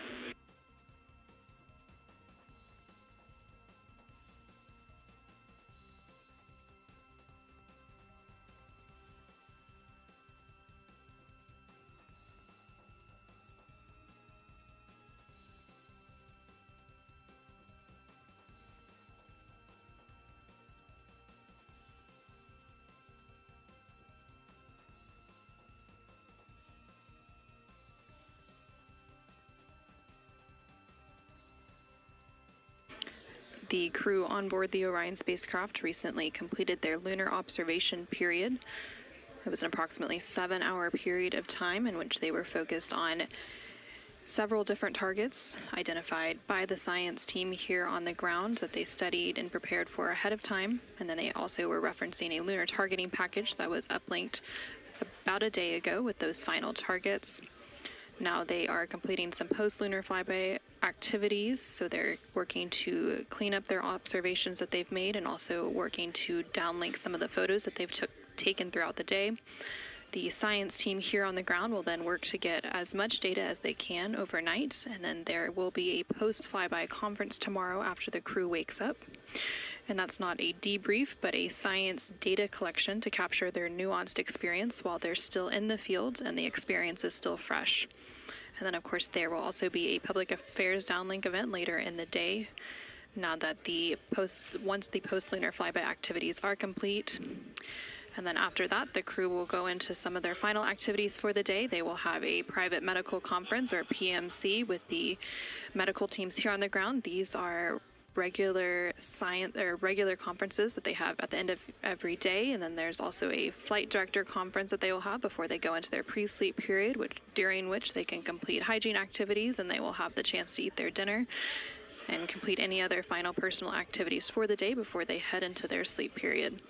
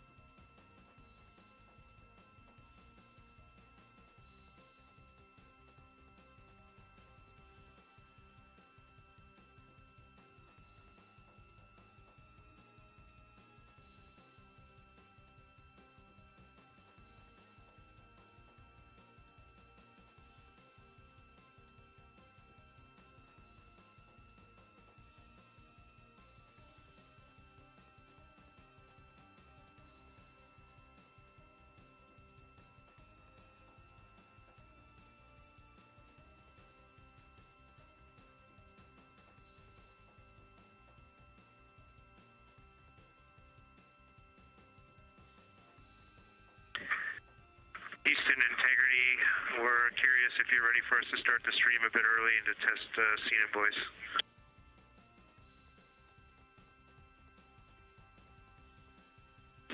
Checking.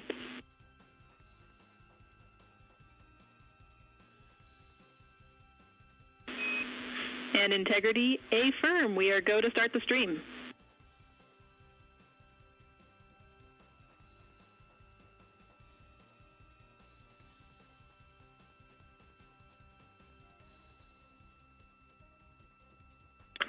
Okay, Houston, the stream has started. We checked the TS rates 1300 and audio is true. So I will give you a voice check now on the mic. We copy good settings and we've got a good view.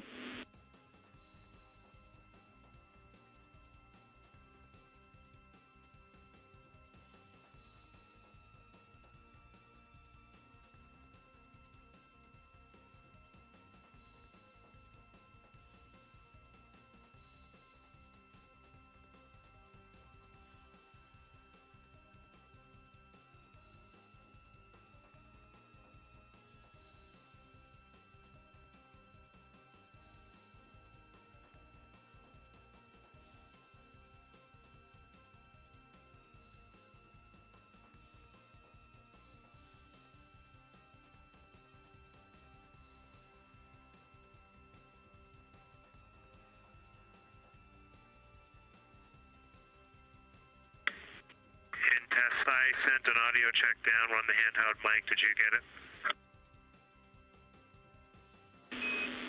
Sorry for the delay, Jeremy. We were talking that a bit, but it was a bit broken, so please repeat for us.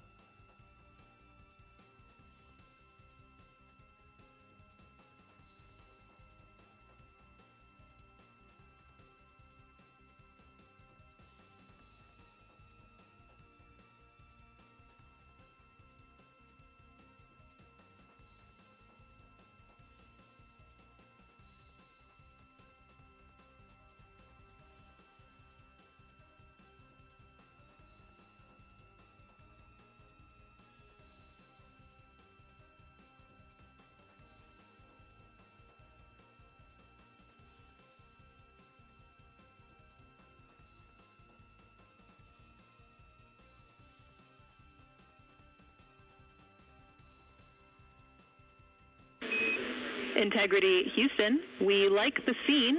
At your convenience, we'll take a 10 count with Jeremy in frame.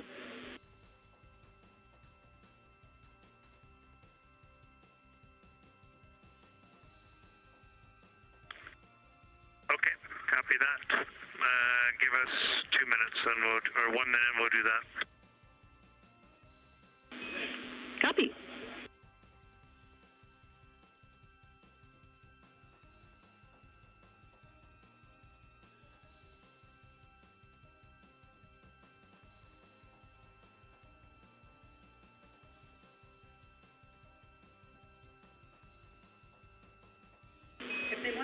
Great voice check and good words. We like the scene.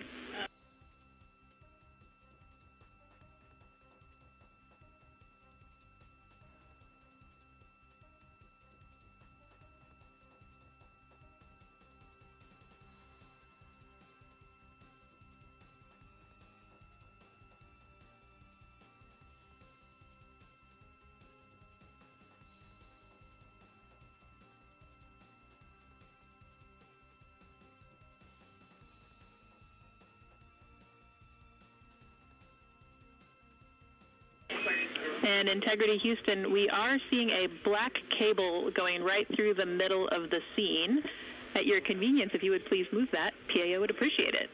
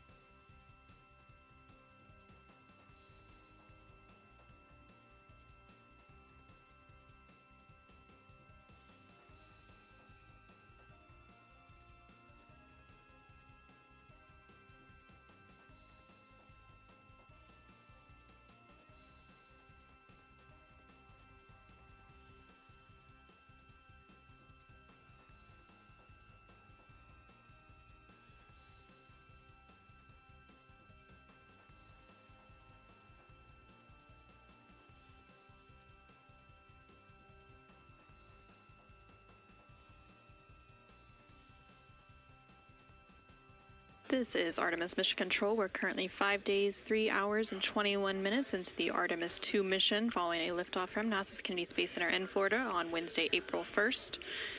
The crew on board the Orion spacecraft is currently wrapping up their lunar flyby cleanup activities. They're making final... Houston Integrity, high-priority PAO images from the eclipse are on PCD-1 in a so-named folder.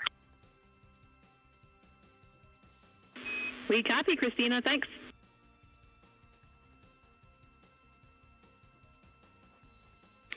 And NASA astronaut Christina Cook there calling down to the ground regarding some public affairs imagery that was captured during the lunar flyby activities.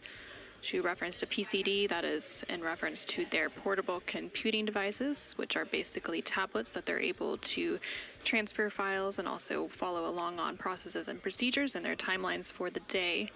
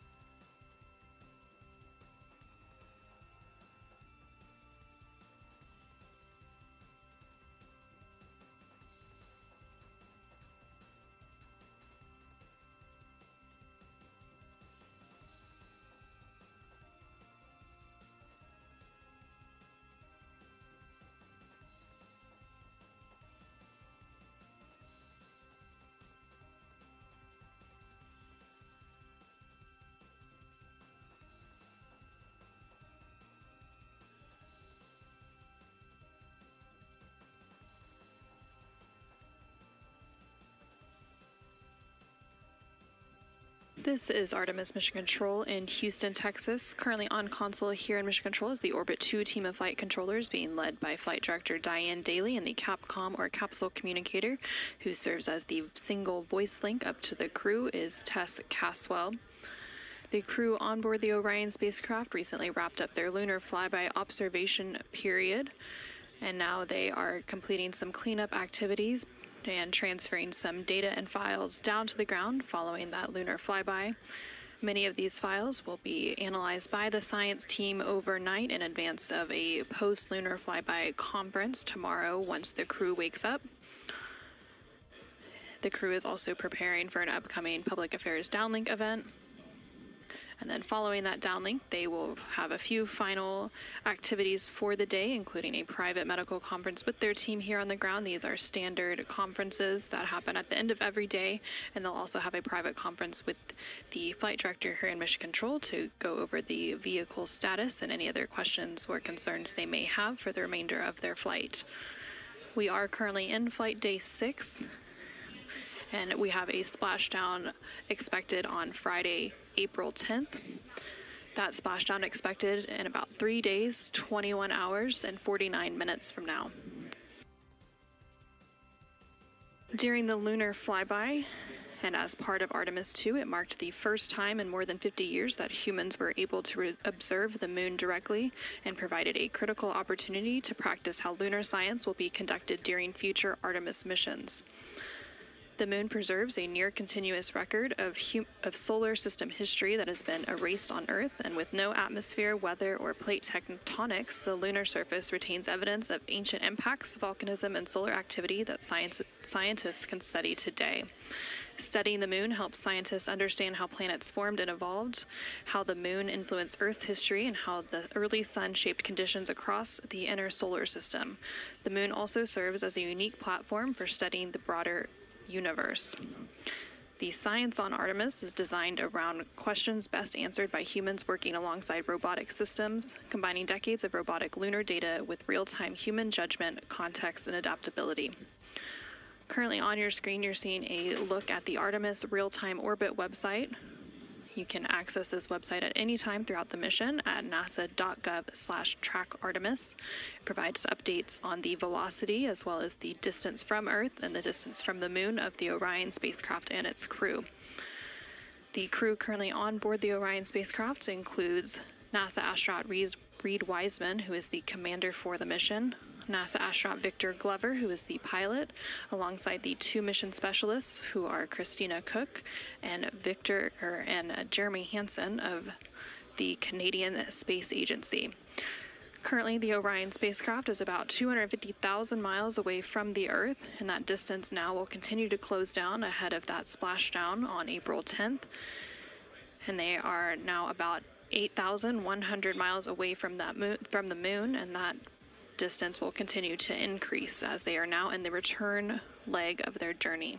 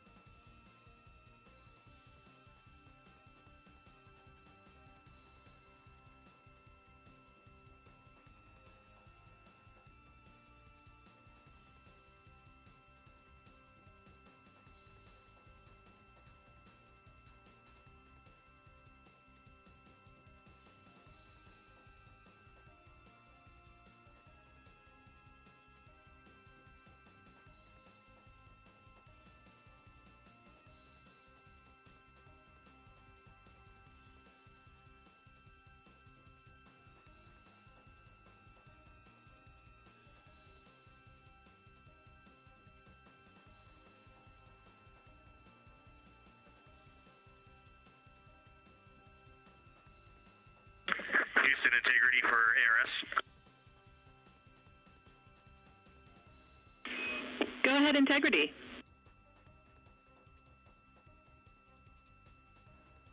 Hey, Tess, great to talk to you.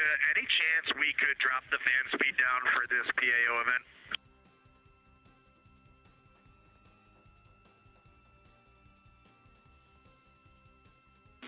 We will put that in work. Great to be talking to you, too.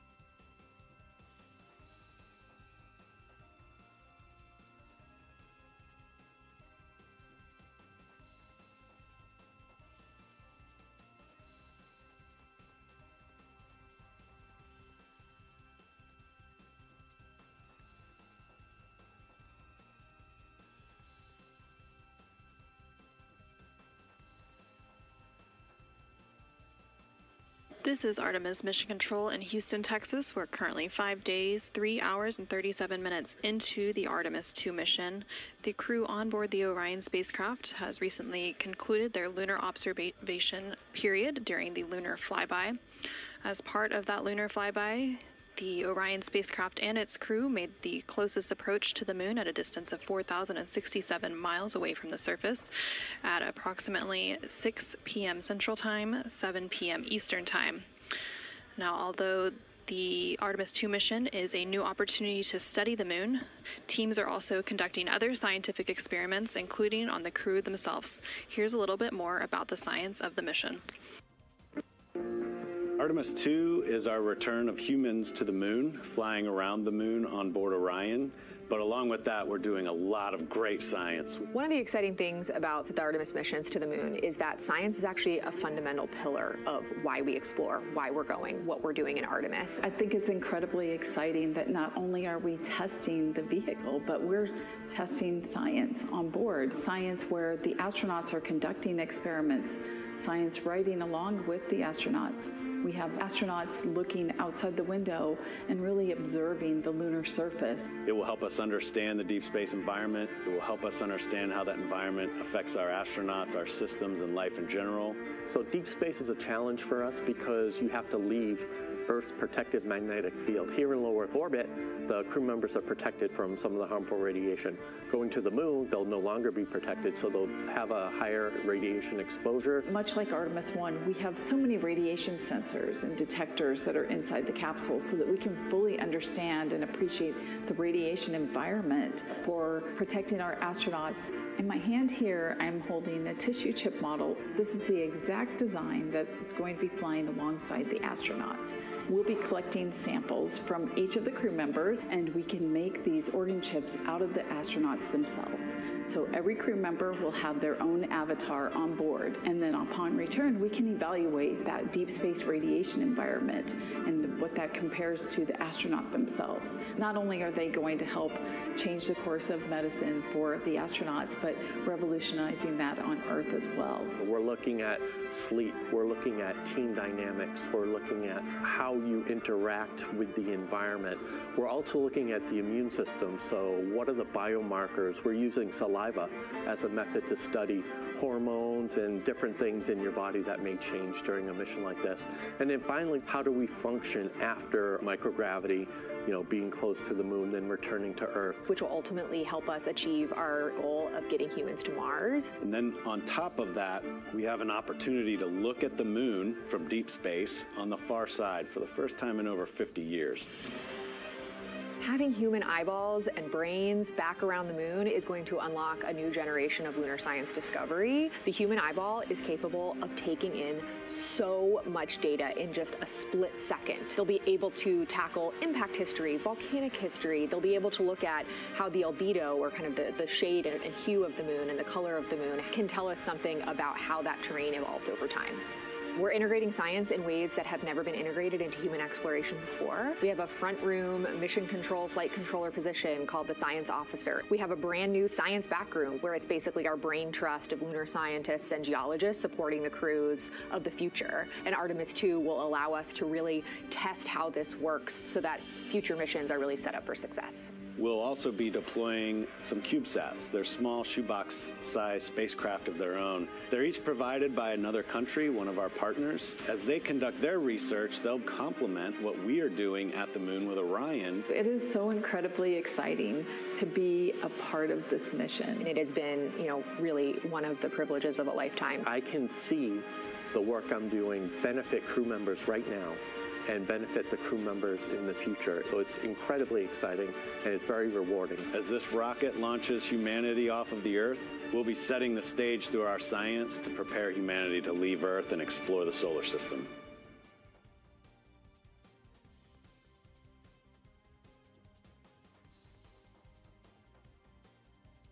And as part of that, we are going to inhibit cabin leak detection. The edge key manual response is still available. Copy, thumbs up.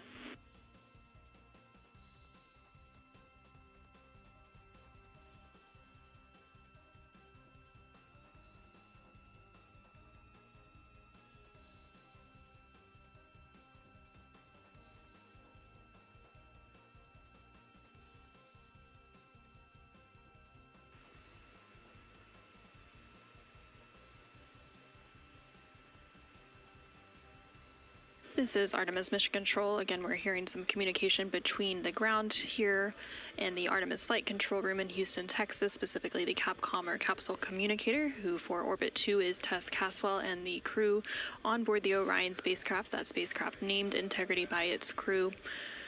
They are preparing for an upcoming public affairs event, so they are discussing the camera views, which we will see here shortly.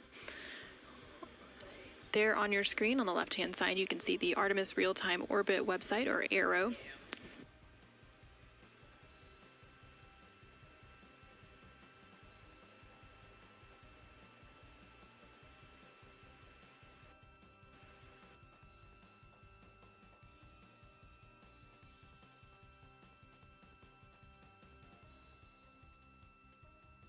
The Artemis Real-Time Orbit website there on the left-hand side of your screen provides updates on the velocity of the Orion spacecraft during its journey around the moon. Following a lunar flyby earlier today, which concluded about an hour ago, the crew has been conducting some cleanup tasks, so they've been transferring some of their documentation, their photos and data that they captured during the flyby to the ground to be evaluated by the science team, and of course some of that imagery will also be evaluated by the public affairs team here at NASA and then shared with the world once it's available. The crew will also have a post-lunar flyby conference with the science team tomorrow following their sleep period to go over some of their observations while it's still fresh and at the top of their mind. On the bottom right-hand corner of your screen, you can see a look into the Artemis Flight Control Room here in Mission Control Houston, specifically the Flight Director Console and the Capcom or Capsule Communicator Console. The flight director currently on console for Orbit 2 is Diane Daly, and throughout the Artemis II mission, there are 3 shifts or orbits of flight controllers who provide 24/7 coverage and support to the Artemis II crew and the Orion spacecraft and its systems during its journey around the moon. We are expecting a splashdown on Friday, April 10th. That splashdown, it will take place in about 3 days, 21 hours, and 33 minutes.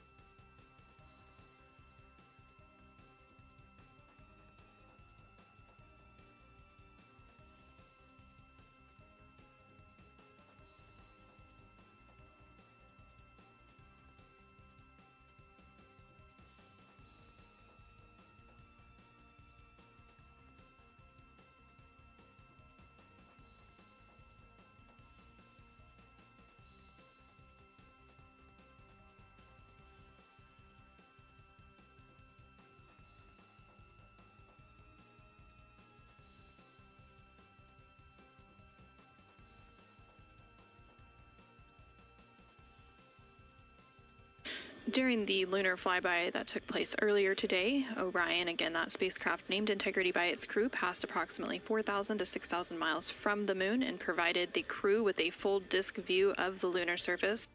And from that higher vantage point, much farther than Apollo's lunar orbits on average, the astronauts were able to observe both poles and large-scale geological features in a single view.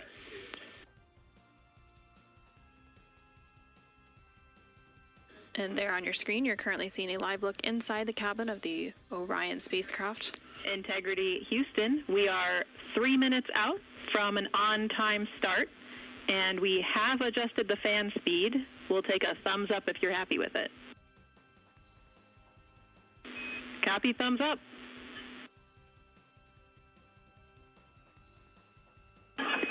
Superlative thumbs up.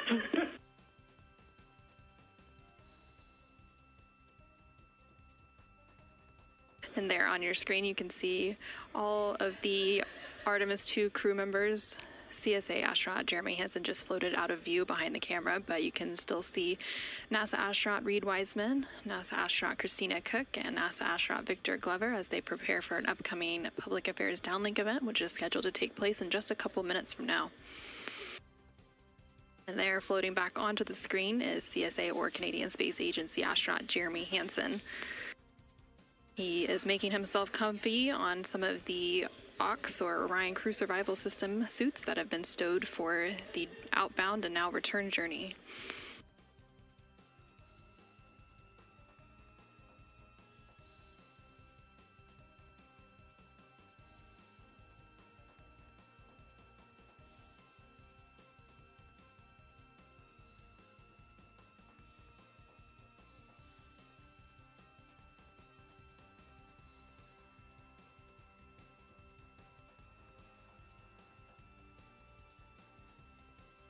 Shortly after the completion of these couple of public affairs downlink events, the crew will begin winding down for their day, and they will have the opportunity to eat dinner. Some of the items on their menu today for dinner include chicken with corn and black beans, sweet and sour pork, rice pilaf, spicy green beans, citrus fruit salad, and maple cream cookies. All of the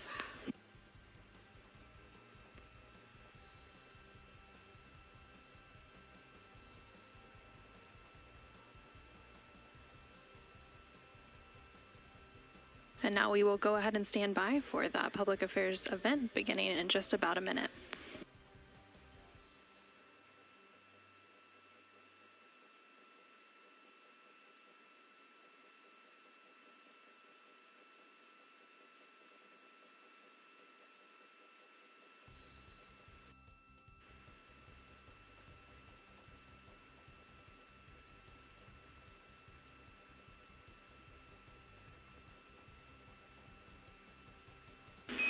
Integrity Houston, no action for the DU-1. Caution, we're taking a look.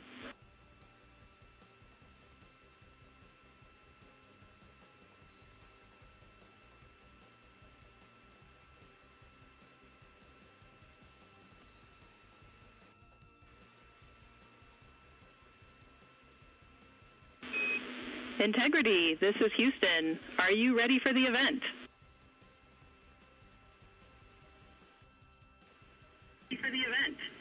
Hello, Houston. Integrity is ready for the event. Administrator Isaacman, this is Mission Control Houston. Please call Integrity for a voice check. Integrity, Jared Isaacman, comm check.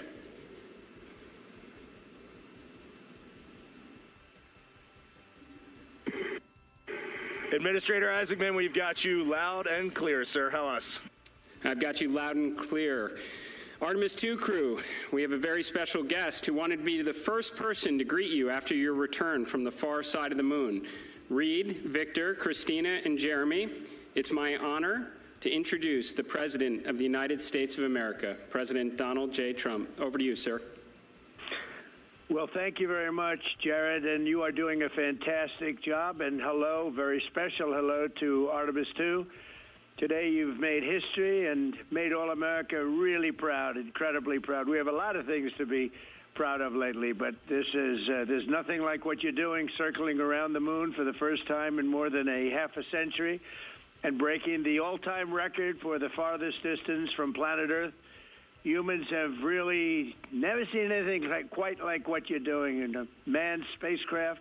It's really special. I want to personally salute and congratulate Commander Reed Weissman, Pilot Victor Glover, Mission Specialist Christina Koch, and Jeremy Hansen. And I also want to thank the entire amazing team at NASA, headed by Jared, who's a very special guy, by the way, and you all made this day possible, and you've really inspired the entire world. Really, everybody's watching. I find it incredible. I just watched you go to the back of the moon, and people haven't been there in a long time, we can say, but it's going to be more and more prevalent because we're going to be doing a lot of traveling, and then you're going to ultimately do the whole big trip to Mars, and that's going to be very exciting. So you look at, we had no astronaut has been to the moon since the days of Apollo program. The Apollo program was also very special, but that was 50 years ago. And at long last, America is back, and America is back in many ways stronger than ever before. We're the hottest country anywhere in the world. The Artemis crew flew in the most powerful rocket NASA has ever made, ever launched, traveled over 250,000 miles, broke the distance record set by the legendary Apollo 13. And America is a frontier nation, and the 4 brave astronauts of Artemis II are a modern day, you really are modern day pioneers, all of you, and one of them happens to be a neighbor. You know who that is, right? You have a special person over there, a neighbor, and we like our neighbor. Your mission paves the way for America's return to the lunar surface very soon. We're going all out. We're doing everything we can, and it's headed up by Jared. We'll plant our flag once again, and this time we won't just leave footprints. We'll establish a permanent presence on the moon, and we'll push on to Mars. That'll be very exciting. I'm waiting for that so much. I'd love to be here, but maybe we won't quite make it in terms of timing, but we will be up in the moon, and that's going to happen soon. So America will be second to none in space and everything else that we're doing, and we will continue to lead the whole thing into the stars, this incredible journey into the stars. So I just wanted, it's an honor to speak to you, and I wanted to congratulate each and every one of you. And tell me, what is the most unforgettable part of this really historic day? The whole world is watching and listening. Please tell me.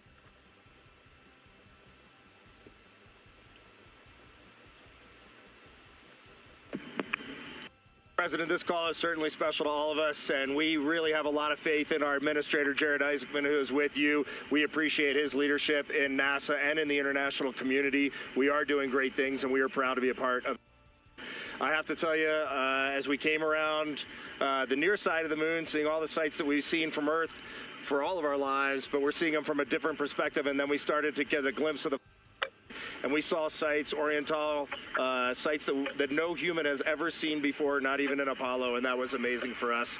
And then the surprise of the day, we just came out of an eclipse where the sun, moon, and the entire dark moon about that big right out the window that we were watching. We could see the corona of the sun, and then we could see the planet train line up, and we at Mars, and all of us commented how excited we are to watch this nation and this planet become a 2-planet species.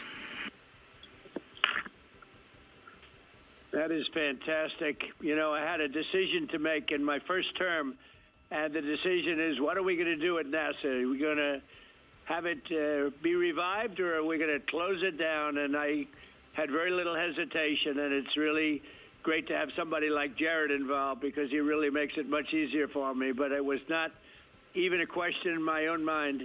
We've spent what we had to do, and then of course we have Space Force, and Space Force is very much related to what you're doing, and that was my baby. That was a very important one, and it'll turn out to be truly one of the most important, I believe, decisions I've ever made. So we're very proud of Space Force, and we're very proud of all of you. Does anybody else have anything to say? A lot of people listening.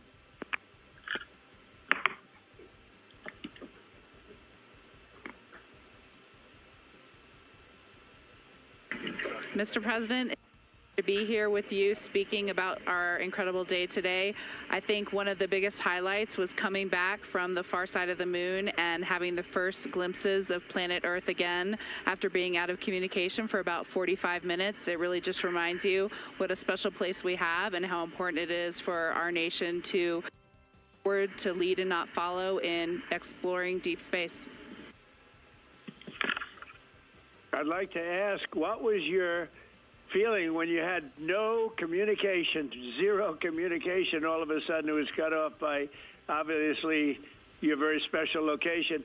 What was your feeling when you had no communication? A little bit different, perhaps.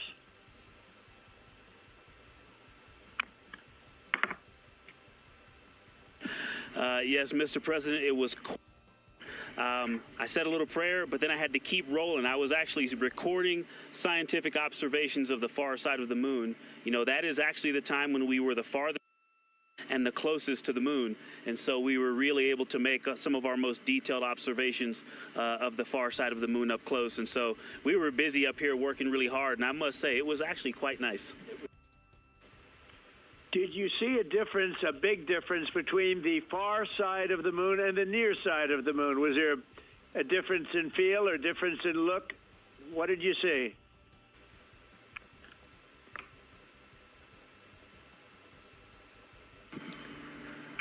Well, Mr. President, we certainly did, and our science team really set us up well to understand what they thought we might see. And the gravitational pull of the Earth has had a profound effect on the near side of the moon, changing all those dark mares, those dark patches of the moon you see from Earth. It's very different on the far side. While you see some small patches of those mare in deep craters, it's very much absent on that side, so that's really neat. And while I have the microphone, sir, I just want to thank you on behalf of Canada. The space leadership you spoke of from America truly is extraordinary. I've said this many times before. A nation that leads like that and creates and sets big goals for humanity that brings other countries along with it is truly incredible. And I know that's a very intentional, not a necessary decision, intentional decision to lead by example and to allow other countries like Canada to share our gifts and help you achieve these mutually beneficial goals, like establishing a presence on the moon and eventually going to Mars. And Canadians are so proud to be a part of this program. Well, I have to say I spoke to a very special person, Wayne Gretzky, who I think you know, the great one. And I spoke to your Prime Minister and many other friends I have in Canada. They are so proud of you. And you have a lot of courage. I'm not sure if they'd want to do that. I'm not even sure if the great one would want to do that, to be honest with you. But you have a lot of courage doing what you're doing, a lot of bravery and a lot of genius. But they're very, very proud of you.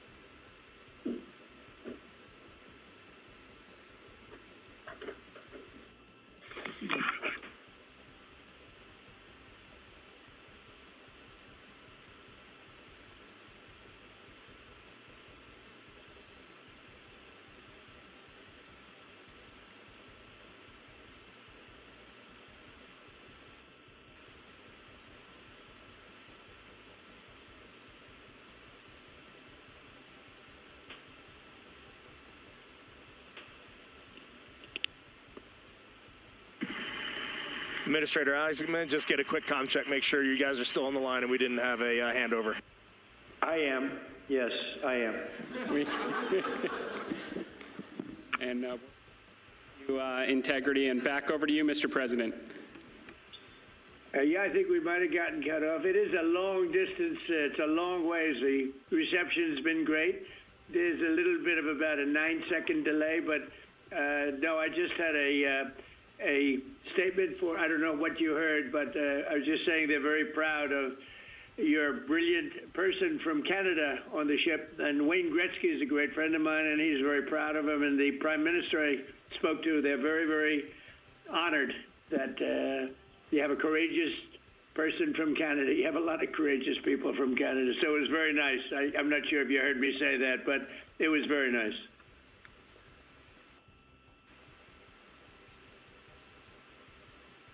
Yes, Mr. President, we heard that, and we do love our Jeremy Hansen. We love all our Canadian astronauts, Jenny Gibbons, Josh Kutrick. They're just great people, and they're such a welcome addition to our Corps. Great. Well, I really look forward to, when we can, I look forward to seeing you in the Oval Office. I'll ask Jared to bring you over, and I'll ask for your autograph, because I don't really ask for autographs much, but you deserve that. You really are something. Everybody's talking about this. And I look forward to having you in the Oval Office at the White House, and we will celebrate your incredible achievements and triumphs. This is big. This is really big stuff. The whole world is talking about it. And if you have the time, I will certainly find the time. I've been pretty busy also, as you know, but I will absolutely find the time, and we'll get together, and I'm going to be giving you a big salute on behalf of the American people and beyond that.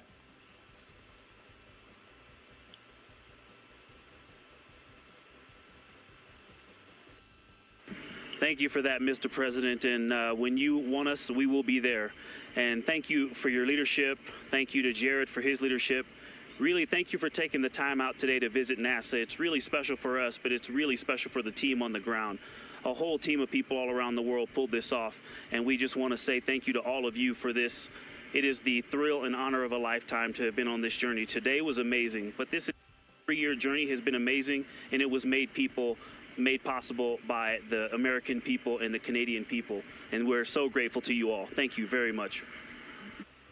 Well, thank you very much. And Jared, congratulations. We'll see you soon. And I know that you have Mars very much in your mind, so we'll start thinking about that pretty soon, I think. And thank you. Congratulations to everybody.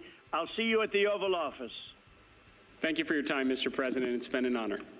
Thank you very much. Bye. Bye. Integrity. This is Houston ACR. That concludes the event. Thank you. Thank you to all participants. Integrity, we are now resuming operational audio communications.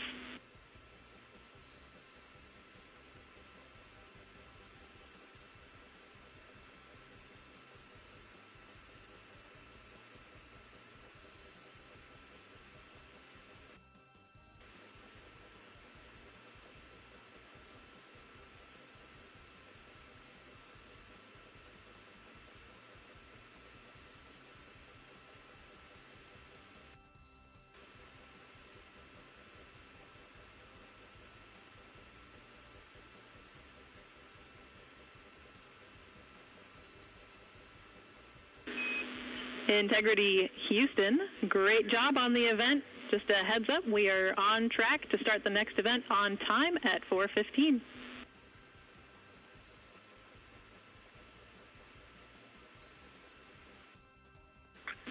Okay, sounds great. We'll be ready.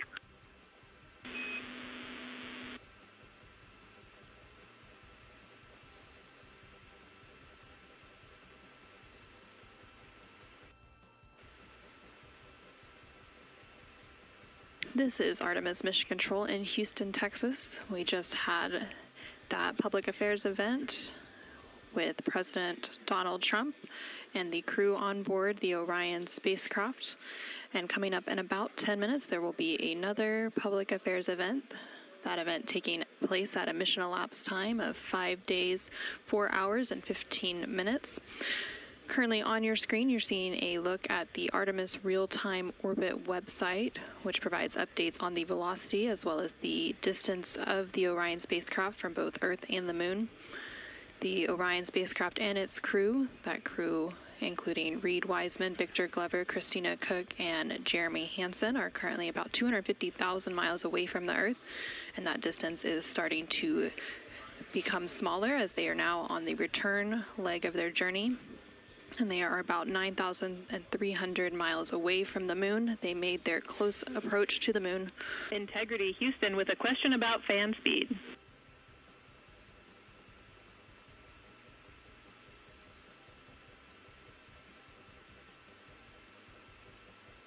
Go ahead.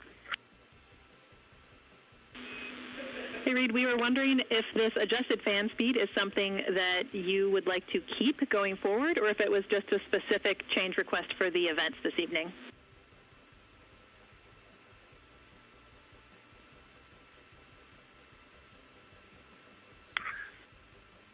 Certainly for PAO events, this is an ideal fan speed. If you're willing to give us this fan speed for routine habitability, I think we would take it and try it for a while.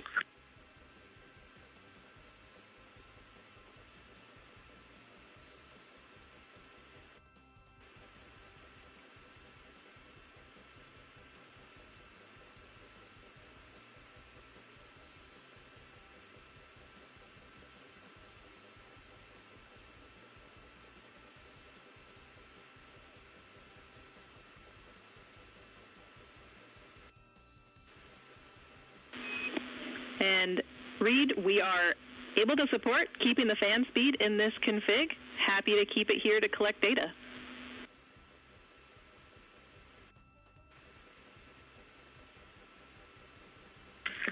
Okay, you got 4 happy astronauts up here. We'll take it. Obviously, when we go to exercise, we'll need to bump it up, but I think for quiescent living, this will be great.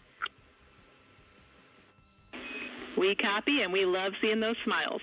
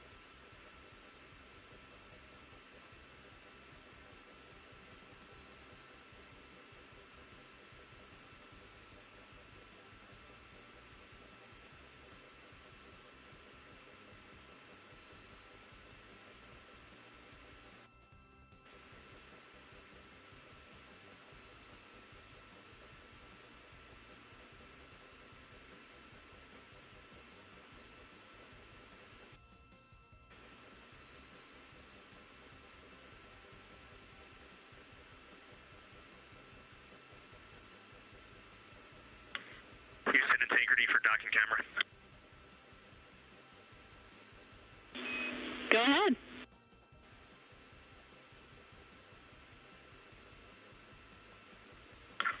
Just want to make sure we have the config you're expecting. I have the dual camera bracket is installed, the window shade is closed, and the docking camera is stowed in its Alpha 3 storage area.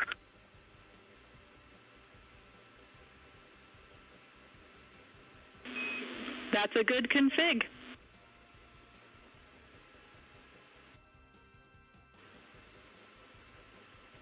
Thank you. And while I've got you, we are 3 minutes out from an on-time start of the next event.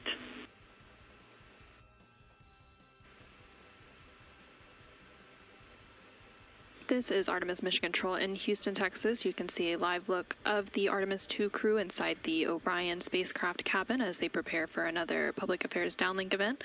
There on your screen is CSA astronaut Jeremy Hansen along with NASA astronaut Reed Wiseman and NASA astronaut Victor Glover popping up. Earlier today, the crew completed their lunar flyby observation period, during which the Orion spacecraft and its crew passed approximately 4,000 to 6,000 miles from the moon and provided the astronauts with a full disk view of the lunar surface. And from that higher vantage point, the astronauts were able to observe both poles and large-scale geological features in a single view. Towards the tail end of that observation period, they also were able to see an eclipse. And that eclipse period lasted about an hour and was when the sun was hidden from view behind the opposite side of the moon from the perspective of Orion. Since then, the crew has been working to clean up some of their observations and transfer some of the data and imagery down to the ground to begin processing, and the science team will take a look at that imagery as it comes down ahead of a post-lunar flyby conference tomorrow with the crew following their sleep period. Now we are standing by for a second public affairs event taking place in about a minute.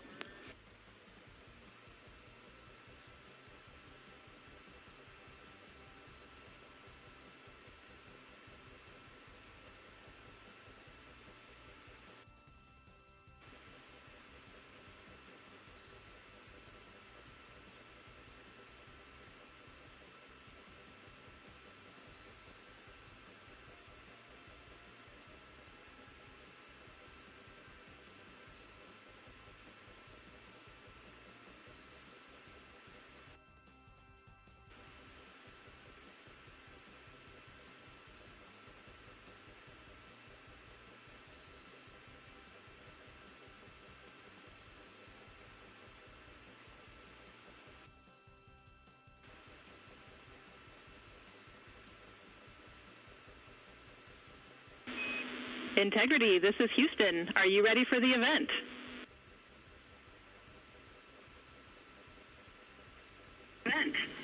Houston, Integrity is ready for the event. Administrator Isaacman, this is Mission Control Houston. Please call Integrity for a voice check. Integrity, Jared Isaacman, comm check.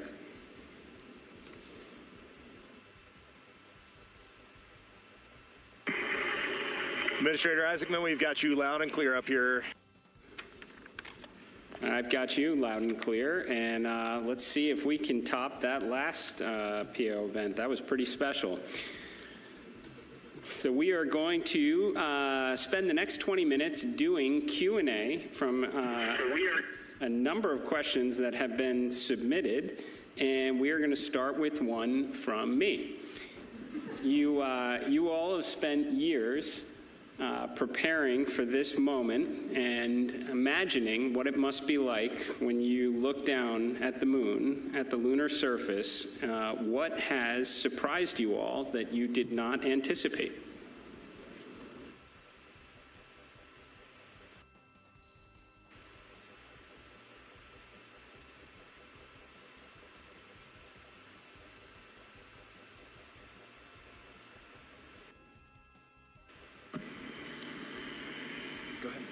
It's on. Administrator, great to chat with you.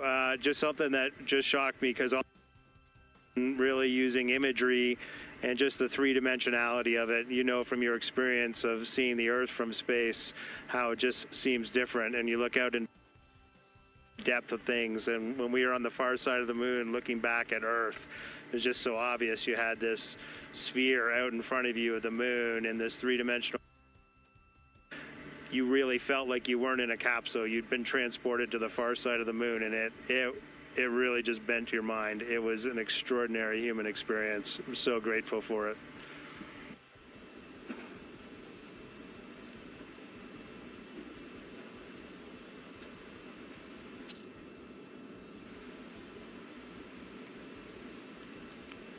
Integrity, Jared, anyone else want to answer that one?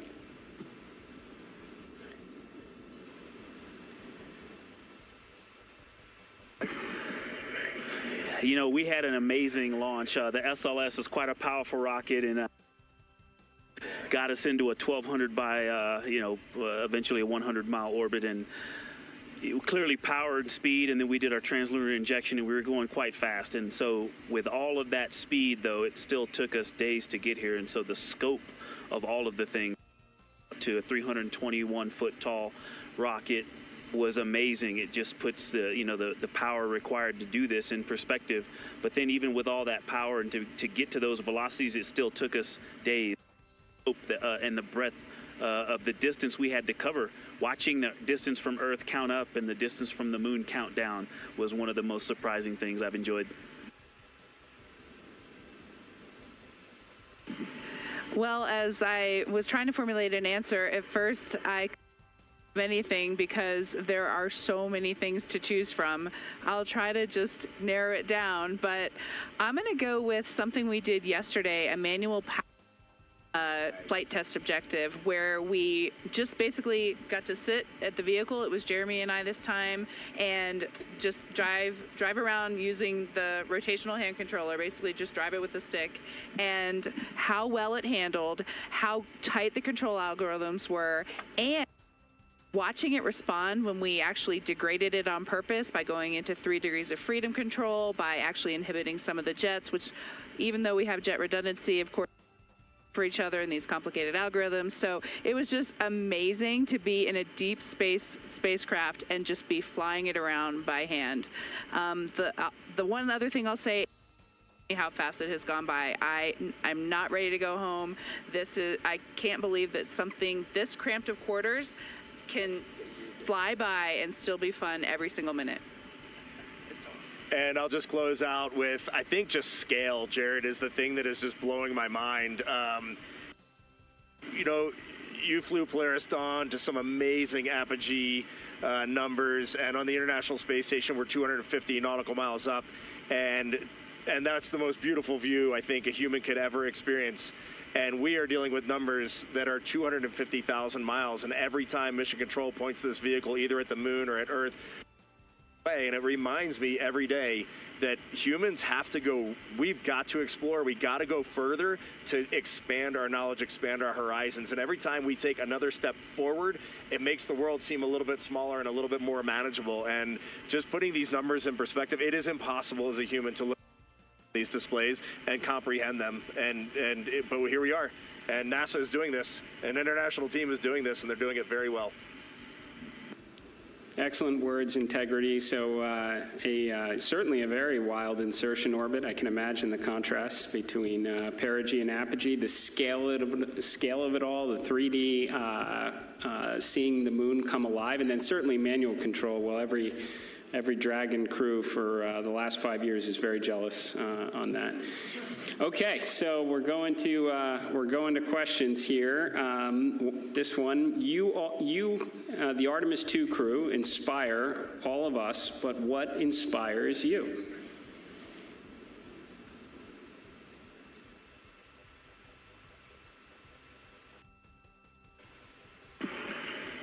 I think as you get older, your answer to that question changes a lot. Certainly when I was a young boy and a young man, just seeing an airplane flying overhead, to me, that really lit a fire in me. And then I think when you reach your middle age, it is interesting to watch leadership throughout the world kind of change the course of human. You can watch that unfold. And now that I'm just a little bit over 50, you'll be there soon. Now that I'm just a little bit over 50, I mean, it all ties back to just family, and you understand just how much you, the people that you surround yourself with, and that is really every night when you go to bed, that's really what you end up thinking. At least that's what I end up thinking.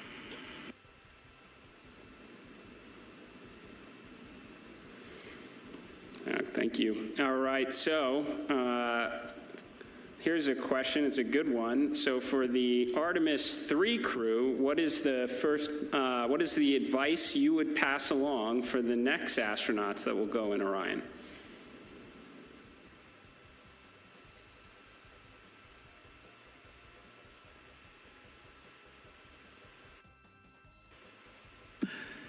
That's a great question, Jared. We've actually been thinking about the Artemis III crew since we were assigned as the Artemis II crew. It was the beginning of how we came up with how we wanted to fly this mission, how we wanted to buy down risk for the program, and values as a crew.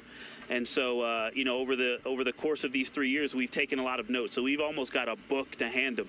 But I think a few practical things, just sitting here, we've been living for the past 6 days, how you pack is a huge impact to how you will live on the journey.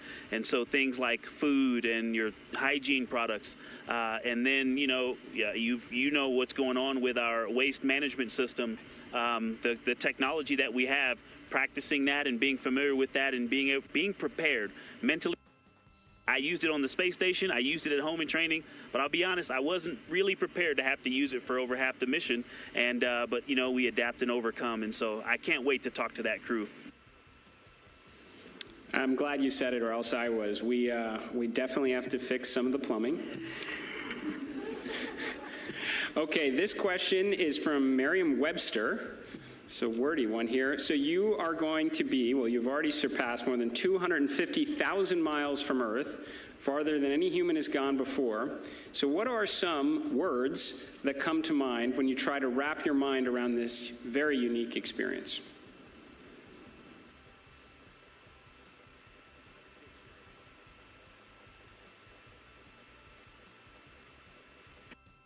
I'll be honest with you, the main word, because superlatives just don't do it justice, is humility.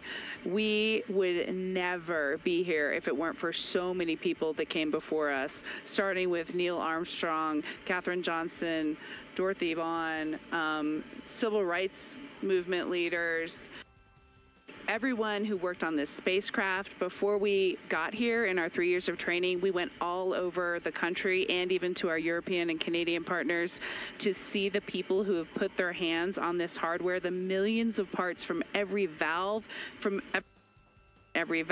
this entire thing, the people that put on harnesses every day to rig it up in the VAB. They all passed the record. We definitely didn't pass the record up here alone. So this is actually very similar to the question the President of the United States asked just a brief bit ago. But during the quiet moments on your journey, when you were out of contact with everyone here on Earth, what were some of the thoughts that tended to occupy your mind most?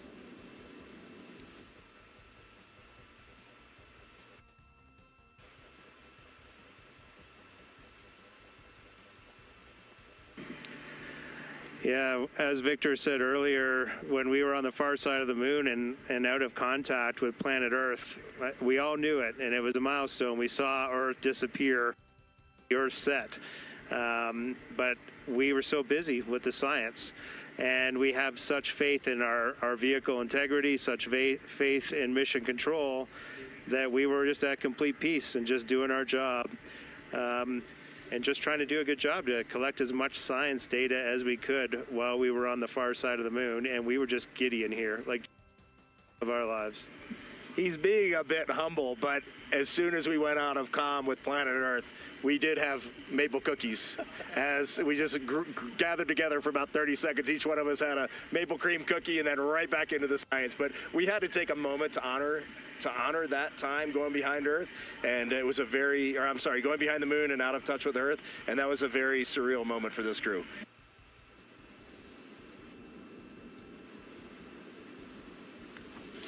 Copy that. Good maple cookies on the far side. And How has this journey changed? How has this journey already changed the way you see our home planet and humanity's future among the stars?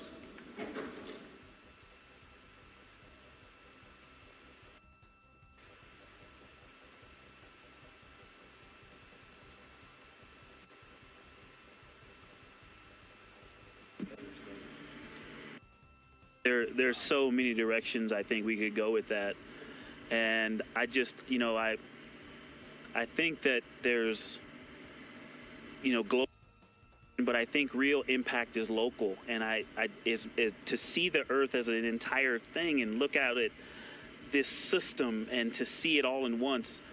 But my daughters, and just the the things that we can impact directly, the people that I can touch, that I can speak to, hug, and show love and gratitude toward,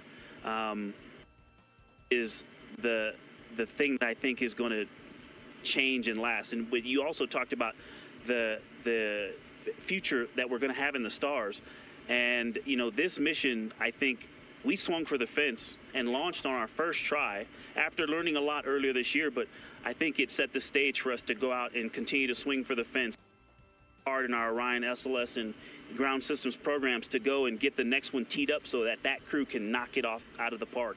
And so I have huge expectations for what's coming next. Good words. Are you feeling homesick for Earth?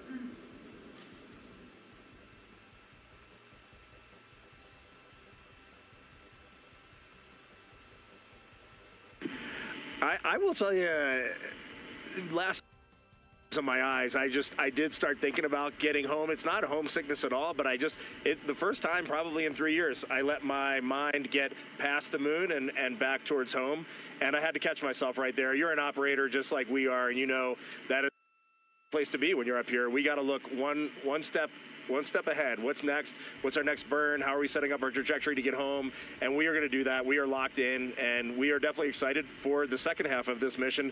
And we are on guard. We are first crew to fly this vehicle. We are ready for any contingency in any scenario, and we are going to stay locked in every second until we are back on that Navy ship and then home reunited with our families.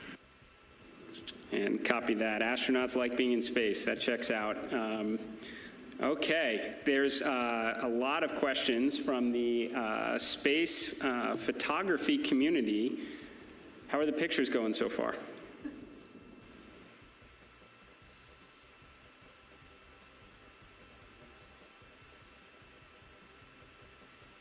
Well, we all love getting our hands on cameras and our eyes behind the lens here, because we're just trying to share the incredible things that we're seeing, and that's obviously the best way we can try to do that.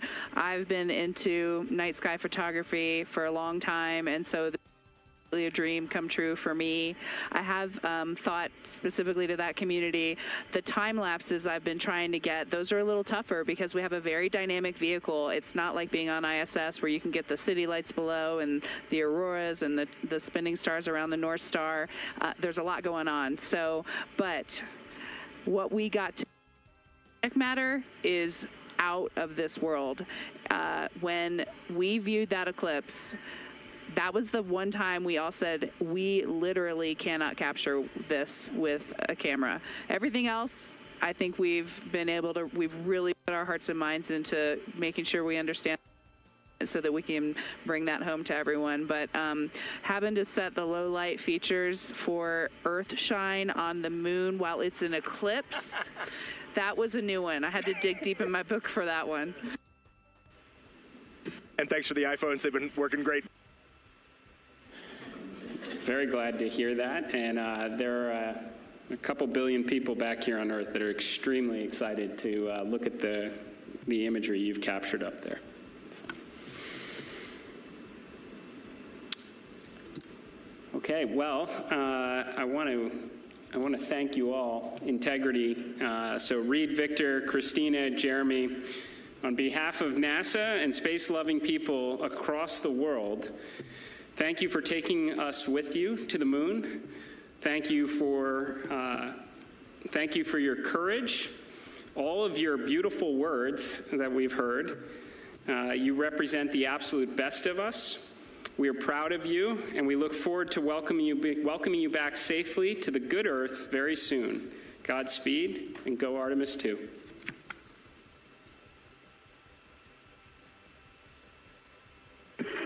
Thank you so much, Administrator. We are just proud to be a part of this team, doing our work every day, and we are supported by a huge world of humans, and we are just honored to be a part of that. Thank you.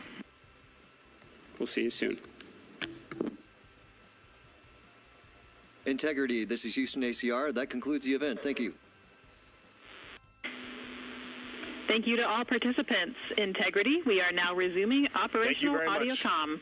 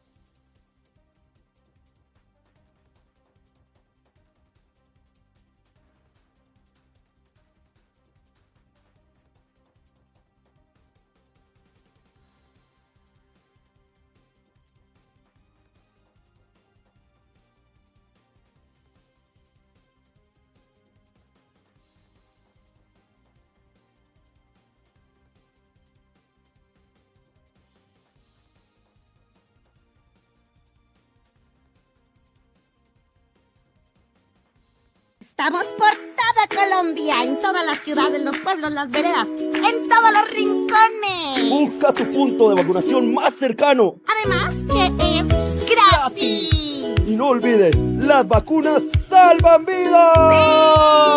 ¡Sí! ¡Te esperamos! Los esperamos a todos y todas.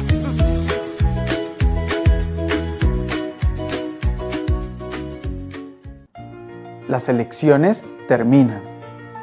Las investigaciones comienzan. Novoa Buen Día Abogados, la defensa de los que sirven.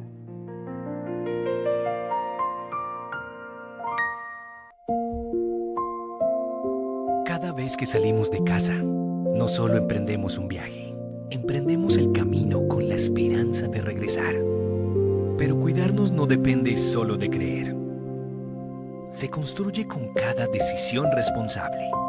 Creer nos da fuerza. Actuar con responsabilidad nos trae de vuelta con nuestra familia. Respetar las normas de tránsito es responsabilidad de todos. Una campaña del Ministerio de Transporte y la Agencia Nacional de Seguridad Vial.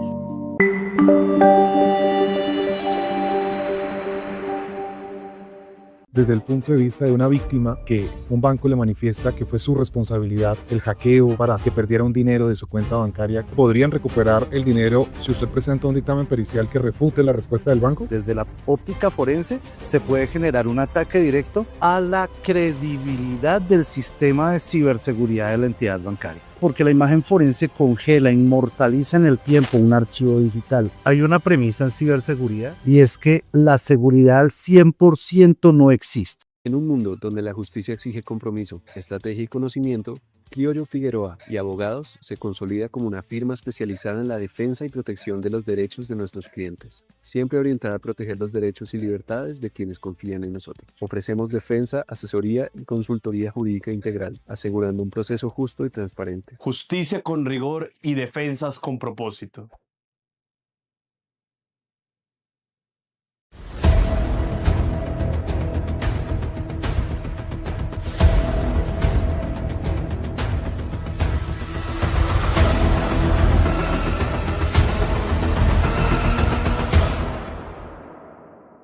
Recuerden que en el Centro de Educación y Especialistas Forenses estamos realizando webinars gratuitos cada semana. Se pueden registrar en el número de WhatsApp 318-712-8534. Los esperamos.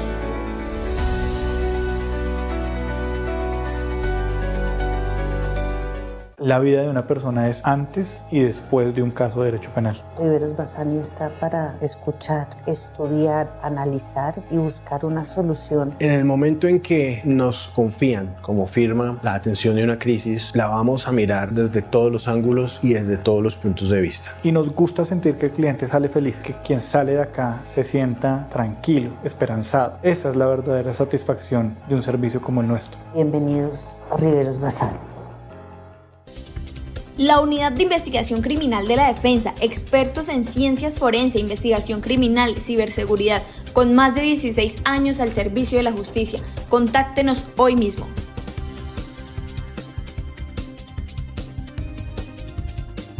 Después de la vida, la libertad es lo más preciado que un ser humano puede abrazar. En Consorcio de Abogados Especializados entendemos que cada batalla es un camino hacia la verdad y que proteger tu libertad es honrar tu esencia. Con más de 24 años guiando a quienes confían en nosotros, tejemos una defensa que resuena con integridad y justicia. Tu libertad, nuestro compromiso.